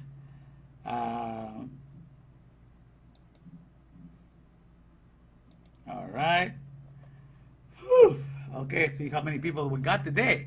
We got Rosa, still Brian here, still on the line. And also we have Andy still with us. All right, there's three of you, my three musketeers. For one and one for all, right? We're still around here. All right. All right. My usual suspects. Okay, they're all here. Perfect. All right, so let me get you back to this. Okay, let me read this portion to you guys here. This is very important because this is what we need to develop, right? All right, so here we are. Okay, let me see. Yeah, we are. So we can see this. All right, so here, this is the definition of a biosphere, as you can see. And here I put a picture of, this is one of the largest biospheres in the world. This is a place, I forgot where it is located, but they took a picture of this with the real biosphere in the background. The real biosphere is where we all live, right? Where the clouds are and the heavens and all of that and all the animals on the mountains and everything lives. But then we become copycats and we try to make a biosphere. We create a little dome, we put everything, and everything inside of that biosphere is also plants and some creatures and everything that is outside. We just put it inside of a container so they can observe it. And they have noticed that everything in a biosphere grows really rapidly, grows really big, and stays very healthy. They just don't develop deep roots because they're in a nice and easy environment, yeah, and they don't have to deal with heavy winds and stuff like that. When you are in the respirandia and the real biosphere of God, then you know the winds are strong sometimes and everything, so all the trees learn to develop deep roots so they can hang on to the ground. But in a biosphere, everything is easy, lucky life for all the plants, so they grow fast, but they don't develop deep roots. So there are certain disadvantages, but they find out that if they're in a cooped-in sphere, they can grow pretty good. So it doesn't affect them their growth. It's just that they don't have too much deep roots. Okay, so that's one of the drawbacks. So that's the part of the biosphere. All right. So this is the world that God is concerned with. This whole world of respirandia, you know, that we're looking at here. The whole world with the skies here. Okay, you can look at that. My little hand is going over there. The clouds. And also I'm concerned with this because they're not using plastic plants. They're using the real plants from the world. They just put them inside of this biosphere. So that's why I included this. All is part of Yud-Heh-Vav-Heh. So it's okay that they want to observe that. But let me bring this down. So what God is concerned with, let me read it here. So I am giving you for the first time, because I have been sharing that when you pay attention to something, everything that you pay your attention to, especially if you pay your undivided attention, you get to purchase a mindset, you know, of what that attention is buying for you. That means that there's certain mindset that you can buy by paying your attention to certain people, or to certain dogmas, or to certain creeds, or to certain constitutions. And it's basically in this world, because God is concerned, since He is God of the living, He's God of the inner space of respirandia, everything is measured, you know, by His definitions. Because that's the respirandia is what keeps us alive 24/7. So He is the one that rules, right? He's the one that calls the shots. So in His world, the only thing that matters to Him, you can be in His mindset as a creator and think everything on behalf of the way that He thinks. So you have an eye for functionality, you have an eye in Hatab, or you can think away from being like Him and you can think like the rest of the creatures that are not aware of the way that He feels about His creation and therefore have no eye for functionality. And therefore you develop an eye for externalities, for all the beauty, beautiful things in the world, for everything.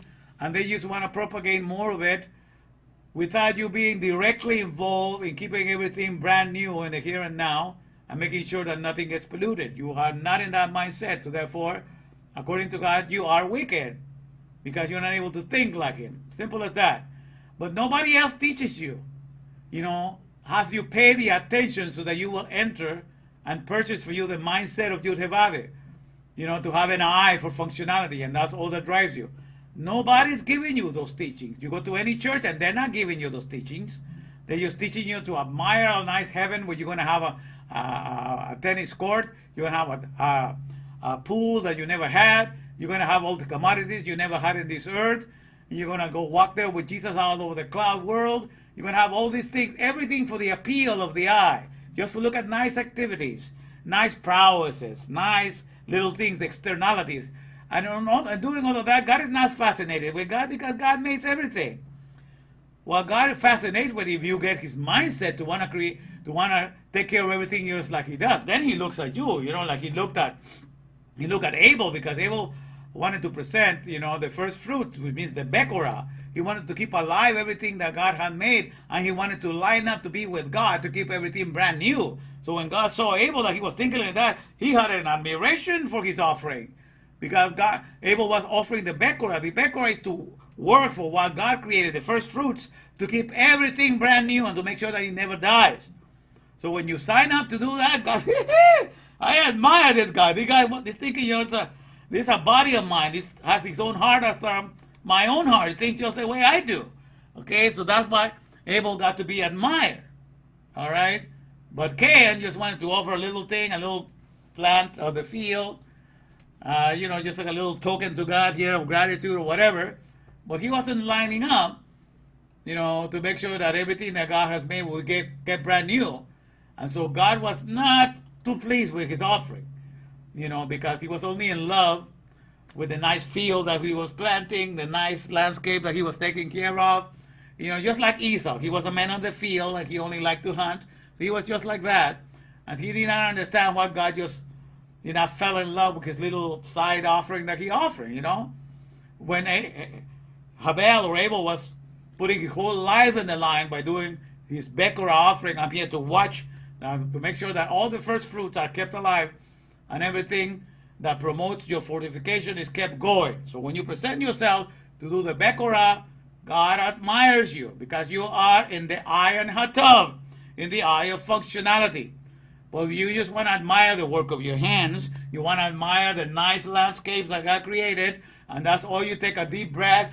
Oh, this is so breathtaking. It's so beautiful, ain't it? Look at that sunset. Look at those, look at those sparrows. Look at all those birds flying in the great distance. And you're taken with that breathtaking, okay?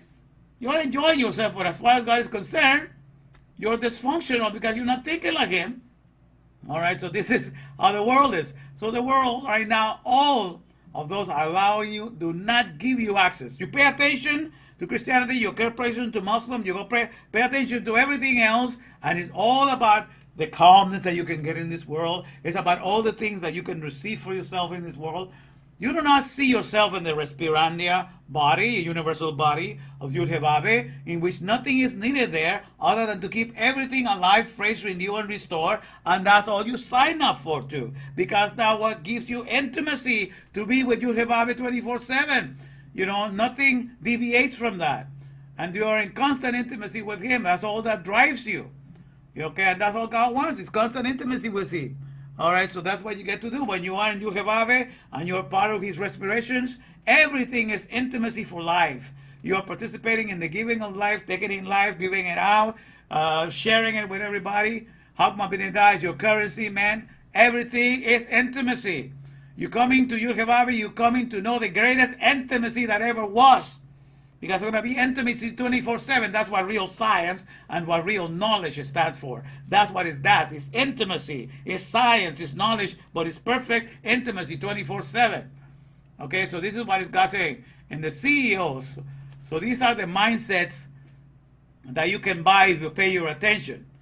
If you pay your attention to Torah and you pay your attention to HDTV 28, because I'm giving you these lessons and I'm bringing down the installation of Ian Matthews DOS. If you pay attention to this, if you pay especially all your divine attention, you're going to get this mindset here. In the CEOs, that means the creator's exclusive originations, source, script, or system of schematics codes. So in the CEO's codes, prepare or equip experts from A to C to handle or supply aerial and earthly technologies. See how I sneak in there the first verse of Bereshit 1:1? I explained it right there. So in the creator's exclusive origination source. So if you have the mindset of the creators, an exclusive origination source, because Respirandia is the first world that you and I were created. That's where we circulate more pounds than anywhere else. I don't think you work for any company you get to process 22 pounds of the materials every day. You know, you will be exhausted and almost dead if you do it every day, 22,000 pounds. But in Respirandia, you get to process 22,000 pounds of air every day, and you're kept alive and fortified. You're not kept dead at all. You're renewed and refreshed, because that's what air does. And that's the first job. So that's the original economy that God created for Respirandia, for the Ruach, for our universal body of spirit. And in there, that's what we do. And we all participate. Every flesh, everything gets to participate and shares the life and behave like Yud-Heh-Vav. Everybody participates in it. It's amazing. So that is the creator's exclusive origination source, because it starts with Respirandia. And when you are able to breathe in and out, then you're able to go to the mule, to mind, power, health, limb economies that procreate themselves, to the necropolis, and then you're able to work in there and keep on all those dead technologies like the Mustang card, like the Sequoia car, all these cars that have something of the living, but they are nothing but dead technology. You are able to keep the dead things alive. But first, you got to be in Respirandia. First, you got to be in the original. So that's what you do. So in the creator's exclusive origination source code, so it says, in the CEO's codes, prepare or equip experts from A to C to handle or supply aerial and earthly technologies. Okay? And then it says, this mindset promotes, and I use the word here on purpose, promotes the word copulation, because that's the word of being intimacy, or another word for sex, to be inside, because when you have sex and you penetrate, you put in the seed of life. When you copulate inside, the seed of life is put in and more life is created. So it happens with the breath. The breath is the one that has more copulations than any other system or any other process in the known universe. Every breath of air that we take brings a seed of life. It brings oxygen to the flesh. And then that flesh gets to keep only 1/4 of it and shares that seed with all the other species outside of him. It mingles it with the carbon dioxide and it sends it out for the tree. So the tree can receive that seed of life. And so the seed of life goes in and out. This is what I call real copulation. Intimacy 24/7 that you have never seen before. So this kind of intimacy happens in Yud-Heh-Vav. That's why we're in the month of last month, in the month of Elul. My beloved is mine and I am his. That's all that matters. I'm in constant intimacy with my maker. And when you are in the processes of Yud-Heh-Vav Elohim, that's all you partake. It's intimacy 24/7. 24/7 you're receiving life, the seed of life, you're kept alive, you're generating more and sending it out. This is what I call real copulation, real life, not the Mickey Mouse copulation that we do in the flesh. You understand? This is a 24/7 copulation, intimacy of true value. So that's what he promotes, the copulation of the empowering processes of Ayin Hatovism. Okay, this empowering process, because when you're watching your Respirandia universal body, and that's all that you do in the flesh, that's all that you're participating in the process of air. When you're watching this, you cannot help yourself but praise your maker, from morning until down. Because, for the Lord, he says, what says the song?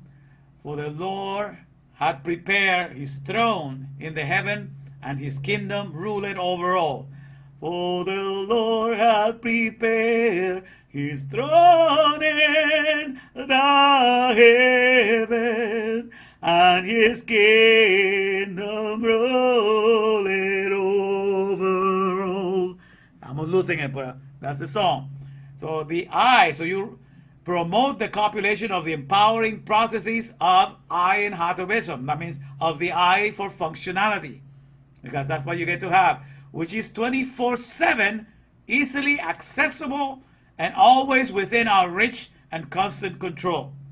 Because when you're watching your body of Respirandia, when you're watching your flesh breathe in life and breathing out life, and all these processes going out, then 24/7 you have access to all the faculties of Respirandia.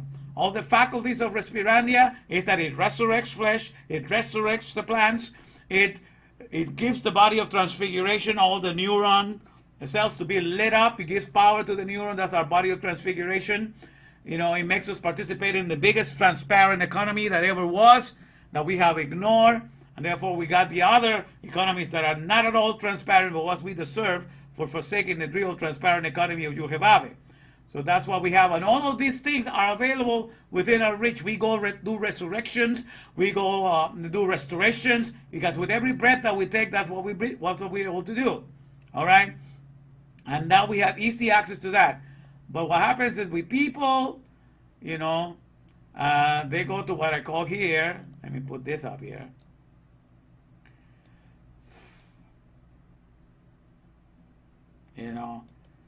In this corner here, you see a face. It's a face of the programmer that sees the source code to be able to create this video game that people in turn get to enjoy and watch, have fun with it. So somebody watches the source code and is able to create a program that people get to enjoy watching this. But all these things in the necropolises, in the mule, they are dead. They are unable to procreate themselves without the help of human being working. So they're part of the mule economy, manpower Helem economy, in which man has to be the source of the creation and the source of the duplication and everything. So all this is an economy that is superfluous. That is an extracurricular that is not needed for the main economy. We can enjoy, we can have fun with it, but do not take it to the point in which, without it, if I don't have the latest game, if I don't have the latest, iPhone, if I don't have the latest access to this, oh man, I am dead man, I'm a nobody. Don't take it to that extreme, come on. It's only a game. But that's when you get wicked, when you forget what you were made for, the essential economy of Respirandia, and you get lost in the mule. Okay, so this is the other mindset that is working at it, because everything else, you understand? This is the one thing I know, like it says in Ecclesiastes 7:29, when Solomon said, this one thing I know, that God made man upright, but lo, he went and sought many inventions. Well, God says, this one thing I know, God says, like Solomon said, this one thing I know, God made man perfect. For the Creator's energizing, I'm going to put a CEO here, for the Creator's energizing, okay, how to put it, for the Creator's energizing, ongoing salubriousness. What God created everything for the Spirit, for the power plant of the Spirit, powerhouse of the Spirit. And in the Respirandia, we're kept alive 24/7. This is an ongoing salubriousness, means salvation of healthfulness. So God made us perfect for us to live with this flesh that breathes in and out 24/7. He made us perfect and suitable to be in Respirandia, in the Creator's essential or energizing, ongoing salubriousness. That's the mindset of God. He made us perfect for that. But then what happened? Well, man, when looking after other things, and I call that the other external, the other CEO of the wicked, he went looking after the Creator's external, externally observable splendidness. To look at the beauty of something or the power that something has, only the external things that it offers you, the inspiration that it provides you. So men were looking for those things, they're thinking that that's why I exist here for. Or even they went after the other CEO they called the Creator's extracurricular, things that are not needed, extracurricular,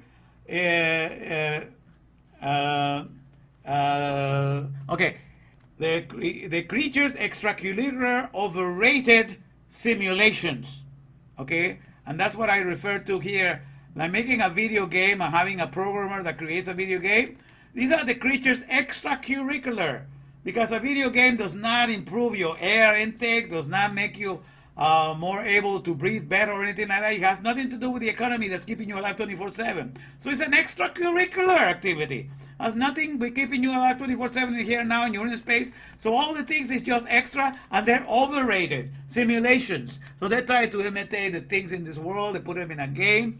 But it's only a simulation of the real world of Respirandia, And it has nothing to do with keeping you alive. So it's an extracurricular, overrated, because people make a big deal out of it that you need to have it or you're going to be out, if you're not going to keep up with the Joneses. But it also applies to religions. There are religions that offer you resurrection, but it's not 24/7 like it's happening in Respirandia. So it's irrelevant. You don't need that. You need the Respirandia resurrection that's happening 24/7 to keep your life alive 24/7 and to keep the plants alive 24/7. That's the relevant resurrection. So every other thing that comes and tries to teach you, give you a resurrection that might happen the last day or may happen, just follow the founders of your religion or all of that. They're irrelevant to you. So they're teaching you an extracurricular resurrection that is not needed. You understand? So all the other things, all the other religions, all the other things that they try to think that you're going to get in heaven, that's extracurricular. That is not needed. They're fake. You understand? So how that works? Okay, it's simple to understand. So that's why I put here, in the CEOs, which is the mindset of those that are Rashaim, they just follow the wickedness, because Rasha means wicked. Because I say here, in the CEOs and the creatures or creations externally observable spectacularity or splendidness, it says crave and comprehend the extracurricular overrated simulations. So that's why they teach you in this world. So in this external world of the mule, you see a Mustang, a car that is a Ford Mustang, you want to create more of that. Even that Ford Mustang is not purifying the air, it's not doing anything like that. Only the Mustang horse participates in Respirandia. And the Mustang horse that God created, he is participating in giving life and keeping things clean around, But the Mustang car is not doing that. But the people go and they want to have one and they want to keep on creating all these extracurricular activities that do not add life to them. You understand? That's how the world got lost their way. Okay, so it says that's why it happens. You crave and comprehend extracurricular overrated simulations. You copy everything that is in the world, but it's dead. For example, there's the Toyota Sequoia, but that's a dead Sequoia. Okay, there's the Toyota Tundra, but that's a dead Tundra. The real Tundra of God is full of life. So you create all the names of everything, that exists in the Respirandia world. You create something for the Air Force, and the Air Force is some planes that are stealth machines that can go and kill other nations, and drop bombs because they're stealth machines that can hide themselves. So that Air Force in Respirandia, what's the Air Force in Respirandia? It's the very air that we're breathing, that all creatures are breathing to stay alive. And that Air Force is a force for life. So when we work for the Air Force and we create all those planes, that's a power for death that we create. And we want to procreate more of that and promulgate more of that and publish more of that. That's how stupid we become. We only create dead things and we not create more of it. When at the end of the day, they are not necessary to keep us alive in inner space of Respirandia. You understand? Nobody's giving you that. Nobody's giving you an access to access that except here in HTTP 28, because now with the birth and the dawn of Ian Matthews Das, we have access to see that. So now you pay your undivided attention, you will be able to be useful and to have the Ayin Hatab, the eye for functionality that God has, and to be able to forsake all the other ones that do not train you and do not give you this mindset. Because like I say, every other religion, creed, or constitution are only selling you this. They're only having you pay attention only to this, Rashin, which I'm going to keep going. So this is, you crave and comprehend extracurricular overrated simulations, and this promotes the promulgation or publishing. That's when you have to publish and advertise, because that's what you do. You like something in the dead world and you keep on advertising the dead things and publishing the dead things and promulgating as publishing, proclamation or preaching the dead things of the engrossing prowess. Prowess means great abilities. Like the superheroes that can do this and that. And so you want all these, superheroes, you want to promote all their movies and all their powers, even though they're completely science fiction, but you want to keep them going anyways, because of the engrossing powers of Rashism. And Rashism is the elevation or exaltation of the dysfunctional eye's attractiveness to the observations of the activities, to the ayin, of the acts of which the wickedness, which are never easily accessible and are usually always beyond our control. So you admire Spider-Man, but you can never be like Spider-Man. You admire, Superman, but you can never be like Superman. Those powers are far away from you. You admire Batman, but you can hardly be like Batman. You admire, all the other superheroes that you see there, out there. Those powers are never easily accessible to you. So you keep on promoting things that are not easily accessible to you, and you admire certain landscape like Acapulco. You cannot be there all the time to be inspired. You admire other places, other nice vacation spots, but you are not there all the time because you go back to work. So that's what happens in the world of just contemplating and being inspired by the dysfunctional eye that does not see functionality.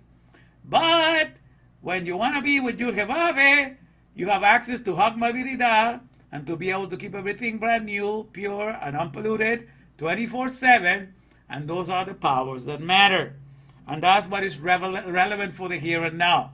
So my fellow Navarians, I spend my time here preaching to you the things that truly matter for the here and now, okay? So understand, you need to get the CEOs, the creators' exclusive originations, okay? Codes that prepare or equip experts from A to Z to handle or supply aerial and earthly technologies, okay? Because that's when you have an eye for functionality. That's what every creator signs himself to do in this world. They sign themselves to have an eye for functionality, to make sure that all the functionalities get to work so that all the physicalities are kept alive. Because all the physicalities at the end of the day need to be functional. And when you have the eye into wisdom, you develop an eye for functionality. And therefore you are never going to be disappointed. You are always going to dwell in your universal body of Respirandi of the Spirit. And nothing is going to offend you. Great peace have they which love thy law, and nothing shall offend them. Great peace have they which love Torah, Torah, the omnipotent respirations, augmenting humanity. You understand? That's the stone that is going to destroy all the other economies. That the STONE, that's the solid teachings obliterating non-essential externalities. Because as far as I'm concerned, all religion could disappear today. All the creeds and constitutions of all the countries in the world could go down and be done away with. And everything that man has ever created, from the pyramids and everything, could be done away with. But guess what? The world of Esperandia, the world of my universal body of the Ruach, the world of the organic world and the inner processes of the life that it produces, it will still stand the ground. That's why it says that man is as grass, and all the goodliness of man as the flower of grass. But all the manuals, the creeds, and the constitutions that they write to keep all those beautiful things that the work of their hands have made, all those things can be done away with, and they will be done away with.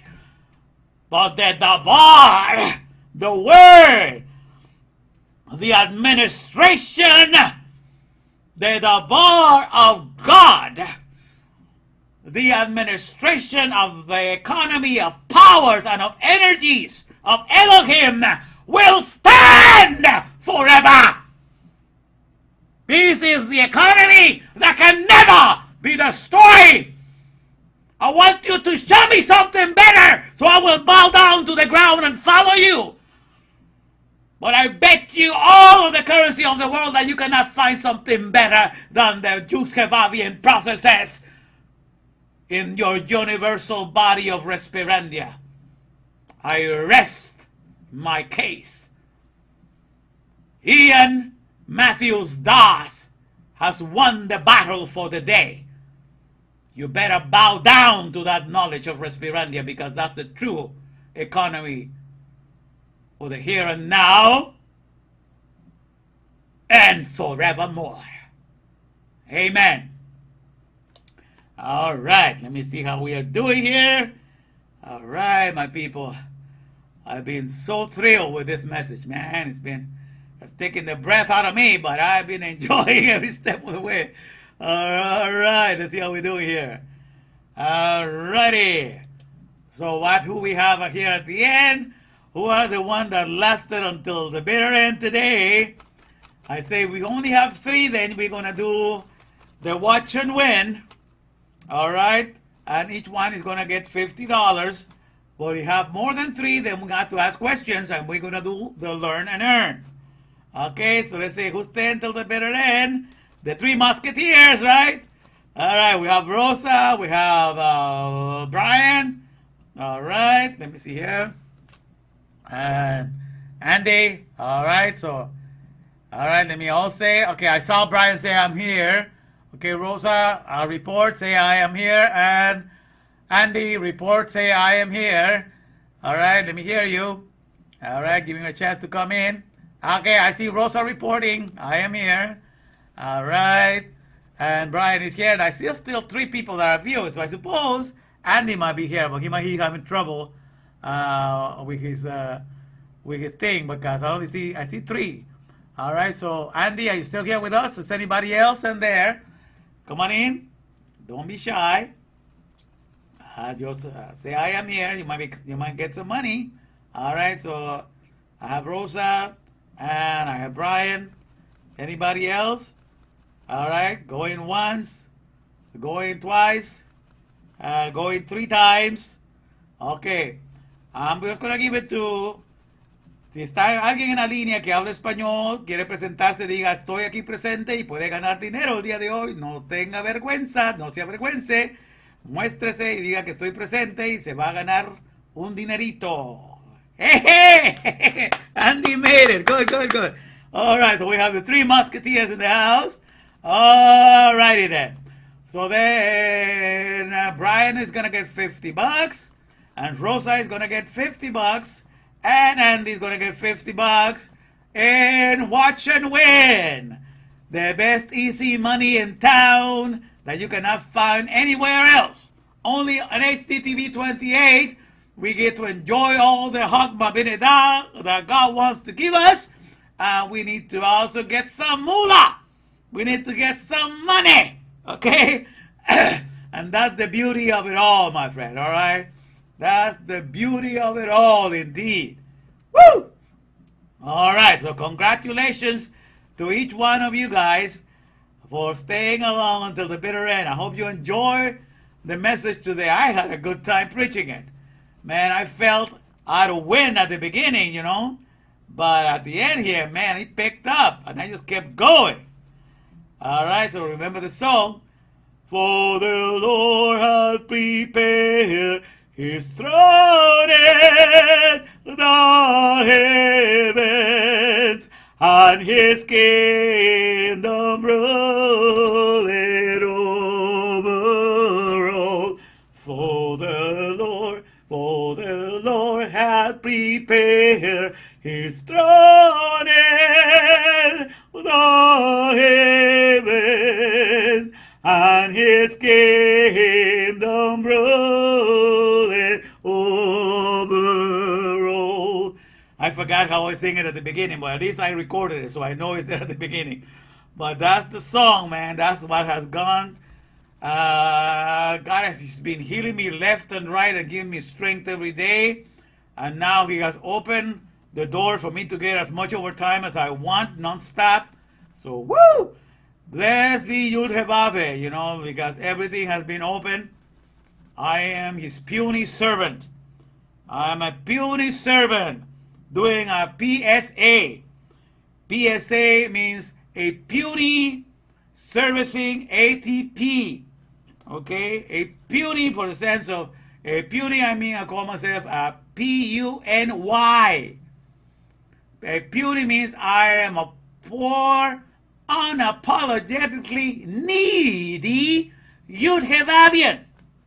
That's why I am. All I need is Yud-Heh-Vav. I have Him 24/7, but now that I see Him, I don't never want to lose sight of Him. He's my breath, He's my everything. So I'm a very poor, unapologetically needy Yuhevavi. And I need Yuhevavi all 24/7. I'm not ashamed to admit that. So I'm a puny servicing, and what I do here, I service ATP. That means Aleph Tap Powers. Okay, all the understanding for the connecting letters of the alphabet from the Aleph Tap, because we are wordectric, dabarectic. We are driven by words from the thought world. So I bring you all the connectedness from Aleph to Tap, from A to C, that will empower you to live in the here and now with your Hevave. And these powers are the publishings, of wisdoms, empowering respirations, sustainability. Okay? That's the powers. Publishings, which is what I do here, of wisdom, empowering respiration, sustainability. That's what I do. All right, so that's what I do, and that's what I am, and that's what I'm happy to be in the here and now of myself, man. I'm having the greatest time of my life. What can I tell you? Let's see if I can play the commercial again. This is very good commercial today, by the way. All right, let's go.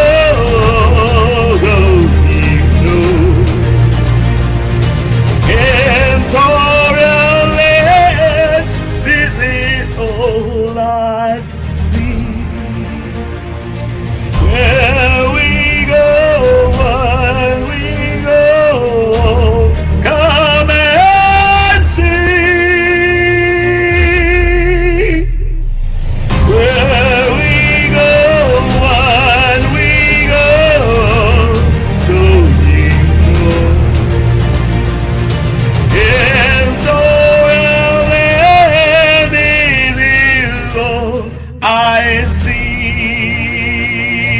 Where we go, what we go, come and see.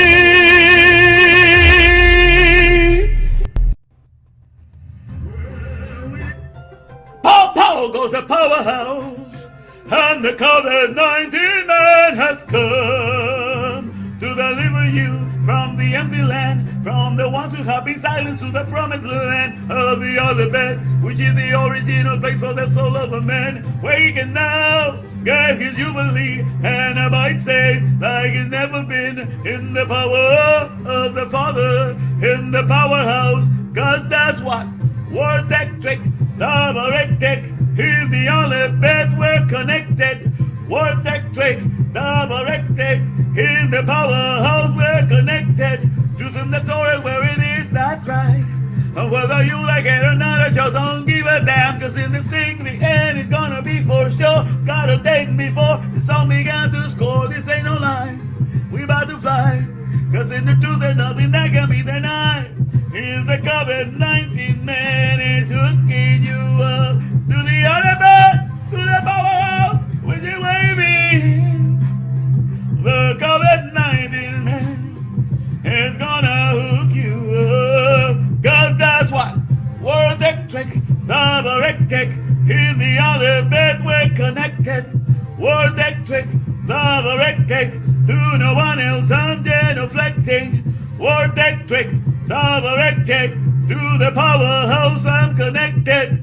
And then I want to get your power back, cause you will find in there the powerhouse not scared. You won't be silenced, nobody can touch what you will find in there. Gets to cut the masking back of lies, the righteous now the Christ, cause the COVID-19 man is gonna hook you up to the powerhouse.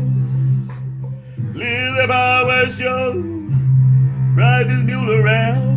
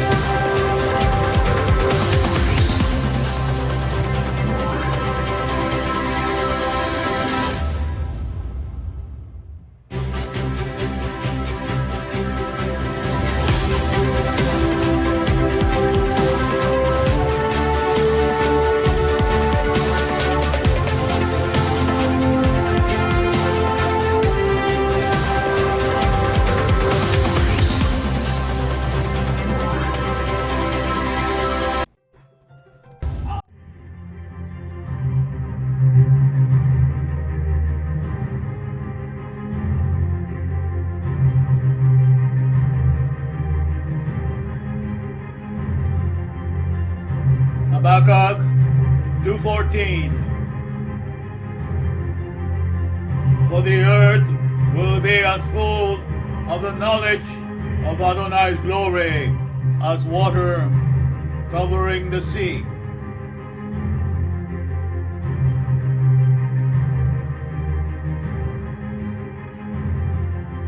Here comes the name of Adonai from afar, his anger burning in the rising smoke. His lips are full to the brim with fury, his tongue a consuming fire. His breath is like an overflowing stream that rises high to squish up all of their necks, to sift the nations with a sieve of vanity, and put a bright oil in the people's mouths to lead them astray. Shema Yisrael, Adonai Eloheinu Adonai Echad. Shema Yisrael, Adonai Eloheinu Adonai Echad. Shema Yisrael, Adonai Eloheinu Adonai Echad. Shema Yisrael, Adonai Eloheinu Adonai Echad. He repays according to their deeds, fury to his foes, reprisal to his enemies. To the coastlands he will repay their due. In the west they will fear the name of Adonai, and likewise in the east his glory. For he will come like a pent-up stream, impelled by the Spirit of Adonai. Then a Redeemer will come to Zion, to those in Jacob who turn from rebellion. So says Adonai. Shema Yisrael, Adonai Eloheinu Adonai Echad. Shema Yisrael, Adonai Eloheinu Adonai Echad. Shema Yisrael, Adonai Eloheinu Adonai Echad. Shema Yisrael, Adonai Eloheinu Adonai Echad. Echad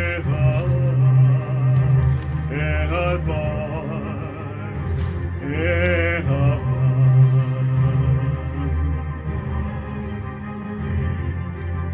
For then I will change the people so that they will help your lips to call on the name of Adonai, all of them, and serve him with one accord. And he shall judge many peoples, rebuking strong nations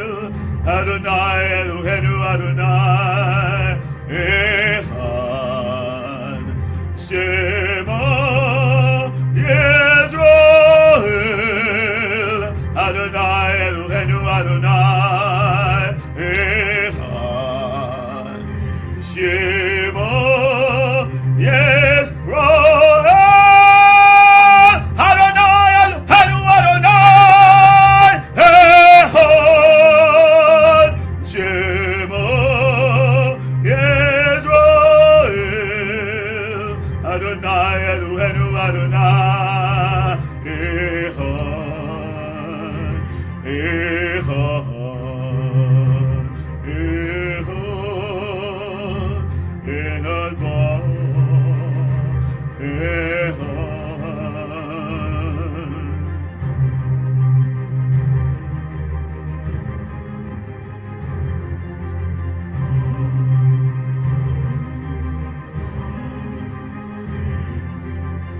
The Aleph, the bed, the fathers come down from above, the Father's strong houses come among us. The Aleph, the bed, the fathers come down from above, His name that's so strong, the powerhouse of every soul. The Aleph bedrooms inside of us. The bed, the fathers come down from above, His name that's so strong, the powerhouse of every soul. The Aleph bedrooms inside of us. The Aleph, the bed, the fathers come down from above, His name that's so strong, the powerhouse of every soul. The Aleph bedrooms inside all of us. The Aleph, the bed, the fathers come down from above, the name that's so strong, the powerhouse of every soul. The Aleph bedrooms inside all of us. The Aleph, the bed, the fathers come down from above, His name that's so strong, the powerhouse of every soul.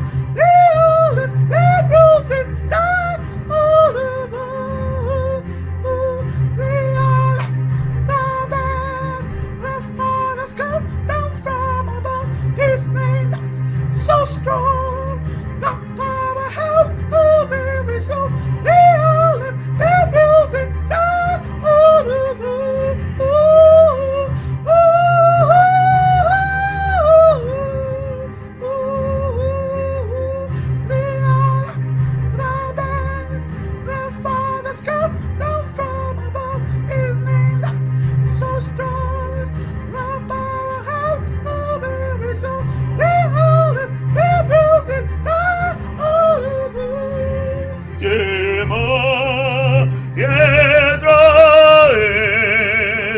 Adonai Eloheinu Adonai Echad. Shema Yisrael, Adonai Eloheinu Adonai Echad. Shema Yisrael, Adonai Eloheinu Adonai Echad. Shema Yisrael, Adonai Eloheinu Adonai Echad. Echad, Echad, Echad Ba, Echad, Echad.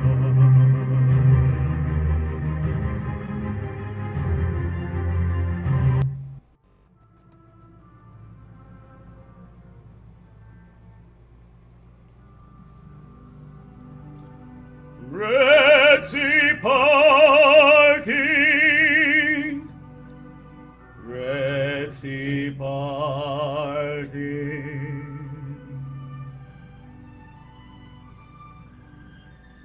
You make of all leaders that guide the nations, making stores that lead us in our imaginations and our confessions.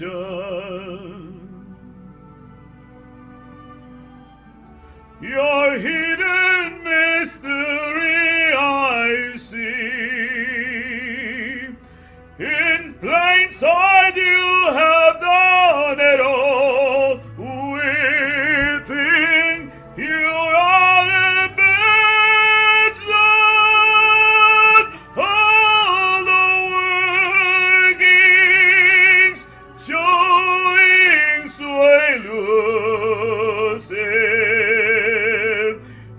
with splendor.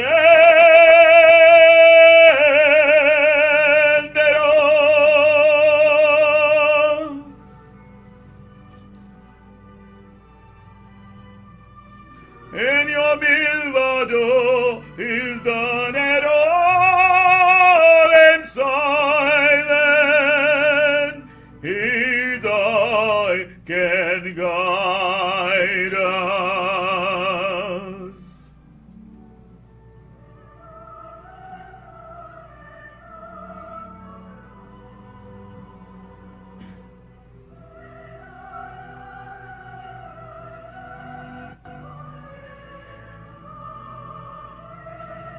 Listen and notice this voice steadily stiller,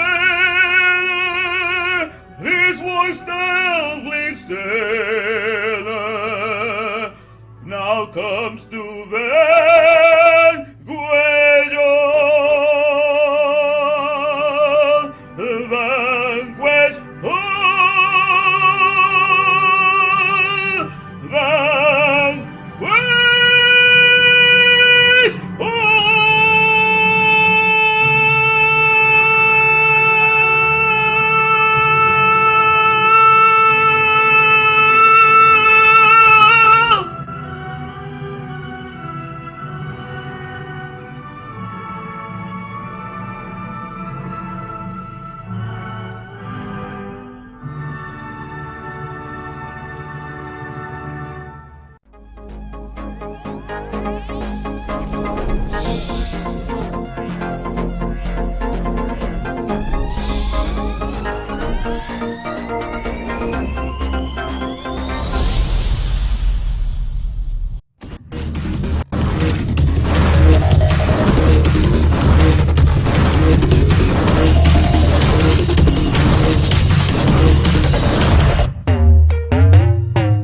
Put your money where your mouth is. Show me what you can do with it. Put your money where your mouth is. Show me what you can do with it.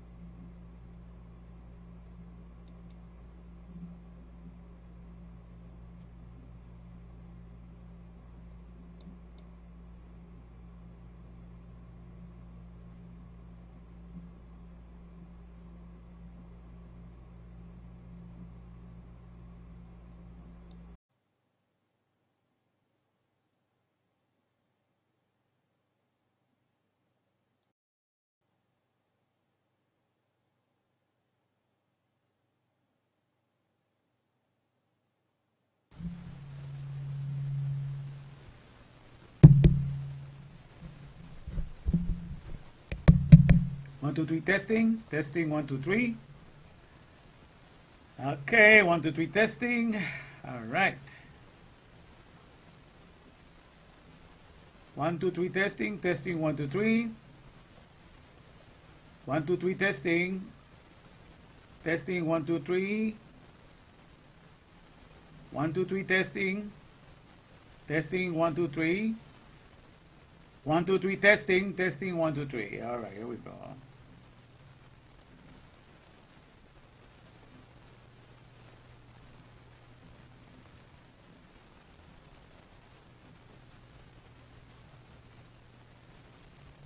All right. 1, 2, 3, testing. Testing, 1, 2, 3. 1, 2, 3, testing. Testing, 1, 2, 3.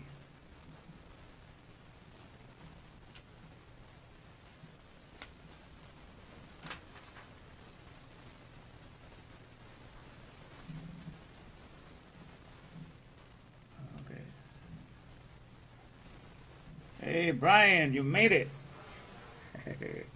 Hey now. All right. Okay, so where we are, here we are. We're making it. All right, I'm going to step on the light here. All right, let me see. All right. To Bekora or not to Bekora? That's Yosefave's main concern. So we're going to talk about that. To Bekora or not to Bekora. It's not to be or not to be, but to Bekora or not to Bekora. All right, so now you want to make it, Brian, okay? All right, we're gonna see that. Let me just share this more groove here quick. All right, let's see.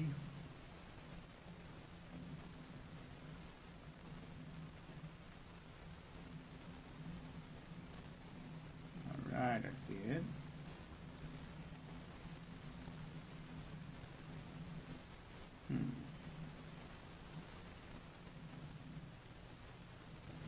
Good. Covered 19 men.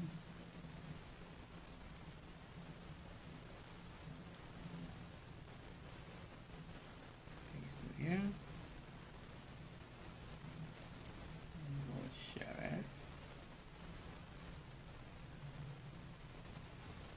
All right, we share that. Let me share to my own page.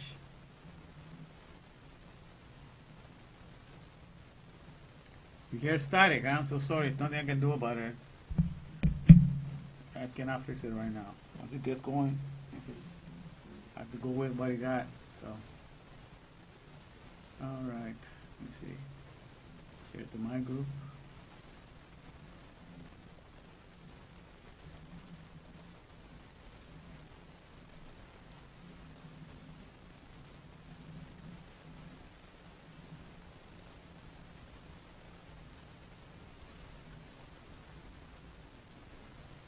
Very interesting message today, I'm telling you.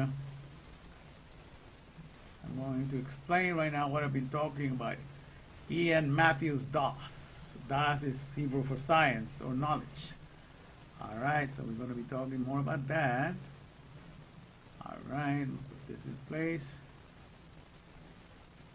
So to Bekora or not to Bekora, that's Yosefave's main concern, and celebrating the birth of Ian Matthews Das. I'm going to tell you what I mean by this. It's very interesting to me. But let me sing a song before it goes out of my head. Because I'm bringing God right back down to the here and now. That's what I've been able to do with this 40 hours, it says 40 hours, 1 minute and 34 seconds that were uploaded. You know, in between the days of Friday, Saturday, and Sunday.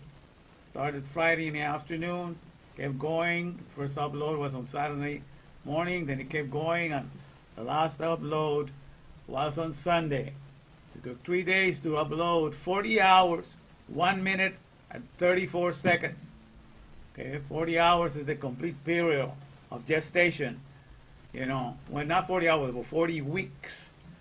The complete period of gestation to give birth, you know, and it takes us like 9 months, so you get to 40. So the equivalent of what I do here is supposed to be an hour, right? You and I know that. Wink, wink. That never happens. Well, hardly ever happens. But I promise you guys an hour, and I usually deliver more. But an hour every Wednesday. If I uploaded 40 hours, that would have been 40 weeks, because every Wednesday I'll be doing a week, 1 hour a week, right? So that would have been 40 weeks. That's like a 9-month period, of pregnancy and giving birth. So it was interesting. I was just putting all together how this thing works. So I uploaded, in 3 days. That's on Friday. Started Friday afternoon. Then went Saturday. I just get the computer going because it was uploading, was connecting it directly. And it went all the way to Sunday. And also I was counting the hours because I started with the pain around 3, and that's when I was uploading. I started uploading the program. That's when I started with a pain in my stomach. I had eaten at noontime. I had eaten that, that beef with chicken teriyaki.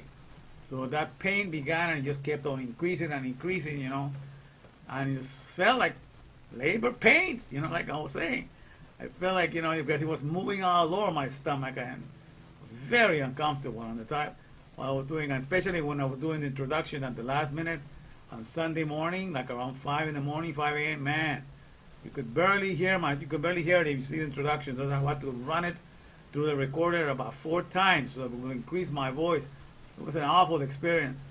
But that was at the end. So at the end, around 7:30, between 7:30 and 8, when I explained how I was sitting in an awkward position. When I was sitting on my chair here, my legs were open, and I had to lean forward like that, and I was holding with my left hand was holding on the floor, so I could keep a pressure going in my stomach, and I didn't have to fall down. And then with my other hand, I was Googling everything in my computer and searching for everything and talking to everybody, because at least that was the only position I could be in comfort for about 30 to 40 minutes. So that's where I was calling everybody, planning to go to the emergency room, and finally when I got off of that position, I found relief, like the thing went away, like I never had the pain. But then when I counted the hours, that's also 40 hours of labor pains, because there's a scripture that says that the coming of of what's going to complete the world, because that's messianic just means the completeness of the world. He's going to be coming, with labor pangs. So it was interesting. So I was thinking, very interesting. But what happened the very next day? Because after I uploaded on Sunday night and everything, I put it on my page, so all the experience I went through, I put the pictures of my dad's celebration, then the next very day, I had not worked on my job since about 8:30 on Saturday. I had to quit and do my overtime. So next day, my first call, like around 5:30 in the morning when I started, my first call, of all things, my first call was a video call, in which I was in this hospital, I think, in Roma, Texas. I think it was the hospital. But in any case, they gave me the instructions, and I'm not supposed to give too much information about a call because, that's my private stuff, but I have to share this because it's just way interesting. That's interesting. So the first call I got in the morning was a video call in which I walked into the house of this lady that had just given birth, and they told the lady, "Congratulations, you have a beautiful baby boy," and they asked the lady, "And what is his name?" And she said the name, the first name he said is Ian, okay, but the last name, she said it in Spanish, and what I did is I translated it into English, okay, it's the equivalent of it in English, so that, so everything will remain still private and confidential for my job. But in any case, so the lady says his name is Ian Matthews. And I said, wow, isn't that something? Because those of you that have been following me remember that I've been teaching about Ian, the indispensable alphabet nurturer. And I've been calling that we need to do everything for Ian's sake. Just about a year and a half ago, I was emphasizing Ian, as the indispensable alphabet nurturer. That we need to become a famtaso, a father and mother to alphabets. Okay, so indispensable Aleph Bet nurture. That was my emphasis. So Ian was the key word. So the first thing that it came, he's saying, congratulations, you just gave birth to a beautiful baby boy, called Ian Matthews. And then we understand Ian, it means the indispensable alphabet nurture, and Matthews means the gift of powers. I can call it the granting of powers. So the name of what I came up with, of this thing that, all this time that I have dedicated and put it up there and finally gave birth from my soul. My soul gave birth to all these ideas, and were, put out and delivered out into the world, on September 18, is the indispensable Aleph Bet nurture, granting of powers, and I put science, das, at the end, das, the science. So the name is in the Ian Matthews Das. Okay, so I'm referring to that. So that's the way I see how God, I was just crying because I was just thinking, God is congratulating my soul for the birth of this catalyst, this medium by which, we can connect now and get our own Bekora going. Because that's the title today. To Bekora or not to Bekora. That Yehovah is main concern. So let me see if I can think of the songs before I forget it here, what I'm going to share with you guys. Let me see here. All right. So you see what we have. Rosa, all right, you're here. Patty Fisher, gusto de verla, señora. Qué bueno que vino a visitarnos. Okay. But because this is a method by which, we can just live in the here and now, but with the full awareness of the Alphabet Inc., of the Aleph Bet Incorporation. So we will never lose sight of the Father of the here and now. God has always been in the here and now, but our awareness of Him has not always been there. We are blind to His awareness when it's so easy to be aware of Him. But this whole idea of bringing Ian Matthews Das is to make it available so everybody can see Him in the here and now. So that's why I wrote this song. I'm bringing God. It says, I'm bringing God right back down to the here and now. I'm bringing God right back down to the here and now. I'm bringing God right back down to the here and now. I'm bringing God right back down to the here and now. I'm bringing God right back down to the here and now. I'm bringing God right back down to the here and now. I'm bringing God right back down to the here and now. I'm bringing God right back down to the here and now. I brought Hashem right back down to the here and now. Brought Hashem right back down to the here and now. I brought Hashem right back down to the here and now. I brought Hashem right back down to the here and now. I'm bringing God right back down to the here and now. I'm bringing God right back down to the here and now.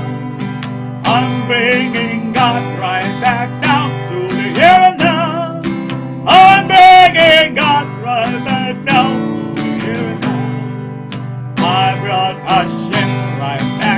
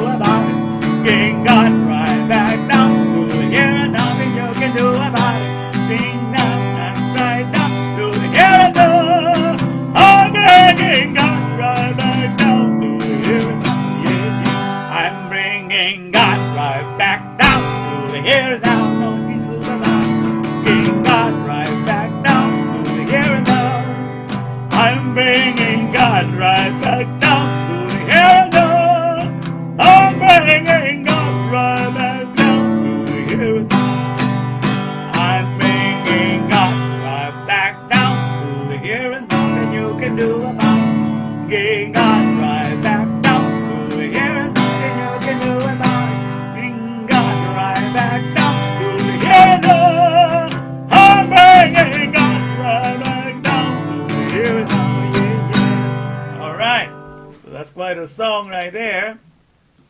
And it's something for all of us to look forward to sing. Don't be thinking in your head, look at this fool there, thinking that he has the power to bring God here on earth. You are the fool, my friend. God has been here on earth all along. And the fact, and he's been so evidently clear all around you with every breath that you take. You're always calling on his name and you don't even see him. The fact that he can hide himself in plain sight, that to me is amazing. That to me is majestic. That is to me like no other thing that has ever been done. Like no other thing that has ever been displayed upon the face upon the earth. So all of us should be eager to be looking at Yud-Heh-Vav-Heh, to be looking at Aleph Bet, the powerhouse of all creation, at all times, and never lose sight of him in the here and now. That's what you and I should be eager to.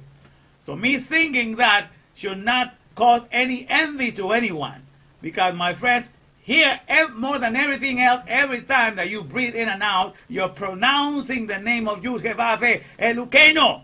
Because Yud-Heh-Vav-Heh, Elokeinu, with each one of his letters, and Elokeinu, which means powers, he is saying the processor of the processes of respiration, fusions, and enlivening powers.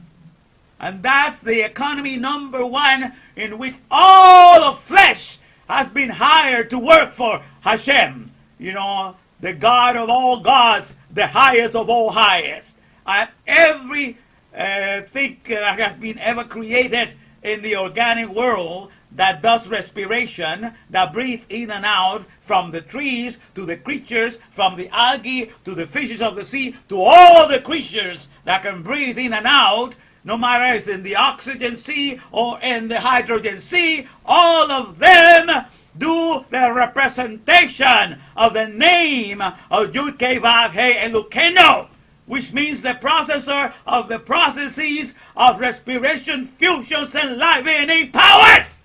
All right? And we cannot escape that. Each one of us human beings, every day, every 24-hour period, we process 22,000 pounds of air. That's more than all the liquids and all the solids that we get to process. In between liquids and solids, we only get to process 14 pounds of liquids and solids in the things that we eat to stay alive and to have health and longevity. But in the processes of what we need to eat, the number one food that we need to inhale and take in, which is the oxygen that comes from the respiration, which you only take 1/4 of it, and we get to share with all the species. That's how generous this body has been constructed to be. So that is the thing that you need to understand. So in that sense, my friends, you and I are way above everything else, and the respiration powers, and the fact that we get to process way more pounds, of the respirations on a constant daily basis than all the liquids and solids that we get to process. That makes us more of aerial beings. Makes us to be beings, celestial beings of the sky.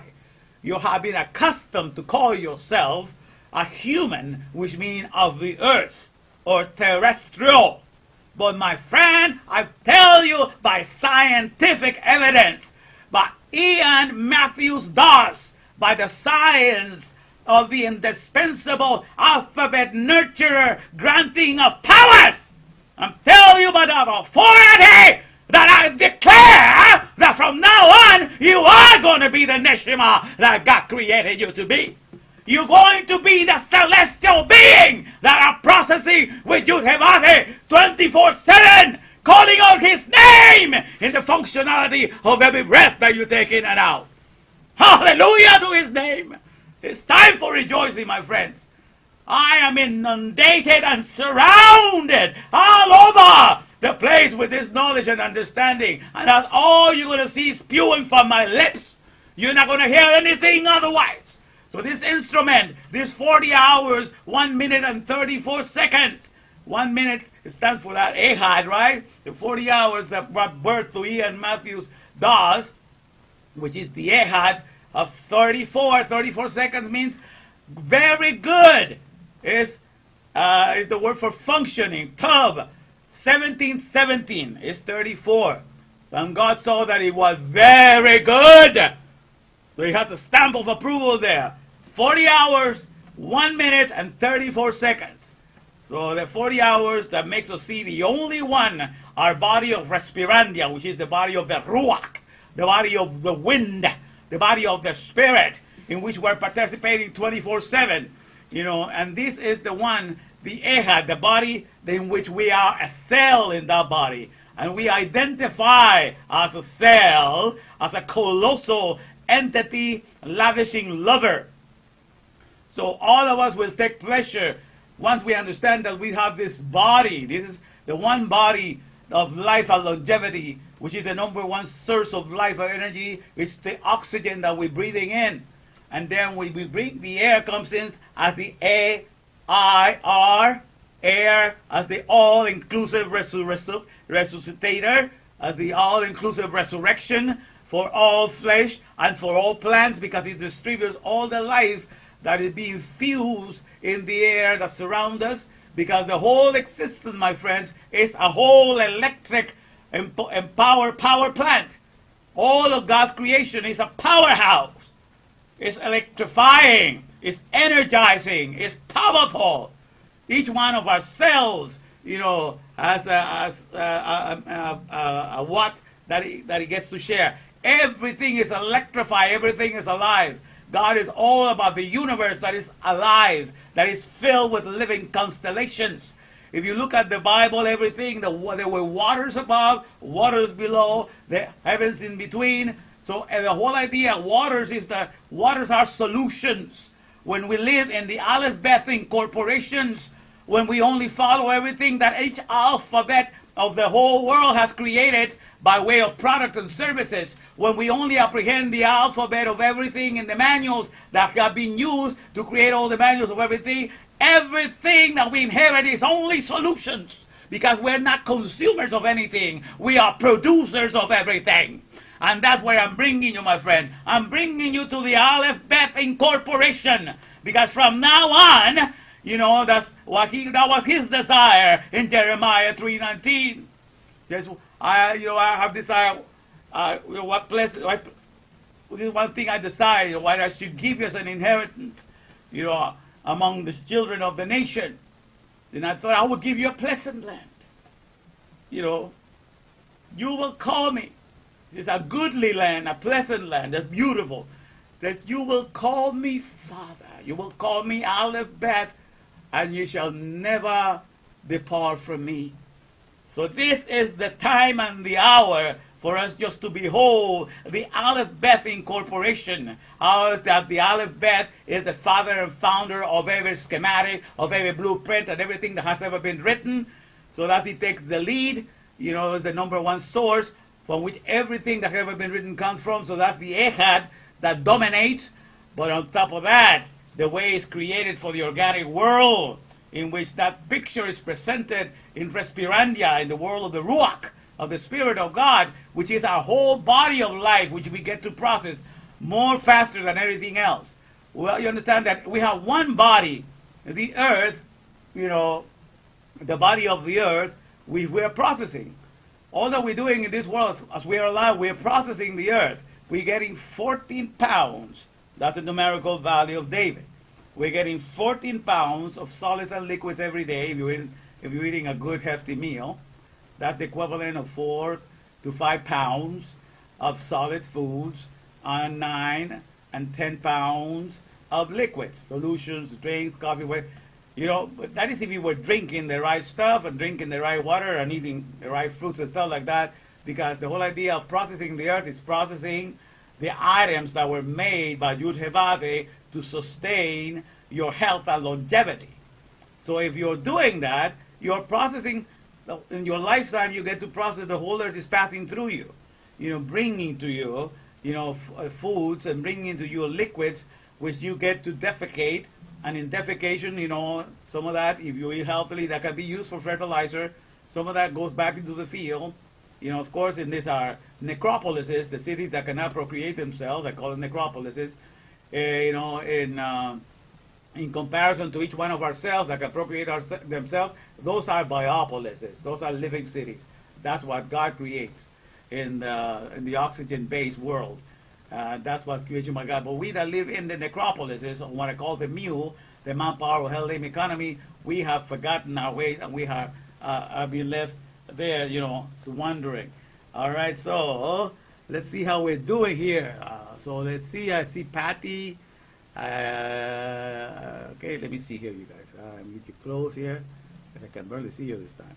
Let me move here for a second. All right, let me see. Okay, because I need to. There we go. I can see better now. All right, and this is better still. All right.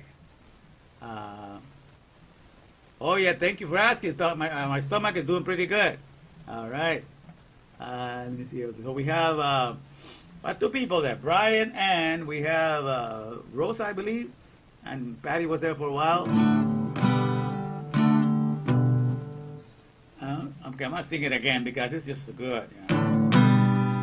I'm bringing God right back down to the here and now.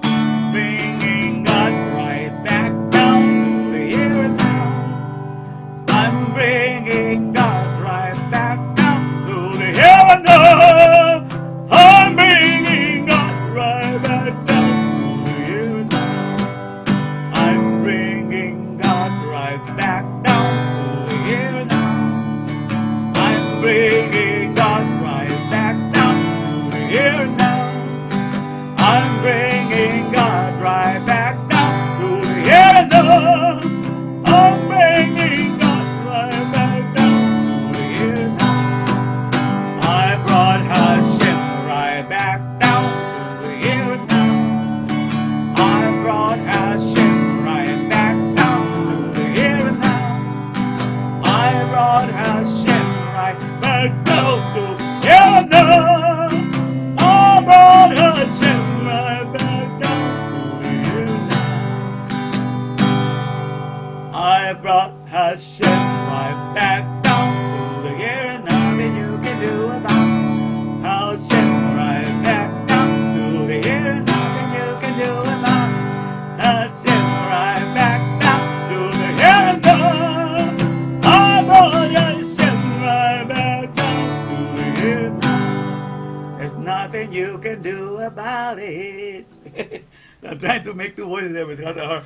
So I'm bringing God right back down to the here and now, and I enter with that. And there's nothing you can do about it. You see, I'm bringing God right back down to the here. There's nothing you can do about it. In other words, this is my baby. I work hard for it. My soul delivered it finally. Because the soul, in the Bible is a female entity because it's filled in, with the presence of God. God is his king. God is his husband. He is our Baal Kadosh, our sacred husband. So the soul of the Sadikim gets to conceive all these beautiful, studies of Chokmah, Bina Das.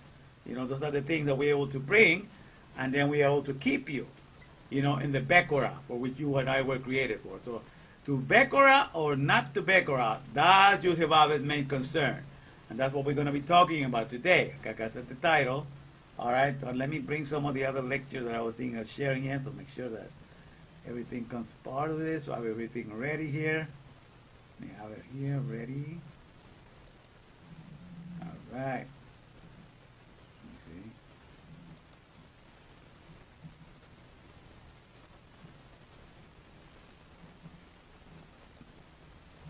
All right, it was to the end.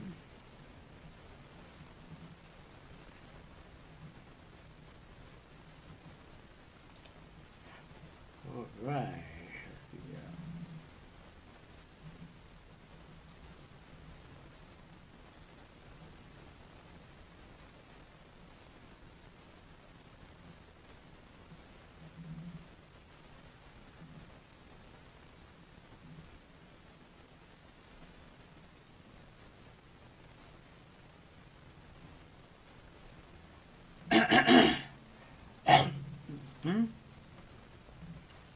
All right, let me put this up here. So we can start the lesson for today. Let me play a commercial first, okay? Let me play this commercial. Let's see.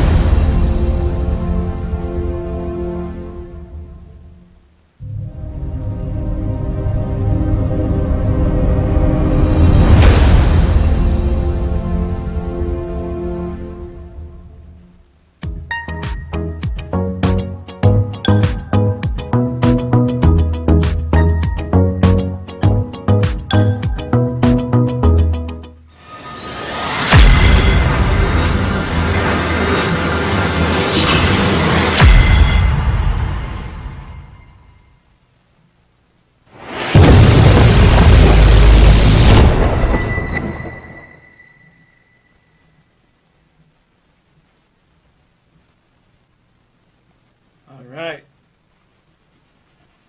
Okay, we made it here to the. Let me see if I can. The mic is working here. Let me see on this screen. 1, 2, 3 testing. Can you hear me? Okay, yeah, the mic is working here. Okay, let me stay here for now. I'm here at the screen for the. Okay, so this is the screen for the observatory.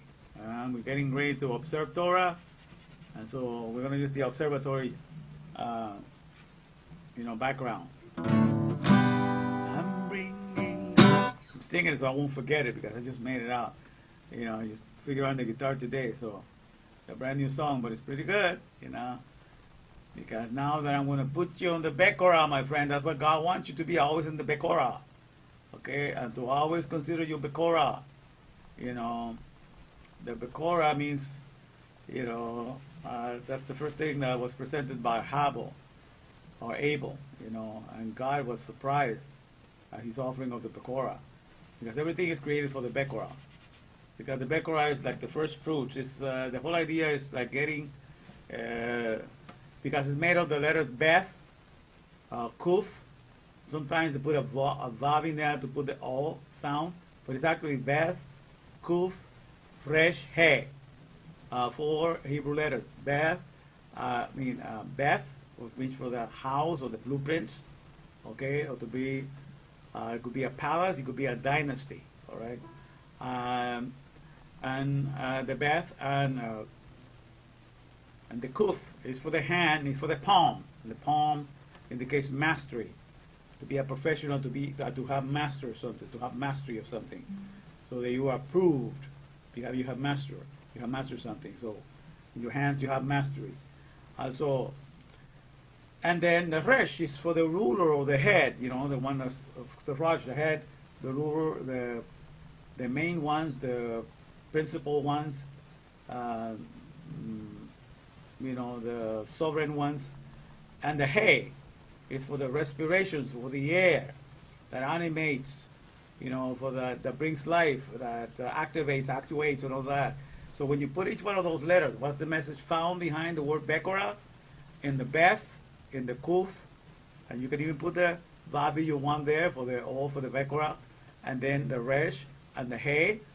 It actually means the dynasty, or I like to call it the dynasty or the palace for the mastery, of the connection of the leading respiration, or the leading, because that's the leader, or the ruling respiration, which is Yud Kevave, which we understand that Yud Kevave means Yud is for the hand for work or operations or processing or processor. So that stands for the processor of the processes, okay, because that's what God is, the processor of the processes. And UK is also for respiration, for breath, okay, of the respiration, and Vav is for hooking up, uniting, okay, so that's the fusions. And He again is the breath for animating and actuation, that's enlivening. And Elokeinu or Elohim means powers, energies or powers, and also could stand for skills, faculties, and abilities, all of that, because all of that enables you to be a producer and enables you to be a mover and a shaker in this world. God, with knowing God of the scriptures, God of Torah is all about everything in motion. Nothing is idle. So a word is connected, a language is connected to labor. So He gives you a manual that connects you to a labor activity. 613 mitzvahs is not just for you to sit pretty. It's just for you to labor and do something to understand your connectedness, in the respirando world, in the dynamics of the breath economy, all right? The breath, or what I call the breath, bona fide resurrection, because that's what each respiration does. It brings every creature in the organic world to life 24/7. The flesh is brought to life 24/7, is resurrected every moment of the day, and also the plants that get the carbon dioxide that we bring out and they take it back to them, they are kept resurrected. Everything is kept alive and going like that. So the bona fide resurrection, breath, bona fide resurrections, empowering all to healthfulness. That's what breath does. And so that's the breath dynamics, and that is taking place. So you will get to understand as you spend time, with what God has revealed to His servant here, this puny servant, that's what I call myself. I am a poor, unapologetically needy Yud-Hevavian. That's what I'm a puny. And I bring you the PSA, which stands for, in this world, for public service announcement, but mine are puny servicing ATP. Okay? And the ATP stands for Aleph Tav powers. Okay? The Aleph Tav, because those are the hidden letters that they say that are unpronounceable, so they don't translate it in any other language. They only appear in the Hebrew Tanakh. Aleph Tav, appears 7,302 times in the Hebrew Tanakh, which does not appear in all of the other Bibles, English Bible, Spanish Bible, German Bible, and everything. They are missing the Aleph Tav, which loses the emphasis of that God says that everything, the life of everything is in the manual. The life of everything, of every nation, of every religion, of every gadget, of every service is in the manual that makes it. That's where the life of everything is found. That is the land of the living for everything. It's in the alphabet that made it. Get that, and put it in your pipe and smoke it, but that's the reality. Or deny me otherwise. People ask me, where's the land of America to be found? Okay, and people confuse themselves of being in the earthly land and the dust standing on the soil they're standing on. That's what America is. No. America are the ideals that were forged by the forefathers, and they were put together in the Bill of Rights and in the Constitution. And those ideals is what founded this nation. And as long as you adhere to those ideals and you not forsake them, you will continue to project the land of America. But the land of America is only living in the manuals in which those writings were put down. And those that forsake those writings are bringing death to America. The only life of America comes from those that adhere to those ideals and are able to project them from their own character onto the land.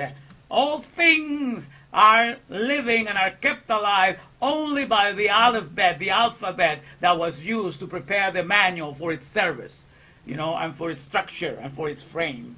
Get that to your main. I dare you to tell me that I'm wrong, because that's why all the owners of all corporations, they put all of their manuals, all of their patents under lock and key. And they don't dare anybody come along and claim it as theirs because that's their intellectual property. And that is the life of all the products and services in their company.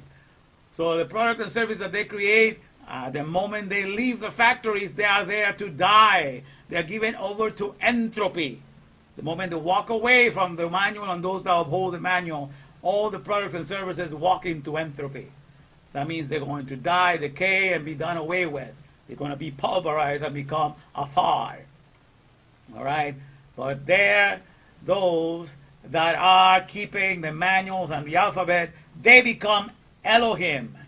You know, they have powers to keep creation alive, to keep creation restored, renew, refresh, you know, and all of that. So that's the whole idea, my friends. So the life of everything that exists, of every product and service that has ever been created, you know, the land of that is the activity that we do, you know, through the manual that is guiding us, and that's how we get to keep a product alive. So we have to be here as producers. So a land, as long as you're alive, a land is a place where you get to L-A-N-D, where you get to land, which means it's a place, as long as you're alive, as long as you're breathing, every place where you get to, every land is going to be a place where you get to live, acquiring new developments. You know, if you're the consumer in this world, you're going to get to live there, acquiring new developments. That's why you're going to live there, acquiring that. Or you're going to get to live, you know, it says, live accomplishing new developments, or, you know, or actuating or activating new developments. So it's a place of work where you have a manual to follow and you live in that place of work, actuating new developments, because that's what you do. As long as you're alive, you're not just there sitting pretty. You are moving. You're consuming, so you're living, you know, accommodating, or, you know, or acquiring new developments. Or if you have understanding, Hakma Benedah, because that's the way that you get to create things in the world. That's the only currency that makes everything. If you have that, then you go into the land. As long as you're breathing, it's going to be a place where you live, you know, accomplishing, you know, or actuating or activating, live activating new developments. All right, that's what you do, which becomes your new delights. So that's the way to think, my friend. Do not think the whole idea, because you have been trained in what I call the begotten's behest, which I'm going to explain a little early. I'm getting ahead of myself, but the main concern we got is that you be raised to know the begetter's bequest. Bequest identifies with the Bekora. It's like a living will that you work on all the time. So everything that you're bestowing in the world never dies. So God made us to inherit the begetter's bequest. That's why Torah was given. Torah is God's begetters. He is the begetter. He's the one that gave birth to everything in creation. And then he gave us the manual by which everything he brought into existence is able to sustain itself. Okay? And then he tells us to memorize it, to make it our life. Okay? Because that is going to be our land. In Torah, we're going to be able to take on, and all those 300, especially in the 304,805 sequences, you know, just like a DNA sequences with no spaces. Those are the sequences of the Hebrew letters in the Torah, which is the DNA of all of creation. You know, the DNA of all of creation is found in those 300, in that formation. So that's the way you need to memorize it, back and forth. That's the DNA of all of creation. If you are faithful to memorize that, then the whole creation can breathe a fresher breath air, because it's not going anywhere. It's not going to die. Nothing is going to happen to it, because you have committed yourself to be the Elohim, to be the source of power, to be the one that creates and keeps it alive and reproduces and restores it and renews it and refreshes it. And so that's the whole idea of bringing Ian Matthews does, is to keep you in the Bekora, to keep you in the manual that sustains all the living materials. So that's why the founding fathers of Judaism, which means Abraham, he was holding onto a Bekora. He had rules that he followed, by which he lived, and which he spread out, and by which he upheld and looked the world through. through those medium. And so did Isaac, and so did Jacob. Okay, so they had an alphabet that they incorporated. That's why they were called the fathers. They had the land, and they were the land of the Aleph Beth incorporation. So before you are in anything, here you got to be in Torah. Torah is the land of all creation. When you come to the Aleph Beth of Torah, then you have incorporated the land of the living for all things in the here and now. It doesn't matter where you're located. And God has very conveniently placed all of us in the cloud technology of all places. We are in the cloud technology, my friend, where we spend most of our lives, because that's where people go either to work because they have to work in the cloud technology. They're sharing their files and everything. If you hold a phone, you are in the cloud technology, sharing all those files back and forth. If you're in a laptop, so most places, and they're using their computer. Like I say, the computer has become the labor of instrument now, the instrument for labor now in our modern age. For a long time, the instrument that represents labor for many a millennia, the instrument that represents work, here in America and in other very technologically advanced, quote unquote, because technologically it's not real advanced, but all the instrument of labor mostly used right now, especially during this pandemic, what became the symbol for the instrument of labor, because for many years the symbol for the instrument of labor was what I call the hamor. Okay, hamor. We have the het, that's like for the sea, the het, and the mem, and the resh, hamor. Okay, and the het, the mem, and the resh. Okay, and but now that we are in this day and age, so that's in the scripture, the ass or the donkey represents the instrument of labor, by which we get to do everything in this world. We get to earn a living, and we get to work and live. And the zuz, what is called the horse, the zuz, or the horse, represents the instrument of battle, the instrument of war, which was the animal that had, was able to run faster and be able to be a perfect instrument for battle. So it's always been the instrumentality for battle. But in our day and age, the perfect instrument right now, which is I consider this a pretty good instrument. I've been working on this instrument of labor since 2008, and from my house, and this just using my computer every day, and that's the computer, okay? And it shares 3 letters with Hamor, the computer. It shares the het, the C, the mem, and the resh. Computer, C-M-R. Even has a PT in there because you don't count the vowels in Hebrew, but it has 3 letters: C, het, mem, resh. The computer. The C could be stand for the het, the mem, and the resh, and has become the instrument of labor in our day. That's where people are writing all the time. That's where they write to work. And so most of us, the interesting thing in this pandemic, understand the whole pandemic has a very, very hidden message. For one thing, it's called corona virus, okay, or corona contamination. All right, you please. And corona means crowning. So God, He brought it out. He brought this crowning. He brought it out.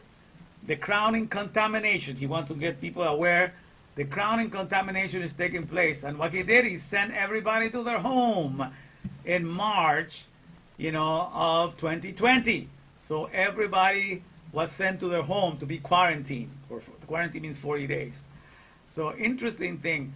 Now the interesting thing, I chose to go to my home and work from my home since 2008, since April 28 of 2008. That's when I started working as interpreter, and I started working as an interpreter, and I started working from my home, and I have been working from my home ever since then. But that was on my own volitional free will, of my own choice. So when I saw that everybody was being forced to go to their home, and all of them was not of their own free will, because He says it's only going to be for a couple of weeks, and then see what happened, right?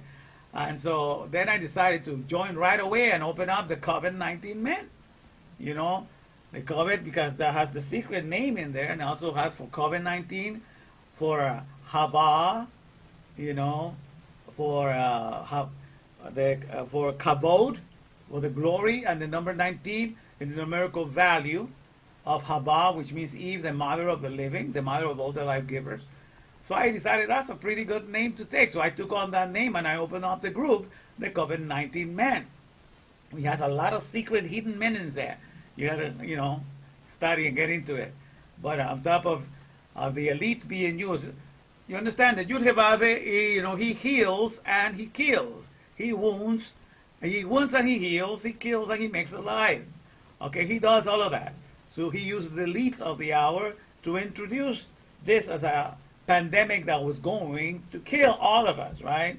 Because at the beginning was the staggering percentage of how people were going to die, which did not turn out to be so. Okay, but in any case, that's how it was so scary at the beginning. And so it started like that, but God, through this Covenant 19 Man group, has created the antidote. Because I took that name because it represented something that is very viral and something that can bring you death. But I said, with Torah, I'm going to turn it into life. I'm going to turn it into an instrument of life. So I dedicated the Covenant 19 Man to the kavod of Haba. The COVID-19 is the kavod of Eve, the glory of Eve. That which was meant to be for the death of humanity is going to be the very instrument that's going to be bringing, the glory of Eve, the glory of the mother of all the living. So we're going to go back to a lot of procreation, my friend. There ain't no stopping now, especially now that Ian Matthews Dawes was born, when I was able to, from my soul, was able to deliver this 40 hours, 1 minute that stands for Ahad, and 34 seconds that stands for very good, tub, and I was able to put it on, and, on YouTube, and now it's just a matter of introducing the whole world to my kid. This is the baby that is going to connect us to Yuhevave 24/7, and it's going to bring his presence and his knowledge and his awareness 24/7 in the here and now. So I'm very proud of this, and that's how it was introduced to me. I was very sick with the stomach, like I say. I thought it was food poison. I was doing everything in my power to heal myself with everything that I have known, even activated charcoal. But everything that I was drinking, everything was being vomited out. And the pain just kept on increasing. So it was a very bothersome period while I was uploading. It was 40 hours of pure labor pain. It felt like pure labor because it was in my stomach and it was all over the place. Pulsating sometimes, throbbing sometimes, and just times intense and just building up to the pit and then dissipating and going into another way. It was an awful experience. I couldn't sleep. I could not find a comfortable position. It was so crazy. Those 3 days I had to quit my overtime for that Saturday because I was not able to do it. So all these things happened, this weekend. And after that, when I started working on Sunday, the first call that I made, was a video call that I was translating, and it was in a delivery room in a hospital in Roma, Texas. Rome, which the opposite of Roma means amor, okay? Amor, turn Roma around is amor, and amor is the donkey, right? In any case. But Roma, Texas, a lady who had given birth, and then the previous night before, to a baby named Ian Matthews. Imagine that. And then I understood, because about a year and a half I was making a big emphasis on the name of Ian, which at the time stood for indispensable Aleph Bet nurturer. That we all need to work on our indispensable Aleph Bet nurturer. I was explaining to you at the time how that all of us receive the Aleph Bet. The alphabet is given to us from an early age. As soon as we begin to come into the world, our parents are trying to teach us the alphabet, our aunts and everybody, and then we go to school, we get taught to it. But Aleph Bet just means father, means the father and founder of all creation. Okay, so if you're given the Aleph Bet, and all nations make it mandatory that it's a curriculum in the school that you're going to learn the alphabet. So when all of that, that means they're promising you to deliver unto your soul the powerhouse of creation, because the Aleph Bet is the powerhouse of creation. That's a strong tower. It's powerhouse. The 21st century translated for the strong tower. It's the powerhouse of creation. So all the nations of the world say that they were going to inculcate you and build inside of you the Aleph Bet, and yet you did not become the powerhouse of creation. They have all failed you. They have all lied, and they all stand short of what they promised you. All right, but only the alphabet of Torah can deliver that to you, so you can become a famta soul, a father and mother to alphabets, a famta soul. That's the whole idea. Only the Torah is able to bring that. So you have to take this pandemic to prove that all the nations of the world failed the test, because all their inhabitants, their hearts grew faint. They were not able. Their weeks grew feeble. They were trembling for every news and mainstream media that they were listening to. So everything failed. Everything indicated that none of the leaders of this world were able to bring and build a powerhouse in each one of the souls of the constituents. So that means that all the curriculums have shown themselves to be a failure. That's what it comes down to. All right, so now the Torah is coming along, because that's when I started then in March of 2020, to build this group up and to share with you what you need to do to have strong inner fortitude and to present yourself as the powerhouse to all creation, because that's what happens when you're connected with the Ruach. When you're connected to the source of your life, you become a powerhouse to this creation. All right, so therefore, you are able to contribute in the production of renovation, renewing, restoring, and you are here as a producer of all things, not as a consumer of anything. All right, so that's the whole idea of what we're learning to do this. So to Bekora or not to Bekora, that's Yud Hevave's main concern. All right, so this is the help here. And so we'll see here, I present you with different manuals. First of all, I present you with what I call the parting of the Red Sea. That's what started it all. Okay, now the significance of that, because God is not interested in us just to worship the movie, with Charlton Heston, and the whole cinematic, beautifully done. I don't mind the movie, but God is not into us just worshiping just motion pictures and stuff like that. God is into us working to be producers in this world and to keeping things alive and to keeping things restored, renewed, and refreshed. So the idea of parting the Red Sea, okay, that's meaning is opening up the paper or the papyrus solutions, because the Red Sea, which is translated in English as the Red Sea, is not really the color red. In the Hebrew is reed, is the plant by which you make the paper, and you also made to make the equivalent of what is quills now. The quill is to write, but at the time they used to make these little sticks by which you could write. All right, so that is the parting of the Red Sea alludes to the opening up of the papyrus solutions, and that's why when he was announced, in Exodus, I believe in Exodus 14, when it was announced by Moses, behold the salvation, the Yeshua, behold the salvation of Yud Hevave, the completeness. Behold the completeness of Yud Hevave. And then the phenomenon took place in which the parting of the Red Sea happened. But I was telling you that whenever you open up the papyrus solutions, the papyrus means the paper. Whenever you open up a manual, whenever you open up a constitution and you take it in, whenever you open up anything for the papyrus solutions, the parting of the papyrus solutions and acquiring all of it and taking it within you is what will save any company from going under. You will continue to have a business. What will save any religion from caving in. What will save any constitution. What will save any country for forgetting what their founding fathers stood with. So the opening papyrus, the papyrus solutions, is what is alluded with the miracle of the opening of the Red Sea, my friends. That's how we worship Yud-Heh-Vaveh. He is the Lord of the here and now. And that's the practical way to connect to it, because that's how things are run in the here and now, and that's an undeniable fact.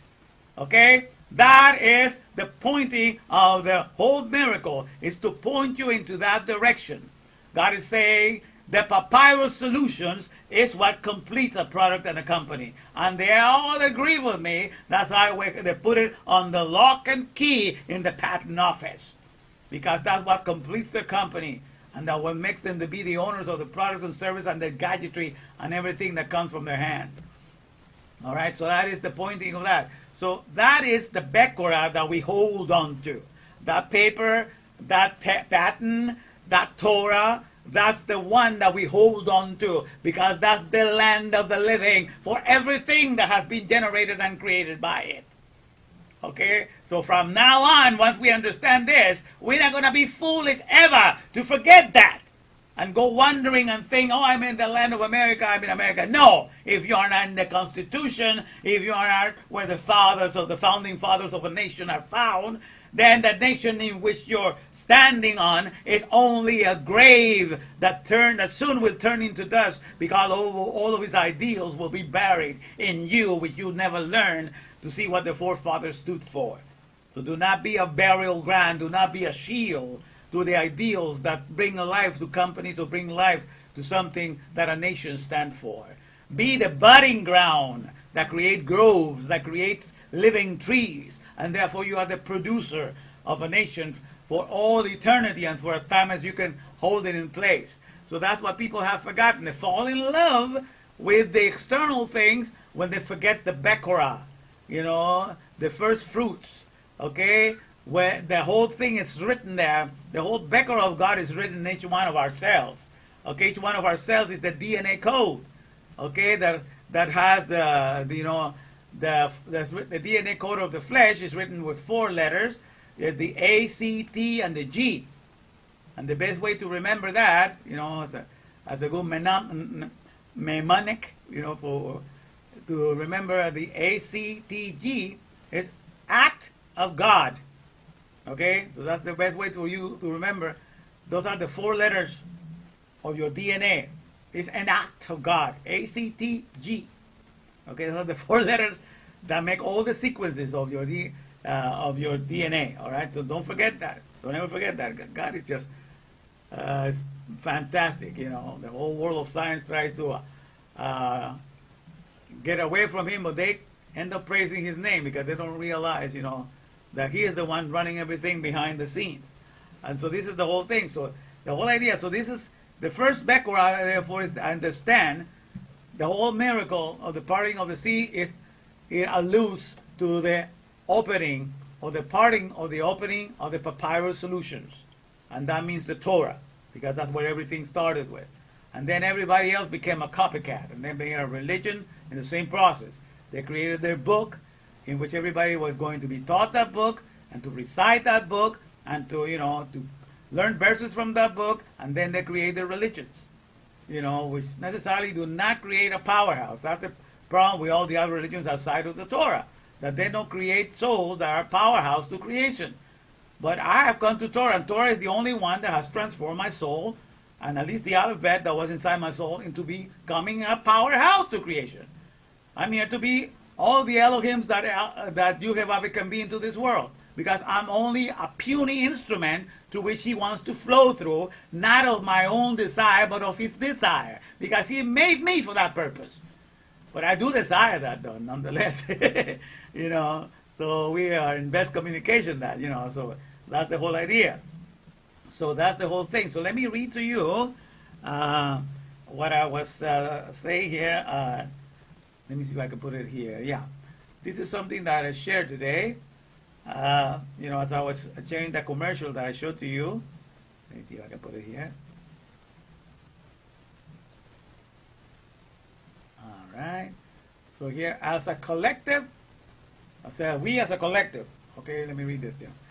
As a collective, attention, quote unquote, is the most valuable, most abundant, and most frequent currency we have going for ourselves in the here and now, by which we are even capable of purchasing for our soul, the mindset that can govern our whole existence. And I'm going to take time right now to read that and explain what I mean by soul here. Okay, as a collective, attention, quote unquote, is the most valuable, most abundant, and most frequent currency that we have going for ourselves in the here and now, by which we are even capable of purchasing for our soul, that is, the sentient of unlimited love, where love stands for the language or the labor of vital empowerment or enrichment. And I'm going to take my time to explain this here. Because as long as we are alive and we're working for a creator, in this case it's Yuhevave, he is interested that the language that we learn makes us produce some labor. It's not a language of idleness, where we sit down as consumers and see what we're going to eat next, what consumable we're going to devour, and then go up for the next upgrade.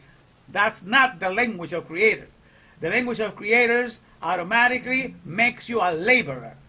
So you take on the language of a creator, you become a laborer of a certain product of service. That's what you do.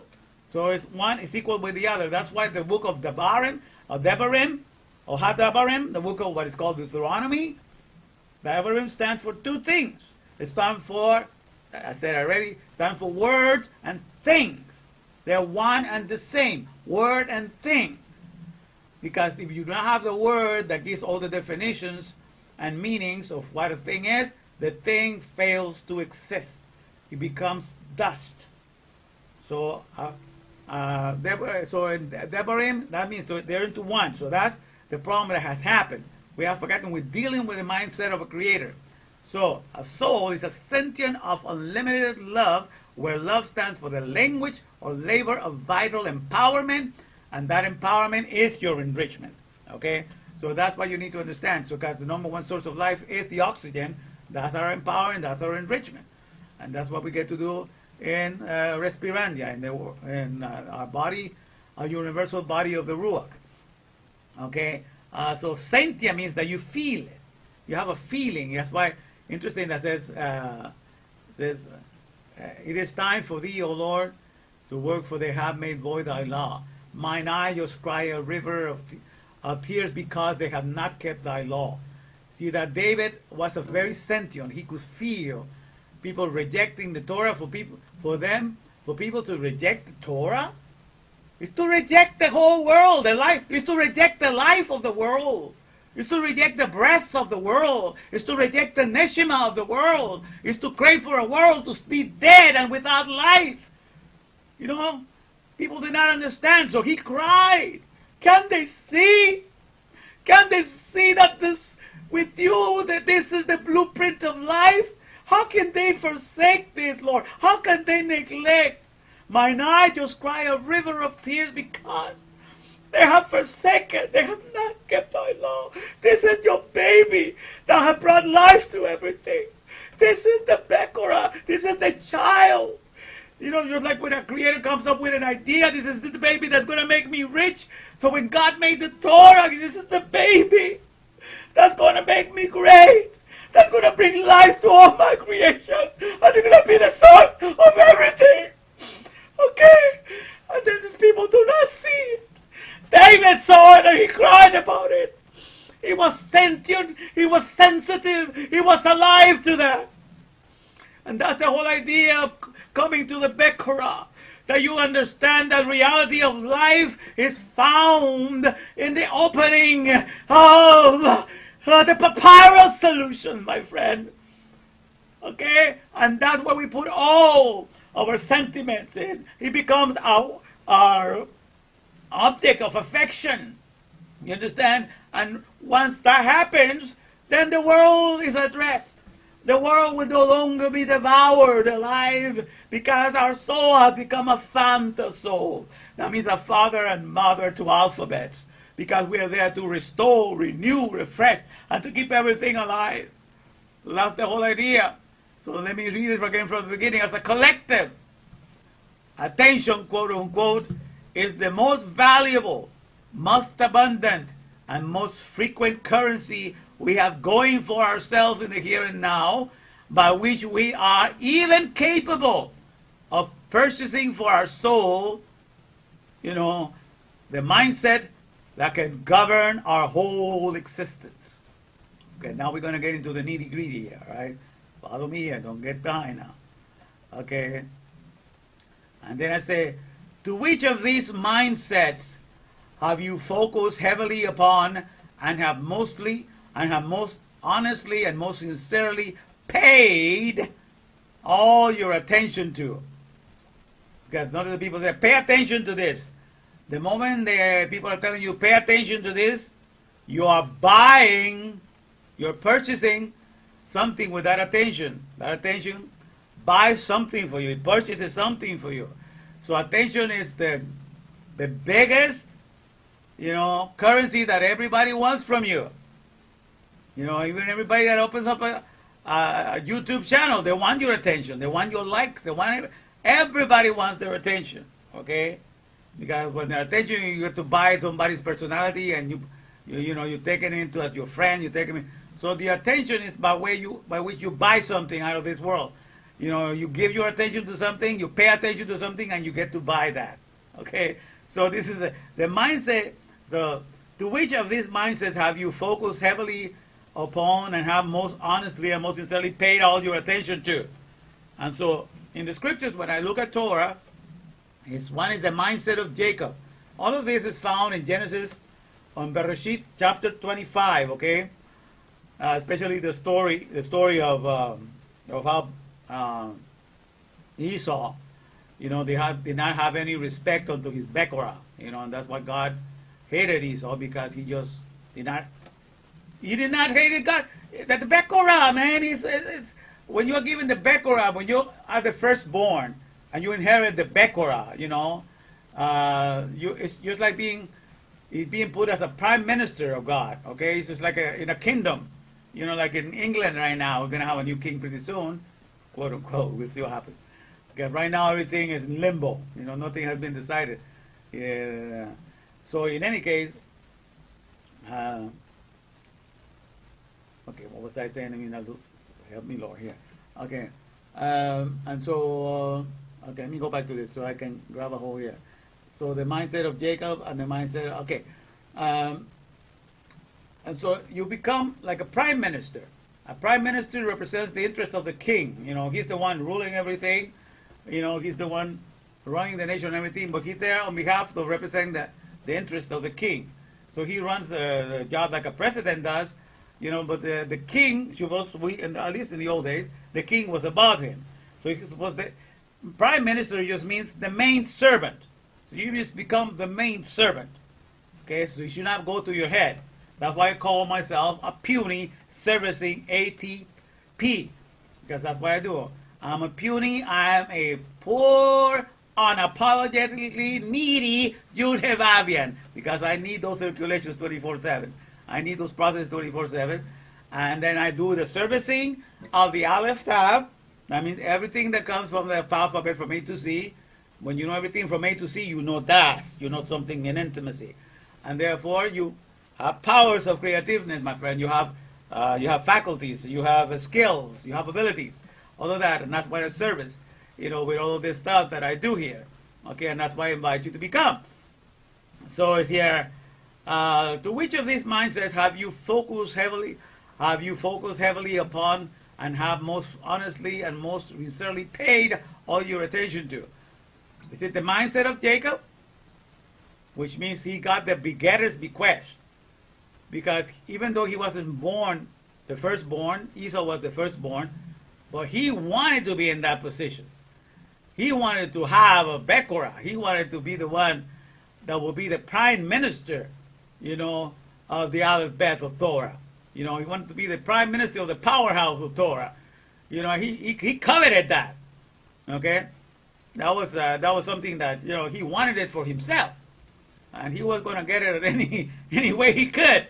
And seeing that his brother, did not have any priorities in his life as to what was really more important to him than anything, he saw that his brother just lived by his belly, by his own desires. That was driving him, His desires were not committed to the word, were not lined up with God's. So he said, this guy doesn't value what he's got. I want that. But in any case, so Jacob had what I call the begetter's bequest. He wanted what God had given, to Esau. Esau automatically got it because he was the firstborn. Okay? But what Esau valued was the begotten. He was the firstborn, right? So it's the first begotten's behest. So he was just wanted to get the things that he wanted for himself whenever he wanted to get it for himself. So that's why, when he came there and he came hungry, he even beheld like a kid that's hungry. Feed me, brother. Like, feed me, Seymour. Like that plan. Feed me. So feed me, brother. I'm gonna die here. I'm famished, man. I'm gonna die here. Come on, give me something of that red lentil soup that you prepared. Give me something, man. Give me. So feed me, brother. Okay. And that's when Jacob, who had great respect on the Bechorah, he said, "This is my chance, man. This guy is hungry right now. That's all he thinks about. He only thinks with his stomach anyhow. He doesn't value anything. But I want that for myself, man." So he says, "Well, I'll give you my soup I prepare here," because he was a simple man, which means he was a complete man. He was a perfect man. So he was a simple man that stayed at home. That's another code word for understanding. He stayed with the aleph bet. Home is to be in a strong tower. Home is to be with the aleph bet, is to be a strong house, because what makes a father is the word aleph, which must come the ox, to makes you strength or power, and a house. So you have a strong house, then you qualify to be a father because you're a supplier of things. So that's the whole idea. So a man that will abide at home, that will remain at home, that means he is going to keep the life of the home, the life of the strong home, the strong tower going. So he was perfect that he should have. Even if you break down the letters of Jacob, also indicates that he was the person that was right to keeping all the blueprints and all of that, because all of that is part of his name with each one of his letters. But in any case, I don't have time to go into this right now, but you can look at the 40 hours and you will get to see more understanding of this. But the mindset of Jacob, okay? And so, but the other one just wanted his appetite. He wanted to just feel his appetite right in and there. And when his brother asked him, swear to me that, you're going to sell your birthright to me, you're going to give it to me. And he says, "I'm dying here, man. What good is this going to do me now? Is this Bechorah going to bring strength to my flesh? Is it going to restore me? I'm going to die, and what good is this Bechorah going to do to me?" Man, that's slapping God in the face there. This position of making me your prime minister to represent all that you are, the first fruits and everything in creation, I think nothing of it right now. What I want is something that, to fulfill my appetite. And he gave a behest. I was just asking, commanding, give me that soup, man, no matter what. I don't care about this. Just can have it. Come on, man. Just give me the soup. So he sold it for porridge, for lentil soup. Red soup. That's why his name became Edom. Edom means red. Okay? And so he became the Edom. And this is foreign of the Edomites. But this is after he ate and drank. So he ate and he drank. He took the soup and he ate and drank. But that's after he ate and drank, then he was revived. He felt life come back to him, and then he rose and he left. Okay, so that's the whole idea. So the whole idea, this whole idea of eating and drinking, and then being revived and rising again and going your way. Okay, this is a very interesting picture that is manifested in the Roman Greco, belief system, of eating and drinking, to revive and restore the body and to rise and to go your way. Okay, but the whole idea is that there are two ways of things in this world. One is called what I call the begetter's bequest. That's what a father prepares. The moment a parent gives birth to children, he's preparing their bequest, their will, are the things they're going to live for them. So that's why he works the field. That's part of the bequest. They're going to inherit the field. He works on the animals because that's part of the bequest. They're going to inherit the animals.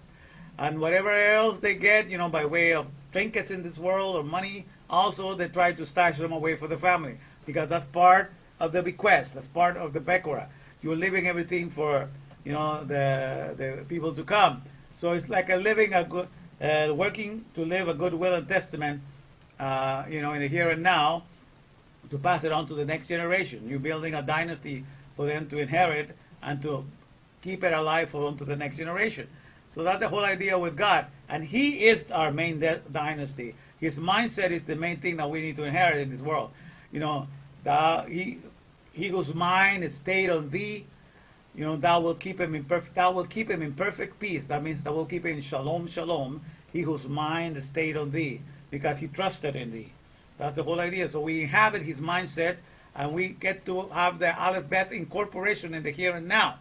You know, and when you are there, my friend, that's the whole purpose of your existence. You are in the Bekora, you know, in the here and now. So to Bekora or not to Bekora. So that's the whole idea. That's the main way, because when there's a Bekora that you're holding on to, when there are, you know, statutes, commandments, piduks, you know, edus, you know, statutes, testimonies, all these things, you know, that you keep and you hold dear and you cherish and you shamar, you know, and you cherish and all that, man, there's going to be plenty of life all around, because that means you have committed yourself to be a servant of their functionality. You are not attached to the physicality, but you are a servant of their functionality to make sure that all physicalities stay functional. And that's what God wants us to be in love with the Bekora of all the instructions that bring functionality to all physicalities, that by all means all physicalities will remain functional, and we will be the conduit by which the Aleph Bet of all creation is working to make that possible in the here and now, and we sustain intimacy with Him 24/7 in the here and now, you know, in the Das, in His science and in His knowledge. Okay, so that is the main thing. But when you are only born like a baby, and all you want is just fulfill the appetites of a baby, because the baby, when he cries, and he, you know, all he knows is his appetites. And when the appetites comes upon him, all the baby is, you know, it just swells and gives out a behest. It's like an order. Feed me now. Give me my milk. Give me my breast milk. Give me my food now. You know, those are commands. He's asking. When a little baby is asking, he's not asking. Please, he's just telling you, Mom, put that food in my mouth now. You know, and they go by that. So they do what I call the begotten's behest. Okay, and they demand, you know, attention. They demand their desires be fulfilled and their things be done for them. All right, so this is the whole idea of people in this world. You know, they are trained to be here. You are given the mindset of being just a begotten, a consumer, you know, and then they tell you that it's okay just to demand and you everything. They say the consumer is always right. You hear that before? When you give that teaching of the consumer is always right, you're teaching the whole world, you know, to live by the desire of consuming something. And if something that you're consuming is not pleasing you, then you can cry about it. You know, you can file a complaint. We're going to listen to you. We're going to pay all this attention to you because we want to make sure that your consuming habits are always pleased. And so they're making sure that, you know, that you just remain a child. You're not necessarily a producer of a product and service. They get to train producers because, you know, they have to serve the products and services. But it's not because those producers are going to be loving that situation. No, they do it because there's no way of getting away from it. You got to produce before you consume. So everybody has to work. You know, there's no way of getting away from it. But as a way of existing, they are trained to just be consumers. We're happy to be the #1 consumer capital of the world. That's not something to be proud about at all. So the consumer is not the one that's #1 right. The producer, you know, that was able to have an eye to see what the consumer needed, he's the one that is always right because he was sensitive enough to provide something that was needed by the consumer. Okay? Now, it's okay to pay attention to the consumer to a certain degree, but not to make him think that that's the life of Riley. That's what really life is all about. To just be a consumer, to just get things and consume, and get the next upgradable. You know, and that's what the whole world has been set up. Just be a consumer. Be feeble. Not necessarily worry about producing. Produce as least as we can. We will produce everything. We will disperse it among everybody, so everybody will be producing something for you. So you will just enjoy the life of a consumer. And then you have this currency by which you will never get to acknowledge that somebody else's Augmenting created this product for you.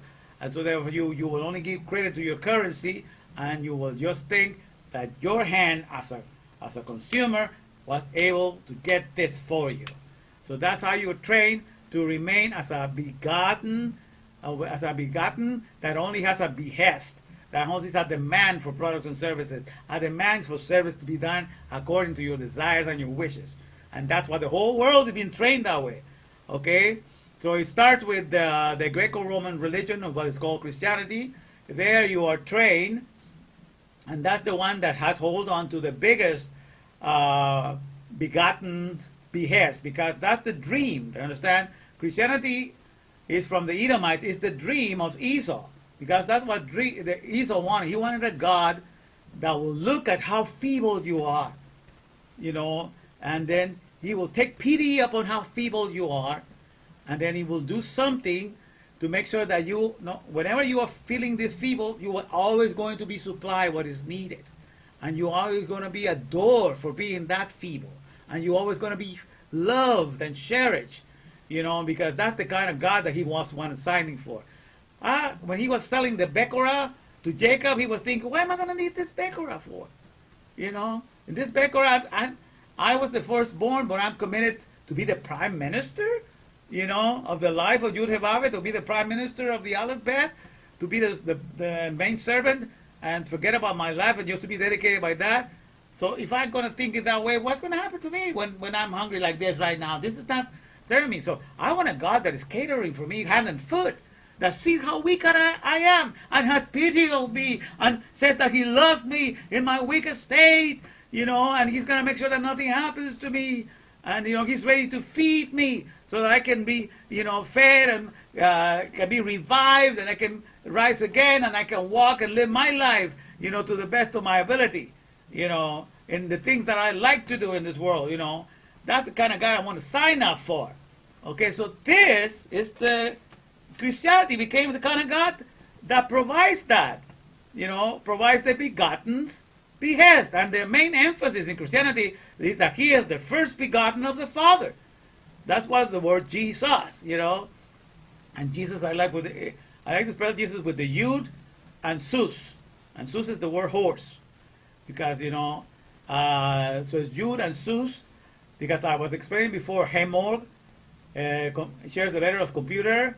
The head, the mem, and the resh is found in a computer. And that's the instrument.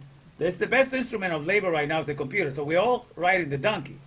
Understand? And we are in the cloud, so we can all share this information. Okay?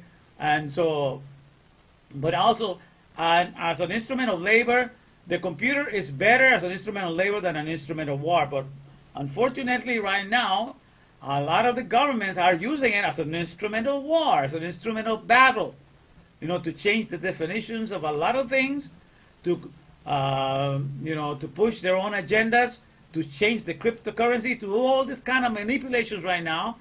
All the other nations are using this instrument, which is better used for labor and is more successful being used for that, because a lot of people are working in their computer, which is their donkey. But they're using it as a horse, as an instrument of battle, to do battle, to run here and here with news, to keep everybody, preoccupied with things that they're not really concerned, the life of Respirandia, when they recognize what the universal body is.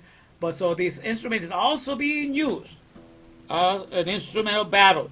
So the computer has been trying to pass, being used as an instrument of battle, as a horse in the battlefield, because it's a battle for the control of our souls, And so, but it's really unfit. The computer is better fitted to be an instrument of work, an instrument of labor, which I have been using it for since 2008. And so now it's been 14 years. This year, this April 28 of 2022, it became 14 years. That's the numerical value of David. And my name is Zechariah David Emmanuel Castro Stevenson. Okay? The Lord, or the processor of the respirations, fusions, reminds the beloved power within us. Castro means a castle, which means a strong tower, and Stevenson means crowned son. So my whole name, Zechariah David Emmanuel Castro Stevenson, means the processor of the respiration fusions reassembles the beloved power within us, the powerhouse's crowning sun. Okay, so now I'm finally, as of last week, as a matter of fact, as of last week on Wednesday, I was able to live up to the meaning of my name because I couldn't do it afterwards. But I understand everything and I'm able to live up to that, the meaning of my name, but I'm able to do that now. So that's the whole idea. So the whole idea, once you understand that, so therefore you can put to silence this so-called first begotten. So let's go back to the instrument. So I'm using Jesus, it's the Jude for Jesus, and then I put the sus, Jesus. So it's the work of the horse, or the work of battle. Because in there, you only left, you understand, for example, in the Greco-Roman story, of how to make you live in this world, just to demand that things be done for you. These things is perfectly catering for external government, you understand? In this world, the mule, mind, power, or hell-lim economy that cannot procreate itself, I call this world a necropolis, a dead city. Because anything that cannot procreate itself is a dead city. And in a dead city, it's run by external governors, people that don't really have the capacity. Sometimes they're just related by blood to somebody else. Politicians, that's why you have it. And politics just means many bloodsuckers. If you put poly and ticks, many ticks together. And so there's a lot of people that are just out there to send out decrees. You're going to tax, you're going to give your money, you're going to vote for this law, and so forth. And just giving, demanding what they want to have accomplished for their desires and their purposes. And you vote for them, one after another. And they don't do a single thing that you have not allowed them to do. You are the one voting them in there. You're the one giving them your money. Everything is done with your money. Everything is done with your vote. You're just yielding all of your power to them. You understand? But these are the people that lead you. So you are led because you get to adopt what I call the begotten's behest. You pay attention to their cries. They become mandates to you that you have to follow. And so these are the people that are ruling over you. You forgot that you have yielded your powers to them. And so all of that was perfect for the religion of the Romans, you understand? Because the whole idea, the whole way that it was taught is for you to keep you as a poor and feeble individual, that there's nothing you can do with yourself. And if somebody stronger than you comes and mess up with you and takes away your shirt, it kicks you, it buffets you, it hits you in the face, just take it. And by taking it and suffering that, you become saint. Blessed are they that are persecuted. When people take you to court and they want to take your shirt, you give them your jacket. And they want to spit on you, they want to hit your face, all of that. You see, Torah does not allow for people to do those things to you. If you were in Torah, you will understand, not for 1 second the Torah says, some people will be allowed to hit you in the face and to take you to court and to demand that you give them your thing, and for them to speak and malign and say all these evil things about you. Some people are going to be allowed to do that, and some of you are going to have to put up with that. No, none of such things. You understand that if you say something, you malign the character of somebody, that's backstabbing, like wounding somebody to death because you hurt somebody's reputation, you hurt their livelihood. They cannot make a living because of it. So nobody's allowed to take advantage of anybody. Everybody is encouraged to be a giver. Everybody is encouraged to do a lot of tzedakah, a lot of the giving. All of these things in the 613 mitzvah, there's no room for some tyrants to walk in and do whatever they want. But in the Greco-Roman story, there is. All these people that come and they persecute you and they rob you and they take your shirt and those people become instruments of your saintliness, because if you put up with them, your name is greatly known in heaven. You understand? The whole setup is to keep you feeble, to keep you depending upon this world out there, so you never grow up to become a powerhouse in this world of creation. So you have adopted, and that's 2.5 billion quote-unquote Christians or Greco-Roman believers that have adopted their begotten's behest. And that's what you live for, That's what you paid your attention to. That's what you listen to, and you pay your attention when you're reading the New Testament. And when you read in the New Testament, that's what you become. As somebody that you are feeble. That's why you say, I'm not a perfect. Even though in the New Testament, if you read it, be thou perfect as your Father in heaven is perfect. So you even going against your own scriptures. Because in the own scriptures of the New Testament, it says, be ye perfect as your Father in heaven is perfect. But then a lot of the so-called Christians out there, we are not perfect. We are only sinners saved by grace. You know? So you want to stay feeble. You want to stay broken. You want to stay like a little child that never grows. And all you do is, oh, I've sinned. I have all this sin. Oh, God, wash me clean with your blood. So you go to him and you depend on him on supplying all these things so you can come to life, can be restored, revived, and go your way. Okay? The whole idea of taking the bread and taking the wine, that's the whole Edom idea. Eating and drinking and then you rise. The whole thing is there. So the whole mindset of Esau has been reigning supreme for a long time. That is the begotten's behest. You know, the demands of a little child that never grows up. Because you're in the child weak. You're in this world so weak that everybody has to do everything for him. That's why in the New Testament, this Jesus, this work of the horse, you know, is so weak that everybody has to do everything for him. He doesn't write his own book. There's not a single book written by Jesus. Okay? You have to get 4 people to write something about him. And a lot of them disagree with one another. Mark was the first, but they ignored that and put Matthew first. Okay? But Mark wasn't even one of the consecrated apostles. Mark was like a secretary to Peter. Okay? And so of the 4 gospel, you know, only Matthew is supposed to be one of the sanctified or ordained apostles, and John. Okay? And so then Luke was a physician to Paul. You know. So all these things are happening in there. So everything has to be done by somebody else because Jesus was so feeble. He was just the first begotten. Everything had to be done for him. People had to write for him. People had to create a story for him. You know, and at the end, all his followers are only feeble creatures that can never be perfect, going against their own scriptures.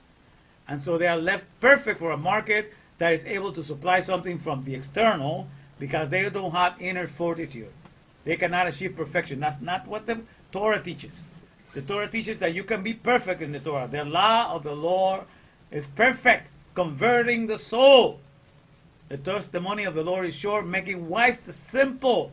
More to be desired are they than gold, yet a more fine gold. Sweeter also than the honey and the honeycomb. All of that is in Psalm 19. So the Torah does not make you a very feeble person that needs to be depending on something outside of you. Once the Bekora, once the Torah is installed inside of you, you are a powerhouse to this creation, my friend. Because who is flowing through you? The alphabet of all creation. And therefore, all creation can help but feel the powerhouse coming out of you. But that's why for a long time you paid attention. And whatever you paid attention, that's why you bought for your soul. You paid attention to the New Testament, you paid attention to all these things, and you got the begotten's behest, the first begotten behest. And that's how Jesus presents himself in the New Testament, the first begotten of the Father.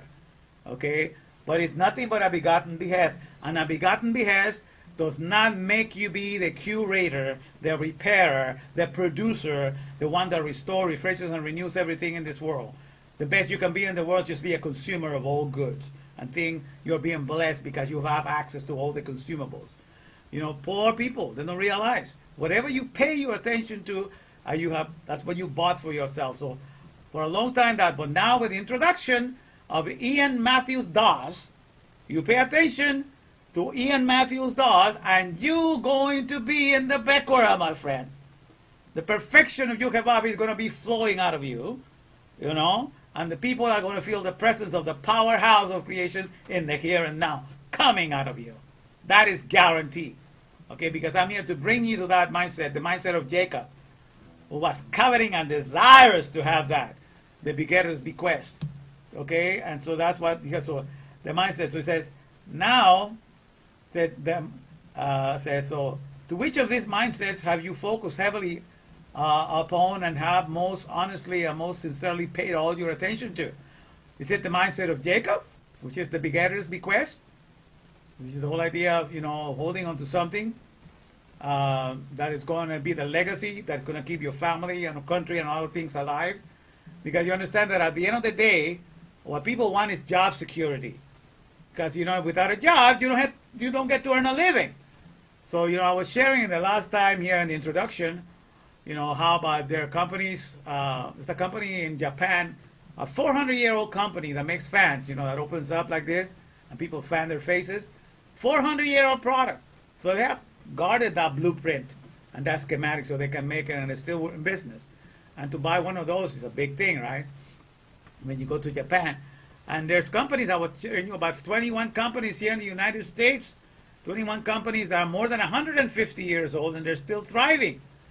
Okay? But what do these companies do? What do they have on their lock and key? The Becora, the patents of everything that secures the production of the products and services. And that's what they train their workers to hold on to, because that's what the life of the product and services lies. And that's what guarantees job security for them. So we are here to look for job security, okay? And so we get to inherit, and we look to have what I call, the begetter's bequest, a will and testament that shows a product and a service that is of usefulness so that we can live to the next generation. And that's what everybody's looking at the end of the day. But most people's ideas of businesses, they die. They're short-lived. Where can you find something that is thousands of years? Sometimes it's just some sort of wine or some sort of perfume. It's products that go, and usually in some sort of home remedies. Those withstand the taste of time and they can last a long time. Some home remedies, they can go for a millennia sometimes. But what is the bequest? The patent, the document that tells us of an economy that has been around from the very beginning and still going, and thriving even now, in the here and now, and still going to go and keep on going. Where can we find that business, that we can all be engaged in? And where can we find that business? It's in our universal body of the Ruach, or what I call the universal body of Respirandia, the air that we breathe, and the air that, in another dimension runs through our mind, through our Mahashaba world, the world of thought. And I have explained how that world is divided into 3 states. You got to get into the rest of the lessons to understand how it's divided into 3 states in the here and now. But that's the whole idea. So in the world of Respirandia, that's where we find, my friends, that's where we find the business that has endured and withstood the test of time. Because Torah is written, O Lord, thy word is settled in heaven. O Lord, thy word is the CEO of the skies, is the one running the operations. Yud-Heh-Vav means the processes, the processor of the processes of respiration, fusions, enlivening powers. That Yud-Heh-Vav Elokeinu. Okay, so when that's what it means, so what is that? It's the economy of the whole powerhouse of the air powerhouse, the one that works by processes of respirations and works in the oxygen sea. It works in the hydrogen sea where all the sea creatures are. It's always working 24/7, and with that runs all the biopolises, which is each one of our cells is a living city. All of that. Our whole body is nothing but a living constellation made out of 70 trillion stars, if you like. Those are living stars. Each cell is like a living star. 70 trillion living cities that take care of a whole constellation, a living constellation. That's why he calls you. You are my stars. That's why he calls you. So I'm here bringing you to the augmentation of how Yud-Heh-Vav sees you, my friend. How he made you to be. Okay, he made you to be a giant. You are a giant in his eyes. You're the apple of his eyes for the way that he made you. Okay, so in this world of Respirandia, when this process is, that's the main businesses by which all the organic world gets to participate in it and gets to live and to have health and longevity. And that businesses has been going on from day one and will continue to go until forevermore, my friends. And this is what Torah explains. Each single breath that we take in and out fulfills all the 630 mitzvahs. You're going to have to be coming to my channel for me to explain it. in a long time as you're going to be coming. But that's what Torah is. It's the trailblazing, Torah, the trailblazing, omnipotent regulations, augmenting humanity. All right? And that's what you're going to be recognizing. That is the Bekora that we have ourselves sign up to uphold in the here and now. And that's why the whole world, the whole mountain will not be harmed. Nothing will be offensive in my mountain, because we're here to resurrect the whole world, to keep it alive and to keep it going 24/7. Once we make the Torah, the trailblazings, omnipotent regulations, alphabetizing humanity or augmenting humanity, once we live in that, my friends, you will be magnificent. You understand? So it says, whoo, I'm getting on. So that's what we need to get. At the end of the day, everybody's trying to find that pattern, trying to find that will that will give them job security. We all alone had it in the Torah, and we have forsaken it. But with the introduction of Ian Matthews Das, the science of the indispensable alphabet nurturers, Ian, and Matthew stands for the granting of powers. Because it means gift of God, Matthew. But Matthew, I put the granting of powers. Because gift of God, God means Elohim. So with the introduction of that, which is going through the 40 hours and all the teachings that I'm going to be giving you. So I keep thinking that I'm going to write a book one of these days. But guess what? It's a living book. Everybody of you that write things in Facebook, you have a book going for yourself. You write all your experiences, all the things you go through. That's the book of your life. Everybody's writing the book of their life. In Instagram, they're writing the book of their life events, as feeble as their life could be. They're writing it in Instagram. They're writing it in Twitter. They're writing it all over the places in social media, in Facebook.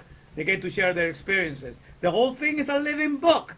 And so we live in a time in which the whole thing has become a living book. So I'm sharing everything, putting everything in YouTube. This is part of my living book. And I'm sharing this COVID-19 in my channel, HDTV28. This is my living book. You come here and you follow up with me. You pay attention, and you're going to get the mindset that I have. That's what you end up getting. I have the mindset of Jacob. I'm going to give you the beginner's bequest. You're going to do the Bekora, my friend. Because the Bekora is the life. The Torah is the life of the land of all the living for everything that has been created. The alphabet of Torah is the life source of everything that needs to be kept alive. And so don't you forget it, my friend, all right? Okay, but now let me close back. So this is the beauty of it all. So it says, to which of these mindsets have you focused heavily upon and have most honestly and most sincerely paid all your attention? The mindset of Jacob, which means the begetter's bequest, or the mindset of Esau, the first begotten's behest? And now, with the unprecedented arrival on September 18, 2022, of the birth of Ian Matthews Das, that means the indispensable alphabet nurturer, granting of energies, powers, science, because that's the science we're going to focus on now. That's the minuscule science of the necropolises, of all the dead cities, of all the manpower of Hellenic economy, what I call the mule, because the mule is not able to procreate itself. And that's not what I'm going to be paying attention to. We're going to be paying attention to all the connectedness, all the fusions that are happening in place. We're going to find where the body of transfiguration is to be found. So you go into this 40 hours, you go see where the 24/7 hour of body of transfiguration is found. You want to see where all these things are found that are hidden as miracles, as seldom ever happening in the necropolises. You're going to see that in Respirandia, in your body of Respirandia, where the Yuhevavian activities are taking place. You're going to see that all the things that are seldom, occasional miracles in necropolises are constant, everyday occurrences in your universal body of Respirandia. That's what your eyes are going to be open to see. And then nobody is going to be able to be selling you any fake things anymore. You will have the relevant resurrections, not the irrelevant one. You will have the relevant transfiguration, not the irrelevant one. You have the relevant parting of the seas, not the irrelevant one. You have the relevant bringing down of power from heaven, bringing down of fire from heaven, not the one that only happened once. You're going to have all of those miracles. You're going to see it 24/7, constantly happening in your universal body of Respirandia. And that's what Ian Matthews does, is going to open your understanding to. So you're welcome, my friends, to go dig into that sharing and to get, and just go and delve into the depths of that understanding and get all that liberation for you here and now. Get all that augmentation of your soul, and going for yourself. So there's now, with the unprecedented arrival on September 18, 2022, of the birth of Ian Matthews Dawes, the indispensable Aleph nurture granting of energy science, which is the name of the science ruling all the living constellations, living stars, and all biopolises, great light has risen upon the face of the deep darkness of this world, who for many a millennia have been buying, have been buying and paying their attention to the dream of the first begotten's behest in all of the necropolises. But now the end of the turning of things upside down has been decreed. They're no longer going to be turning things upside down, because the Bible says it's the turning of things upside down that has been esteemed to be the potter's clay. When you turn things upside down, and when you say, God has not made me, I have made myself. God has not framed me, I can frame myself. When you do those things, you are turned into dust. And then when you're dust, when you're afar, people can reshape you into whatever they want. And that's what they done into this world. You decided not to be the Torah, the one, your framework by which everything is held together in place. You decided not to use the Torah to be the one to be the maker of everything. Therefore, all you fell to the ground, like sparks of the divine, with energies, but with no direction. So then people came with the begotten behest, and they took you in their, with all their speeches and all their things to follow, their agendas. And that's where you find yourself right now, in the necropolis, serving all the products and services, and serving all the mules, the manpower, hell, lame economies that cannot procreate themselves. All the products and services, that's all what they are. So, but now, the end of their turning of things upside down has been decreed, and from now on, everyone will only be paying all their undivided attention to the super freaking fabiumtastic. That's a new word I created. All of them will be paying their undivided attention to the super freaking fabiumtastic begetter's bequest, as we all proceed to behold Yud He Vav He Elohim, which means the processor of all the processes of the respiration, fusions, enlivening energies of powers that are constantly operating day and night, 24/7, in our airtight, bulletproof, commendable, universal body of Respirandia, or Ruach, for whose body we now enthusiastically identify ourselves to be puny cells. All right? Where puny stands for on a poor, unapologetically needy Yud-Hevavian cells, and where cells means colossal, energy, lavishing, lover, sentient, or sapient. Sapient means wise person, all right?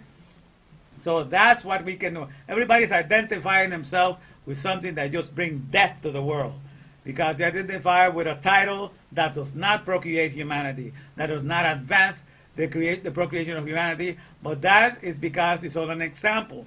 In the Christian, in the Greco-Roman, pesel, or narrative for the mind, it says a graven image for the mind, in there everything doesn't work, it doesn't function. Their fathers, they only live by a begotten's behest. the fathers do not have children. They take a vow of celibacy. So you become a father in the Catholic Church, you take a vow of celibacy, you're going to be honored as a saint, for taking such a vow and such sacrifices. But everybody has to pay for your house. All your children in your church are paying for your house. You don't get to marry, you don't get to procreate the race. So your whole title of being father is taking the name of father in vain. You took the name of father and you made it vain because you did not procreate it. You could not supply your own house. So the whole thing is to take a title of something that is great and marvelous, that makes you a power house in Torah, and you make it diminish to no end in the Greco-Roman. So all the titles of being a father and mother, they are the ones also, like Mother Teresa. People do not get married, they take a vow of this and that, and they promote poverty. They want poverty all over the place. It's interesting. She thought about being poverty, to be poor was a virtue, and so forth, because it's all part to keep you as a begotten, just pleading, have pity of me, give me these. In the New Testament, that the poor you will always have with you. That's not Torah's teaching. Okay, that's not Torah's teaching, that the poor you will always have with you. It teaches you that you need to give tzedakah and you need to be merciful because God has been that to you all along, and therefore you can show that to the whole world. It's all to represent who Yudhevave is. So there will be no lack of his presence in the world.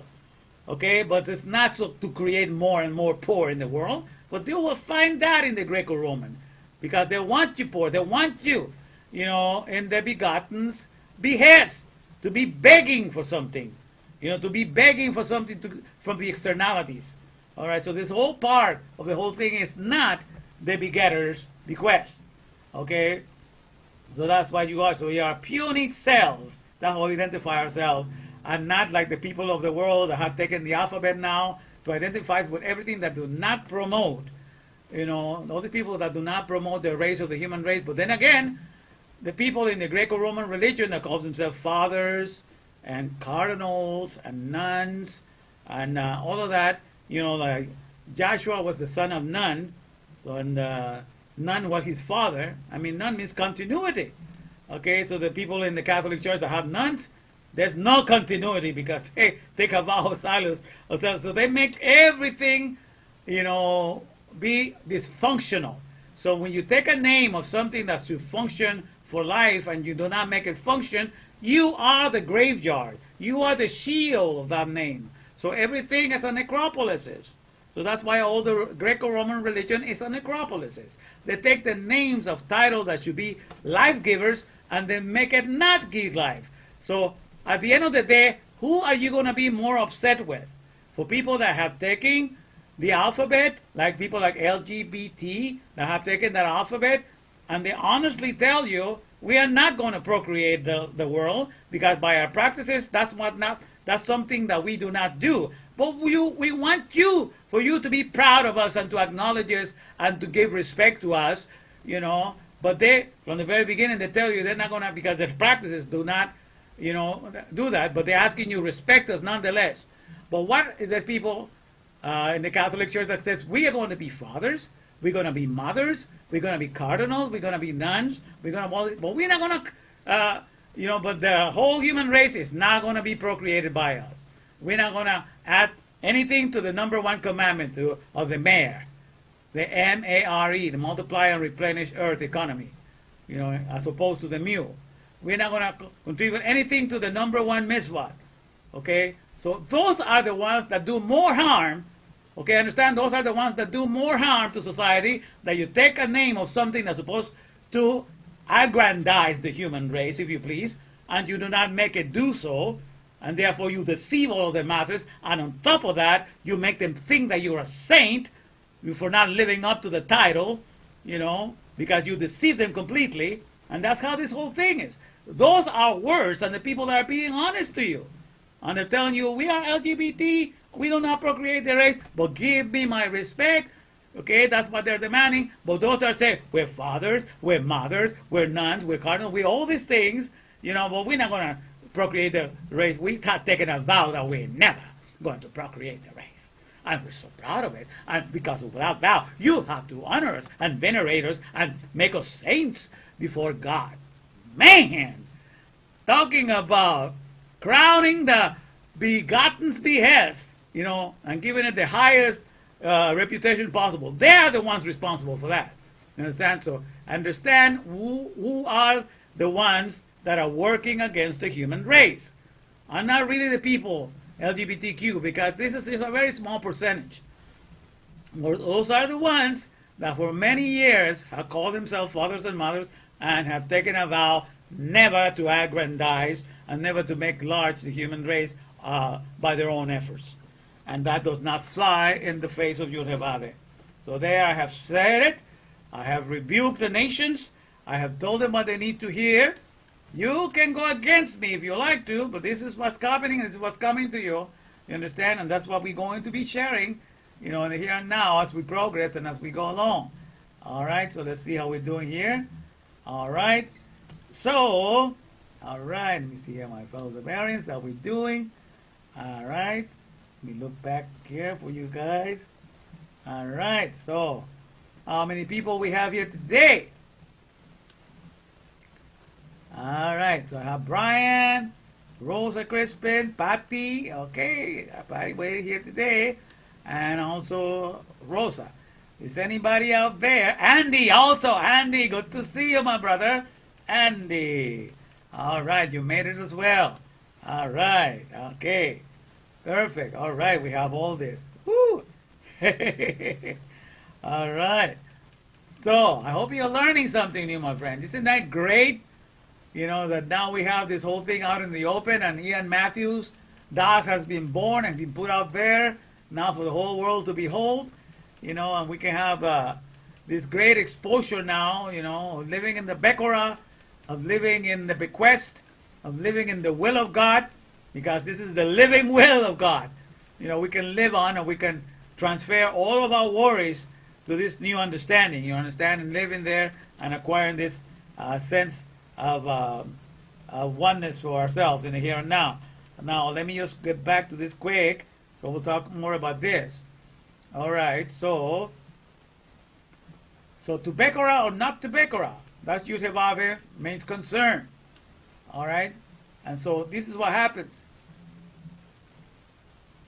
All right, so what is going to happen is that, as it is right now, because this is the times of the testing, like I say, the coronavirus just means the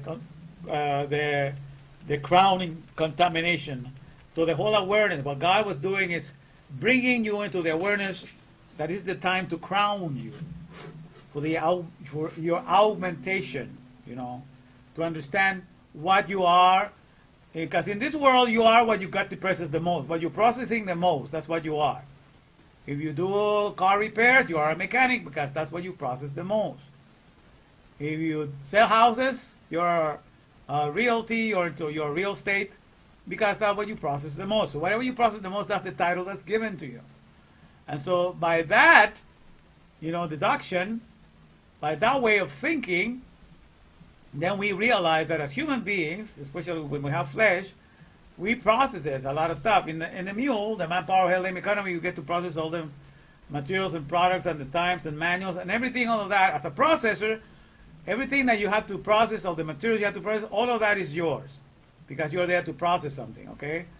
And so when you come to process the things of God, then you understand that the air is yours, all the gases that are found in the air are yours, all the fusions that are taking place inside of your body are yours.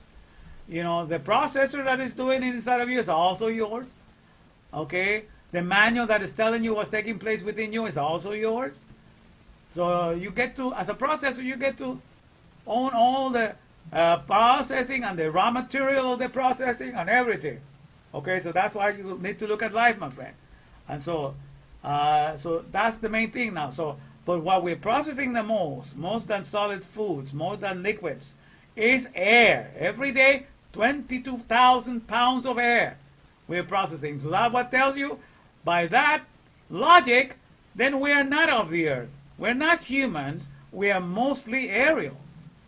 And yet in this aerial beingness, that we are, That's where we are in this with this body, with the distribution of the air, and how only keeps 1/4 of what it receives of the oxygen, combines it with the dioxide to send food out to the plant, and we have this symbiotic relationship going, and we share with the next species. So we are all participating in creating the whole creation every second of the day, like the sages have told us, and all of this is happening in the here and now. So when you see all of this happening, where do we find the most spiritual best version of ourselves?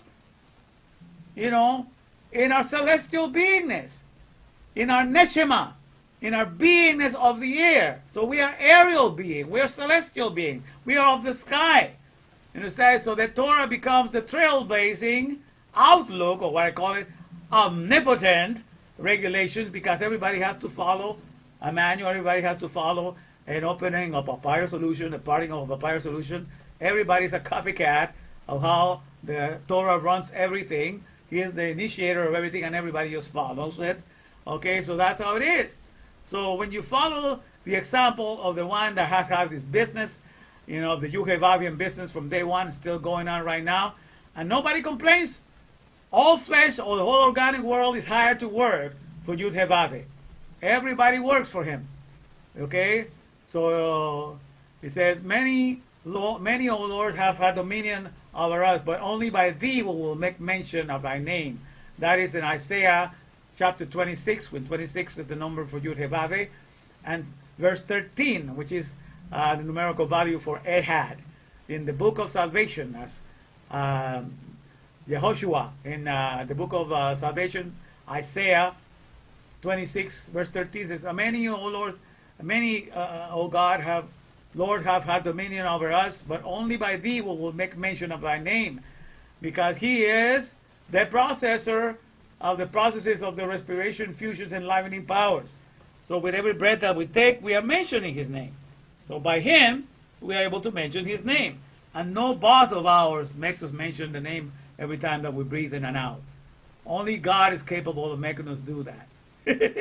You understand? That's why he's so fantastic. That's why he is the Lord like no other Lord.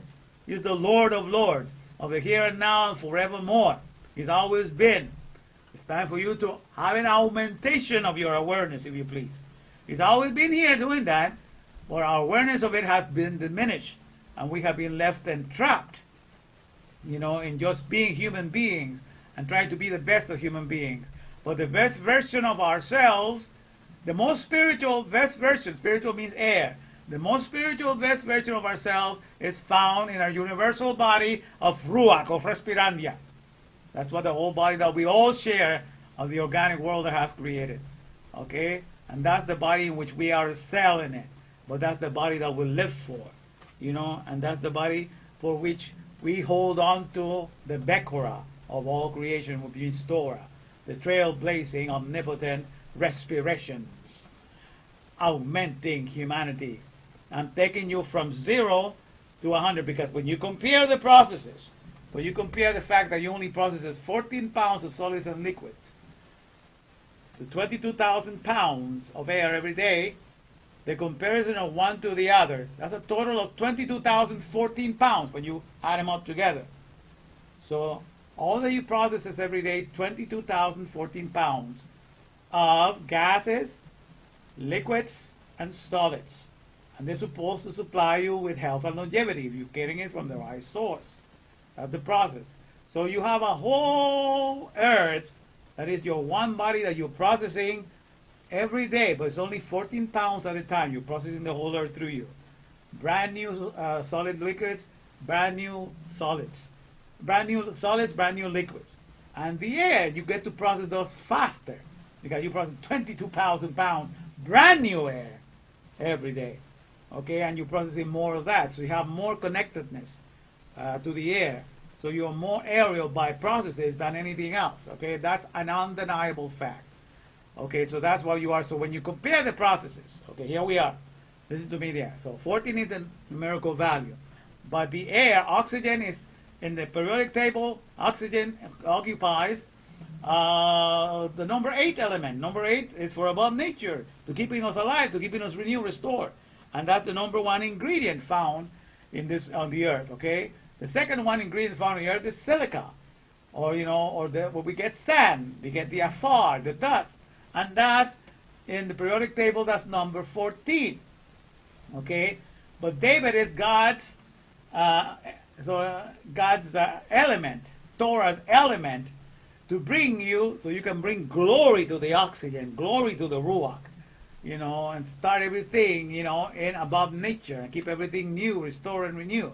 So I'm bringing you emphasis to the oxygen sea, okay? Because in the oxygen sea is the Yuhevafian processes are taking place.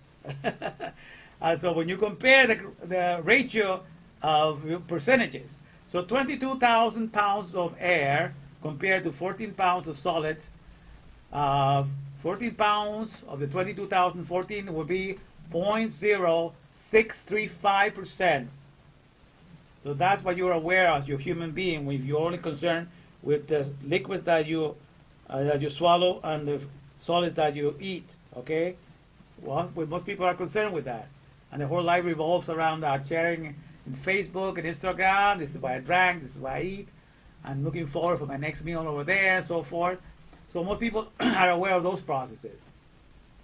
But on the other processes in which all of nature is involved, and we're sharing the airs that are sources of energies to all the different creatures, with real energy keep us alive 24/7. All these processes are ignored. This is 99.635%.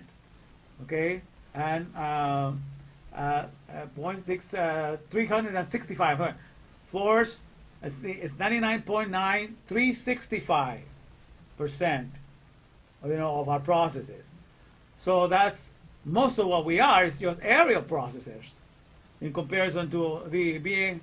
So you are more of the air. So welcome back to be a neshama, the breath of life that you want to be, my friend. That's the whole idea. I'm bringing you back. So I'm augmenting you. I'm taking you from 0 to 100 real quick. And there's a song that I have here. I'm gonna take you from 0 to 100 real quick. I'm gonna take you from 0 to 100 digger real quick. Remember that? 0 to 100 digger. D-I-G-G-E-R, digger. Because you're in this world digging on the earth, trying to find all the powders. Like I explained the last time that I talked about the powders. When you pulverize the coal, so you can convert it, into, first of all, you put it in fire, then in steam fire, and then convert it into electric fire.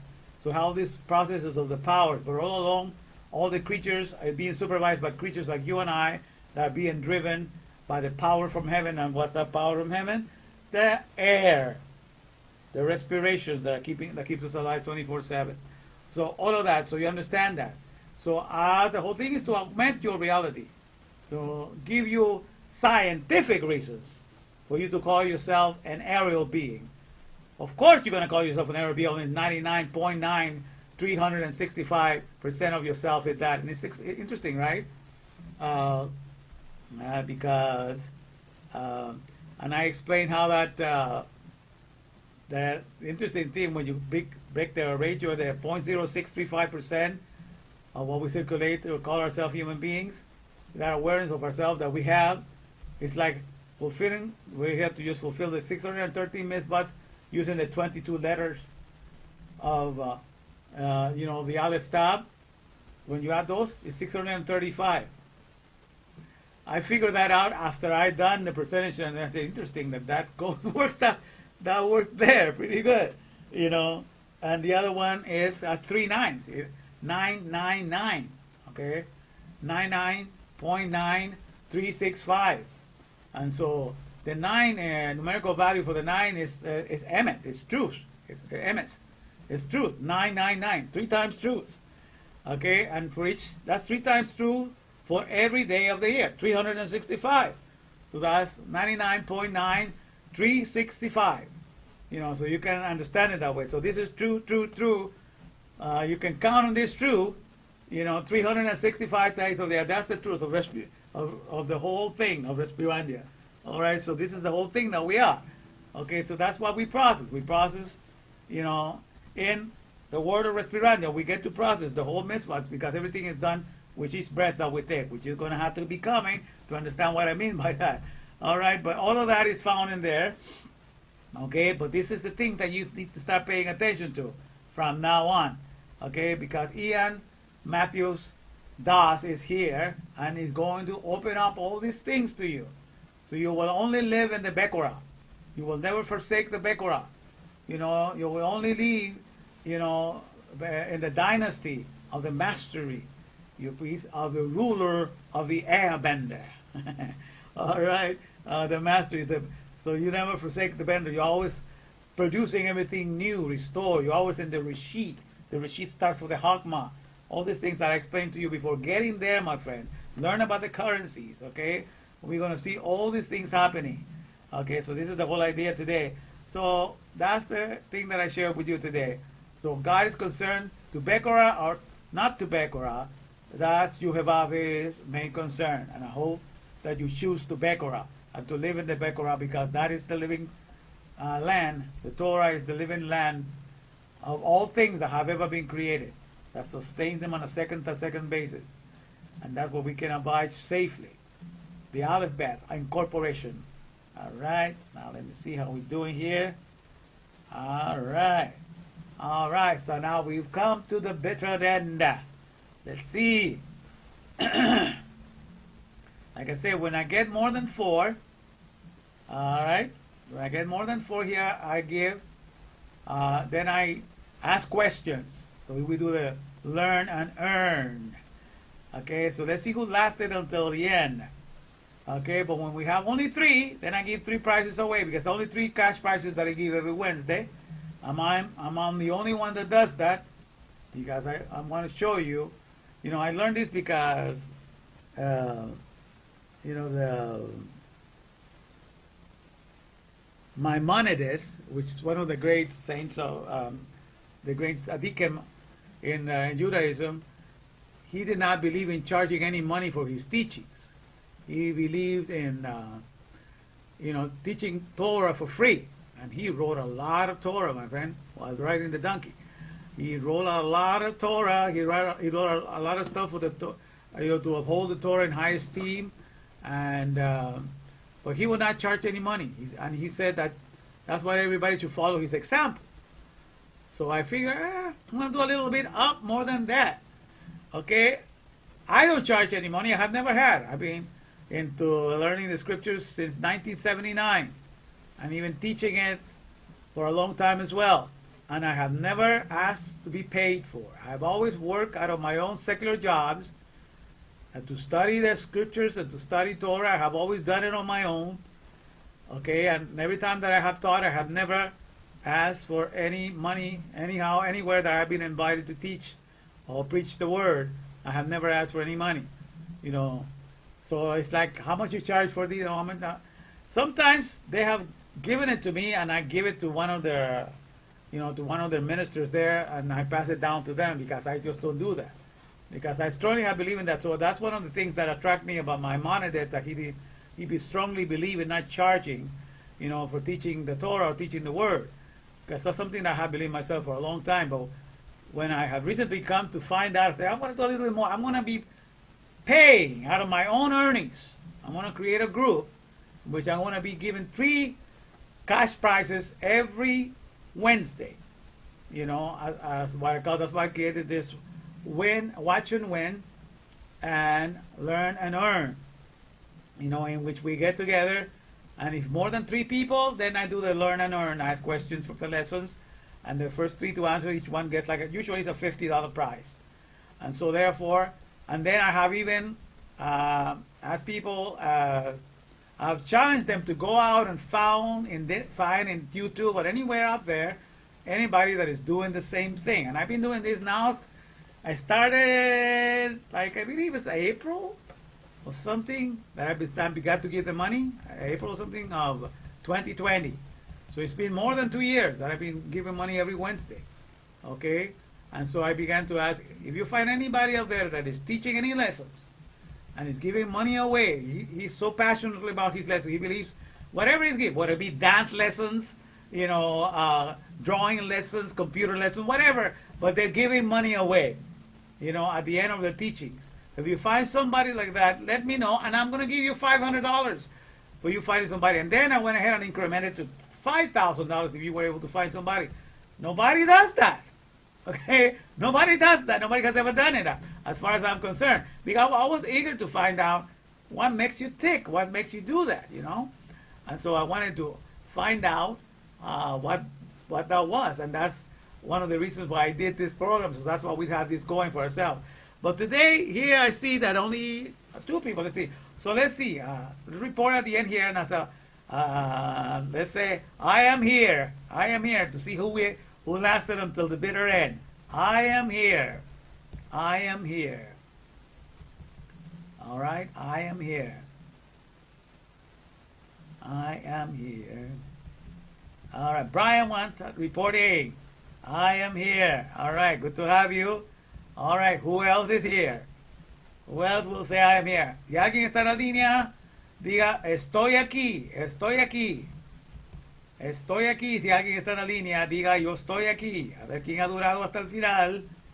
¿A quién ha durado hasta el final? Brian Wanta has lasted until the bitter end. Who else is lasted until the bitter end? Rosa, are you here? And Andy, are you here? Who else is here? I am here. Who else? All right. I think Brian is so far the only one. I see 2 viewers. Don't be shy. If you're there, just say I'm here. You want to win some money. You're not going to get hurt. Money's going to be given to you just for saying I'm here. All right. So don't be shy. Say I am here. You know, and even if you don't want to get the money, you can donate it to whoever you want to. Rosa! I'm glad you made it, Rosa. You are here until the bitter end, too. Okay. Even though I don't think it's bitter, this is a sweet message for those that want to be with you about it 24/7. Okay? But you have realized what I've done. I only created this group, and I don't make a big deal out of this to try to enlist the people. And Andy, perfect Andy. I'm glad that you made it too. All right. Andy also made it here to the bitter end. So we have Andy, we have Rosa, and we have Brian. All right. So that's why I created this group. But I'm telling you,